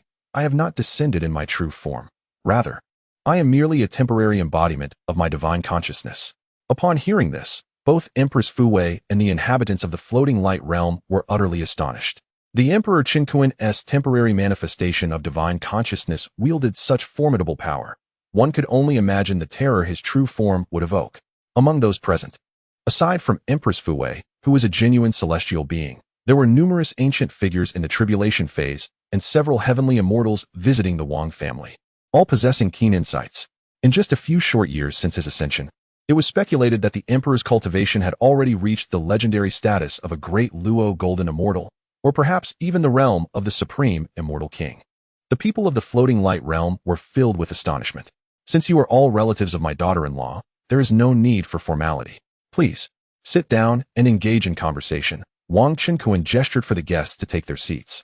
He then produced a large pouch of Wang Dao tea leaves and handed it to Wang Chongqing, indicating he should brew tea for the guests. The system allowed for the retrieval of items from the spatial realm at any moment. Wang Dao tea was a celestial treasure of the realm, greatly beneficial even to celestial kings. It was no surprise that many ordinary cultivators experienced immediate advancement after consuming it, even those whose cultivation was too advanced to ascend instantly, such as Empress Fuwei, felt their understanding of the heavenly path deepen, anticipating a 100-fold increase in their cultivation speed over the coming period. Naturally, the Wang family members, including Wang Qin's wives and children, also reaped similar benefits from the tea. At that moment, upon receiving news of Wang Qin's return, his other wives and children hurried back, except for Wang Tong, who was exploring other worlds. Even Ling Wan, the Empress of Daling, who was attending court far away, was informed by her younger son, Wang Yintian. Upon hearing of Wang Qinkuan's return, Ling Wan immediately abandoned her duties and traversed the void to arrive without regard for the guests present, embracing Wang Qinkuan warmly. With a smile, Wang Qinkuan gently patted the shoulder of Ling Wan. Subsequently, he produced a bounty of celestial beast carcasses, cloud sea celestial wine, and spirit rice from the celestial realm. Instructing his kin to set up a banquet to host the guests from the floating light realm, he engaged in cordial conversation with them, naturally sharing insights about the celestial realm, particularly regarding the circumstances in the Xian Huang celestial domain. When Empress Fue, along with several heavenly immortals and many ancient figures in the tribulation phase, learned that the Xian Huang celestial domain was under the influence of three powerful factions controlling the fates of ascenders, they felt a sense of relief wash over them. Fortunately, they had not ascended. Otherwise, they would have been conscripted to toil in the mines until their demise. When they learned of Wang Qinkuan's current prowess, now on par with the supreme immortal monarch, and his confidence in annihilating the three great emperor-level forces in the near future, the crowd erupted with fervor. They were wholly convinced that such a day would inevitably arrive. At that time, they would ascend to the immortal realm, embracing a broader expanse of existence. After all, the emperor had only ascended a few short years ago and had grown to such heights. If he were to continue on this path of growth, the eradication of emperor-level forces would not be an impossible feat. Truly, her husband was extraordinary. In that moment, Ling Wan and Yun Yun flanked Wang Qinkuan, each wrapping an arm around him. Ling Wan, now a mid-stage true immortal, was pleasantly surprised to discover that Yun Yun had already advanced to the tribulation stage. Among the wives of Wang Qinkuan, Yun Yun had achieved the second highest cultivation level, the first being, of course, Ling Wan. It seemed that Yun Yun had cultivated some emperor-level techniques from her past life, supplemented by a tenfold time array, celestial spirit fruits, celestial silkworm blood, inferior immortal stones, and various other precious resources, enabling her rapid advancement. Next time you return, you must take us to ascend to the immortal realm. Seeing her husband's slightly astonished expression, Yun Yun felt a tinge of pride. After all, she was a dignified reincarnation of an immortal emperor, with unlimited access to her husband's abundant resources from the immortal realm, leading to her unparalleled cultivation speed among the wives. Deep down, she had to acknowledge that she had indeed married a remarkable husband. Otherwise, it would have been impossible for her to cultivate so swiftly. Due to Wang Qinkuan's unique talent, known as the three generations of destiny, every descendant would possess an imperial demeanor. Moreover, both Wang Changxing and Princess Fuyu bore innate spiritual roots, so it was hardly surprising that they would give birth to children of great emperors and imperial bearing.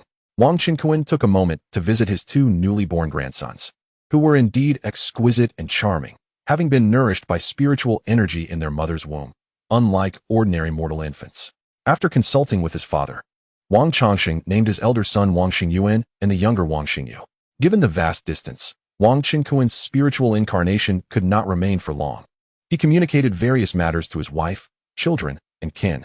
He presented a substantial array of resources, including enlightenment tea, Tao tea, inferior immortal stones, breakthrough elixirs, celestial sea wine, and several blue-green cultivation pills, distributing them among his four wives, Qin Zi, Murong Yuyan, Ling Wan, and Yun Yun. The first two were the grand overseers of the Wang family, while the latter two were the highest in cultivation among his wives, with Ling Wan also responsible for overseeing the entire empire, thus drawing his greater attention. Naturally, the other wives were not overlooked. They could directly procure the resources they needed from the two overseers. One day later, Wang Qinkuan's spiritual incarnation dissipated, and his consciousness returned to the world of idleness. Within the myriad realms of the Xianhuang universe, news of the Emperor Qinkuan of the Kunling realm, who had ascended to the immortal realm several years prior, sending down his spiritual incarnation, spread swiftly. The realm of Xianyellow is dominated by three major forces that capture ascenders to serve as laborers. Upon the emergence of this information, the elite cultivators from various realms were thrown into a fervor. They all hope that Emperor Qinkuan will succeed in vanquishing those lofty celestial powers that exploit the ascenders. Moreover, it is said that the celestial realm is bound by numerous laws of heaven and earth. Throughout the annals of cosmic history, no one has ever heard of a being capable of descending to the mortal realm in the guise of divine consciousness. Not even the supreme celestial kings could achieve such a feat. The fact that the emperor could accomplish this speaks volumes of his extraordinary prowess and unparalleled talent. Wang Qinkuan, along with his numerous avatars, began to slay celestial beasts in the world, accruing power and resources. Before long, his cultivation reached the pinnacle of half-step Xianxian, within which he began to embody strands of Xianxian laws. It was then that he discovered a valley devoid of anomalies.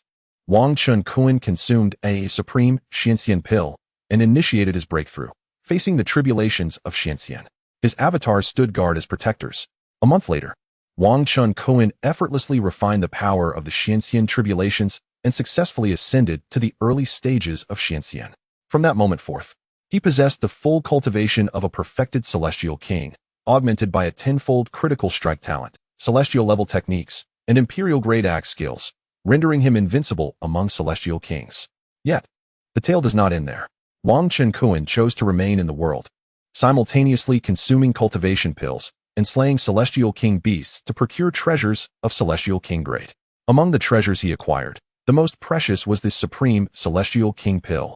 Previously, during a casual conversation with the ancestor of the Su family, she mentioned that celestial king pills are non-existent within the celestial realm. The ancient alchemical arts required to forge a celestial king pill have long been lost to time. Even a celestial-level alchemist cannot produce such a pill. For a cultivator in the celestial realm to break through to the celestial king level, they must first attain a certain condition as a half-step celestial king. Then consume vast quantities of purple-grade cultivation pills along with even rarer golden legendary cultivation pills to forcefully transcend the boundaries. Furthermore, long-term consumption of emperor-level beast meat can offer a slim chance of breaking through to the celestial king level. However, obtaining beast meat from emperor-level beasts and high-grade cultivation pills above purple is no simple task. Just acquiring the readily available purple-grade cultivation pills is exorbitantly expensive, and one requires a substantial quantity for any effect. This serves to illustrate the unparalleled value of the supreme celestial king pill in Wang Chunkuan's possession. It is a treasure beyond compare in the celestial realm, a singular entity that only he possesses.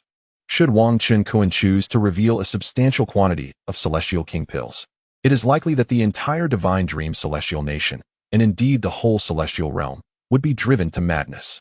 Chapter 195, The Cloud Sea Inn, where all immortals gather at Divine Dream Island after months of arduous battles in the grinding world. Wang Chunkuan consumed 12 purple cultivation pills, acquiring an impressive 1,200 years of cultivation. Coupled with the energy obtained from slaying an immortal king beast, he has now ascended to the true realm of great perfection in the profound immortal stage. Naturally, he had already been endowed with the cultivation of a great perfection yellow turban warrior, or else he would not have been able to vanquish these immortal king beasts. Moreover, during his prior breakthrough into the profound immortal stage, he had one lottery opportunity remaining which he decided to reserve for future use. Upon his ascension to the profound immortal realm, his orange talent, Fortune Immunity, was upgraded to a golden talent, allowing him to negate 40% of all damage dealt by enemies. His defenses were already formidable, and this enhancement rendered his foes utterly despairing. Currently, the number of his avatars has increased to 12. Except for the avatar, Kunkin 6, who remained in the Qingming city, all other avatars, from Kunkin 1 to Kunkin 12, have leveled up to the threshold of half-step golden immortal. With the full attribute bonuses, each avatar can leap across a significant realm, comparable to a half-step immortal king. Further augmented by tenfold critical strikes and formidable techniques such as the Great Cutting Technique and the Rending Sky Axe, their prowess rivals that of early-stage immortal kings. The avatars also share his damage immunity talent.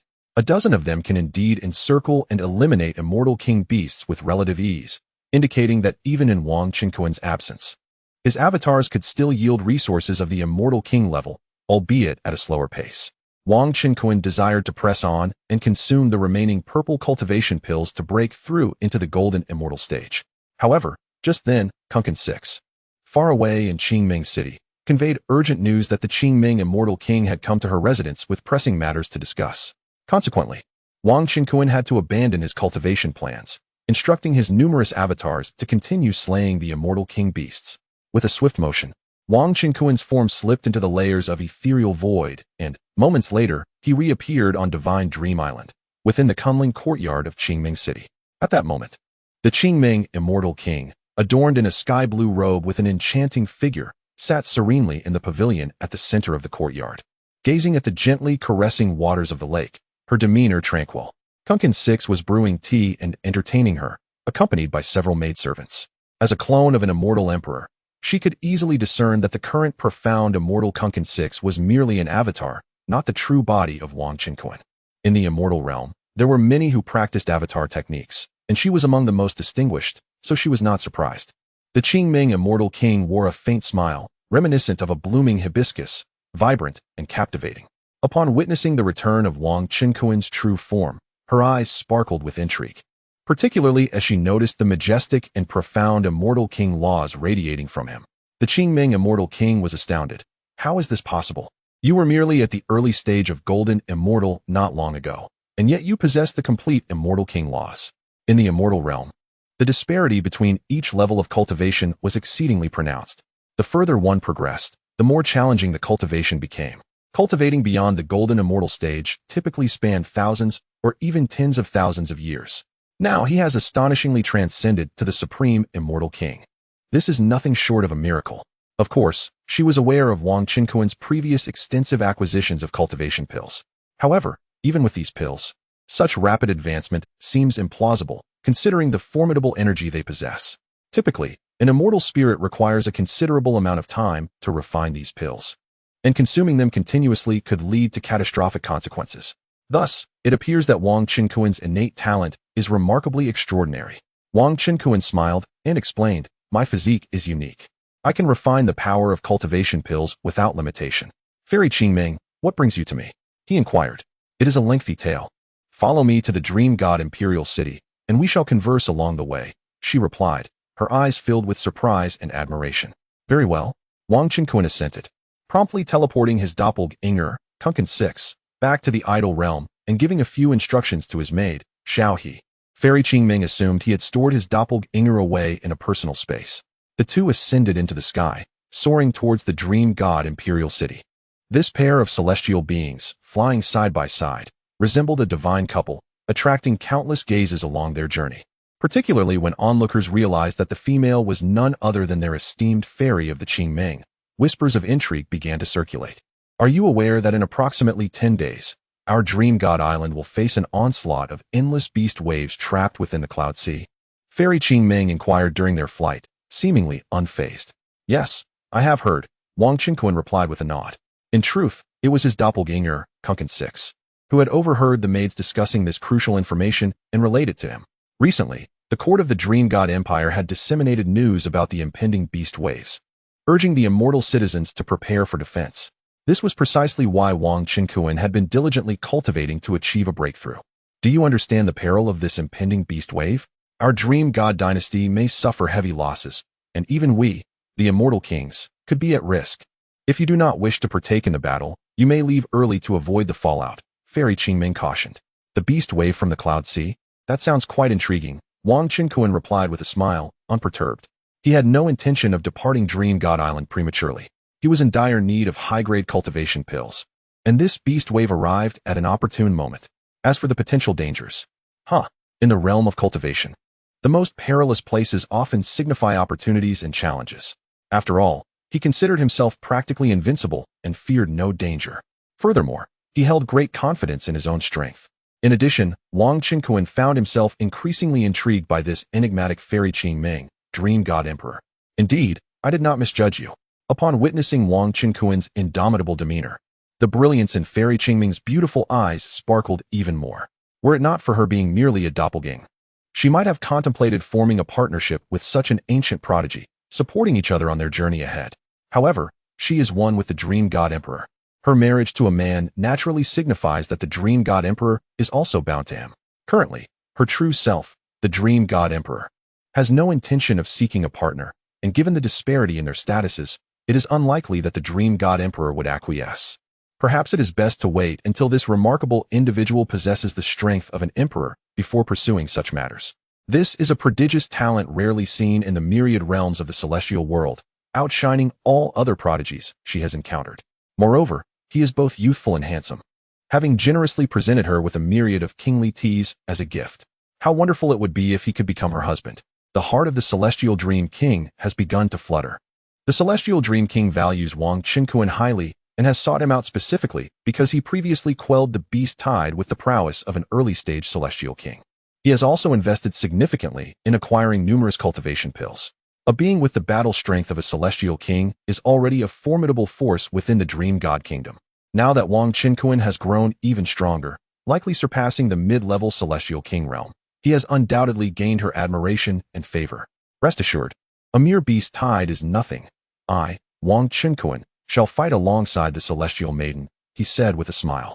Very well, then let us battle together. The celestial dream maiden replied, also smiling. As they conversed, they arrived outside the majestic dream god imperial city, where a colossal ancient city loomed, guarded by the powerful dream god army. Our destination is the Cloud Sea Inn, where we will host experts from various celestial domains who have come to assist in resisting the beast tide. The Cloud Sea Inn is the largest inn in the imperial city, boasting a rich history, and its proprietor is a half-step emperor. The celestial dream king explained as they entered the dream god imperial city.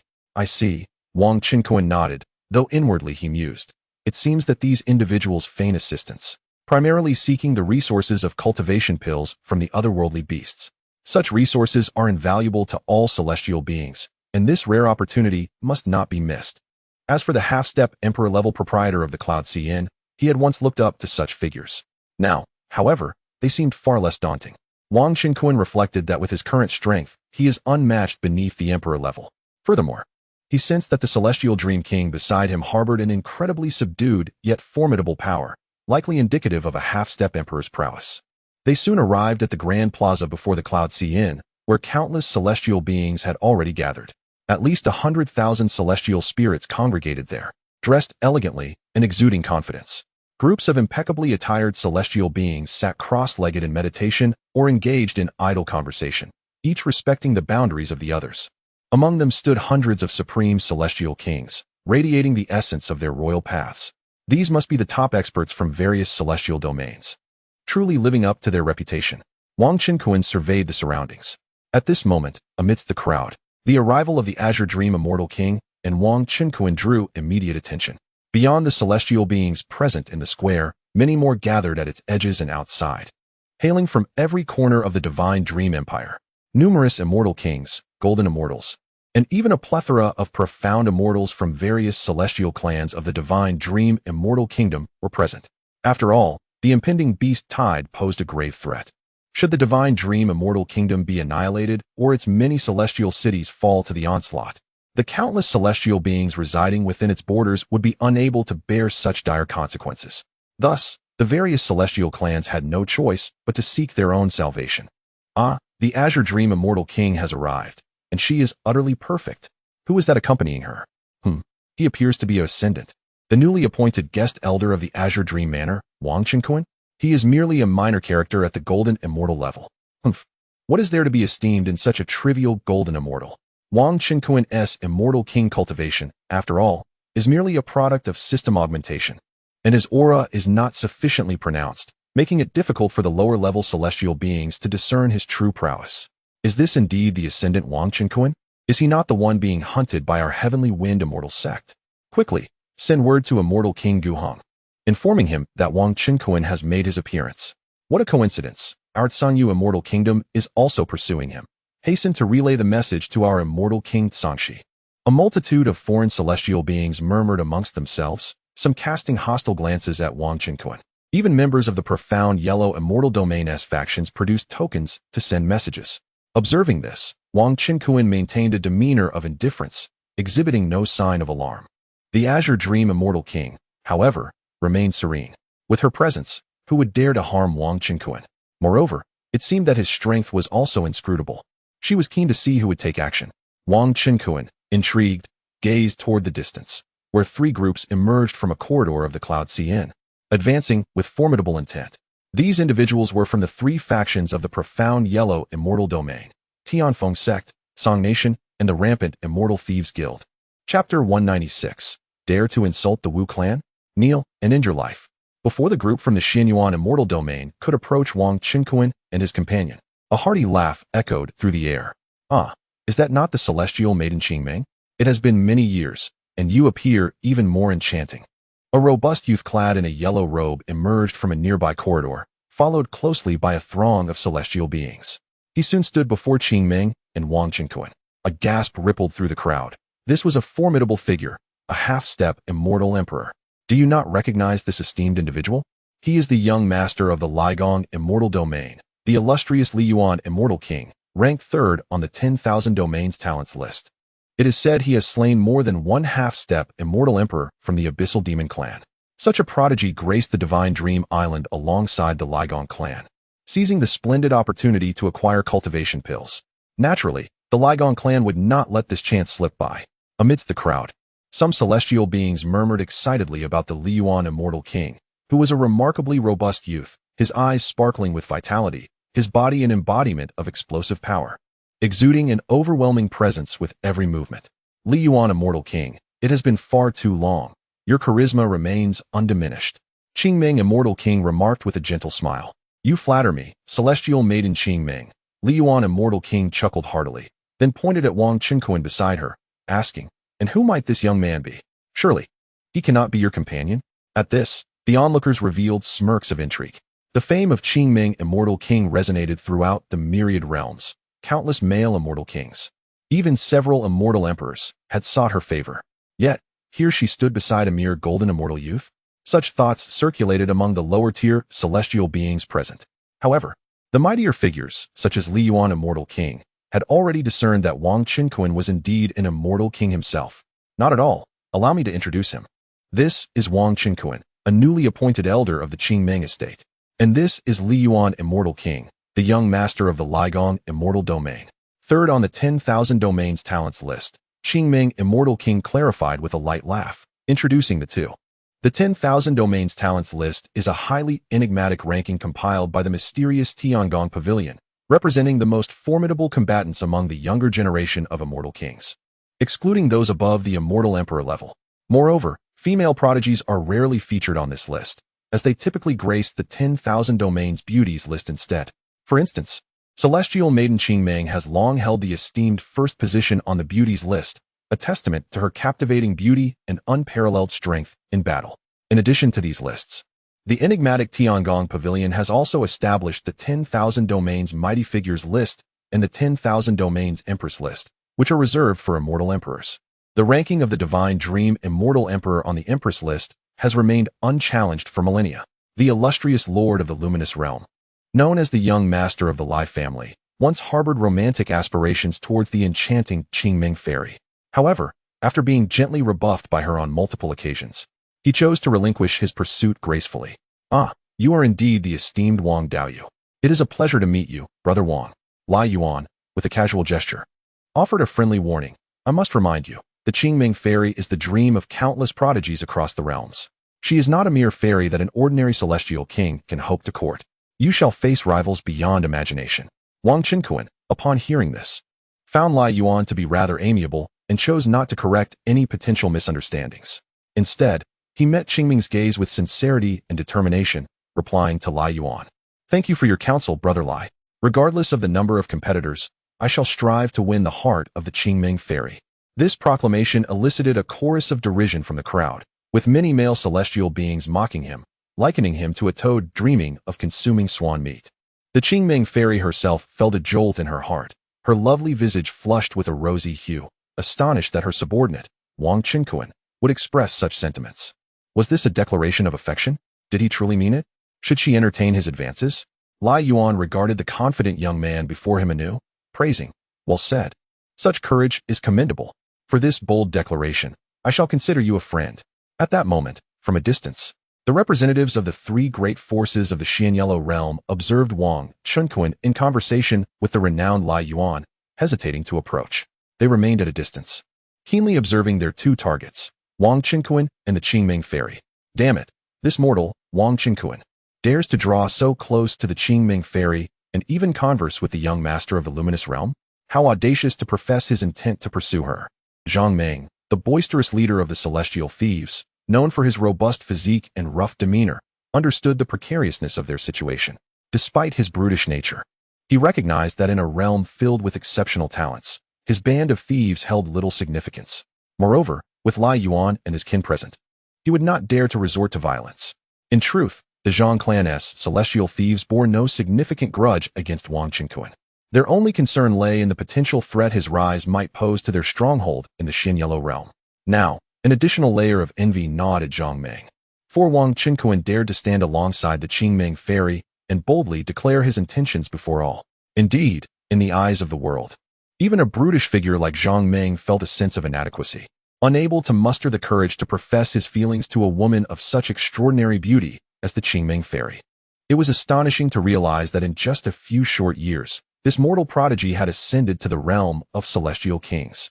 The renowned young master of the fierce clan has come to light. To dare pursue Qingming, this individual must not be allowed to remain. The leader of the Tsang kingdom, the Tsangxi immortal king, spoke with incredulity and a tinge of jealousy. It is not just him. His cousin, Song Zhaoqing, was not focused on Qingming at all. Instead, he gazed at the jovial Wang Qinkuan, astonished to the point of nearly popping his eyes out, murmuring, "How is this possible? This individual was merely at the initial stage of the golden immortal realm, and I had him cornered to the point of desperation. Now his cultivation has surpassed mine. I, Song Zhaoqing, am the son of a dignified immortal emperor, endowed with boundless resources for cultivation. Yet, I remain merely a half-step immortal king. In the Xianhuang immortal domain, I am considered a formidable expert, but in the myriad realms, I am but a small fry. Beneath the immortal king, all are but ants. Not to mention, there are numerous immortal kings present in this cloud CN. The ascendant Wang Qinkuan, whom I once pursued, has transformed into a figure I must now look up to. An immortal king. Aside from Song Zhaoqing, the young disciple of the Tianfeng sect, Zhong Yanyan, stood beside the Guhong immortal king, his buzz cut accentuating his intense focus on Wang Qinkuan. His fists clenched involuntarily. He too had once hunted Wang Qinkuan. Now, Zhong Yanyan remained a half-step immortal king, while his adversary had already achieved the rank of immortal king. Although both of them were prodigies of cultivation, the immortal realm rarely offers immortal king elixirs.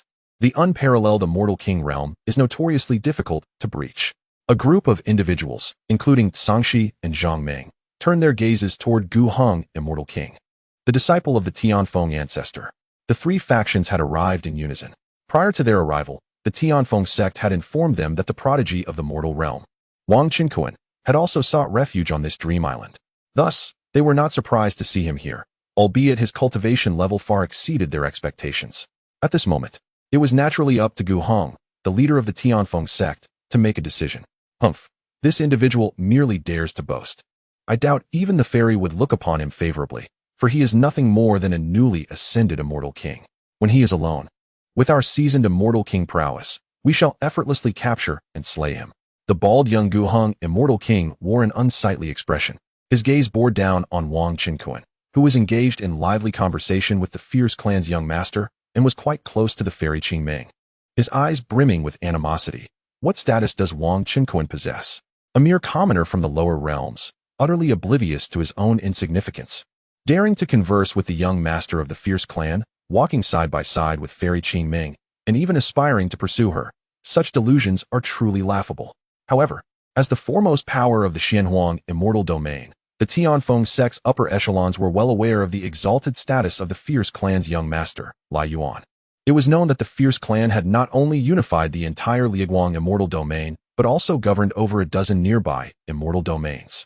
Each immortal domain ruled by the Lai family is several times larger than the Xianhuang immortal domain. Lai Yuan is indeed the young master of numerous immortal domains, a figure far beyond the reach of someone from a lesser place like him. Moreover, the opposing party, a formidable figure on the 10,000 domains talents list, held an air of superiority and was unaware of Gu Heng's existence. He hesitated to approach the esteemed Li Yuan Xianhuang for conversation. Beside him, Sangxi Xianhuang harbored similar concerns and bitterness. In addition to the previous enmity stemming from the fratricide, as Zhang Zhaoyu was from the Tsangxi clan, Wang Qinkuan audaciously coveted the goddess of his heart, Qingming Xianzi, rendering his transgressions utterly unforgivable. However, if Wang Qinkuan continued to associate with Qingming and Li Yuan Xianhuang, how could they capture him? It was imperative to eliminate this scion, but first, they must meet with Qingming Xianhuang to negotiate some dealings regarding her Shindangxian kingdom and discern her intentions. Guhong Xianhuang inhaled deeply, preparing to lead his companions back to the inn to await the formal audience with Qingming Xianhuang. At that moment, a derisive voice reverberated throughout the Yunhai Inn. Humph. This insignificant ascendant from the lower realms, a mere commoner, what right does he have to pursue you? Qingming Xianzi. He should first be wary of the pursuit from the Xianyuan Xianyu. The crowd turned their attention, and from within, a young man strode into the square. his gaze sharp and radiating prowess. This individual exuded a formidable half-step, Xian Emperor cultivation, clad in an exquisite white robe, his demeanor ethereal, akin to a graceful young gentleman of the mundane world. Following closely behind him was a throng of golden immortals and Xianhuang attendants. He was Wushu Xianhuang, the heir of the Wu clan, a prestigious lineage within the nearby realms of the Wujin Xinyu, having cultivated for 100,000 years and poised to ascend to the Xian Emperor realm. In the ancient celestial realm, he ranked second on the 10,000 domains talents list, even surpassing Li Yuan's Xianhuang, which instilled within him an overwhelming pride. Upon his arrival, Wushu merely acknowledged Qing Ming and Li Yuan with a nod before casting a fierce glare at Wang Qingkuan. To him, Li Yuan Xianhuang was little more than a mere defeated foe, hardly deserving of his regard. Nonetheless, given that the other party was the heir of the Lai clan, an influential force in the celestial realm, Wu's clan would not easily provoke a confrontation. Recently, Wu Shu and his entourage had indulged in the pleasures of the imperial city when a clansman relayed news of Qing Ming Xianzi's appearance, accompanied by an ascendant. This information incited his fury, prompting him to abandon the festivities and hastily gather his men. He was determined to win over Qing Ming Xianhuang. Previously, when Qing Ming had rebuffed his advances for companionship, it had lingered in his mind for far too long. Now, a mere pretty boy dared to approach her. Was this not a blatant affront to Wu Shu Xianhuang, a deliberate trampling of his dignity? To his astonishment, even Wu Shu Xianhuang had arrived at Shindang Island. Observing from a distance, Sangshi Xianhuang felt a shock, and simultaneously, any lingering thoughts he had regarding Qing Ming Xianzi were extinguished. With Wu Shu Xianhuang present, what could he possibly contend with? The Wu clan and the Lai clan were worlds apart. The latter's overwhelming influence hardly reached the realms of Xianyuan Xianyu. The Wu clan, ruling over numerous celestial domains, happens to have certain territories adjacent to Tianlu, Xianhuang, and Shindang Island. For the celestial beings from Tianlu, Xianhuang, and Shindang, traversing to other areas of the celestial realm necessitates passing through the domain of the Wu clan. To them, the Wu clan looms like an ancient mountain, an insurmountable presence. Observe, this audacious young man dares to vie for favor with Wu Shu. He is surely courting disaster. Gu Heng furrowed his brow, although he relished the thought of Wang Qingkuan's misfortune. The arrival of the celestial king Wu Shu signified the extinguishing of any hope he harbored for pursuing the ethereal Qing Ming fairy, whom he had long coveted. Wu Shu was notoriously domineering, a figure Gu Heng could never afford to offend. Oh, what of being an ascendant? I neither partake of your hospitality nor share your bed. Wang Qingkuan retorted sharply, having discerned the hostile intent of his interlocutor. Through his observing eye, he recognized the individual as the scion of the Wu clan, the overlords of numerous surrounding celestial domains. Such was the might of the Wu clan, a colossal force within the celestial realm, boasting a plethora of celestial emperors among its ranks, far surpassing the trifling powers of the Xianhuang celestial domain. However, the current representatives of the Wu clan had not brought forth any celestial emperors to Shindang Island, which emboldened Wang Qingkuan. What? This lower realm prodigy has grown excessively brazen, daring to speak thus to celestial king Wu Shu and even insult the women of the Wu clan? The last individual who offended celestial king Wu Shu now lies beneath flourishing grass upon their grave. A chorus of astonished whispers arose among the celestial beings from other realms. A spectacle was imminent. Conversely, the local celestial beings of Shindang Island wore expressions of concern, for Wang Qingkuan was indeed an elder of Qingming Manor, representing the interests of Shindang Island. The terrifying influence of the Wu clan was such that even the major powers of Tianlu, Xianhuang, and the numerous nearby celestial domains trembled beneath the weight of the Wu clan's might. Their humble Shindang celestial nation was utterly incapable of provoking such a force. Excellent. Let it commence. This low-born rabble from the mortal realm is indeed a troublemaker, intoxicated by his newfound status as a celestial king, daring to provoke the young master of the ancient Wu family. Guests from the three major powers of the Xianhuang celestial domain, including Gu Heng, Sangshi, and Zhang Ming, discreetly applauded, opting to remain nearby to witness the unfolding drama. An insignificant lowborn from the lower realms, you are courting death. Those who insult the women of the Wu clan shall have their skins flayed. To dare insult the Wu clan, you should kneel and take your own life. Before celestial king Wu Shu could react, numerous golden immortals and celestial kings of the Wu clan erupted in outrage, vociferously expressing their indignation. For countless years, the Wu clan had dominated the numerous celestial domains in the vicinity, and never had any force or individual dared to disgrace them. Even celestial emperors seldom risked verbal insults toward the women of the Wu clan. This ascendant from the lower realm had certainly paved his own path to demise. Chapter 197. Disregard the arrangements and depart the island. Beside him, the celestial sovereign Lai Yuan was utterly astonished. This prodigy from the mortal realm dared to openly insult the Wu clan. Who was Wu Shu? Not only was he cruel and tyrannical, but he was also a person who held grudges. Although Lai Yuan had once scolded Wu Shu, what was his status? He was the heir of the Lai clan. Though the territory conquered by the Lai clan may not be as vast as that of the Wu clan, the Lai clan was a rapidly rising force among the celestial realms. The number of celestial sovereigns and celestial emperors within the clan was not vastly inferior to that of the Wu clan. Naturally, the Wu clan had to tread carefully. Moreover, Wu Shu's strength was comparable to that of Lai Yuan, perhaps only slightly superior. He had achieved the position of the second strongest on the prodigy ranking due to his prowess. With his strength, there was no need to fear Wu Shu excessively. If he couldn't win, he could always flee. How bold of you! Do you realize that speaking to me in such a manner guarantees a short life ahead? In front of the bustling inn, celestial sovereign Wu Shu's countenance darkened severely as he was publicly insulted by a lowly mortal regarding the women of his clan. His gaze became murderous. He fixated on Wang Qinkuan with an intense glare. Rumble.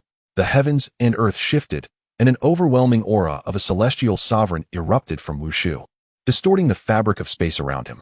Enraged to the extreme, it seemed Wu Shu was on the verge of unleashing his fury. This is bad. Wu Shu is furious. Is a battle of celestial sovereigns about to erupt here today? Let us retreat quickly, far enough to avoid being caught in the crossfire. The onlookers, especially the lower-tier celestial beings, suddenly turned pale and hastily fled the scene. In this moment, many from the Wu clan, sensing their lord's wrath, moved swiftly to shield Wang Qinkuan, ready to seize him at Wu Shu's command, intending to flay him alive. Even a contingent of the Divine Dream celestial army, which had been maintaining order not far from the inn, rushed to the scene upon hearing the commotion. Haha, Brother Wang speaks wisely. So what if he's an ascendant? What right does Wu Shu have to look down upon ascendants? In the myriad realms, even celestial emperors have ascended. As for his threats, fear not. This is not the territory of the Wu clan. He cannot harm you here. In contrast, Lai Yuan, filled with mirth, applauded and laughed heartily at seeing his old rival at a disadvantage.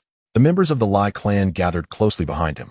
Wang Qinkuan, undaunted by the overwhelming display from the Wu clan, did not even glance at Wu Shu. Instead, he smiled at Lai Yuan and said, Haha, thank you for the praise. Brother Lai, I, Wang Qinkuan, have never feared threats. If he dares, let him try to strike me. Wu Shu, incensed, felt smoke rising from his fury. This young man was treating him as if he were invisible, dismissing the Wu clan's threats as mere nonsense. A fierce glint flashed in his eyes as he prepared to strike, intending to teach this ignorant mortal a lesson. He would first crush his limbs and Dantian, rendering his celestial sovereign powers useless, then imprison him in the Wu clan's dungeon for eternal torment. Enough. Wu Shu, do you truly believe that Divine Dream Island is your Wu clan's domain? You come as a guest and dare to lay hands on my people? The serene and poised Qingming fairy finally spoke, her tone chillingly cold. A profound aura emanated from her being, akin to that of a half-step immortal emperor. Throughout the encounter, Qingming had remained steadfastly by Wang Qinkuan's side, which was precisely why Wu Shu refrained from making an immediate move. He wished to ascertain whether Qingming truly cared for this mortal youth. The words "my person" from Qingming nearly shattered his composure. With the impending arrival of the sea beast tide, it was evident that the fairy would not permit a confrontation between the two factions. Not to mention, the members of the Wu clan present were a considerable advantage against the beast tide. Moreover, many outsiders in attendance were actually from the immortal domains under the Wu clan's dominion. Should a conflict arise, she would undoubtedly protect her own, and the withdrawal of these individuals from the Wu clan would result in a significant reduction of cannon fodder against the forthcoming sea beast tide. Even Qingming felt a surge of astonishment. She had not anticipated that Wang Qinkuan possessed such audacious courage to challenge the formidable Wu Shu. However, Wu Shu, a roguish scion of the Wu clan, had long since worn out her patience with his persistent advances. It was clear that Wu Shu had instigated the situation, and Wang Qinkuan's retort was hardly unjustified. With a countenance as frigid as frost, Qingming directed her gaze at Wu Shu, awaiting his response. Qingming fairy, this Wang youth is yours, your subordinate? Today he has offended my Wu clan, a grievous act deserving of death. Wu Shu declared. Very well, for your sake. Qingming, I shall pretend I did not hear this. However, the others in the Wu clan will inevitably take action to eliminate him. Wu Shu gazed upon Qingming's exquisite visage as if beholding the most beautiful sight in the world, yet his lips curled in disdain. Were it not for Qingming's presence, and the fact that he was bearing his father's decree as an immortal emperor to negotiate with the Divine Dream Immortal Emperor for the inclusion of Divine Dream Island within the Wu clan's influence, he would have long since crushed this so-called Wang Qinkuan, an ant from the lower realms. After all, this ant was affiliated with Divine Dream Island, and under the protection of Qingming. Wu Shu was reluctant to provoke Qingming at this moment. The Wu clan had long coveted Divine Dream Island, a treasure trove of unique resources. However, the Divine Dream Immortal Emperor was not easily dealt with, and the island was ensconced within the confines of the cloud-ceiling sea, a place with a distinctive environment and fierce local customs, making it difficult to conquer. Upon hearing of the impending beast tide, the Wu clan had brought numerous formidable allies from their subordinate immortal domains, intending to coerce the Divine Dream Immortal Emperor under the pretense of offering assistance. With the alliance agreement yet to be finalized, Wu Shu, as the envoy for these negotiations, could not carelessly eliminate the opposing side's people. Furthermore, his personal ambition lay with Qingming. It was essential to maintain the favor of both the Divine Dream Immortal Emperor and Qingming. After all, this was the territory of the two immortal emperors, Divine Dream and Outyin, and Wu Shu and the Wu clan dared not act recklessly. Seeing that Wu Shu ultimately did not act, Qingming's expression softened. She gently placed her jade hand on Wang Qinkuan's shoulder, signaling that it was not the opportune moment to sever ties with the Wu clan. Wang Qinkuan nodded in understanding to Qingming. Observing the close interaction between the two, Wu Shuxian Wang's expression darkened even further. Qingming addressed the assembly. In light of this, let us, the celestial kings of various factions, convene at the inn to discuss strategies against the impending beast tide. Thus, Qingming and Wang Qinkuan led the way to the Yunhai Inn. Lai Yuan and Wu Shuxian, accompanied by their respective celestial kings, followed suit. The representatives of the three major factions from the Xianhuang celestial realm, Gu Hong, Sangxi, Zhang Ming, Kangzea King, and Zhongyang Yin, observed in silence, harboring disdain for Wu Shuxian, whom they deemed a sycophant. Your Wu clan is so brazen outside, yet at a mere word from Qingming, you choose not to engage? What a waste of a splendid spectacle. Yet, they were well aware that they had forfeited any right to act as sycophants themselves. Had they the opportunity, they would certainly have complied with Qingming's directives. With no entertainment left to behold, the Tianfeng sect, the Zhonghuang celestial thief group, and the Cangguo representatives had no choice but to join the others in the inn for discussions. Within the reception hall of Yunhai Inn, numerous celestial kings took their seats. Those beneath the celestial kings, such as the golden immortals from Kangzea King and Zhongyang Yin, were left awkwardly standing behind their faction leaders, unprepared for seating. Naturally, Qingming occupied the main seat, as it was customary for King Mengfu to host envoys from external forces. Wang Qinkuan sat beside her. The innkeeper had already arranged for attendants to serve tea, fruits, and snacks to the assembly. The tea was merely ordinary enlightenment tea, while the fruits and snacks were local specialties from the island, infused with abundant celestial essence, which need not be elaborated upon. Historically, the beast tide threatening Shindream Island typically approached through three low-lying regions. The factions present could be categorized into three major battle zones. Once all were seated, Qingming spoke, her lips parting gracefully. The inhabitants of our island and the Shindream celestial army constitute the majority, thus we shall defend the central battle zone. I kindly request that the esteemed representatives from the external realms guard the eastern and western battle zones. Her gaze then shifted to Lai Yuan and Wu Shuxian. The cultivation pills and exotic beast materials acquired by your respective sects shall remain yours. What say you? After all, the factions they represented wielded considerable influence, and most external celestial beings were likely to heed the commands of the Lai and Wu clans. Cultivation pills. Excellent. My Lai Yuan and the Lai clan willingly accept the arrangement proposed by the esteemed Qingming. Lai Yuan inhaled deeply, responding with vigor. After all, the external forces had journeyed countless miles to Shindream Island for precisely such opportunities. With a stroke of fortune, if the Lai clan could secure a greater number of high-tier cultivation pills, Li Yuan's position as the future clan leader would be assured. Furthermore, with sufficient golden cultivation pills, he could even break through to the celestial emperor realm. However, Wu Shuxian shot a fierce glare at Lai Yuan. He had intended to feign reluctance, to negotiate additional terms while ostensibly aiding in the defense against the beast tide. But to his surprise, Lai Yuan had agreed outright. What was he to do now? The Wu clan's forces would not assist in the defense against the beast tide. The Lai clan was already offering their support. Certainly, It is not solely the Liju clan. Those residing in the celestial realms under their dominion will undoubtedly heed their counsel and agree to unconditional mutual defense. What say you, young Master Wu? Does your Wu clan dissent? The celestial maiden Qingming cast a sidelong glance at Wu Shu, her lips curling into a knowing smile as she spoke slowly. If you do not acquiesce, then we shall have no choice but to request your departure from the island. After all, while our warriors of Shindream Island engage in a bloody battle, we do not wish for outsiders to profit from our struggle. Likewise, it is not only your Wu clan. Guests from the Xianyuan Celestial Realm and the Tianlu Celestial Realm who refuse to comply with my arrangements are also asked to leave the island at once. Upon the conclusion of the celestial maiden Qingming's commanding words, a wave of astonishment swept through the entire inn.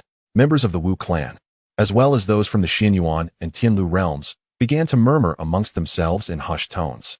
The leader of the Tianlu Celestial Realm was a strikingly beautiful fairy, known as Luo Ling, the daughter of the Celestial Emperor Luo Lan, and a formidable cultivator close to the realm of the Celestial Emperor herself. The Celestial Emperor Luo Lan presides over the current Yunduo sacred land within the Tianlu Celestial Realm and is a sister to Wang Qinkuan's wife, Yun Yun. It is worth noting that Luo Ling is also Yun Yun's niece. Her ranking on the Wan Yu Red Face list is commendable, having secured the third position, drawing suitors from across the Celestial Realm, particularly after the Celestial King Lai Yuan, recognizing his own unlikelihood of winning Qingming's affection, shifted his focus to her. At this moment, Luo Ling sat beside the Celestial King Lai Yuan. The two engaged in quiet conversation. Eventually, she turned her gaze towards Qingming, smiling as she remarked, "Who would not desire high-level elixirs? As neighbors to Shindream Island, our Yunduo sacred land naturally agrees with Sister Qingming's arrangements." Chapter 198. The Decree of the Immortal Emperor, the Banquet in the Cloud. See excellent. Sister Luo Ling, you have made a commendable choice. Unlike certain men who are so indecisive, the greater the risk, the more substantial the opportunity. As my esteemed sister Qingming has mentioned, this upcoming tide of sea beasts is vast in scale, potentially granting us a significant chance to ascend to the rank of Immortal Emperor. Qingming smiled at Luo Ling as well. Although she is the true Shunming Immortal Emperor, she stands as an elder of equal rank to Luo Ling's mother, the Grand Monarch Luo Lan of the Yunluo Sacred Land, and shares a cordial relationship with her. However, that does not impede their individual pursuits. It is worth noting that Yunluo Sacred Land is a prominent sect, originally governed by two powerful monarchs, Grand Monarch Luo Lan and Second Monarch Yun Yun. Both possessed formidable strength, and the various external forces dared not act recklessly against Yunluo Sacred Land. In fact, Yunluo once dominated several neighboring celestial domains. Regrettably, a millennium ago, the exceptionally gifted Second Monarch Yun Yun perished during the tribulation of transcending to the celestial sovereign, leading to the gradual decline of Yunluo Sacred Land, with its affiliated celestial domains being seized by the Wu clan. Fortunately, Grand Monarch Luo Lan has managed to uphold the sanctity of the sacred land through her own strength, preserving its legacy until today. The opportunity to become an immortal emperor? Such a prospect surely requires immense fortune. However, Miss Qingming, your calculations seem rather shrewd. You expect us, the guests from the external realms, to labor without compensation in defense of your Shunming Island against the tide of beasts. Upon hearing Qingming's proposition, King Wu Shu could not help but murmur. He greatly coveted Qingming, yet he was no fool. In the celestial realm, only the astute could inherit a major power. Miss Qingming, when will the Empress summon our Wu clan's envoy? Today, I bear the decree of the immortal emperor from my father, seeking to discuss significant matters with the Empress. With that thought, Wu Shu produced a parchment exuding a formidable aura of the immortal emperor, addressing Qingming with urgency. As the parchment was revealed, the air resonated with the hum of profound laws, its overwhelming energy causing the onlookers to shudder in trepidation. That is the supreme decree of immortal Emperor Wu Shao. The emergence of such a decree possesses the capability to slay even immortal kings. The crowd gasped as they realized the magnitude of the treasure Wu Shu possessed. This decree poses a threat to most present. You carry the decree from your father, Immortal Emperor Wu Shao. Yet, Miss Qingming remained unfazed, replying with indifference. I regret to inform you that the Empress has entered seclusion and is unavailable for visitors. She has entrusted me with the responsibility of addressing the tide of beasts. Any matters can be relayed directly to me. You may retain this item, or I can convey it to her on your behalf. As for whether the Empress will respond to Immortal Emperor Wu Shao or meet with you, that is beyond my purview. This King Wushu hesitated for a moment before eventually handing the decree over to Qingming. After all, without even the opportunity to meet the Shunming Empress, what use was there in holding on to his father's decree? Although this decree possessed formidable offensive power, it was only lethal against ordinary immortal kings. For those who had ascended to the threshold of a mortal emperor, particularly the most elite among them, it posed no threat whatsoever. After all, it was merely a decree, not the immortal emperor in person. The decree of the celestial emperor has placed a restriction that only the power of the celestial emperor, aside from Wushu, can unlock it. Qingming stored the scroll in a spatial pouch and paid it no further heed. Even her little toe could surmise the intentions of the Wu clan. It was evident what the celestial emperor's decree would entail. The Wu clan's covetous gaze upon Divine Dream Island had persisted for quite some time, and Wushu's desire for her was as clear as day. Their scheme was merely to coerce Divine Dream Island into submission under the pretense of assisting against the beast tide. Yet, the Wu clan was overestimating their position. Wushu was also overreaching. She, in the true essence of Divine Dream, would never acquiesce to such unreasonable demands. Very well, Wushu, your matter is settled. If your Wu clan is unwilling to assist Divine Dream Island in repelling the beast tide, then kindly take your leave. Qingming's tone was frigid. Upon hearing this, all members of the Wu clan, along with numerous vassals from the Wu clan's celestial domains, turned their gaze toward Wushu. After all, prior to their arrival at Divine Dream Island, the clan leader, Celestial Emperor Wu Shao, had already instructed them that Wushu would be in charge. Additionally, the three factions from the Xianhuang celestial domain also looked toward Celestial King Wushu. At this moment, they had yet to agree to Qingming's arrangements, intending to gauge the Wu clan's intentions before making their own moves. Celestial Kings Guhong, Sangshi, and Zhongming couldn't help but inwardly sigh at Qingming. This woman, though beautiful, was astute and exceedingly formidable, far beyond the grasp of mere minor figures like themselves. Look at how the powerful Wu clan's young master must immediately concede before Qingming. Indeed, the fairy speaks wisely. The greater the risk, the greater the opportunity. Thus, I, Wushu, shall accept your arrangement, and the Wu clan will unconditionally assist you. Divine Dream Island, in repelling the beast tide. Celestial King Wushu gritted his teeth as he spoke. He felt a vague sense that by agreeing so readily, his prior ambition of subduing Divine Dream Island and marrying Qingming would be dashed. However, to depart empty-handed after bringing the Wu clan here? What a farce. He was unwilling to accept such a fate. Wushu still harbored hopes of acquiring a significant number of cultivation elixirs during this beast tide. Perhaps even some golden-grade elixirs to break through to the Celestial Emperor realm. Observing this, the members of the Wu clan nodded slightly, having traveled such a distance. They too were reluctant to return empty-handed. This was a grand feast for harvesting precious elixirs. The three factions of the Xianhuang Celestial Domain, Tianfeng Sect, Sangyu Celestial Kingdom, and Zhonghuang Celestial Bandits, similarly accepted the fairy's arrangement. As Qingming's gaze turned toward them, the bald youth Guhong, acting as the leader of the three factions, stood and politely cupped his hands in salute. Sangshi and Zhongming also followed suit. Simultaneously, the three exchanged a glance filled with unspoken malice toward Wang Qinkuan, who sat beside Qingming. Before their arrival, the elder of Tianfeng had instructed Guhong that if circumstances arose that prevented capturing the extraordinary Wang Qinkuan from the lower realms, they should find a way to eliminate him. After all, such a prodigy could not be allowed to flourish. Otherwise, in the future, the three major forces of the Su Nu Ing immortal domain may face the calamity of extermination. Guhong informed Sangshi and Zhongming of this matter. Wang Qinkuan coldly gazed at the group of individuals from the Su Nu Ing immortal domain, perceiving them as nothing more than mere insects before him. However, the time to eradicate these insignificant beings had yet to arrive. Other outsiders, who did not belong to any significant power and came to Shunming Island in search of fortune, including scattered immortal kings and golden immortals, expressed their willingness to comply with the orders of the Qingming immortal. Excellent. Witnessing the numerous forces displaying their understanding and readiness to assist in battle unconditionally, a satisfied smile blossomed on the face of the Qingming immortal, her beauty surpassing that of flowers. Not just others, even Wang Qinkuan found himself momentarily entranced by the profile of Qingming.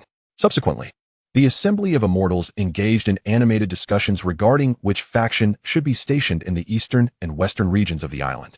This matter was of great concern regarding danger and profit. Consequently, the leaders of the two major forces, Liuyuan Immortal King and Wushu Immortal King, entered into vigorous debate. This was primarily a matter of coordination among the external celestial beings, and both Qingming and Wang Qinquan refrained from interjecting, merely observing. After a while, the external immortals finally proposed a plan for the station camps. The eastern battle zone would primarily be managed by the members of the Lai clan. The Holy Land experts brought by Luo Ling from the Tianluo immortal domain were also present to assist, as Lai Yuan was pursuing Luo Ling. The western battle zone would be mainly overseen by the Wu clan. Individuals from the Su Nu Ing immortal domain, due to Gu Hong, Sangxi, and Zhang Meng's desire to befriend Wushu immortal king, also joined the efforts in the western region. As for the multitude of scattered immortal kings and golden immortals, they were not restricted in their movements. They could hunt beasts in the eastern, western, or even central battle zones. However, the Qingming immortal proposed that they should assist in whichever area faced the most pressing conflict. After establishing these defensive strategies, the Qingming immortal instructed the manager of the Yunhai to host a grand Yunhai banquet, inviting the external celestial beings who had come to assist. Additionally, some local immortal kings and high-ranking members of merchant associations from Shunming Kingdom were summoned by the Qingming immortal to partake in the feast. The exquisite cuisine and fine wines served were predominantly unique delicacies of Shunming Island, largely consisting of sumptuous seafood. Once everyone had feasted and imbibed, the main event commenced. Traditionally, this time was reserved for transactions between external forces and the Shunming immortal kingdom concerning various precious resources. Even some external scattered cultivators would bring treasures to trade with the inhabitants of Shunming Island.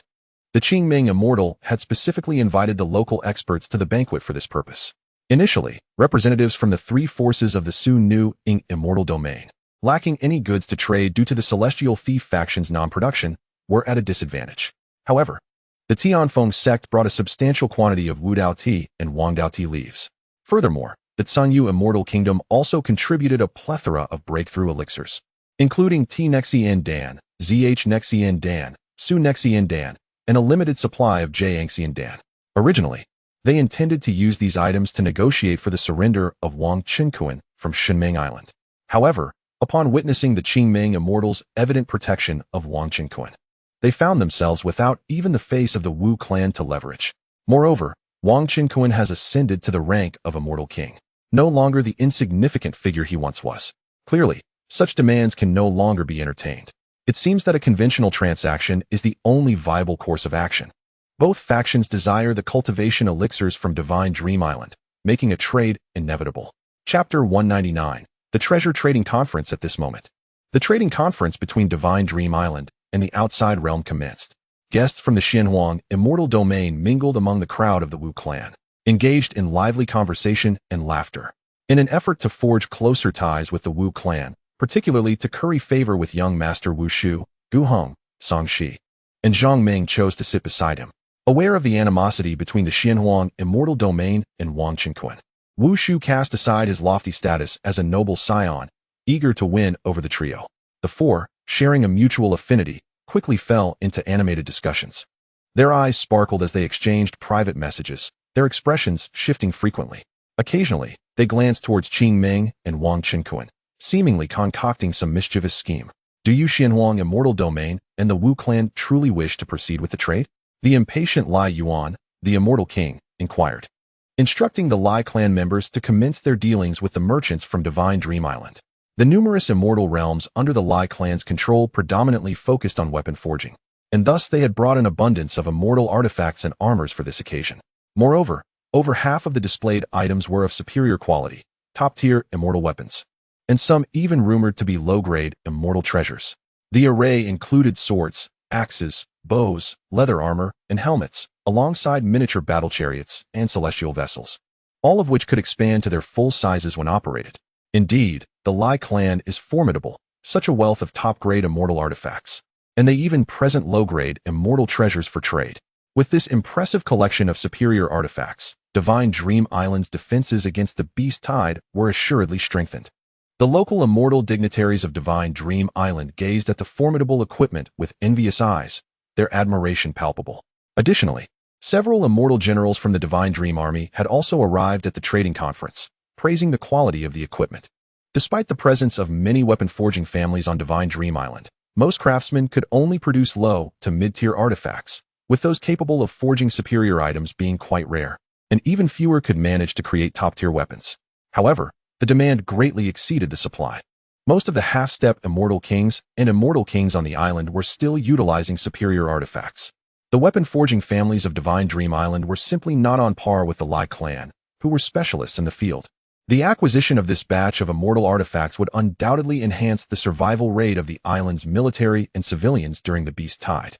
Seated beside Lai Yuan, Fairy Luo Ling widened her beautiful eyes in astonishment at the scene before her. She had not anticipated that the Lai clan would possess such a vast array of immortal artifacts and treasures, and she noted the high level of trust the Lai clan placed in Lai Yuan, entrusting him with such valuable items for trade. She could sense that Lai Yuan's feelings for her were sincere and not merely fleeting, and she found herself increasingly fond of this forthright young man. Young Master Lai Yuan, the batch of immortal artifacts and treasures you have brought is indeed remarkable. My dear friend Qing Ming and I are close sisters. I hope you can offer us a more favorable price. Fairy Qing Ming chimed in with a charming laugh. Lu Yuan is indeed a person of forthright disposition, having once pursued Qing Ming, and he finds Wang Qinkuan quite agreeable as well, naturally affording him due respect. Qing Ming, for all the celestial artifacts, how about we transact at 80% of the market price in the outside world? If your esteemed island wishes to use cultivation elixirs for trade, I shall grant you a 50% discount. As for this batch of inferior celestial treasures, they are the ancestral heirlooms of my clan, so I cannot offer any discount, lest I incur the ire of our elders. Currently, in the celestial realm, each superior celestial artifact is valued at approximately 20 million inferior celestial stones, while each exquisite celestial artifact commands a staggering 2 billion celestial stones, and inferior celestial treasures are priced at 500 billion. Upon concluding his statement, Qing Ming nodded slightly. She then softly explained to Wang Qinkuan why exquisite celestial artifacts and inferior celestial treasures are so exorbitantly priced. Exquisite celestial artifacts are equipment of the Celestial King level, and only those formidable beings above the half-step Celestial Emperor rank can afford inferior celestial treasures. In fact, many celestial emperors still utilize inferior celestial treasures. Wang Qinkuan, upon hearing this, smiled and nodded, reflecting on the Lu clan's grand generosity. However, in Wang Qinkuan's spatial system, he possesses an even greater quantity of superior and exquisite celestial artifacts, all obtained from his previous ventures in the idol world. Currently, his avatars can slay Celestial King-level beasts, yielding exquisite celestial artifacts, though they have yet to produce any inferior celestial treasures. Wang Qinkuan speculates that one must defeat monsters above the half-step Celestial Emperor rank to obtain inferior celestial treasures, but the drop rate is likely exceedingly low. Given that celestial treasures are equipment worthy of the Celestial Emperor, having personally defeated a quasi-beast emperor previously without any drops, Wang Qinkuan returned from the idol world without the opportunity to present Qing Ming with a batch of celestial artifacts to help defend the Divine Dream Kingdom against the Beast Tide, only to be summoned here to host foreign guests. Naturally, he could not present a batch of celestial artifacts to Qing Ming, as that would jeopardize the transaction between the Lu clan and Divine Dream Island, placing Lu Yuan in an awkward position. After all, Wang Qinkuan finds Lu Yuan quite likable, and such magnanimous individuals are worth befriending. He certainly would not wish to disrupt his family's business. At this moment, under the watchful gaze of Qing Ming, Wang Qinkuan, Lu Yuan, Luo Ling, and the gathered crowd, the senior members of Divine Dream Island produced a substantial amount of inferior celestial stones, medium-grade celestial stones, and a plethora of white, green, blue, and even some purple cultivation elixirs. They proceeded to exchange all the celestial artifacts and treasures brought by the Lu clan. One purple cultivation elixir alone is valued at 100 billion celestial stones. With the discount set by Lu Yuan, exquisite celestial artifacts are reduced to 100 million, allowing for the acquisition of 10 exquisite celestial artifacts. This clearly illustrates the high demand and preciousness of cultivation elixirs in the celestial realm. However, to exchange for an inferior celestial treasure, one would need 5 purple elixirs. Initially, Wang Qinkuan had only procured a selection of cultivation elixirs in Qingming City. The other numerous celestial city factions, as well as the Celestial Kingdom's court and the Divine Dream Celestial Army, naturally possess a vast inventory of cultivation elixirs. Indeed, the Divine Dream Kingdom is remarkably generous.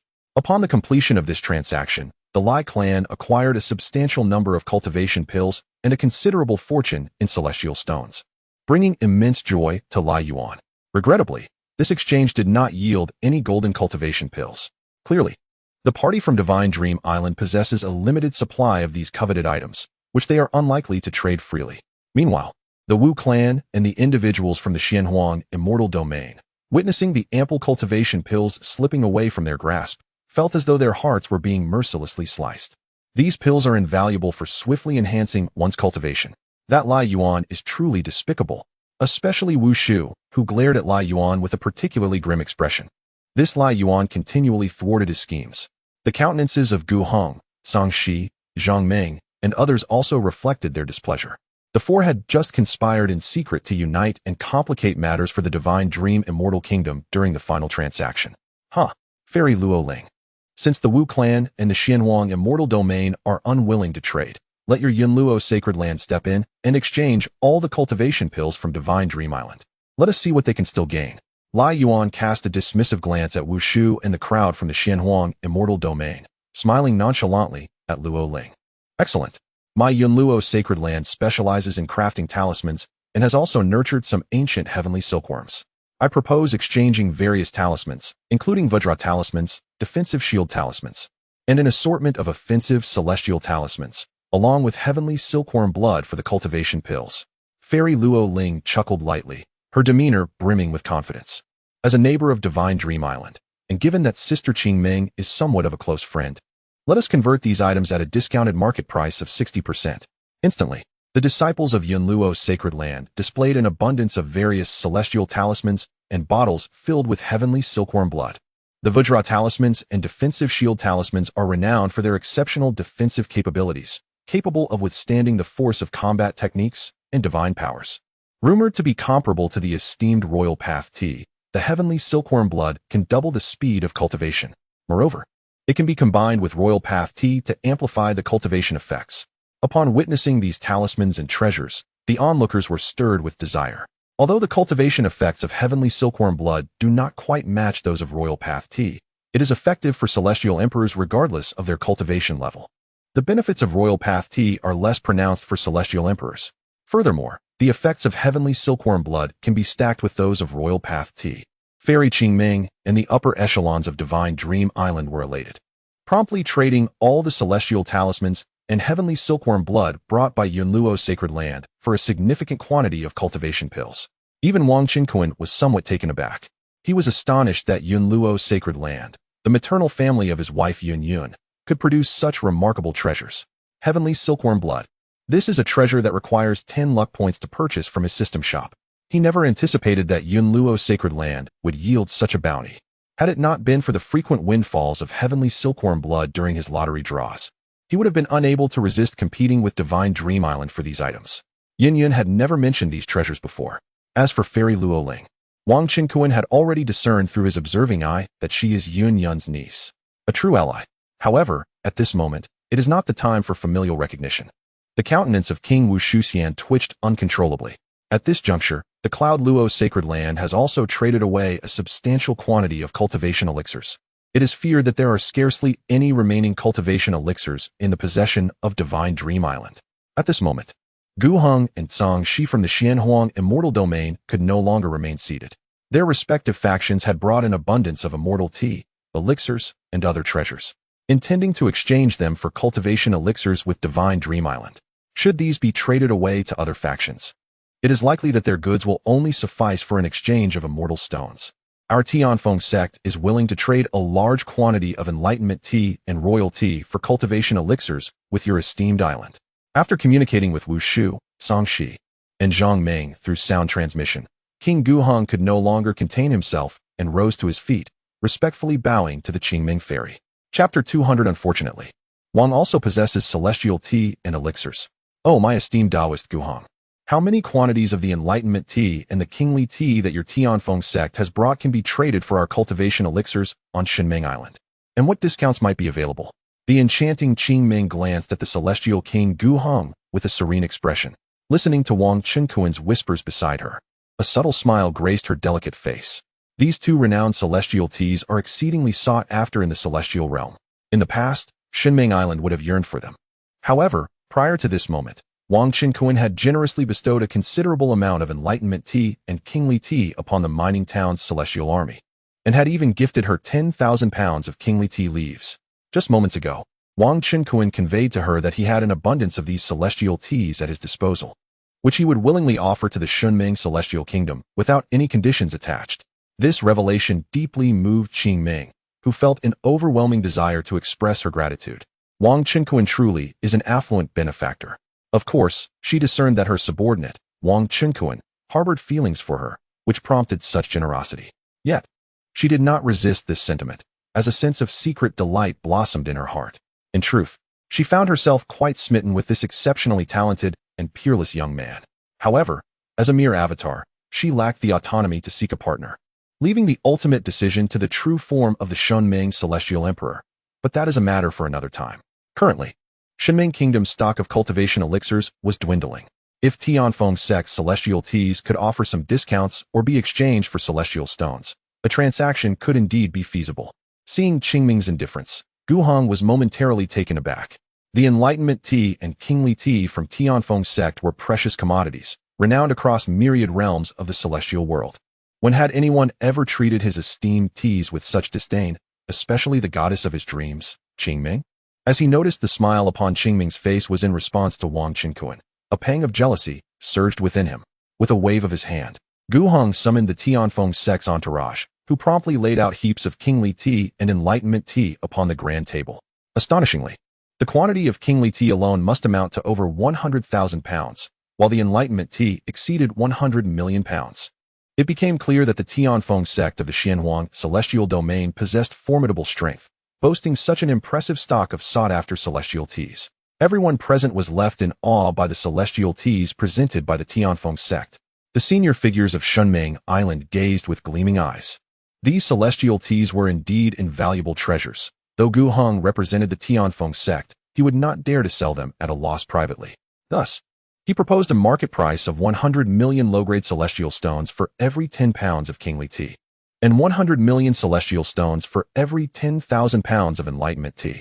Observing the crowd's reactions, Gu Hong finally wore a confident expression as he slowly declared, "Of course, this batch of celestial teas will only be exchanged for your esteemed island's cultivation elixirs, and will not be sold for celestial stones."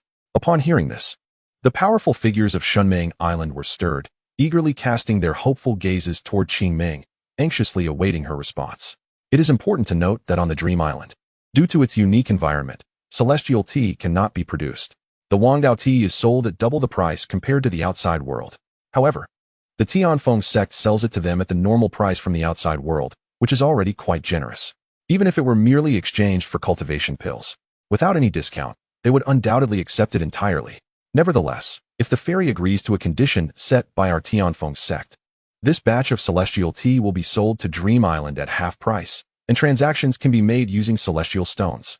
Gu Hong gazed meaningfully at Wang Chenkuan, then astonishingly proclaimed. Upon hearing this, the crowd erupted into an uproar, buzzing with discussions.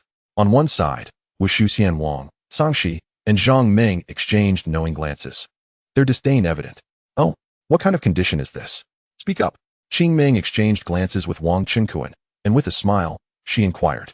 Gu Hong clasped his hands. "Wang Chenkuan, as a lower realm ascendant, is a wanted criminal in my Xianhuang immortal domain. It is simple. As long as the fairy hands over your subordinate Wang Chenkuan to our Tianfeng sect, everything else can be negotiated." Indeed, previously, Wang Chenkuan committed multiple murders among the three major forces of our Xianhuang immortal domain, killing important members of my Tsang clan. Our Tsangyu immortal kingdom is also actively pursuing him. Our Tsang kingdom shares the same condition. If the fairy can deliver Wang Chenkuan, we are willing to trade a large number of breakthrough celestial pills at half price to Dream Island. Sangxi, the immortal king, cast a look of hatred towards Wang Chenkuan. In the midst of the conversation, the forces of Tsangyu immortal kingdom promptly stepped forward, displaying an abundance of Tianxian pills, Jinxian pills, Xianxian pills, and even a considerable quantity of Jinxian pills upon the grand table.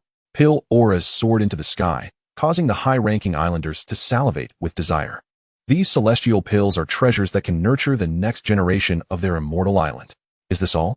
The beautiful face of Fairy Qingming, glancing at these treasures, bore a smile that was enigmatic.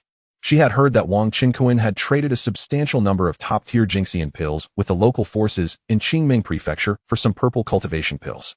At this moment, Wang Chenkuan leaned closer to her ear and quietly whispered, I possess all these breakthrough celestial pills. Naturally, she would not be swayed by the celestial tea or pills before her. Moreover, Fairy Qingming shares the same temperament as the revered entity of Dream Island, and she would never betray her own for profit, neither her teammates nor her subordinates. No matter the magnitude of the benefit, she is not the kind of shameless person. This is her character and her principle of conduct.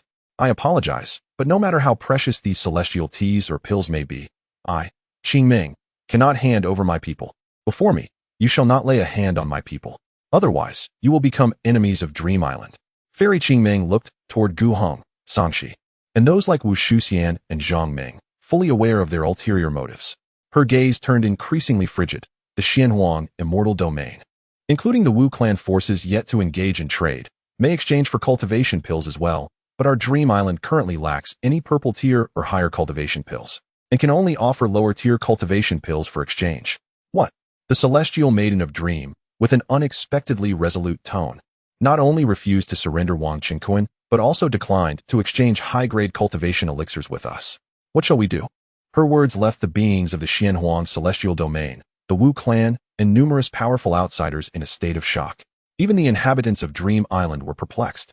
Although they had previously traded a considerable number of purple cultivation elixirs with the Lai clan and the Yunluo sacred land, they still possessed some.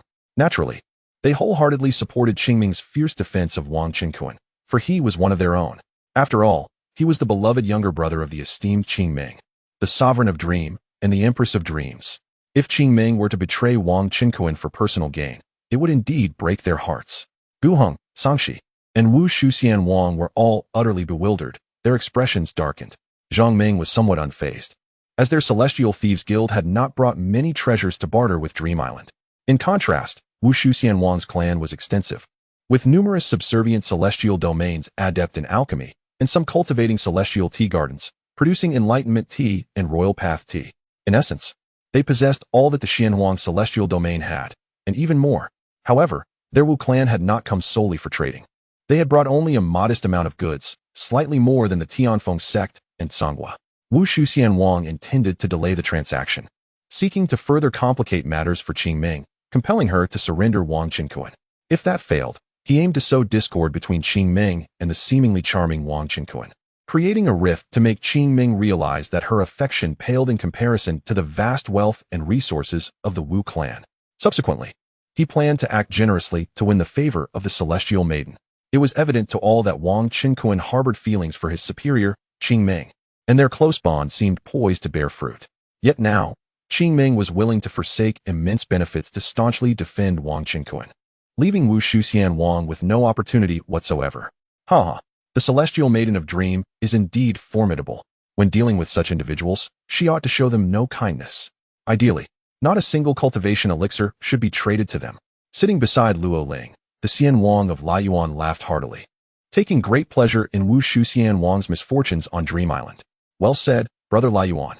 This group came to trade and should do so properly, without imposing nonsensical conditions, as if they alone possessed these treasures and resources in the world. At this moment, Wang Qinkuan finally rose slowly, gently patting Qingming's fragrant shoulder, and spoke. Suddenly, 3 supreme-grade celestial storage bags appeared in his hands. Upon seeing this, Qingming's face lit up with excitement as she understood his intentions.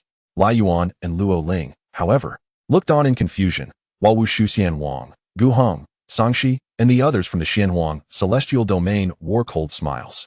What was Wang Qinkuan saying? In this world, it is not solely they who possess such treasures and resources. Do you have any? Do you? What do you possess? Furthermore, what purpose do you serve by producing a few storage bags? Are you suggesting you can retrieve this batch of treasures? Whom are you trying to deceive?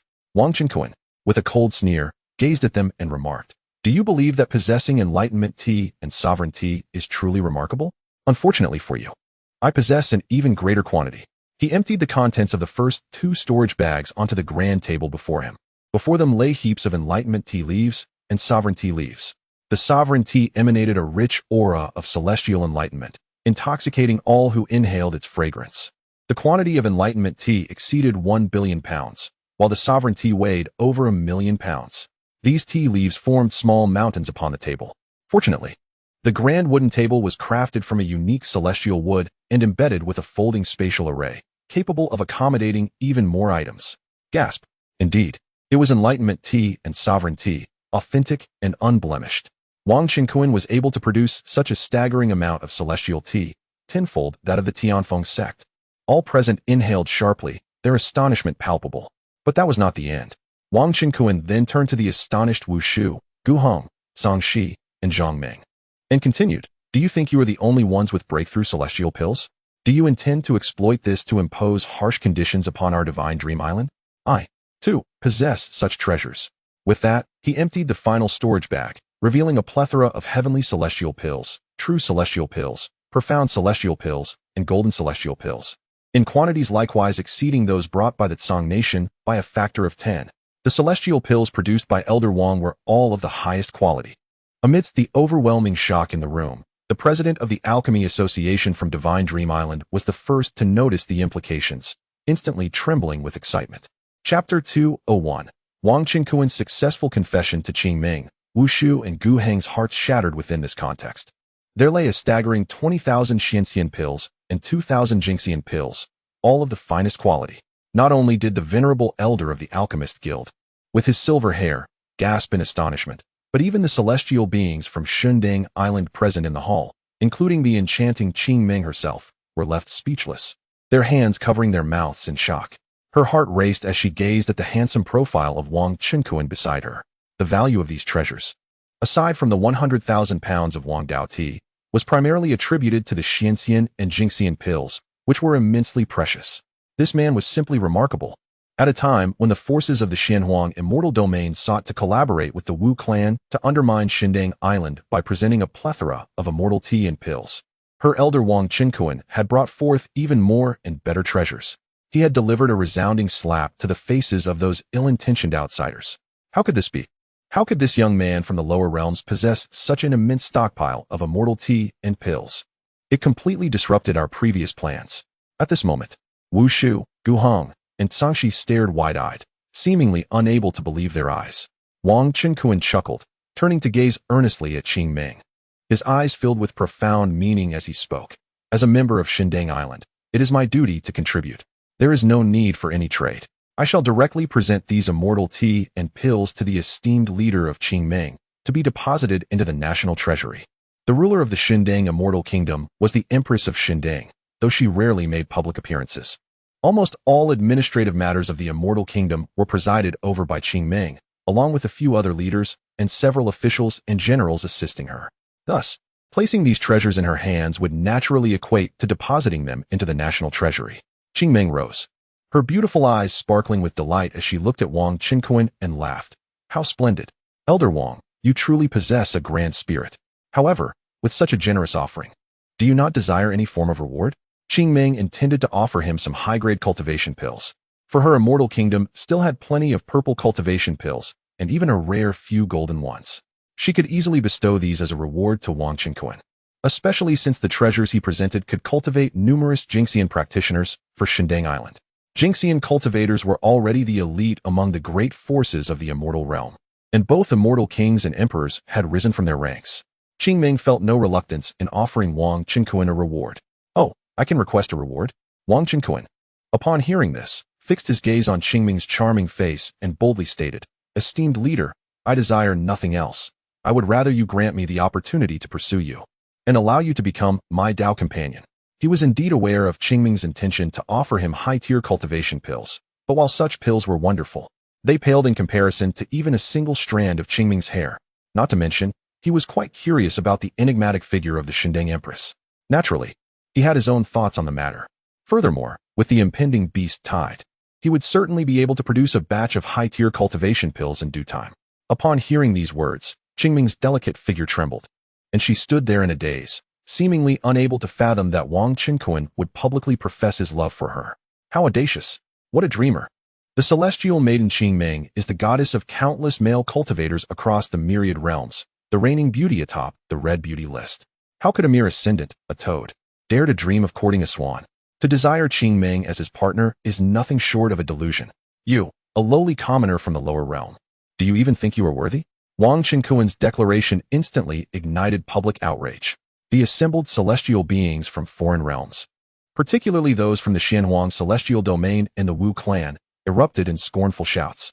Notably, Wu Shu and Gu Hong, though they refrained from verbal insults, fixed their fiery gazes on Wang Qinquan, seething with fury.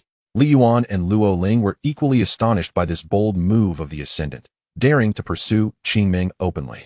While Li Yuan believed this celestial prodigy from the mortal realm possessed the capability to pursue Qingming, and that she seemed to share a close bond with him, making success plausible, he could not help but admire Wang Qinquan's audacity in declaring his intentions before the assembled multitude.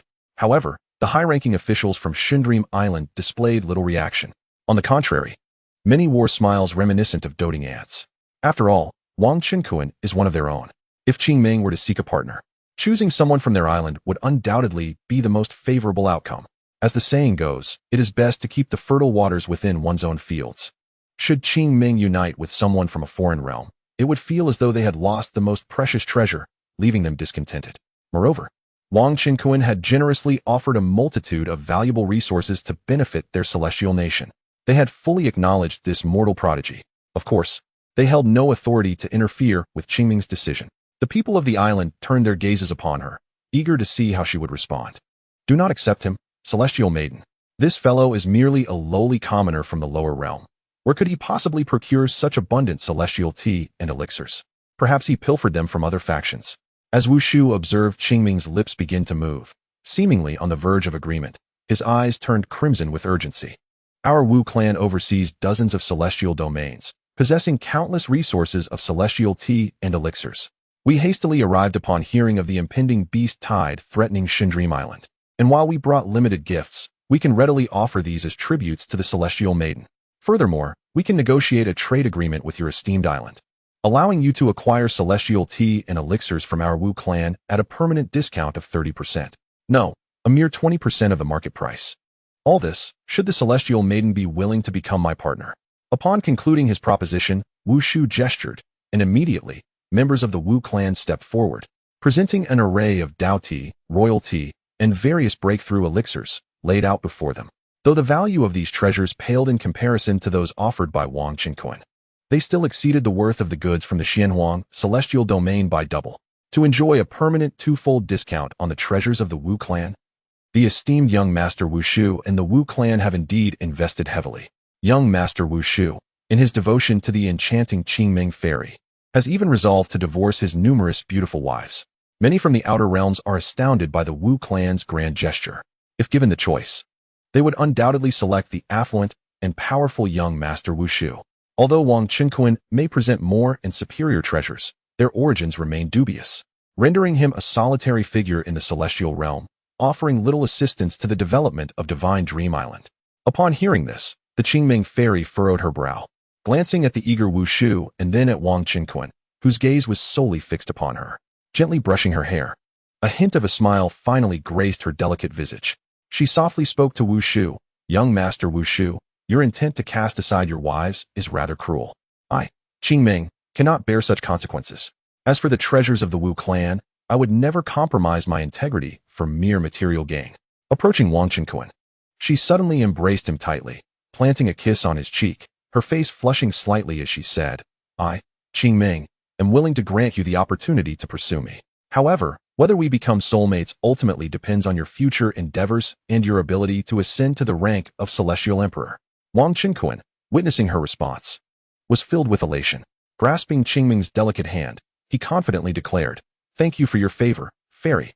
Ascending to the rank of Celestial Emperor is but a trivial challenge. I, Wang Qinquan, shall not disappoint your expectations, and I will surely make you my bride. As Qingming gazed upon this strong and self-assured young man, who was now considered her potential soulmate, her heart swelled with sweet affection. Indeed, the conditions posited by the true form of the Divine Dream Celestial Emperor are unlikely to pose a challenge for this extraordinary talent of countless ages. Qingming and the Divine Dream Celestial Emperor share a profound connection. Earlier, deep within the palace, the Divine Dream Celestial Emperor had awakened and noted the developments concerning Qingming. A strand of her divine consciousness entered Qingming's mind, revealing that this incarnation had already been captivated by the mortal talent Wang Qinquan, reaching a point of unwavering commitment. She then conveyed to Qingming's incarnation that today's matter could be determined by her own volition. The Divine Dream Celestial Emperor possesses profound mastery over her divine avatar technique, allowing her to sever the connection with her incarnation at any moment. Even during moments of intimacy between Qing Ming and her soulmate, it would not disturb the true essence of the divine dream. However, winning the heart of Qing Ming would not be an easy feat. Wang Qinkuan must at least attain the cultivation level of a celestial emperor. Thus, Qing Ming articulated her stance. The entire Cloud Sea erupted in a frenzy upon witnessing Qing Ming Fairy's acceptance of Wang Qinkuan's pursuit rather than that of Wu Shu. Those from the outer realms were astonished, perplexed, or filled with immense envy and jealousy, while the locals of Divine Dream Island displayed expressions of joy. In contrast, Wu Shu, Gu Hong, Sangxi, and Zhang Ming were consumed by jealousy, akin to having the most precious treasure snatched from them. Defeated. I have been defeated. I never anticipated that I, Wu Shu, as the legitimate heir of the illustrious Wu clan, would suffer such romantic misfortune, losing to a mere lad from the lower realms. And so utterly. Wu Shuxian Wang appeared utterly disheartened, collapsing into his seat, murmuring to himself. His heart lay shattered. He simply could not come to terms with it. Congratulations. Brother Wang, exclaimed Li Yuan, accompanied by Luo Ling, as they approached Wang Qinkuan to extend their heartfelt congratulations on securing the first beauty of the Wan Yu Hong Yen list. Qing Ming, and the prospect of a future with such a stunning companion. Chapter 202, The Imperial Council. The emergence of the immortal King Dan. Wang Qinkuan cast a glance at the enchanting Luo Ling by Lai Yuan's side, a knowing smile gracing his lips as he remarked. Congratulations to us all. Indeed, it has been a fruitful journey for you, Brother Lai. Qing Ming, with a swift motion, drew Luo Ling aside, and the two ladies engaged in quiet whispers, their laughter ringing like silver bells. Before long, Qing Ming returned to her seat, commanding the officials of the Ministry of Finance of the Shenming Kingdom to gather the substantial collection of immortal tea and elixirs presented by Wang Qinkuan. She then spoke coldly to Wu Shu and Gu Hong. Business is business. Do you still wish to trade your batch of immortal tea and elixirs with us on Shenming Island? As I mentioned earlier, we will only exchange for low-tier cultivation elixirs. If you lack sufficient elixirs, you must resort to trading with immortal stones. Being a scion of a prominent clan, Wu Shu swiftly suppressed the profound sense of defeat that had engulfed him. With a fierce glare, he surveyed Wang Qinkuan, who sat beside Qing Ming, brimming with self-satisfaction. His murderous intent surging. He thought to himself, if only he could find an opportunity to eliminate this rival, he might still have a chance to win back the affections of the beautiful maiden. He absolutely refused to concede. At last, Wu Shu spoke. Very well. I, Wu Shu, am not one to be petty. I shall adhere to the fair terms proposed by the fair maiden. Simultaneously, he exchanged glances with Gu Hong and Sangxi, urging them to acquiesce as well. Gu Hong and Sangxi were momentarily taken aback. Was Wu Shu truly? Qing Ming had already agreed to associate with Wang Qinkuan, yet Wu Shu still had the audacity to approach her. However, as denizens of the Xianyuan immortal domain, they had only recently managed to secure the favor of the illustrious young master Wu Shu, so they would not dare to oppose him. Thus, amidst the astonished gazes of the assembly, the Wu clan and the Xianyuan immortal domain willingly exchanged their precious resources with Shenming Island, receiving low-tier cultivation elixirs and immortal stones in return. After the official transactions between Shenming Island and the various external powers concluded, the trading event at the Yunhai Inn was far from over. Several venerable immortal kings and numerous junior golden immortals displayed their personal treasures, seeking to exchange them for items of greater necessity. Most of these participants hailed from smaller factions or were solitary cultivators, though some were representatives of larger powers, all eager to capitalize on this opportunity to barter for essential resources. At this juncture, the trading event no longer required the oversight of Shenming Island's officials. It was now presided over by the innkeeper, who facilitated this grand exchange for the outsiders. Naturally, the island's immortal citizens also set up stalls to partake in the trading festivities. The Yunhai Inn, spanning hundreds of miles, resembled a bustling marketplace. Qing Ming had left a contingent of imperial guards to maintain order within the inn, preventing any acts of plunder or violence. The following day, within the grand hall of the imperial palace in Shenming Royal City, Qing Ming sat regally upon the empress's throne, convening the nation's civil and military officials to deliberate strategies for repelling the impending beast tide and the defense of the central battlefront by the local islanders. Wang Qinkuan occupied a seat closely adjacent to Qing Ming, surrounded by the high-ranking officials of the Shenming Immortal Kingdom, including the masters of the White Tide, Red Cloud, and Jialan estates, as well as several generals of the Celestial Army. These individuals are formidable beings, each a half-step Celestial Emperor. Among them, the Master of the White Tide is a refined middle-aged man clad in a white robe, while the Master of the Red Cloud is a burly man with a ruddy complexion. The remaining master, Jialan, is a strikingly beautiful middle-aged woman in a blue robe, exuding an air of valor. Furthermore, various officials and heads of local families, each possessing cultivation above that of celestial kings, are present. There is little dissent regarding Qing Ming and Wang Chunkuan occupying the imperial seat, as the realm of Divine Dream does not adhere to stringent regulations. In the past, when the Empress of Divine Dream did not make an appearance, Qing Ming would assume her position. Now, with Wang Chunkuan being recognized as Qing Ming's prospective partner, his presence beside her is entirely appropriate. After a lengthy discussion among the high-ranking officials of the celestial realm, they devised relevant strategies to counter the impending beast tide. The Great Master and several other estate masters noted that the celestial artifacts and talismans brought by the forces of the Fire Clan and Yun Luo's sacred land could significantly alleviate the pressure on our celestial nation in facing this onslaught. However, given the vast numbers of the Divine Dream celestial army, the available equipment remains insufficient. The speaker is General Chiu Hongda, the foremost martial expert of the military and the commander of the celestial army. Clad in armor and exuding an aura of authority, he embodies a fearsome presence. The Great Master naturally refers to Qing Ming. The four principal masters of the celestial realm rank as follows: Qing Ming, White Tide, Red Cloud, and Jialan. Other celestial generals readily echoed Chiu Hongda's sentiments, acknowledging that the Divine Dream celestial army serves as the primary force against the beast tide. The acquisition of additional treasures would undoubtedly reduce the casualties among their soldiers. Qing Ming and the three masters exchanged glances, aware that these generals deeply cherish their troops, and their request for equipment is not driven by personal gain. However, the treasury of their celestial nation is already scarce in high-grade celestial artifacts, and they have only just procured a substantial quantity of celestial artifacts and talismans from the Fire Clan and Yun Luo's sacred land. It is unreasonable to expect them to produce more. As for the celestial tea, celestial pills, and similar items previously gifted to the celestial nation by Wang Chunkuan, they serve only as resources for cultivating strong warriors and do not immediately enhance military might. Observing the situation, Wang Chunkuan smiled and remarked, "Do we truly lack celestial artifacts and talismans? That is easily remedied. I possess a multitude, and even a considerable supply of healing celestial pills." With that, he slowly produced 4 storage bags and handed them to Qing Ming, gesturing for her to open them. "Kuan-gu, you possess such treasures?" Qing Ming exclaimed with delight, her beautiful eyes narrowing into crescent shapes. She harbored no doubts about Wang Chunkuan's words, for this unparalleled prodigy has never been known to boast. As Qing Ming opened the first storage bag, she was astonished to find it filled with a plethora of high-grade and supreme celestial artifacts, exceeding the quantity from the Fire Clan by more than tenfold. The second bag brimmed with celestial talismans, also surpassing the number acquired from Yun Luo's sacred land by a similar margin. The third storage bag caught Qing Ming by surprise.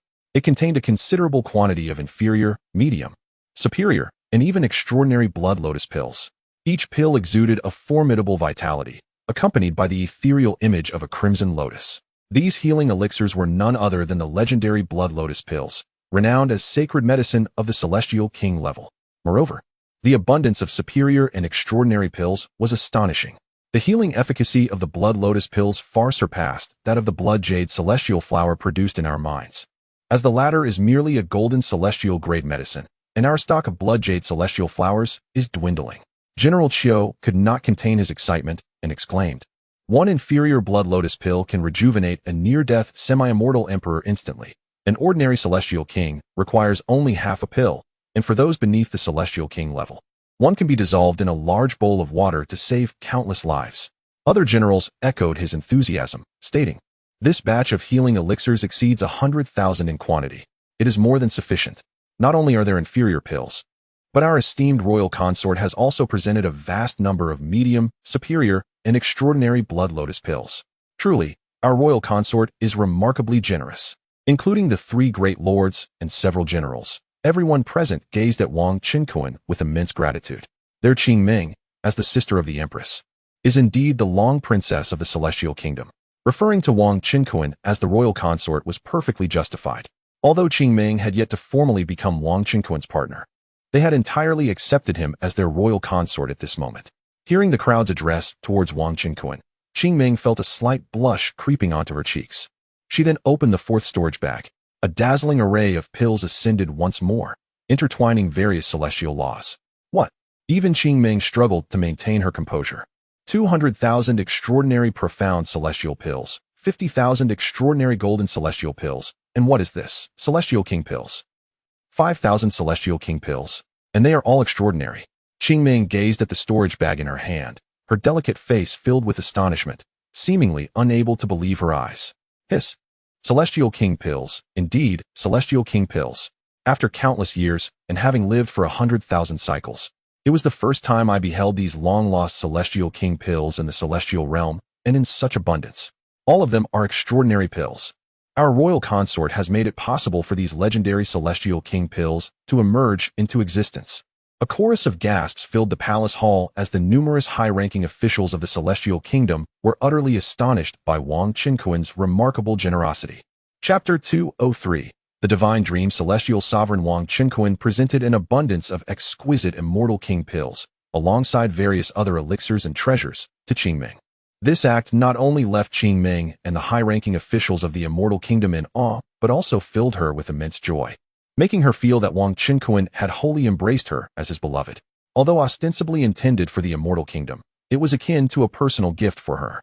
It is worth noting that even the most powerful immortal emperors from the grand forces in the immortal realm would never bestow such a substantial fortune upon their cherished ones, as it is simply beyond their means. This prompted a gaze of deep emotion and sweetness from Qingming towards Wang Qinkuan, as she yearned to immediately conduct a union ceremony with him, longing to marry him at once. At that moment, within a vast courtyard deep inside the imperial palace, a miniature world was crafted, expansive and boundless. By the side of a sprawling lake, a breathtaking woman adorned in a colorful phoenix robe sat gracefully upon the grass. This extraordinary beauty bore a striking resemblance to the enchanting Qingming, possessing similarly towering attributes. However, the regal aura she exuded far surpassed that of Qingming, and the profound essence of the laws surrounding her was magnitude stronger. As she returned to consciousness and opened her eyes, the space before her trembled, seemingly unable to contain the force of her presence. A gentle smile graced her jade-like visage as she mused. I never expected this fortunate child of the celestial realm to be so generous, so lavish, that he has utterly captivated the heart of that little Qingming, who is now eager to join him in the bridal chamber. At that moment, a splash resonated from the lake. A magnificent golden dragon, imbued with the essence of the immortal emperor's laws, soared from the water and approached. With a swift transformation, it became a robust, horned man clad in golden robes, standing before her. After bowing respectfully, this dragon man chuckled, Divine Dream Sovereign. I am surprised that you would permit your avatar, Qingming, to choose her own partner. This is quite uncharacteristic of your usual ascetic nature. Could it be that the sovereign has also developed mortal sentiments and taken a liking to this seemingly fortuitous lad from the mundane realm? The extraordinary beauty curved her lips into a charming smile. Outyin, have you grown too mischievous and seek a reprimand? How dare you jest with your sovereign? This woman was none other than the esteemed empress of the Divine Dream Immortal Kingdom. The dragon before her was the illustrious Outyin, the dragon sovereign. Within the vast realms of the ancient celestial realm, aside from Outyin, no other celestial beings were aware that the empress of Divine Dream Island was, in fact, a transcendent being traversing the myriad realms. However, the current Divine Dream Sovereign had suffered a cataclysmic event thousands of years ago, nearly leading to her demise and leaving her with indelible wounds, resulting in her cultivation plummeting to the mid-stage of the immortal emperor realm.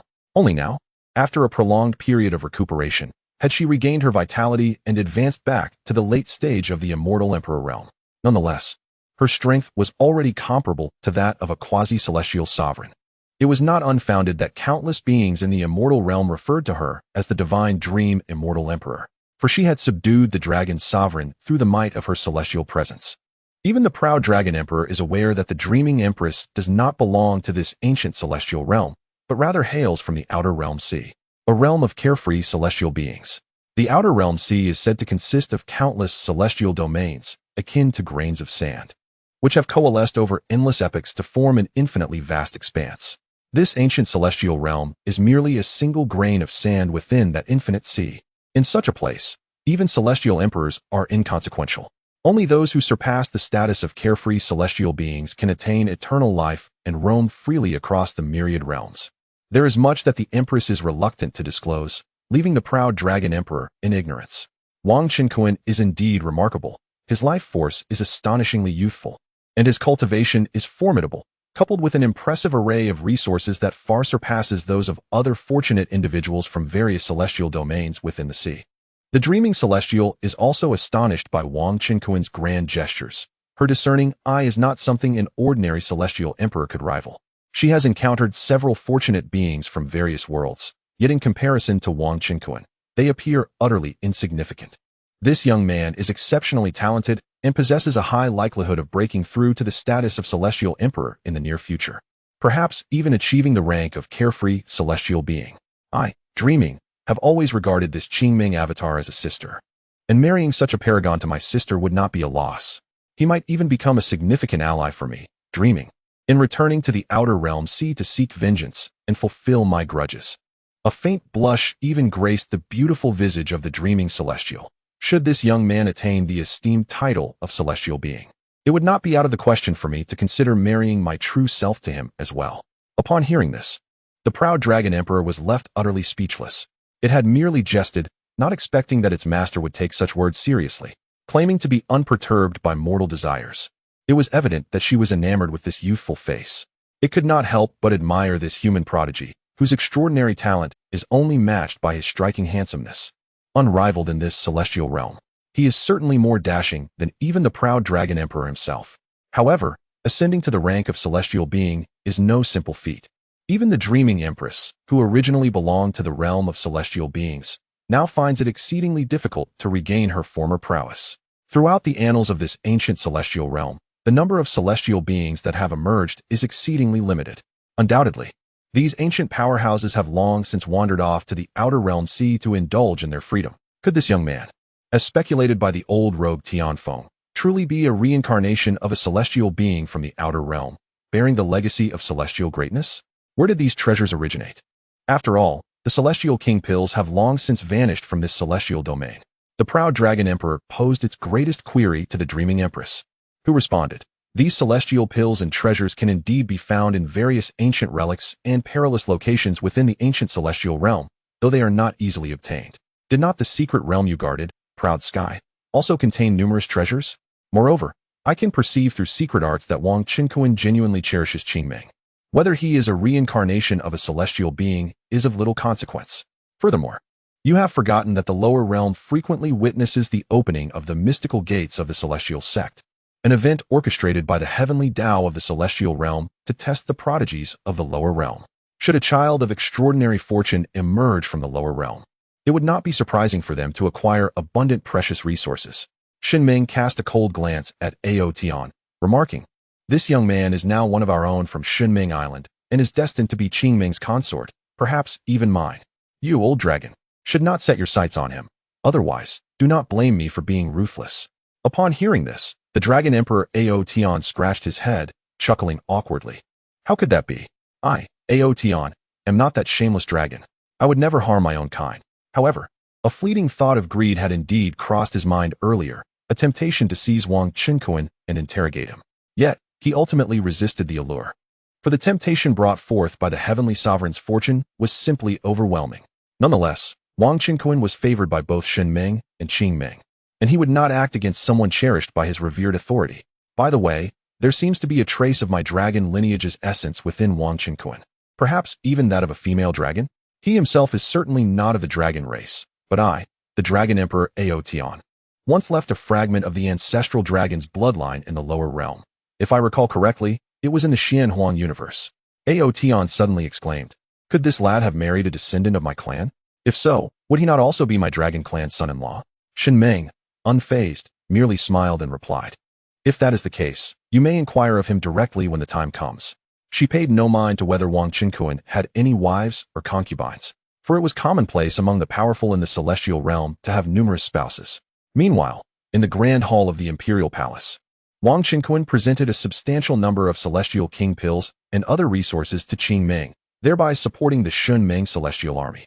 This gesture incited a wave of excitement and cheers from the high-ranking officials of the celestial nations present, who expressed their profound gratitude towards Wang Qinkuan. With these armaments and treasures, their chances of repelling the beast tide had become virtually assured. Moreover, with the acquisition of 5,000 supreme celestial king pills, the The Shunming celestial nation was poised to elevate nearly 5,000 beings to the exalted rank of celestial king in the near future. What does it mean to have 5,000 celestial kings? Even a venerable clan like the Wu family, which stands tall across the myriad realms of the celestial realm, may not boast such a number of powerful celestial kings. In particular, the burly General Chiu was so overwhelmed with excitement that he rushed forward, eager to give Wang Qinkuan a hearty bear hug as a token of gratitude. Wang Qinkuan promptly pushed him away, exclaiming, "Let's skip that," and then embraced the already standing Qing Ming. Her celestial form was soft and fragrant. The aroma emanating from Qing Ming was intoxicating. Her delicate figure was remarkably supple. In that moment, Qing Ming smiled at this exceptional man before her, her future consort, as he held her tightly, and she naturally did not resist. After a brief interlude, the crowd composed themselves from their turbulent emotions. Qing Ming issued a decree of silence, instructing all high-ranking officials of Shunming Island not to disseminate the news of Wang Qinkuan possessing celestial king pills. Those who defy the order shall face the dire consequence of being permanently exiled from Dream Island, with the potential of facing the ultimate penalty of death. This measure is implemented to safeguard her betrothed from the covetous eyes of powerful outsiders.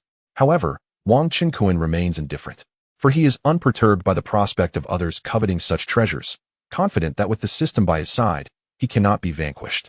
Once the matters of the imperial city were resolved, the entire realm of the Dream Immortal Kingdom stood on high alert, bracing for the once-in-a-millennium tide of sea beasts. That evening, Qing Ming escorted Wang Qinkuan back to Qingming City, extending an invitation for him to accompany her to her official residence. Upon entering the abode of the enchanting Qing Ming, he finally experienced the grace of the celestial maiden. Nevertheless, their relationship did not venture further into the most intimate aspects of a couple's union, as Qing Ming had yet to formally wed him. Wang Qinkuan merely held Qing Ming in his embrace for a night, sharing tender moments together. A few days later, the tide of sea beasts, long confined within the Cloud Sea, finally erupted. Chapter 204, The Great Battle Against the Beast Tide. One punch to annihilate the Dragon King. The tumultuous sea beasts confined within the Cloud Sea have finally erupted. Boom. Having just returned from the governor's residence and still within the confines of the Kunling Manor, Wang Qinkuan felt the very fabric of space on Divine Dream Island tremble violently. A wave of formidable beastly aura, carried by the ocean breeze, suddenly descended upon him. Meanwhile, distant roars that sent shivers through the soul echoed from the depths of the sea. During this beast-tide assault on the island, no being above the immortal emperor level was permitted to intervene. Otherwise, they would obliterate the countless lives on Divine Dream Island. A deep, resonant voice, laden with ominous threat, reverberated across the entire Divine Dream Immortal Island. This voice, emanating from the Beast Emperor, unleashed a powerful shockwave that pierced through millions of miles of void, breaching layers of defensive formations and crashing into Divine Dream Island. Even the maidens, such as Xiaohe, felt dizzy and spat blood upon hearing it. This was the voice of an immortal emperor-level beast king. Only such a creature could articulate human speech. Wang Qinkuan swiftly waved his sleeve to disperse the sound waves. However, the residual reverberations from the beast king's distant roar posed no threat to him. My lord, what a terrifying voice from the Beast King. Xiaohe, Xiaoqing, and Xiaochan quivered in fear. At that moment, a robust male voice, filled with righteous fury, echoed from the direction of Divine Dream Imperial City, resonating through the heavens and earth. Roar.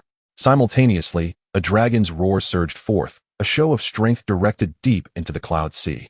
Wang Qinkuan recalled what Qing Ming had told him. Divine Dream Island possessed an immortal emperor-class guardian beast, the Aotian Dragon King. He surmised that it was indeed this dragon. Wang Qinkuan instructed Xiaohe and the others, the tide of sea beasts has arrived. You, with your limited cultivation, should remain at home. I must assist the governor Qing Ming and the celestial army in repelling the beast tide.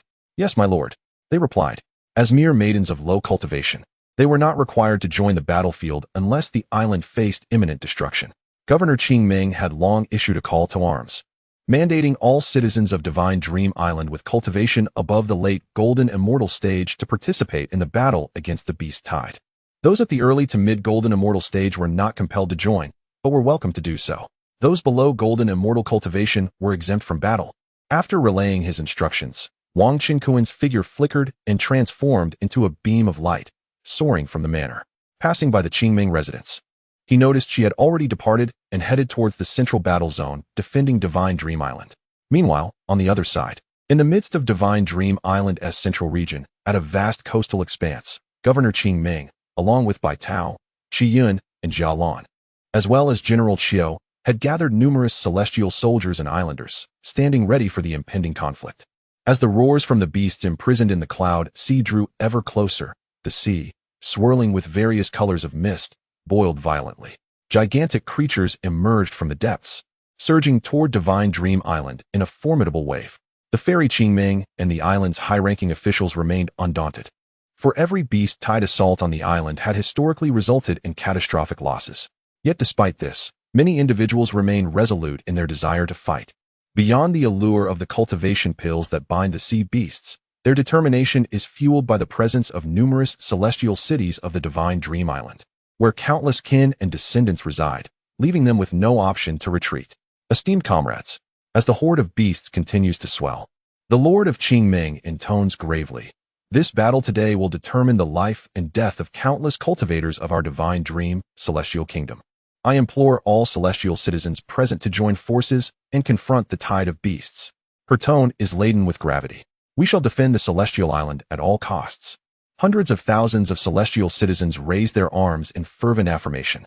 At that moment, monstrous beasts, some stretching dozens to hundreds of feet in size, emerged from the depths of the sea, their ferocious roars conjuring tumultuous waves.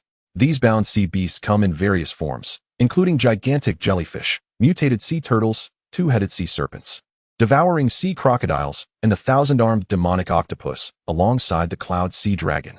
They are predominantly golden immortals and celestial kings.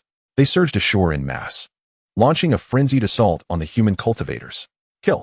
The celestial maiden of Qingming, her gaze resolute, grasped a low-grade celestial sword and charged forward. The other three lords and numerous generals followed suit, plunging into the fray, targeting the beasts of celestial king rank and above. The vast celestial army and islanders unleashed a fierce onslaught against the multitude of beasts below the celestial king rank. Not far from the main battlefield, a celestial king rank cloud sea dragon, stretching 1,000 feet, suddenly appeared on a nearby beach, unleashing torrents of searing flames that incinerated several celestial soldiers and citizens stationed there. "Cursed be this place. A celestial king rank dragon has appeared. Flee." The remaining dozen or so celestial soldiers and citizens, witnessing the horror, were seized by terror and scattered in flight. However, the ferocity of this cloud sea dragon was overwhelming, accompanied by numerous golden celestial dragons, leaving them with no hope of escape. Observing from a distance, celestial king rank leaders and formidable citizens found themselves obstructed by other celestial king beasts, unable to break free. Is this a dragon king of celestial king perfection? Wang Chenkuan finally arrived, a cold smirk gracing his lips. This dragon, the sixth, did not join the main beast horde, but instead sought to launch a sneak attack with a few dragons. He radiated immeasurable celestial light, plunging into the throng of beasts, raising his palm to strike down. Boom. In an instant, dozens of golden celestial cloud sea dragons were obliterated by his blow, their remnants scattering, blood from the dragons staining the ground. From the scene emerged several white, green, and blue cultivation pills. Roar. The Dragon King let out an enraged cry, suddenly turning its head to lunge at Wang Chenkuan. Boom. A colossal sound erupted as it unleashed its innate beastly prowess, summoning towering waves that surged hundreds of feet high, crashing upon the shore. Simultaneously, the dragon's horns emitted a binding halo that struck Wang Chenkuan, causing his celestial essence to falter, with half of his magical power restrained. Die. Wang Chenkuan remained undaunted, bellowing defiantly. Golden light emanated from his hand as he unleashed a powerful punch, shattering the formidable Dragon King of the celestial realm into countless fragments. The beast's soul was obliterated in the process. These extraordinary creatures, though possessing formidable physical strength and the ability to bind, had a significant weakness in their souls, which were considerably weaker than those of their equally ranked cultivators. Once their physical form was compromised, they were easily vanquished. With a resounding crash, the demise of the Dragon King resulted in the emergence of several cultivation pills, including 2 rare purple ones. Upon seeing these 2 purple cultivation pills, Wang Chenkuan's face lit up with delight as he swiftly collected all the pills. This spectacle astounded the nearby celestial realm leaders, soldiers, and citizens, invigorating their spirits. They had not anticipated the prince's strength to be so formidable. In all, many marveled at the prince's ability to single-handedly vanquish a dragon king of the celestial realm with sheer brute force. Among them was Cheng Hong, the patriarch of the Cheng family, who had previously traded purple cultivation pills with Wang Qinkuan. At that moment, he was engaged in battle alongside a group of islanders from Qingming City. The binding light of the beast was nearly ineffective against the young lord. Chuyan, a member of Wang's entourage, was equally astonished, realizing that her granddaughter Zio's master was extraordinarily powerful.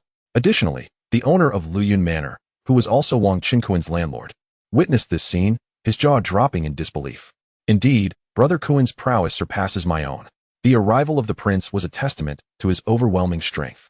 In the distance, Qingming's lord and General Qiu, having successfully repelled a wave of beastly assaults, were elated beyond measure. It seemed that Wang Qinkuan possessed strength comparable to that of an invincible quasi-mortal emperor, a single individual capable of matching an entire celestial army. In the celestial realm, a half-step immortal emperor is referred to as a quasi-immortal emperor. The strength among quasi-immortal emperors varies significantly, with 3 distinct levels classified by the Tianji Pavilion: ordinary quasi-immortal emperors, limit quasi-immortal emperors, and invincible quasi-immortal emperors. An ordinary quasi-immortal emperor's power is akin to that of 2 or 3 fully realized celestial kings combined, while a limit quasi-immortal emperor can effortlessly overpower an ordinary one. Those even stronger than limit quasi-immortal emperors, but not yet at the initial stage of immortal emperor, are termed invincible quasi-immortal emperors, unmatched by any below the immortal emperor rank. Wu Shu and Lai Yuan, 2 prodigies, have been rated as limit quasi-immortal emperors by the Tianji Pavilion and have recorded victories against other quasi-immortal emperors. Within the realm of Shunming Island, only Qingming Fairy and General Qiu possess the combat strength of limit quasi-immortal emperors, while the other 3 lords are merely ordinary quasi-immortal emperors. It is important to note that the thick-skinned, resilient beasts of the Binding Sea, fortified with binding spells, typically require the concerted efforts of 3 or more cultivators of equal rank to defeat. Various celestial techniques and powers have minimal effect on them. Even as limit quasi-immortal emperors, they cannot single-handedly eliminate a fully realized celestial king without the use of celestial artifacts or treasures. It is no wonder, then, at the outset in the Cloud Sea Inn, Wang Qinkuan exhibited no fear of the threats posed by Wu Shuxianwang, with the formidable prowess of an invincible quasi-immortal emperor, who truly feared whom? Wang Qinkuan smiled and greeted the distant figure of the immortal Lady Qingming. However, he did not approach her. It seemed that the coastal area he was guarding had attracted the attention of the beast tide within the sea of clouds, necessitating his vigilance here. Rumbling. The beast tide surged once more. These confined sea beasts, predominantly of the golden immortal level, though a scarce few were beast kings, were formidable in number, densely packed and diverse in species. Among them were colossal jellyfish, gigantic seahorses, sea ink turtles, and the powerful cloud sea jiao dragons. There were also terrifying creatures like the 2-headed giant shark and the 1,000-handed demon octopus, particularly the latter, which was adorned with a multitude of massive, writhing tentacles, waving ominously in the air, instilling fear in all who beheld it. They were immense in size yet astonishingly swift, such that even cultivators of the same level might struggle to match their speed. Should one venture too close, they would instantly be beset by a coordinated assault, fraught with peril. Chapter 205. The Golden Legend of the Cultivation Elixir. Friends of the Qingming Mansion, gather here to defend this place. These mere sea beasts are nothing more than our culinary ingredients. Wang Qinkuan bellowed, summoning the nearby inhabitants of the city, and then soared into the air to confront the tide of beasts. These terrifyingly grotesque, confined sea creatures appeared to him as mere cultivation elixirs. Particularly, the dreadfully monstrous 1,000-handed demon claw was a delicacy he craved. Wang Qinkuan had savored the flesh of the 1,000-handed demon claw at the Cloud Sea banquet, and its exquisite flavor was simply unparalleled. The colossal jellyfish, too, boasted meat of exceptional taste. Very well, we shall heed the words of the prince consort. Let us fight alongside the mansion lord's partner. Upon hearing this, the celestial subjects of Qingming Mansion nearby began to converge. Among these individuals were not only the celestial king Cheng, but also a few other formidable celestial kings, representing a considerable force. Although they appeared insignificant in the face of this dreadful tide of beasts, with their valiant prince consort and the mansion lord's betrothed standing before them, they felt no fear whatsoever. This human race is remarkably audacious. How dare they regard our esteemed confined beast clan as mere ingredients? Let us devour him whole. Brothers and sisters, the flesh and blood of this individual will be a tremendous boon, and he shall belong to me. Amidst the tide of beasts, The quasi-celestial emperor-level beast kings had begun to awaken a semblance of intelligence, emitting various fierce waves of malevolent consciousness. They charged recklessly towards Wang Qinkuan. Swish, swish, swish. Countless beams of confinement light surged toward Wang Qinkuan, completely sealing his celestial essence and power. He could only rely on his physical strength and combat techniques that required no mana expenditure. Wang Qinkuan laughed heartily. A mere trifle, to annihilate you beasts. There is no need to employ spells or divine abilities. In his hand, a low-grade celestial treasure, the Heavenly Gang battle axe, materialized. This battle axe, crafted by the Fierce clan and traded with the Dreaming Island, was a low-grade celestial artifact of considerable might, secretly gifted to Wang Qinkuan by the Qingming Fairy. With a swing of the Heavenly Gang battle axe, a colossal golden axe shadow cleaved the heavens and earth, spiraling towards the foremost giant jellyfish, Cloud Sea Dragon, and thousand-handed demon claw, poised for slaughter. This is bad. The axe technique of this human is dreadfully formidable. Quick, defend yourselves. The quasi-celestial Emperor Sea Beast sensed an overwhelming deathly crisis and hastily cast barriers like the Cloud Water Barrier and Shadow Thunder Demon Shield. The thousand-handed demon claw, resembling a small mountain, flailed its numerous long tentacles to shield its beastly form. Yet, all was in vain. With a swift flash, the axe light from the Heavenly Gang battle axe sliced through the three quasi-celestial Emperor Beast Kings, severing them in half and obliterating their beast souls. The residual force of the axe shadow annihilated the nearby Beast Kings and golden immortal beast soldiers alike. Scattered on the ground were various cultivation elixirs, glistening in diverse hues. This scene left the myriad of restrained sea beasts within the tide of beasts utterly terrified, scattering in sheer panic. They sought to flee, darting into the celestial cities of Dream Island, intent on wreaking havoc and devouring the frail islanders.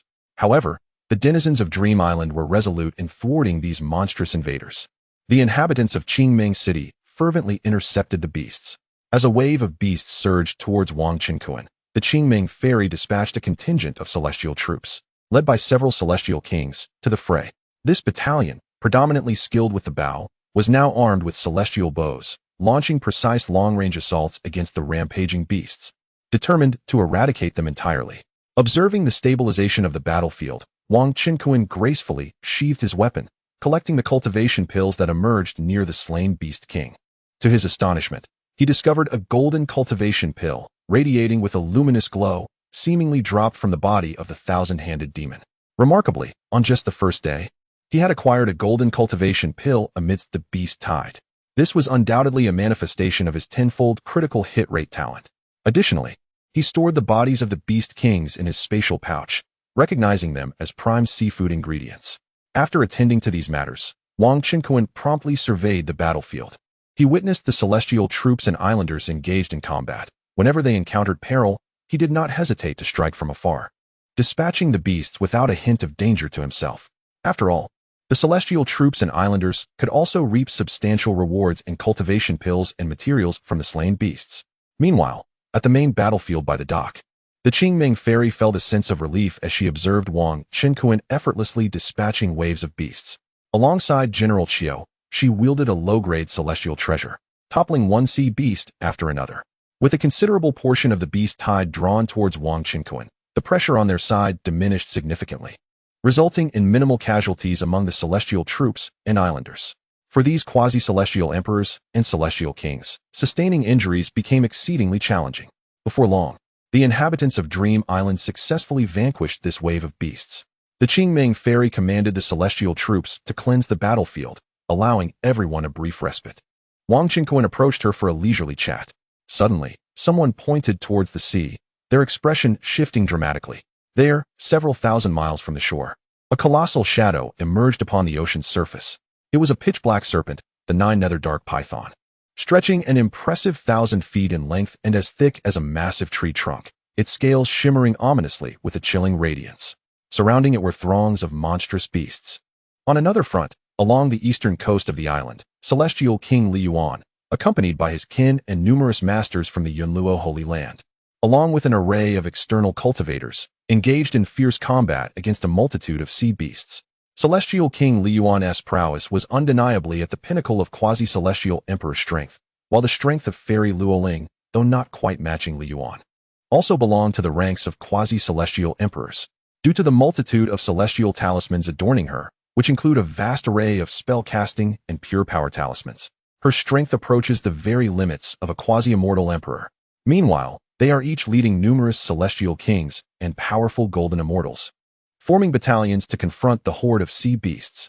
The members of the Lai clan have generously provided some exceptional immortal artifacts to the Yunluo sacred land and the local loose cultivators, albeit with the stipulation that they will later need to exchange these for cultivation pills. After a fierce battle against the beast tide, the bodies of the sea creatures are piled high. However, some casualties have also emerged among their ranks, particularly among the disparate strength of the loose cultivators. Fortunately, they are not lacking in healing treasures, especially as the enchanting Qingming secretly procured several thousand lower-grade blood lotus pills for her close friend Luo Ling. The severely injured can quickly regain their combat prowess. Ha ha ha ha, splendid. A celestial king from the Lai clan laughs heartily, exclaiming the incredible bounty of cultivation pills they have amassed. This time, our Lai clan has truly profited. Do the myriad realms truly believe that we are merely reclusive artisans?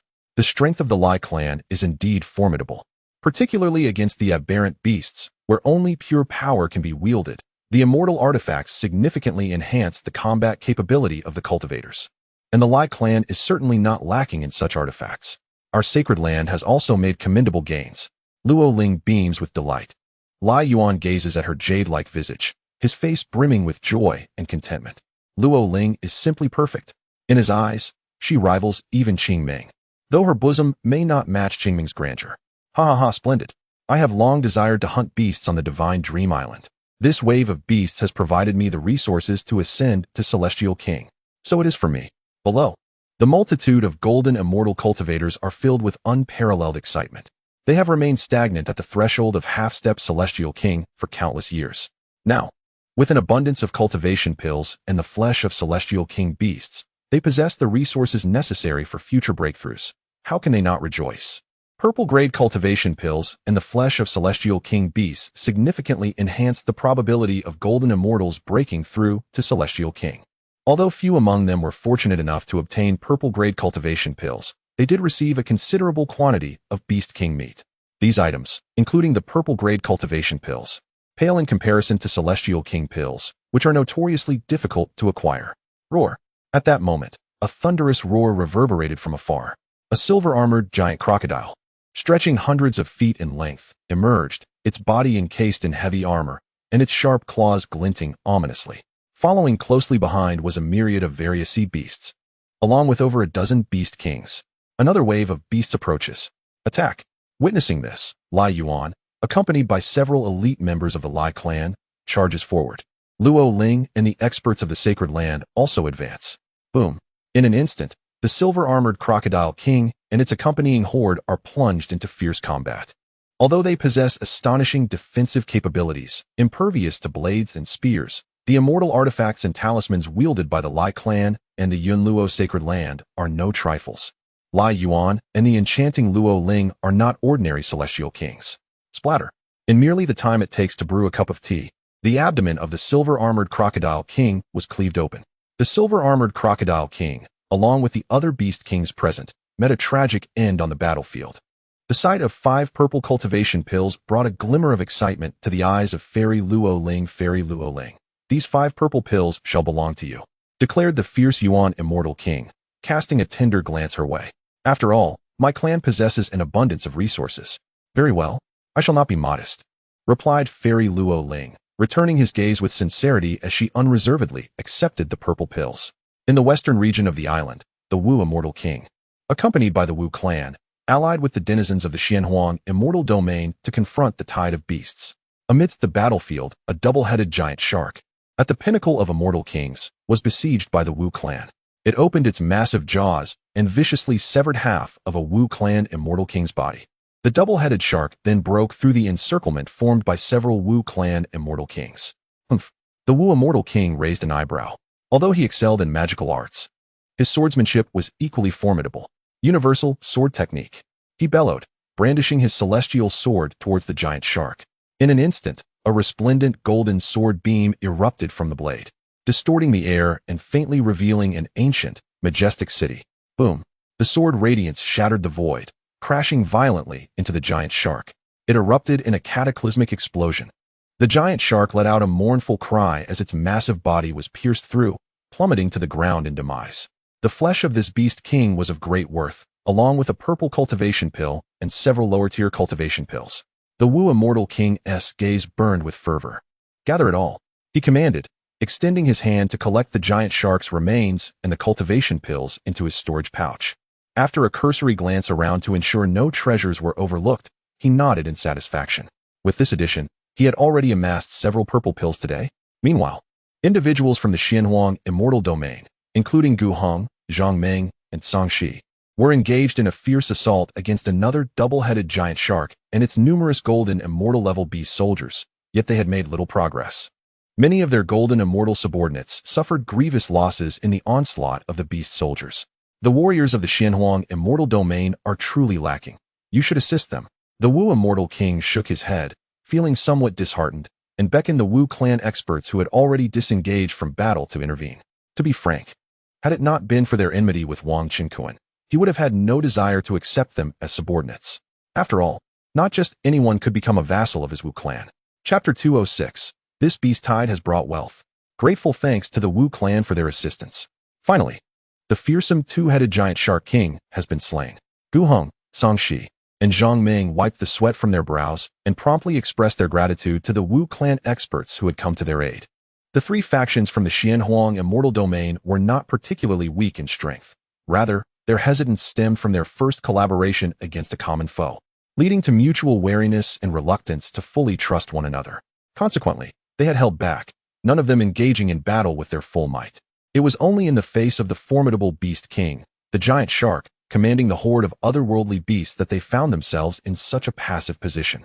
All three, Gu Hong and his companions, were masters of the great perfection stage of the immortal king realm, and their respective forces, Tianfeng sect, Song Nation, and the Immortal Thief Alliance, boasted numerous immortal kings among their ranks.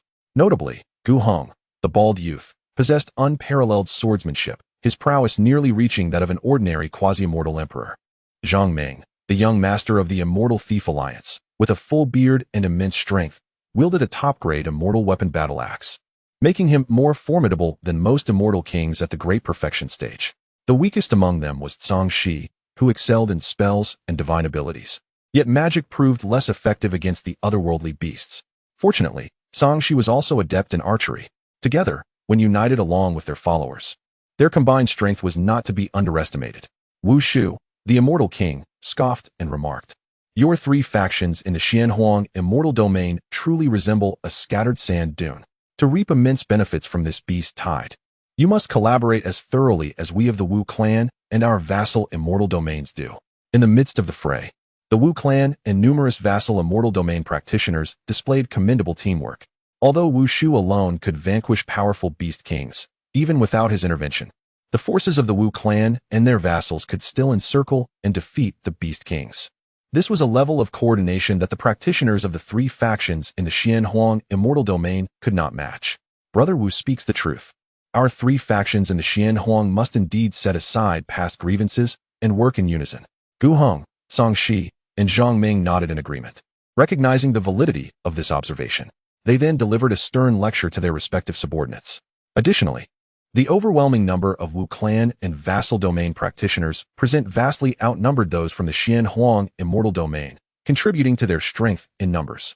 As the smaller factions and rogue cultivators observed the sheer force of the Wu clan, many of them hurriedly made their way to the eastern battle zone to fight alongside the forces of the Lai clan and the Yunluo sacred land. The atmosphere of combat on the Lai clan side was invigorating, and Lai Yuan and Luo Ling imposed no stringent requirements on the arriving rogue cultivators. Any cultivation pills obtained were theirs to keep. In contrast, Wu Shu insisted that any rogue cultivators in the western battle zone who acquired purple grade or higher cultivation pills must trade them with the Wu clan on the spot, or else face the consequences. With such stringent conditions in place, it was no surprise that the rogue cultivators swiftly made their escape. Who could have anticipated that this beast tide on Shunming Island would arrive with such ferocity? One could not help but wonder about the situation in the central battle zone, where the native islanders were stationed. Was Qingming very injured? Has that lowly being from the lower realm, Wang Qinkuan, been devoured alive by a pack of beast kings? Wu Shu suddenly inquired of a middle-aged man in black from the Wu clan. This man, a celestial king responsible for gathering intelligence, had just returned from the central dock guarded by the inhabitants of Shindream Island, reporting to the young master. The situation in the central war zone reveals that the waves and density of the sea beast tide are at least 3 times greater than ours. Not only is the Qingming ferry unharmed, but the Shindream Celestial Army, led by General Chiu, has also suffered no casualties. Wang Qinkuan has demonstrated astonishing combat prowess, wielding a celestial axe to slay numerous quasi-celestial emperor-level beast kings, seemingly possessing strength not inferior to that of the young master. The middle-aged man in black remarked, his expression one of incredulity. As a scout for the Wu clan, he had dared not approach Wang Qinkuan's battle, observing from a distance and relying solely on subjective estimation of Wang Qinkuan's power. However, his assessment was likely quite close to the truth. What? Limitless quasi-celestial emperor. The revelation of Wang Qinkuan's formidable strength, rivaling that of celestial king Wu Shu, stirred a profound sense of crisis in those present. Not only Wu Shu but also Gu Hong, Song Shi, and Zhang Meng, who heard the news, were enveloped by a wave of apprehension. How could it be that so little time had passed, and this ascendant from the lower realm had already surpassed them in strength? What sort of monstrous entity had they provoked within the Xianhuang 3 forces? Behind them, Zhong Yanyan and Song Zhaoqing were engulfed by a deep sense of helplessness. As mere juniors who had only reached the half-step celestial king realm, they had found themselves nearly powerless during their recent skirmish with the Beast King, suffering minor injuries from the residual battle waves. Meanwhile, the golden celestial ascendant they had once pursued was now capable of hunting quasi-celestial emperor-level beast kings. The disparity was maddening. This ascendant wretch possessed strength comparable to my own. Wu Shu, the celestial king, was equally shaken. No wonder that brash individual dared to provoke him. The young master of the esteemed Wu clan at the Yunhai Inn, the indigenous forces of Shindream Island, bolstered by the formidable Qingming ferry and General Chiu, already held significant power. With the addition of Wang Qinkuan, the trio of limitlessly powerful quasi-celestial emperors could effortlessly contend with the beast tide. Wu Shu had initially contemplated dispatching a squad of Wu clan experts to assist if the Shindream Celestial Army struggled against the overwhelming beast tide at the central dock, hoping to alter Qingming's perception of him. Yet, it was this Wang Qinkuan who had disrupted his plans. Very well. Not only was it a matter of winning Qingming's favor, since the Wu clan had already offended such a gifted ascendant, it would be prudent to eliminate him swiftly. Otherwise, it would jeopardize their future ambitions to conquer Shindream Island and unify the myriad realms. Even if Wang Qinkuan were a limitlessly powerful quasi-celestial emperor, Wu Shu was not without the opportunity to eradicate this threat. His greatest strength lay not in swordsmanship, but in sorcery. Wang Qinkuan, lacking the innate talent to bind beast kings, would find it challenging to confine the laws of others' magical powers. Furthermore, many capable experts of the Wu clan were at his disposal, and they were far from ineffectual. When Wu Shu found himself at a disadvantage in a one-on-one confrontation, he naturally refrained from espousing the principles of martial virtue, opting instead to employ the Wu clan strategy of overwhelming the enemy with superior numbers. Shortly thereafter, another wave of terrifying sea beasts emerged. This time, Wu Shu released 2 fully matured beast kings of the celestial realm to engage with the forces from the Xian, Huang, and other factions. He refrained from sending additional Wu clan experts to assist them. However, on this occasion, the Xian and Huang factions took heed of his counsel and coordinated their efforts, managing to maintain their formation without further disarray. Ultimately, they succeeded in vanquishing the 2 beast kings on their own. Before long, several months had passed in the blink of an eye. The once-in-a-thousand-year cataclysmic tide of sea beasts threatening Xinming Island seemed to be drawing to a close, as the onslaught had not been witnessed for a significant period. At this moment, Wang Qinkuan sat alongside the celestial maiden Qingming on a massive rock by the Xinming dock. To their astonishment, this formidable and tumultuous tide of beasts had inflicted minimal damage upon Xinming Island. Celestial maiden Qingming gazed into the depths of the cloud sea, where countless restless silhouettes of strange beasts could still be discerned. Thanks to your involvement, the tide did not breach our celestial cities and wreak havoc, she remarked, her eyes twinkling with gratitude as she glanced at Wang Qinkuan. Historically, beast tides would invariably see waves of strange creatures breaking through the defenses of the island's powerful inhabitants and celestial army, leading to carnage within Xinming Island. After all, the military and civilians of Xinming were flesh and blood, susceptible to injury and fatigue, and could not possibly repel every onslaught. This time, however, with Wang Qinkuan, a seemingly inexhaustible superpower, and the numerous celestial artifacts, talismans, and healing elixirs he provided, the pressure on Xunming Island was significantly alleviated, allowing them to effortlessly eliminate every beast wave without allowing a single creature to escape. During this period, Wang Qingquan also supplied the Xunming Celestial Army with 200,000 Blood Lotus pills. Qingming dispatched individuals to distribute some of these pills to the Lai clan and the Yunluo Sacred Land. Even some external strongmen who came to aid were able to exchange cultivation elixirs for Blood Lotus pills to facilitate their healing. This success was largely due to the foresight of the Empress of Xunming, who had strategically publicized news of the impending beast tide to attract assistance from the Lai clan, Wu clan, and other factions, thereby averting catastrophic losses. Wang Qingquan reflected on this, acknowledging that it was indeed Qingming who had informed him. The scale of this beast tide was immense, with an innumerable number of beast kings and countless golden immortal beasts assaulting the island. It was far beyond the capability of merely a few quasi-mortal emperors to eradicate. Even an invincible quasi-mortal emperor would struggle against the multitude of quasi-mortal beast kings that had come to attack the island. If the forces of Xunming Island were to divide their strength to guard the eastern and western fronts, their power would be significantly diluted, rendering them incapable of withstanding such a grand tide of beasts. Thus, the assistance from external forces proved invaluable. Naturally, these external factions also reaped tremendous rewards, acquiring an unimaginable wealth of treasures and resources. Did you not witness the scene where Lai Yuan and Luo Ling, after acquiring several golden cultivation pills, embraced each other in a moment of exhilaration? Wang Qingquan, during the absence of a beast tide, ventured to the eastern region of the island, overseen by the Lai clan and Yunluo Sacred Ground, and fortuitously beheld that very moment. As for the western region managed by the Wu clan, he did not make the trip to observe. However, one can easily surmise that their harvest would also be bountiful, not to mention others. Even Wang Qingquan himself amassed more than 200 golden cultivation pills. These golden pills are precious, each capable of augmenting one's cultivation by a millennium and significantly enhancing the probability of a celestial emperor breaking through their realm. Such treasures are invaluable in the myriad domains of the celestial realm. Moreover, he secured several thousand purple cultivation pills. As for the low-grade cultivation pills he carried, their numbers were beyond count. In addition to this, he also acquired a substantial quantity of beast king corpses. Although he chose not to collect the remains of the beast soldiers, Wang Qingquan felt that this beast tide had brought him great fortune. Chapter 207. Slaying the giant penguin beast. Hunting the semi-beast emperor, such an abundance of treasures. Alone, he would surely be unable to utilize them all. However, the surplus of cultivation elixirs could be reserved for his future wife, descendants, and royal kin, to be bestowed upon them once they ascend to the celestial realm. This beast tide at the Dream Island has proven immensely profitable. Of course, Qingming is to become his wife as well. Yet she possesses the capability to acquire her own cultivation elixirs. The demeanor of Fairy Qingming is equally joyful, as she has amassed a considerable number of purple elixirs, along with a fair share of golden cultivation elixirs. Furthermore, the Celestial Army and Islanders of Dream Island have all reaped bountiful rewards. Days later, the final wave of the colossal beast tide has finally brewed to fruition. Boom! The entire imprisoned sea of clouds churns violently. An overwhelming and terrifying pressure descends.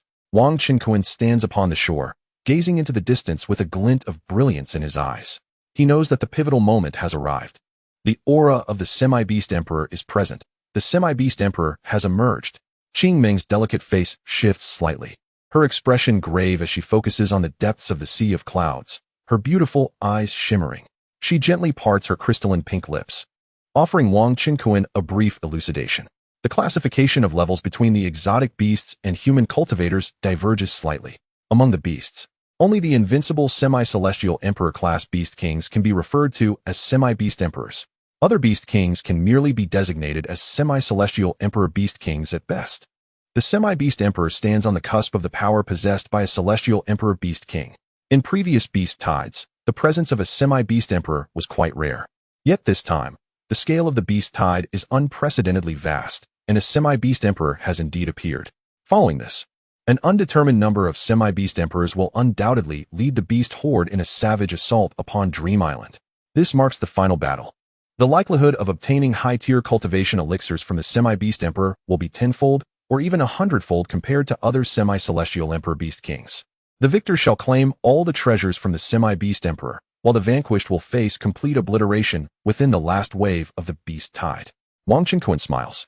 kissing Qing Ming's strikingly beautiful face, reassuring her, "Qing, fear not. I shall protect you." Boom, boom, boom.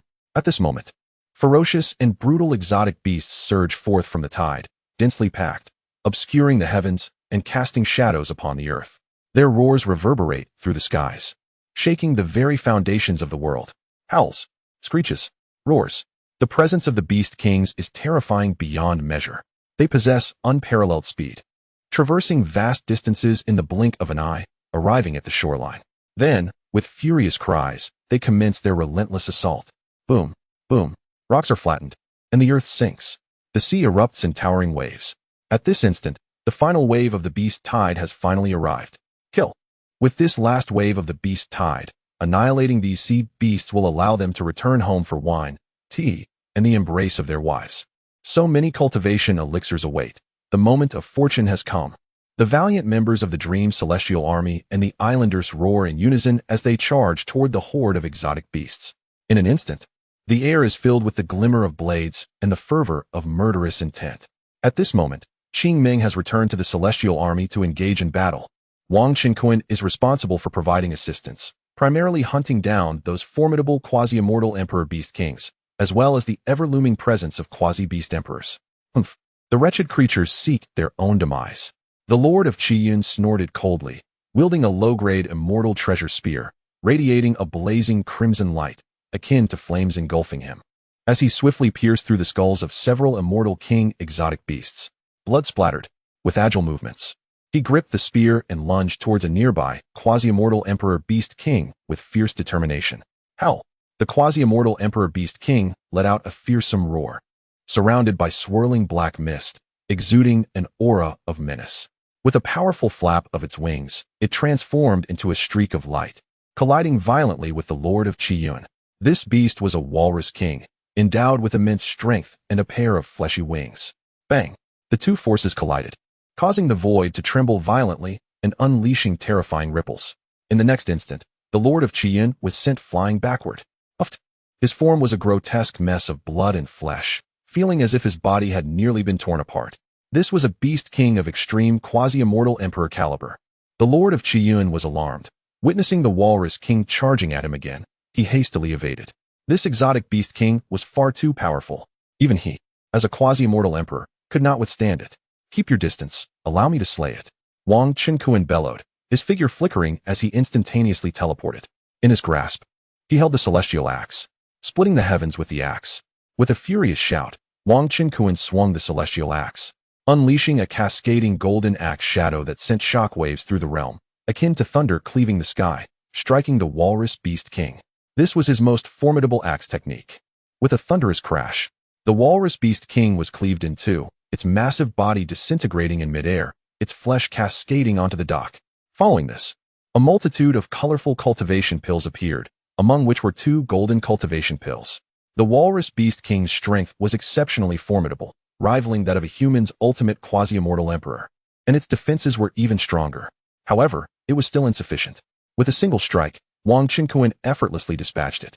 With a flick of his wrist, he captured all the cultivation pills into his system space, executing the action seamlessly.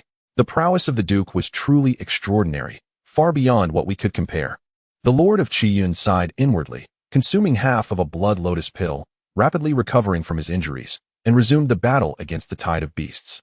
Subsequently, Wang Qinquan continued to strike, eliminating a plethora of quasi-immortal emperor beast kings.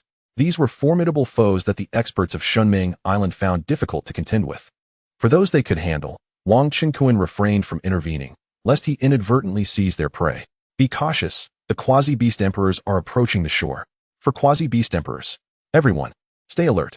Just as the battle reached its climax, many suddenly cried out. For massive sea beasts, significantly larger than ordinary beast kings, surged towards the shore. The overwhelming pressure they exuded was perilously close to that of the immortal emperor realm. Those below the immortal king rank, keep your distance. Kuan, you confront that giant penguin. In our midst, several formidable quasi-immortal emperors confronted the remaining 3 quasi-beast sovereigns. The serene and composed fairy Qing Ming issued her commands, her clear voice resonating through the air. Against these 4 terrifying quasi-beast sovereigns, cultivators below the rank of immortal king were merely sacrifices, incapable of even breaching the defenses of the quasi-beast sovereigns. Thus, evacuation was necessary. The immortal kings could utilize ranged attacks to provide assistance. Ultimately, it was incumbent upon this group of quasi-immortal emperors to collectively vanquish the quasi-beast sovereigns. No problem. Wang Qinkuan readily agreed, charging towards the penguin beast before him. Sky-splitting axe. Heavenly martial divine axe. Wang Qinkuan relentlessly struck the colossal penguin with blow after blow. However, this immense penguin beast measured thousands of feet in size, with rugged skin and substantial defenses, making it impossible to slay in a single strike. Fortunately, the formidable attacks unleashed by the penguin beast, such as the heavenly thunder chains, freezing rays, and even death charge, felt no more than a tickle to Wang Qinkuan. After all, he possessed the fortune immunity, capable of negating 40% of the damage. Moreover, Wang Qinkuan had previously refined himself through the tribulations of lightning, resulting in exceptionally high defenses in both physical and spiritual realms. In terms of defense, he had already reached the level of an immortal emperor. The quasi-beast sovereigns could hardly inflict any harm upon him. After a brief interval, the quasi-beast sovereign-level penguin beast was ultimately cleaved to death by Wang Qinkuan's relentless onslaught. The remnants of the penguin lay scattered across the ground. Hiss! The great penguin has been slain. The prince consort is magnificent. The islanders, engaged in battle with some beast soldiers in the distance, erupted into cheers upon witnessing this scene. Wang Qinkuan, however, had no time to acknowledge them. A pile of cultivation pills radiated a kaleidoscope of colors, dazzling his eyes. Numerous purple and golden cultivation pills lay before him. Without pausing for a closer inspection, Wang Qinkuan swiftly swept his sleeve, hastily collecting all the cultivation pills and even some penguin meat. He then immediately surveyed the surrounding battlefield. 3 more quasi-beast sovereigns remained. The Lord of White Tide and the Lord of Red Cloud were locked in fierce combat with a 1,000-handed demonic beast quasi-sovereign, supported by numerous immortal kings from their respective territories. Fairy Qingming and the Lord of Jialan were engaged in a fierce struggle against another massive jellyfish quasi-sovereign. The battle intensely balanced. They too had some immortal kings assisting them. General Chiu was locked in combat with several other generals against a 9-hell, dark python quasi-sovereign. Among them, the Lord of White Tide and his companions were in a precarious situation, as their strength paled in comparison to that of Fairy Qingming and General Chiu. Wang Qinkuan hurriedly flew over to assist the White Tide faction. You all go help Qingming. Wang Qinkuan commanded. White Tide and Red Cloud quickly disengaged from their skirmish, heading towards Qingming to lend their support. The remaining 3 quasi-beast sovereigns were equally formidable. These quasi-beast sovereigns constantly emanated an oppressive aura. Any cultivator who approached their vicinity would find their magical power completely suppressed. Of course, those quasi-immortal beast kings possessed this innate ability as well, albeit to a lesser degree than ordinary beast kings. Die! Without uttering a word, Wang Qinkuan brandished the heavenly gang axe, its shadow slicing through the air like a radiant rainbow, layer upon layer, striking towards the 1,000-handed demon octopus. The creature, taken aback by such formidable might, hastily waved several of its thick, elongated tentacles to counter the axe's attack. With a series of splattering sounds, blood gushed forth, as those robust and resilient tentacles were severed significantly. Furious, the 1,000-handed demon octopus exclaimed, "Damn it! You wretched human vermin dare to harm this sovereign." It released a wave of furious mental energy, immediately followed by a torrent of black, toxic venom spewing from its maw, coiling with wisps of green smoke as it surged towards Wang Qinkuan. This venom, laden with lethal poison, would cause any ordinary celestial king to rot away upon mere contact. Such trivial skills. A mere quasi-beast sovereign dares to call itself a sovereign. Wang Qinkuan scoffed, unperturbed by such a level of toxicity. However, he found the thought of being drenched in the creature's saliva intolerable. Disperse, he bellowed, swinging the heavenly gang axe to cleave through the swirling clouds of venom and smoke. Once more aiming at the great octopus, the quasi-beast sovereign, the 1,000-handed demon octopus, was utterly terrified. It had just witnessed a creature with even greater defenses, a colossal penguin, being mercilessly reduced to a pulp by this human. This human was far too formidable. With a hum, the 1,000-handed octopus conjured a secret technique, enveloping itself in a massive shadow thunder magic shield.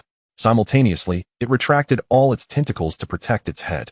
With a thunderous crash, the heavenly gang axe descended mercilessly. A heart-wrenching wail echoed through the air.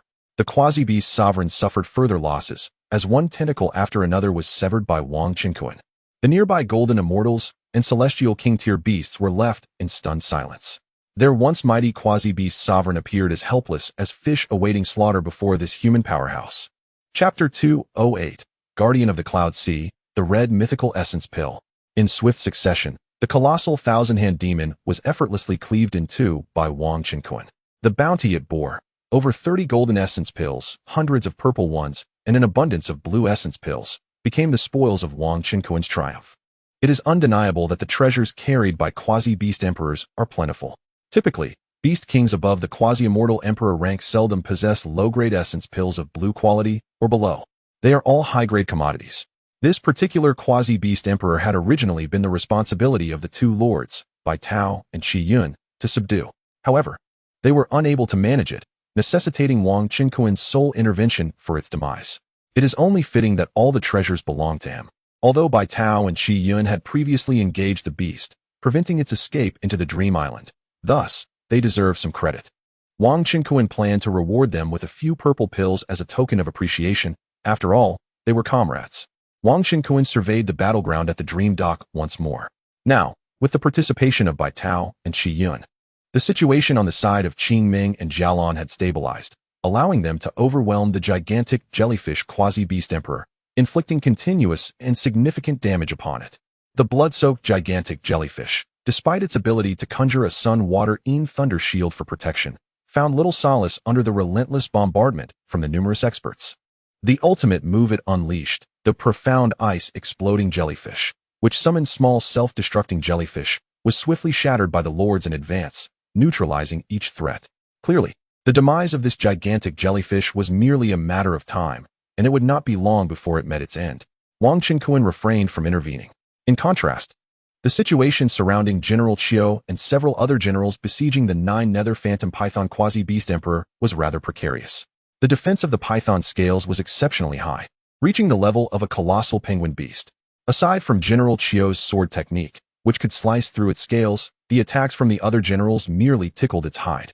Fortunately, the python's powerful moves, such as Nine-Nether Tornado and Phantom Ice Spikes, were not launched with high frequency, nor were they particularly swift. The generals managed to counter its formidable moves through concentrated assaults. The python's most potent offensive capability was its ability to devour, yet General Qiu and his comrades, seasoned in battle, wisely avoided its massive head, targeting instead its body and tail. Consequently, the nine-nether phantom python would ultimately succumb to exhaustion at the hands of these celestial army leaders.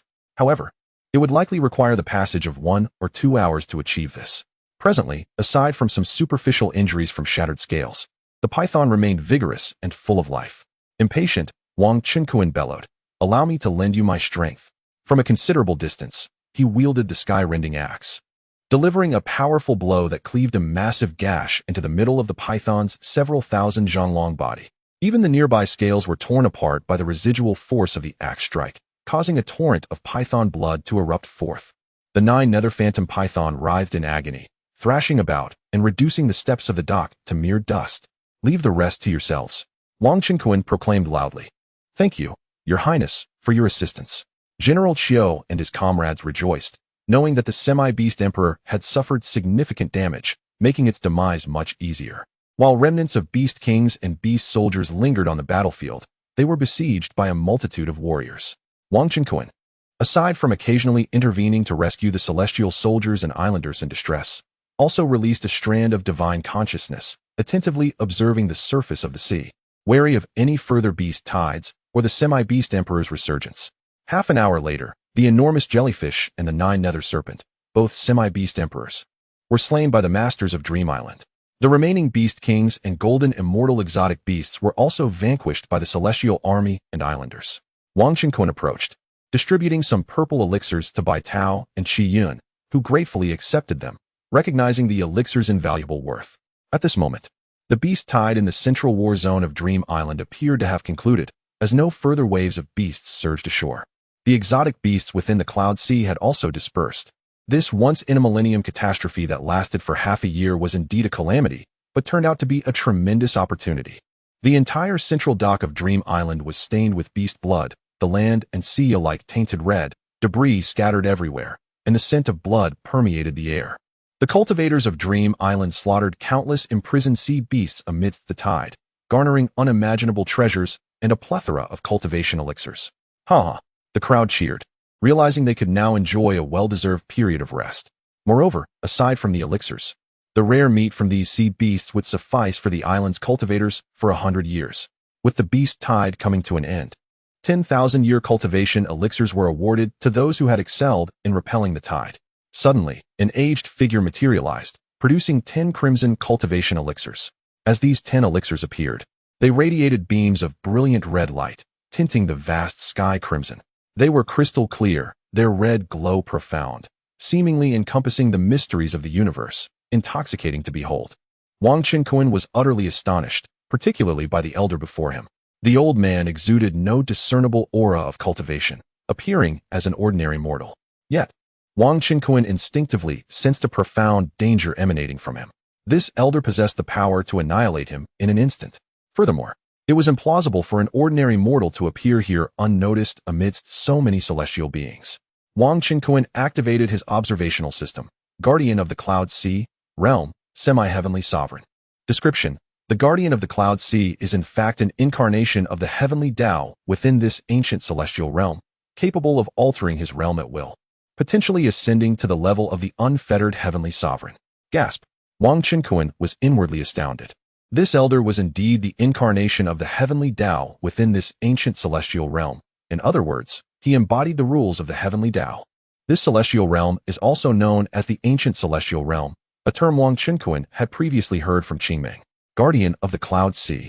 10 red mythical cultivation elixirs. To everyone's astonishment, the long-rumored Guardian of the Cloud Sea has made an appearance during this beast tide. This marks the first time in 100,000 years for our divine dream island. Gasps erupted from the crowd, particularly from the venerable celestial kings who recognized the elder. A solemn atmosphere enveloped the gathering, with faces reflecting deep respect. The Guardian of the Cloud Sea is a legendary figure in the celestial realm. His presence ensures that the sea beasts remain confined within the Cloud Sea, deterred from unleashing a devastating beast tide that could annihilate countless beings in the celestial world. The red mythical cultivation elixir, rich in the essence of the heavenly Tao, is not only capable of enhancing one's cultivation by millennia, but can also enable an immortal emperor to break through a minor realm. However, this elixir is exceedingly precious. Should it come to the attention of foreign celestial emperors, it would undoubtedly incite covetous desires. After all, the allure of the mythical cultivation elixir is immense for any celestial emperor.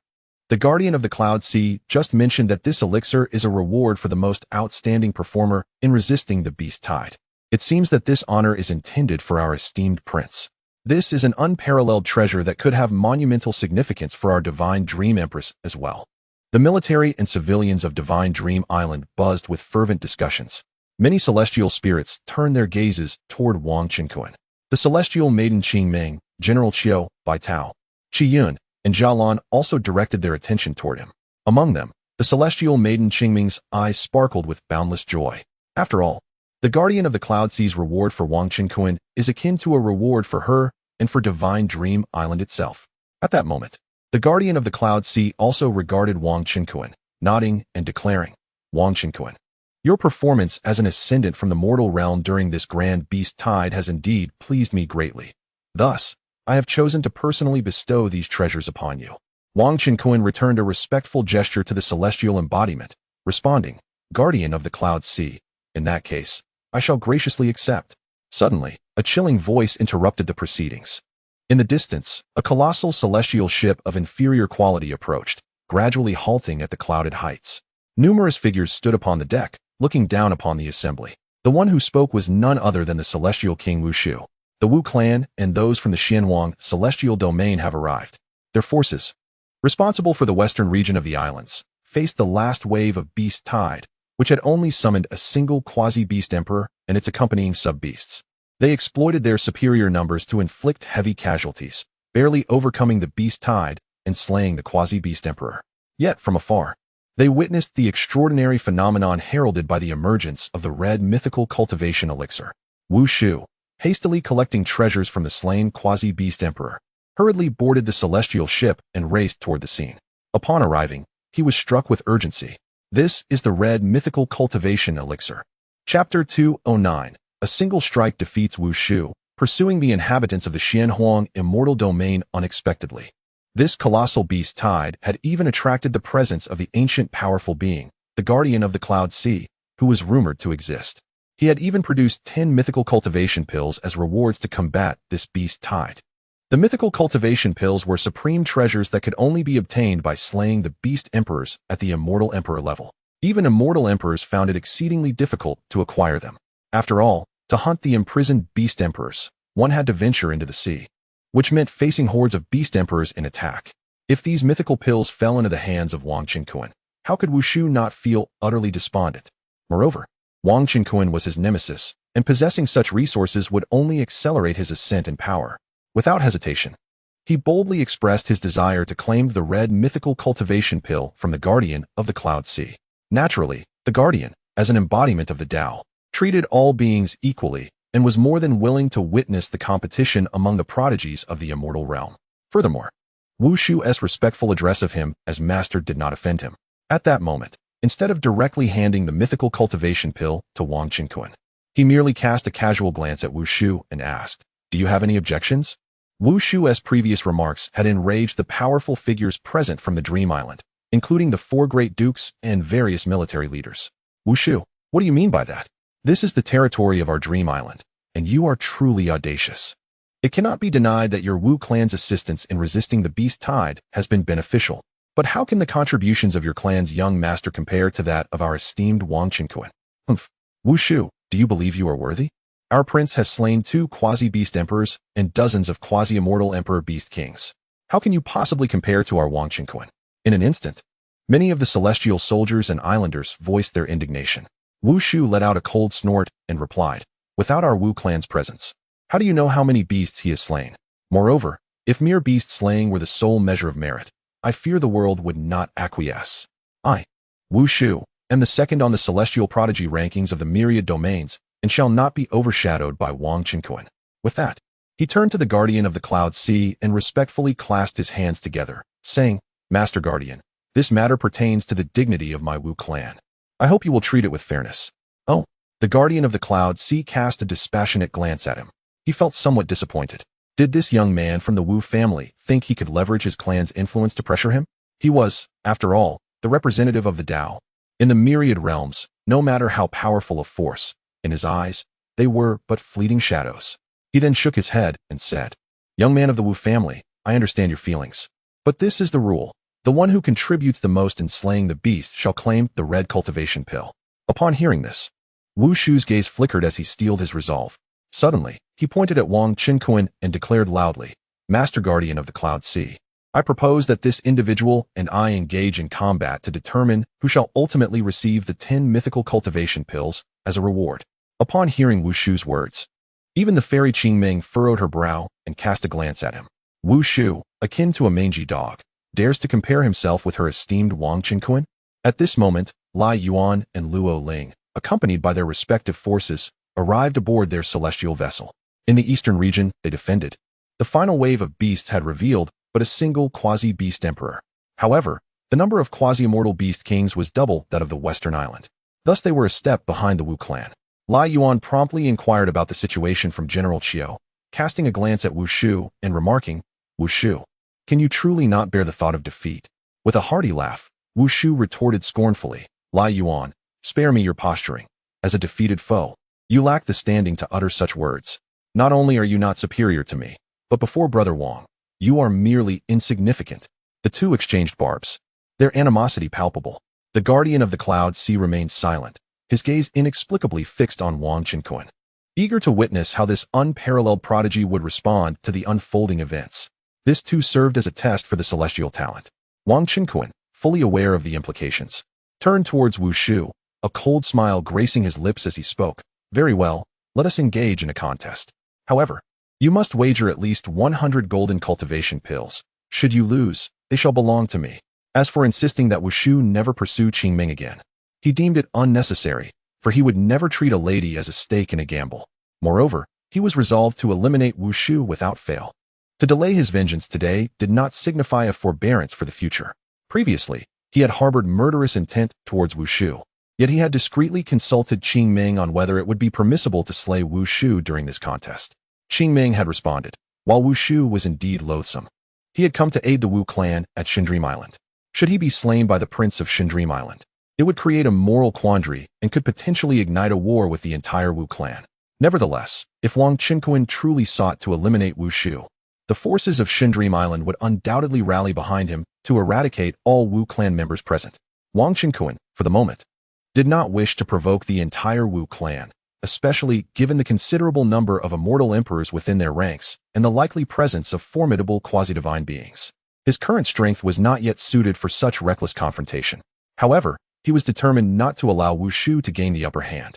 Hence, he proposed the wager of 100 golden cultivation pills.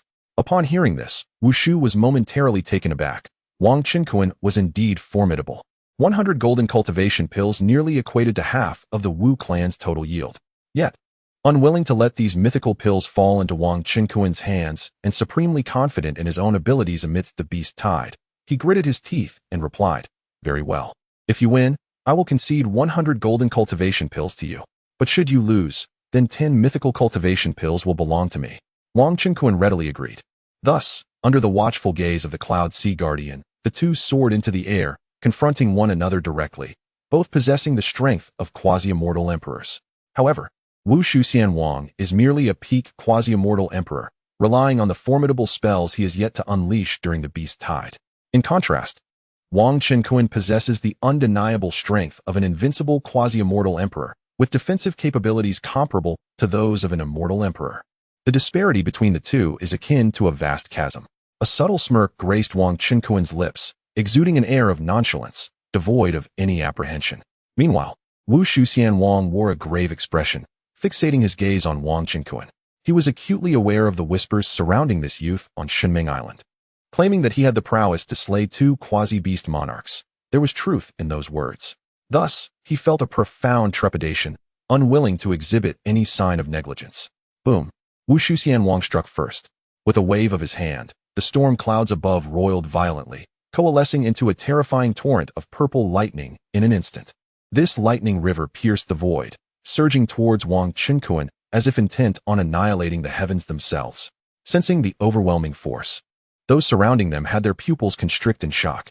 Indeed, Wu Shuxian Wang was deserving of his title as a peak quasi-mortal emperor. His might was undeniably formidable. They discerned that they could not withstand even this initial assault. Wu Shuxian Wang unleashed his full power from the outset. Even his longtime rival, Lai Yuan, was taken aback. Under such a fearsome lightning torrent, he too would suffer injury. Yet, to everyone's astonishment, Wang Qinquan stood with his arms crossed, showing no inclination to evade Wu Shuxian Wang's ferocious lightning onslaught. Seeking death, Wu Shuxian Wang scoffed. Thunderous roars echoed as the immense torrent of lightning surged forth, seemingly poised to engulf Wang Qinquan in its blinding brilliance. In that critical moment, Wang Qinquan slowly raised a hand, transforming his right hand into a palm. He thrust it forward with great force, and in an instant, a vast and overwhelming surge of golden mana erupted forth, coalescing into a colossal golden Buddha seal that charged towards the lightning river. Boom! In a heartbeat, the lightning river shattered, yet the momentum of Wang Qinquan's palm seal persisted, crashing into Wu Shuxian Wang's chest. Splatter! Blood gushed forth, bones shattered. At that moment, Wu Shuxian Wang sustained a grievous injury, spitting out a mouthful of crimson blood. He was propelled back 100,000 zhong, his body adorned with horrific cracks and bloodstains, his complexion turning ghostly pale, disbelief etched across his features. How could this be? Wang Qinquan had merely employed a commonplace golden Buddha seal technique, one often encountered in the immortal realm. Such a low-tier technique was prevalent in the immortal domain, yet it had severely wounded him with a single strike. The extent of Wang Qinquan's strength was indeed terrifying. Gasp! Witnessing this scene, all present could not help but inhale sharply. With a single move, Wang Qinquan had injured Wu Shuxian Wang, rendering him devoid of combat capability. This feat was utterly astonishing, leaving them in a state of profound shock. You truly have achieved the realm of the invincible quasi-immortal emperor. Wu Shuxian Wang managed to utter with great difficulty. The realm of the invincible quasi-immortal emperor is a pinnacle that few human cultivators can attain, reserved only for those who have cultivated for hundreds of thousands of years. Even the current foremost expert on the celestial talents list merely resides within the realm of a limitlessly adept semi-mortal, hardly surpassing Wu Shu in prowess. Thus, he previously harbored doubts regarding Wang Qinquan's capabilities. In light of this, It appears that Wang Qinquan should indeed be regarded as the true number one on the celestial talents list across myriad domains. With a heart heavy as lead, Wu Shu cast 100 golden cultivation pills to Wang Qinquan. Then, accompanied by the members of the Wu clan and the forces of the Xianhuang immortal domain, departed from Divine Dream Island aboard a colossal celestial vessel, their spirits dampened. Those who had initially anticipated the spectacle, hoping Wu Shu would vanquish Wang Qinquan, such as Gu Hong, Song Shi, and Zhang Meng from the three forces of Xianhuang, could only leave in dismay alongside Wu Shu. After all, with the beast tide resolved and Wang Qinquan's formidable strength, lingering any longer could spell disaster. Meanwhile, the observer from the Cloud Sea, having relinquished 10 mythic cultivation pills to Wang Qinquan, vanished in an instant, leaving no trace behind. Observing this, Wang Qinquan's gaze flickered as he gathered all his treasures. He communicated with Qing Ming, instructing her to retain Luo Ling for a while, as he intended to pursue and eliminate the intruders from the Xianhuang immortal domain. Qing Ming acquiesced, and in an instant, Wang Qinquan soared into the sky, disappearing into the vast horizon of the boundless Cloud Sea. Chapter 210. The Annihilation of the Local Chickens and Dogs, Establishing Kinship with Luo Ling. In the Xianhuang immortal domain, at the coastal edge near the bound Cloud Sea, lies an immense plateau. Whoosh! A colossal celestial vessel soared from the clouds above. Landing at this very spot, Gu Hong, Song Shi, Zhang Meng, and others who ventured to Shunming Island disembarked from the celestial ship. At last, they had returned to the sunlit plateau of the Xianhuang immortal domain. Despite the significant casualties suffered during their expedition to Shunming Island, their harvest was indeed bountiful. The cultivators from Tianfeng sect, Sangyu Immortal Kingdom, and the Immortal Thieves Guild gazed upon the surging and tumultuous vastness of the Cloud Sea below the sunlit plateau, expressing their heartfelt sentiments. This journey was made possible thanks to Brother Wu and the assistance of the Wu clan members. We, the three forces of Xianhuang, extend our gratitude and invite Brother Wu and his companions to visit our homes as honored guests. Gu Hong and his companions spoke with utmost courtesy to Immortal King Wu Shu. At this moment, Wu Shu possessed an abundance of cultivation elixirs and treasures, and he wished to return to address the matters concerning Wang Qinquan. He waved his hand and replied, "Let us leave it at that. I have pressing matters to attend to. However, I hope you will keep your word and relay to Tianfeng's ancestor, Sangyu, and Zhang Kuang that in this vast realm of the immortal world, joining our Wu clan alliance is the wisest choice." "Certainly, absolutely." Gu Hong and the others nodded vigorously in agreement. Wu Shu, having no time for further pleasantries, instructed his clan members to activate the giant celestial vessel and swiftly turned it towards the Wu clan's stronghold in the Wujia immortal domain. The three forces of Xianhuang gazed in awe as the Wu clan's inferior-grade celestial vessel vanished from sight, filled with admiration for such a colossal power in the immortal world. By allying with the Wu clan, they would not only be free from the fear of external forces invading, but would also reap immeasurable benefits. At that moment, Gu Hong, Song Shi, and Zhang Meng produced their tokens and sent a message back to their respective factions, announcing their return to the sunlit plateau. Although their initial goals had not been fully achieved due to Wang Qinquan's unexpected strength, they had nonetheless acquired a substantial number of cultivation treasures. They were preparing to deploy their own top-grade celestial vessels for their journey home. Boom! Wang Qinquan appeared aboard a small celestial vessel. This inferior-grade celestial ship, also gifted to him by Qing Ming earlier, could change in size. It could be adjusted to a diminutive form for a single occupant, effectively cloaking itself from divine sense detection, thus rendering it highly inconspicuous. As a result, the Wu clan's celestial vessel ahead remained oblivious to the pursuer trailing behind. Standing atop the celestial vessel, Wang Qinquan cast a disdainful gaze upon Gu Hong and the other members of the Xianhuang three forces. He coldly declared, "You three forces of Xianhuang need not return. You shall remain here on this plateau to rest in peace. Wang Qinquan, you are exceedingly bold to dare pursue us alone." Gu Hong and his companions were taken aback, their anxiety prompting a swift scan for any hidden followers behind Wang Qinquan, but they found none. Gradually, they regained their composure. Gu Heng's expression turned fierce as he retorted, "Wang Qinquan, I acknowledge your formidable strength, capable of easily defeating Wu Shu. However, no matter how powerful you may be, can you truly contend against the combined forces of dozens of immortal kings and over 1,000 golden immortals present here?" Sangshi, the celestial king, chuckled coldly, "Wang, you naive boy, we have already dispatched messages back home. In a moment, powerful celestial emperors will come to our aid. You wish to eradicate us? Not a chance. Indeed, your life may well be buried here." Zhang Meng cast a greedy gaze at Wang Qinkuan.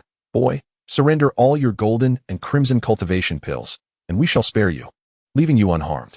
Otherwise, when my father and several uncles arrive, there will be no escape for you.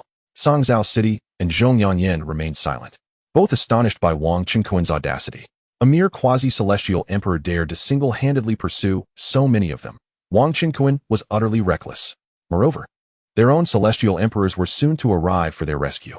Although distant from their stronghold, they needed only to hold on for a brief moment, and the celestial emperors would descend, sealing Wang Qinkuan's fate. Wang Qinkuan surveyed Songzhou City and Zhong Yanyan, a grin stretching across his face. Excellent. All who bear grudges against me are present. A swarm of ants, no matter how numerous, poses no threat to a divine dragon. Humph. Since you refuse to see reason, this place shall be your grave. Gu Heng sneered, having just sent another message back to Tianfeng's sect, reporting that Wang Qinkuan had appeared at the Daylight Plateau and was pursuing them. Both Sangshi and Zhang Meng had similarly sent messages back. The three then commanded their followers to attack collectively. Boom. In an instant, over 1,000 golden immortals and dozens of celestial kings unleashed their spells and divine abilities upon Wang Qinkuan, the pressure overwhelming, akin to a tidal wave. The weakest among them were late-stage golden immortals. After all, the weaker lower-tier golden immortals were ill-suited to withstand the onslaught of the beast tide. Among them, Gu Heng was comparable to a quasi-celestial emperor, standing as the mightiest. Hee. Wang Qinkuan laughed coldly. In the next moment, he formed seals with his hands and unleashed a ferocious strike. The Star River Annihilation. With his movements, a resplendent river of stars manifested in the sky, radiating an incomparably brilliant light. Though it appeared to be an infinite gathering of stars, scorching and dazzling, illuminating the heavens and blinding onlookers, it was, in fact, a force of cutting power materialized into a celestial river. Suddenly, this river of stars erupted with towering waves, sweeping outward like a river in reverse. Its speed akin to thunder, enveloping the entire space in an instant. This was the fourth grand technique of the celestial level skill, the Great Cutting Technique, Star River Annihilation. It was his most formidable area of effect spell to date. Puff, puff, puff. In the blink of an eye, lives were extinguished. Great Luo golden immortals and unparalleled celestial kings were reduced to dust by the endless cutting power of the Star River, completely annihilated. In mere moments, over 1,000 powerful beings were erased from existence. Except for Wang Qinkuan, who remained unscathed by his own spell, only Gu Heng and Sangshi, with the highest defensive spells among them, still stood alive. Though they had narrowly preserved their lives, they were grievously wounded, their bodies having shattered and reformed multiple times, teetering on the brink of death and nearly devoid of combat capability. How is this possible? With merely a single strike, they were all vanquished. Even Zhang Meng had perished. Gu Heng and Sangshi, drenched in blood, gazed upon the desolate highland, their faces etched with terror. They had just witnessed Wang Qinkuan's might, an overwhelming power that annihilated numerous cultivators effortlessly, as if crushing ants, without the slightest exertion. What unfathomable strength is this? Could Wang Qinkuan be an immortal emperor? This was already the prowess of an immortal emperor. They could scarcely fathom how such a terrifying entity could exist in this world. Individuals of their caliber, even the likes of Wu Shuxian Wang and the foremost on the talent ranking, could never possess such fearsome combat capabilities. Die. At that moment, Wang Qinkuan's cold voice resonated. Boom. He stepped forward, treading upon the void, plummeting like a comet, exuding an overwhelming aura. A single punch erupted, the void reverberating. Countless fist imprints cascading from above, engulfing the heavens. Bang, bang. Gu Heng and Sangshi were obliterated, reduced to two clouds of blood mist. Their essence and spirit were utterly annihilated.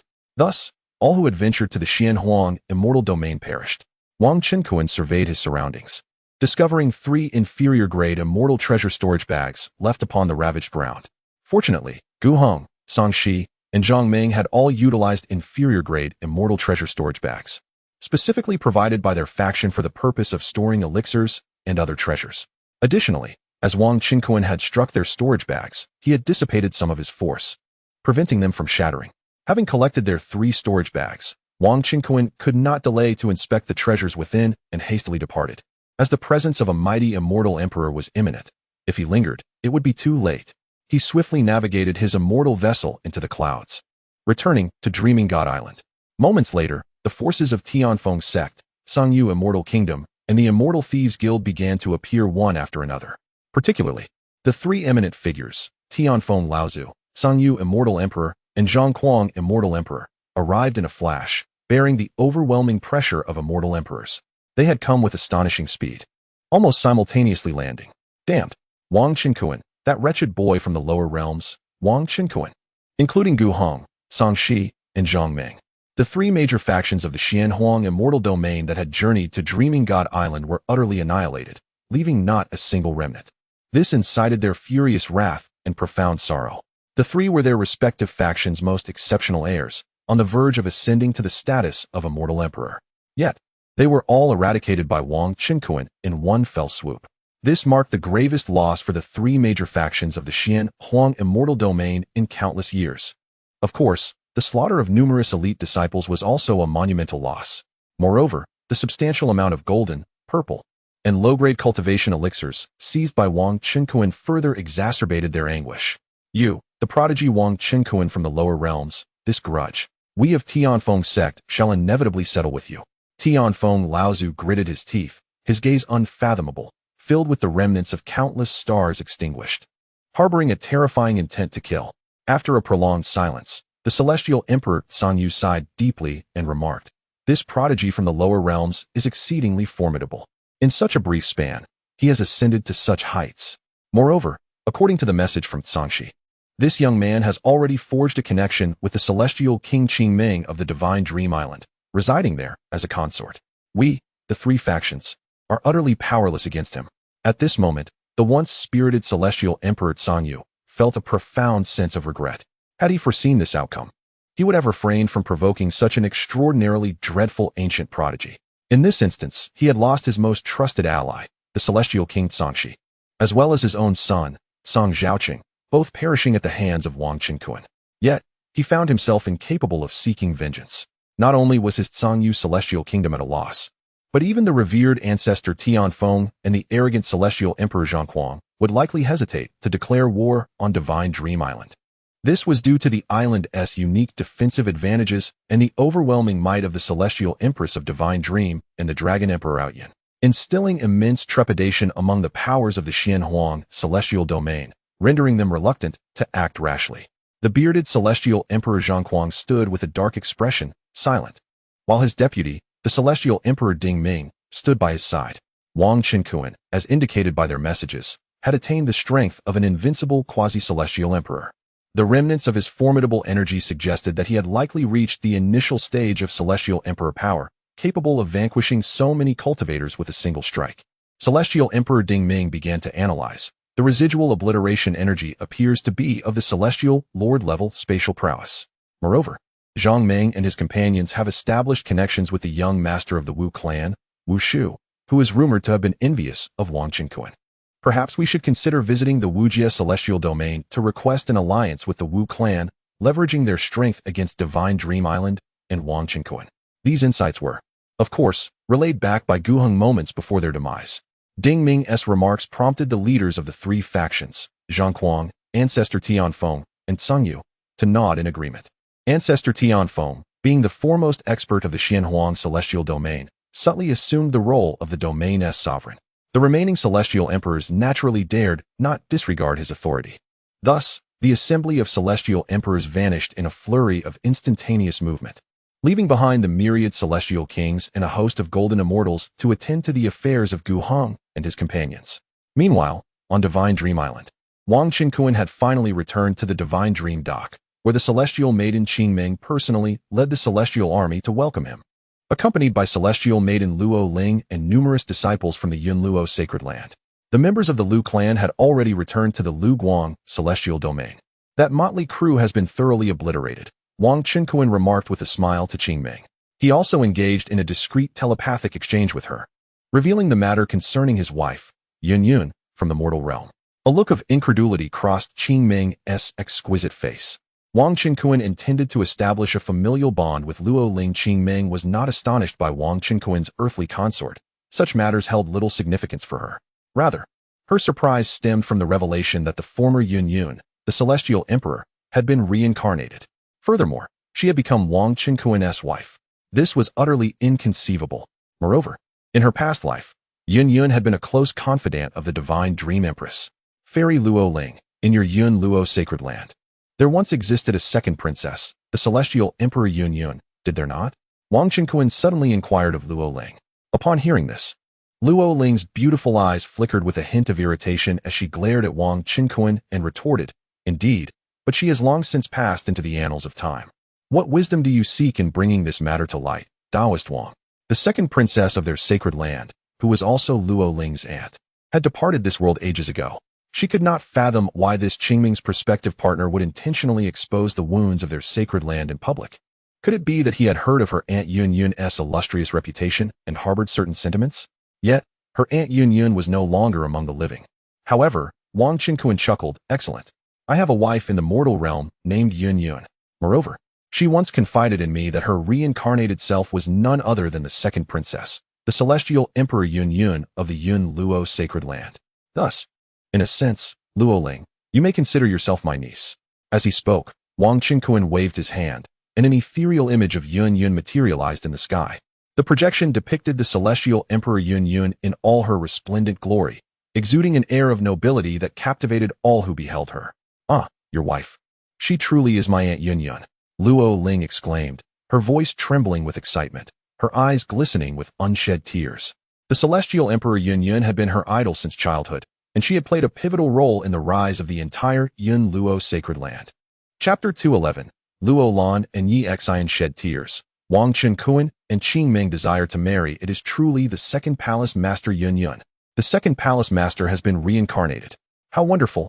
Our second palace master is about to return. In the midst of the scene, numerous disciples of the Yun Luo sacred land were overwhelmed with emotion, shedding tears. The Yun Luo sacred land reveres women, with over 70% of its disciples being female cultivators. Thus, the majority of the disciples present were female practitioners. The second palace master, Yun Yun, holds immense prestige within the Yun Luo sacred land, even commanding deep respect from the celestial kings and elder celestial emperors. After all, the Yun Luo sacred land was co-founded by Yun Yun and the celestial emperor Luo Lan. It was merely due to Luo Lan's seniority that Yun Yun humbly accepted the title of the Grand Palace Master. In truth, Yun Yun's cultivation prowess once surpassed that of the celestial emperor Luo Lan. The reason the Yun Luo sacred land stands firm amidst the myriad realms of the celestial world today is largely due to Yun Yun's contributions. It is indeed the celestial Emperor Yun Yun of the Yun Luo sacred land. Qingming was also filled with exhilaration, having been born for over 10,000 years. She had previously encountered the second palace master Yun Yun in person. To her astonishment, her companion Wang Qinquan was indeed the current partner of her little aunt. Fairy Luo Ling had formerly met her uncle by marriage. A radiant smile adorned the beautiful face of Fairy Luo Ling as she respectfully bowed to Wang Qinquan. "We, the disciples of the sacred land, have met the emperor." The gathered disciples of the sacred land knelt on one knee, offering solemn greetings to Wang Qinquan. In her past life, Yun Yun was revered in the myriad realms as the celestial Emperor Yun Yun or the Empress Yun Yun, and her disciples naturally referred to Wang Qinquan as the emperor or imperial consort. "Ah, there is no need for such formality. We are all kin." Wang Qinquan quickly returned the gesture with a cupped fist. "Emperor." Upon hearing this long-lost and familiar title, Wang Qinquan's spirit soared. The mention of the title emperor once again resonated within the celestial realm. Of course, he felt a surge of pride. In truth, he also aspired to ultimately wed the divine dream empress, so that the denizens of Divine Dream Island would refer to him as the emperor. After all, the divine dream empress holds the top position on the celestial beauty list and is the true form of Qingming. He could not simply marry her avatar while neglecting her true self. With a beaming smile, Wang Qinquan turned to Luo Ling and the disciples behind her, saying, "Luo Ling, my dear niece, and esteemed disciples of the sacred land, since you all are considered my juniors, allow me to present you with a token of our first meeting." "What?" Luo Ling was momentarily taken aback, then elated. She shared a close bond with Qingming and was well aware of Wang Qinquan's generosity. It was an assortment of breakthrough elixirs. Wang Qinquan chuckled, producing a staggering quantity of elixirs: 100,000 Supreme Xian Immortal Pills, 10,000 Supreme Jin Immortal Pills, and 1,000 Supreme Immortal King Pills, which he promptly placed into a storage bag and presented to Luo Ling. Gasp. As the onlookers beheld the substantial offerings of various breakthrough elixirs, they collectively inhaled sharply, their eyes widening in disbelief. Luo Ling stood in stunned silence. She understood Wang Chunkuan's affluence. Even Qing Ming had praised him in private. Yet she never anticipated such lavishness. 100,000 Supreme Xian Immortal Pills, 10,000 Supreme Jin Immortal Pills, 1,000 Supreme Immortal King Pills. This is utterly excessive and extraordinarily precious. Wang Chunkuan chuckled and said, Luo Ling, my dear niece, you may keep it. This little gift from your uncle is hardly worth mentioning. Thank you, uncle. Luo Ling, the celestial maiden, exclaimed excitedly as she accepted the batch of breakthrough elixirs. With this supply of elixirs, the Yunluo sacred land could potentially produce nearly 1,000 powerful celestial kings, alongside a greater number of golden immortals and mysterious immortals. It would ensure the sacred land's firm standing amidst the myriad realms, impervious to lurking dangers. This timely and invaluable gift from her uncle was nothing short of a blessing. Eager to return to the sacred land to inform her mother about her aunt's whereabouts and to bring back cultivation and breakthrough elixirs, Luo Ling expressed her heartfelt gratitude to Wang Chunkuan. She promptly instructed her subordinates to arrange for the disciples to board a colossal celestial vessel for departure. Farewell, uncle, sister Qing Ming, and everyone. Luo Ling bid farewell to the crowd with a respectful gesture before leading the people of Yunluo sacred land away from Shunming Island. Previously, when Wang Chunkuan had bestowed a significant quantity of breakthrough elixirs to the court of Shunming Island, Qing Ming had issued a gag order to the higher-ups. Consequently, most inhabitants of Shunming Island remained unaware that their celestial nation possessed an even greater supply of breakthrough elixirs. At that moment, Qing Ming observed the numerous islanders gazing longingly at the departing members of Yunluo's sacred land, and then towards Wang Chunkuan. She couldn't help but chuckle. The sacred land is now our ally. You lot must not harbor any ill intentions towards them. In truth, my companion, Wang Chunkuan, had already entrusted our celestial nation with 5,000 top-tier celestial king elixirs, 50,000 top-tier golden immortal elixirs, and 200,000 top-tier mysterious immortal elixirs well before the beast tide began. Upon hearing this, the crowd was utterly astonished and erupted into joyful discussion. Wang Chunkuan had demonstrated unparalleled strength, and now he was generously presenting breakthrough elixirs as gifts to Yunluo's sacred land. The earlier gag order could undoubtedly be rescinded. Qing Ming continued. With the successful conclusion of the beast tide, we owe a great debt of gratitude to Brother Kuan for his intervention and to everyone's collective efforts. Those breakthrough elixirs can be exchanged in the Imperial City based on contributions from slaying the beasts or traded for cultivation elixirs with the court. The military and civilians of Shunming Island all carried a celestial artifact to record the number of beasts they hunted, which could be presented to claim rewards from the celestial nation. However, many high-ranking officials had not brought such items. After all, top-tier powerhouses such as Qing Ming, General Qiu, and Wang Chunkuan had no need for these meager rewards. Of course, their hunting accomplishments were evident, and some officials from the Ministry of Revenue would be responsible for recording them. Our celestial nation's prince consort is truly generous. With so many breakthrough elixirs, my daughter stands a good chance of advancing to Golden Immortal, and with the top-tier Celestial King elixirs, I too may have the opportunity to break through to the Celestial King realm. Countless islanders buzzed with excitement as this news swiftly spread throughout the celestial nation of Shunming. In no time, a multitude of islanders were stirred, and many powerful individuals joyfully prepared to head to the court to exchange their hunting contributions for breakthrough elixirs. Those lacking sufficient contribution points could also trade cultivation elixirs with the court. In the palace shrouded in ethereal mist within Yunluo's sacred land, when the celestial emperor Luo Lan heard the news from her daughter Luo Ling regarding the second princess Yunyun, she was overcome with a tremor, tears welling in her beautiful eyes. For the past 10,000 years, she has shouldered the entire Yunluo Holy Land almost single-handedly, navigating the formidable challenges of the celestial realm filled with rising powers. Countless times, she had awakened from meditation, reminiscing about the moments spent with Yunyun as they established the Yunluo Holy Land, gathering disciples little by little.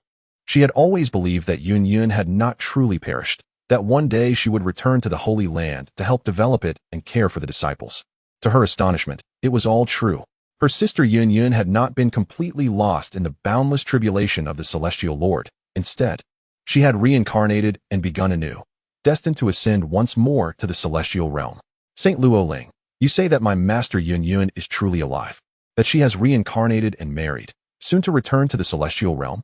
Beside them, Yi Xin, the eldest disciple of Yunyun, along with several other female disciples, had tears glistening in their eyes. Yi Xin, a stunning woman clad in red, was a powerful celestial emperor in her own right, possessing a beauty that rivaled that of Luo Lan and her daughter. However, her name did not carry the same weight in the outer realms due to her reclusive nature. Originally a young lady from a once prominent family in the Tianluo celestial domain, she had been saved by Yun Yun during her family's destruction and taken as a disciple. As the eldest disciple, she was cherished by Yun Yun, who poured an abundance of resources into her training. Thus, even while Yun Yun was present, Yi Xian had already attained the level of celestial emperor and avenged her family's downfall. The other disciples of Yun Yun were still at the celestial king level. Now, Yi Xian held the esteemed position of a grand elder within the Holy Land. Master Yi Xian, this is undoubtedly true. My uncle Wang Qinkuan is at Divine Dream Island, and he has even sent a generous gift to our Holy Land. Saint Luo Ling revealed a storage pouch and slowly opened it, causing an eruption of vibrant medicinal vapors to fill the palace, creating an ethereal atmosphere. So many breakthrough elixirs. Among them were 1,000 pills containing the essence of the celestial King Dao, a long-lost treasure in the celestial realm. Each one was of the highest quality. My sister Yun Yun's current partner possesses such grand generosity. My master is truly affluent. The husband of the second princess is remarkably magnanimous. The atmosphere among Luo Lan, Yi Xian, and the high-ranking members of the Holy Land was charged with excitement. A day later, the Yun Luo Holy Land announced that the celestial emperor Yun Yun would soon return to the celestial realm in the Yun Luo Holy Land. This news was met with trepidation by any celestial dynasty within the Tian Luo celestial domain. After all, celestial emperor Yun Yun was immensely powerful, exuding an aura as commanding as that of the divine dream empress. Should she return, those forces within the Tian Luo celestial domain that had harbored ulterior motives, eager to conspire against the Yun Luo Holy Land, would have no choice but to comply with the Holy Land's authority. Who would dare to defy? The waning cloud Luo sacred land. Is there hope for its salvation? Regardless of circumstances, the cloud Luo sacred land remains the foremost power within our Tian Luo immortal domain, and our celestial dynasty has always revered the sacred land. Is the return of the cloud melody immortal emperor imminent? That is indeed splendid news. The sacred land has safeguarded our Tian Luo immortal domain for countless years. Though its contributions may not be celebrated, its sacrifices are undeniable. Yet, this group of ingrates yearns for its downfall, plotting to dismantle it and seize dominion over the realm. Such actions would render the entire Tian Luo immortal domain leaderless, devolving it into a mere collection of scattered fragments. Fortunately, the Cloud Melody Empress remains unharmed. How vexing. Did not the Cloud Melody immortal emperor perish in the past? Could the rumors be false? How is it that she is poised to return to the sacred land once more? Is this news merely a ruse concocted by the Luo Lan immortal emperor? We must dispatch spies to the sacred land to ascertain the truth. Within the various celestial dynasties of the Tian Luo immortal domain, numerous immortal emperors and immortal kings engaged in fervent discussion. Meanwhile, Wang Qinkuan and the celestial maiden Qingming strolled together, sharing laughter as they returned to the Dream Divine Imperial City. With the beast tide quelled, the Dream Divine Immortal Army has returned to their respective posts. At this moment, the Imperial City welcomed a multitude of islanders, eager to exchange for breakthrough elixirs. Before the Grand Hall of the palace, the celestial maiden Qingming announced to all islanders of Dream Island that, in 1 month's time, she and Wang Qinkuan would hold a ceremony to formally unite as partners. Upon hearing this proclamation, the entire Dream Island erupted in a frenzy. Countless voices raised in blessing for this celestial couple, hoping to ascend to the immortal emperor realm before the union with Qingming. Wang Qinkuan mused quietly to himself. Chapter 212, A Frantic Breakthrough. Achieving the strength of a semi-divine being. On that day, within the Grand Hall of the Imperial Palace, Qingming hosted a celebratory banquet, inviting the esteemed leaders of the Celestial Kingdom to commemorate their victory against the Beast Tide. Attendees included valiant hunters, such as General Qiu and various Celestial Army commanders, alongside 3 provincial governors, high-ranking officials, and formidable Celestial Kings from among the islanders, totaling over 100 guests. Wang Qinkuan generously presented each meritorious figure of the Celestial Kingdom with a gift of 1,000 pounds of royal tea, prompting joyous expressions and heartfelt gratitude from all. After the festivities, the guests gradually dispersed, leaving behind numerous maidens to tidy up the remnants of the event. Ultimately, only Wang Qinkuan and Qingming remained in the hall. Having indulged in ample celestial wine, Qingming, with a rosy hue gracing her cheeks, nestled partially against Wang Qinkuan's back, gazing wistfully at the throng below, queuing for the exchange of breakthrough elixirs. She mused, "Brother Cohen, in just a month, I shall belong to you. For the first time, I find myself so deeply enamored with a man. Having you is truly a blessing." Wang Qinkuan wrapped his arms around her slender waist and planted a gentle kiss on her cheek, teasing, "Ah, but winning your hand in marriage is no simple feat. I must contend with the prodigies of the myriad realms as rivals. That rascal Wu Shu, upon returning to the Wu clan, is surely devising ways to thwart me." Aware of the challenges that lay ahead, he resolved to enhance his cultivation to the realm of the Celestial Emperor within the next month, vowing to return punctually. Of course, his preparations were not solely in anticipation of the Wu clan, but also to confront the three major factions of the Xianyuan Celestial Domain, which necessitated a cultivation level beyond that of the Celestial Emperor to effectively contend with. Qingming playfully nestled Wang Qinkuan's hand within her bosom, laughing. "The Wu clan indeed wields formidable power, even causing you, a once-in-an-era prodigy, to feel the pressure. I shall await your return." After offering her a brief massage and another tender kiss, he vanished into the void, departing the Divine Dream Imperial City. In the world of the 22nd layer of the Cloud Stair, a semi-divine beast was engaged in a fierce battle with another fully realized celestial beast. Despite the latter's formidable defenses, the semi-divine beast struggled to overpower it. Suddenly, Wang Qinkuan's figure materialized, effortlessly extinguishing both beasts with a single strike. He collected a premium Celestial King elixir and a plethora of royalty leaves, along with high-quality celestial stones. Wang Qinkuan instructed the system, Spring Brother, to summon all his avatars from the 21st layer, engaged in monster hunting. "Behold, our master has returned," exclaimed the avatars, their enthusiasm palpable. With a single blow, he has dispatched a semi-divine beast and another celestial beast. "What is this? Our master can easily hunt the imprisoned sea beasts of the semi-divine realm." The 12 avatars, from Kuan Kuan 1 to Kuan Kuan 12, greeted his arrival with fervent warmth. "Guard me for a moment, as I consume the elixir to break through my cultivation realm." Wang Qinkuan smiled at his avatars, and suddenly his gaze fell upon the 10 red cultivation pills, several hundred golden ones, a vast quantity of purple pills, and countless low-grade cultivation pills within the system space. He slapped his forehead, exclaiming, "Ah, I almost forgot to send some red cultivation pills to Qingming, so she can give them to the Divine Dream Empress for her breakthrough. The Divine Dream Empress is one of their own, and she is unified with Qingming. The higher her cultivation, the more advantageous it is for the Divine Dream Island." According to Qingming, the Divine Dream Empress currently possesses the cultivation level of a late-stage immortal emperor, yet her combat power is already comparable to that of a quasi-heavenly sovereign. If she were to receive some mythical cultivation pills to elevate her to the quasi-heavenly sovereign realm, her combat capabilities would likely increase several tiers, reaching the level of an invincible quasi-heavenly sovereign. There exists a distinction among quasi-heavenly sovereigns, namely ordinary, extreme, and invincible types. An invincible quasi-heavenly sovereign is unrivaled beneath the heavenly sovereign. This should already mark one of the strongest existences in the ancient immortal realm. Additionally, within Wang Qinkuan's system space, there are 10 immortal spirit fruits, invaluable treasures unexpectedly acquired from the Immortal Gate secret realm in the mortal world. The worth of these immortal spirit fruits is at least on par with the mythical cultivation pills. However, the immortal spirit fruits can only allow beings below the immortal emperor level to ascend one major realm, capping at the immortal emperor. Furthermore, there is a cooldown period of 10,000 years after each consumption. Their efficacy is considerable for immortal kings, but should be limited for immortal emperors.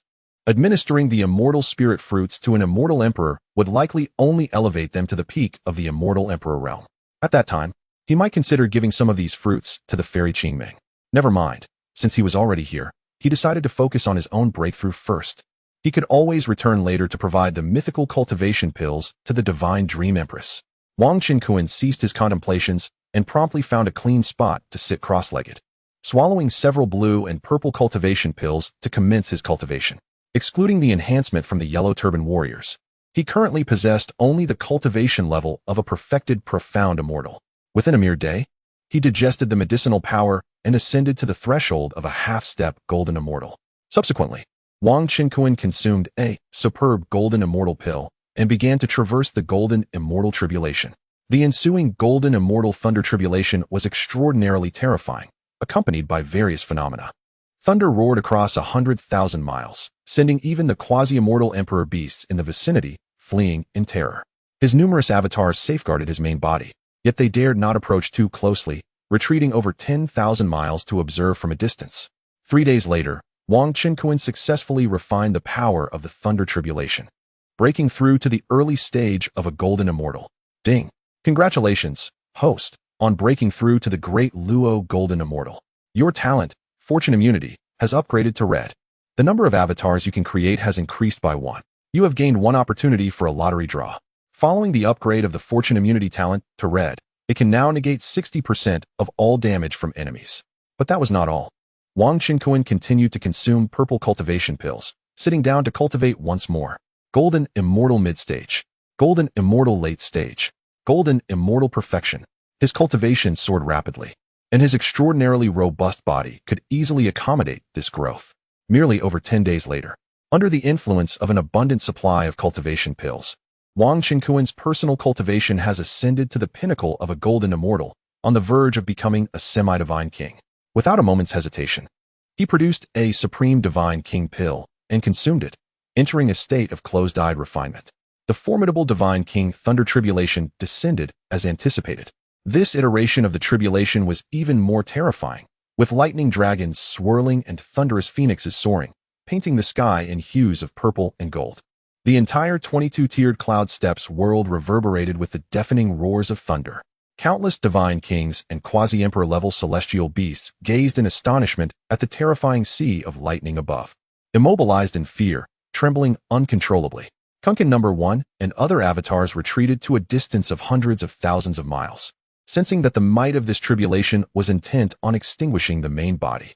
Merely ascending to the rank of Divine King appeared to be more exaggerated than others' breakthroughs to the Emperor realm. Kunkin No. 6 murmured, while the other avatars wore expressions of disbelief. They too could directly communicate with the system, and based on the information provided, they were certain that the Divine King Thunder Tribulation faced by the main body was indeed grander than that encountered by celestial cultivators during their Emperor Tribulation. Yet, Wang Qinkuan remained remarkably composed, boldly advancing toward the tempest of lightning. His body and soul, fortified by his thunder body, constitution, and the talent of fortuitous immunity, were impervious to any formidable tribulation assault. After refining the entire force of the lightning tribulation, Wang Qinkuan finally ascended to the Supreme Divine King realm. Beep. Congratulations to the host for breaking through to the Supreme Divine King. Your talent, fortuitous immunity, has evolved into a prismatic form. The number of avatars you can create has increased by 1. You have obtained 1 lottery opportunity. Splendid. Upon arriving at the illusory cloud steppes, he had successfully broken through to the early stage of the Divine King realm through the consumption of cultivation pills. The fortuitous immunity talent had also reached its zenith, now capable of negating 90% of all damage from foes. In the early stage of the Divine King realm, he could already bolster his strength to that of an Emperor-level cultivator, truly invincible. Furthermore, the number of avatars had increased by 2, and he still had 2 unused lottery chances. Wang Qinkuan immediately instructed the system to create 2 avatars, naming them Kunkin 13 and Kunkin 14, bringing his total to 14 avatars. All avatars synchronized to the early stage of the Divine King realm, complemented by the enhancement of attributes and the might of the heavenly sovereign-level techniques. They were undoubtedly comparable to the prowess of early-stage emperors. Of course, he too had reached the early stage of the Emperor realm without amplifying the puppet's cultivation. He merely lacked the iconic abilities of blood resurrection and instant teleportation across millions of miles. Naturally, he could still augment his strength with that of the Yellow Turban Warrior. However, his original perfected Yellow Turban Warrior had become less useful. He needed to draw a more potent one. Beep. After 1 lottery draw, the host has received the opportunity to elevate the existing spiritual roots to the highest quality. Beep. After 1 lottery draw, the host has acquired a Divine Emperor level, Yellow Turban Warrior. Wang Qinkuan felt immensely gratified after drawing twice in succession, sensing that his gains were monumental. Spring Brother. Can all the spiritual roots within me, gold, wood, water, fire, earth, and additionally the lightning spiritual root, be fully cultivated? Also, is the highest rank of spiritual roots the supreme grade? Wang Qinkuan inquired excitedly of the system. The system, known as Spring Brother, responded, Indeed, host. All your spiritual roots, including gold, wood, water, fire, earth, and lightning, are capable of reaching the pinnacle known as the supreme grade.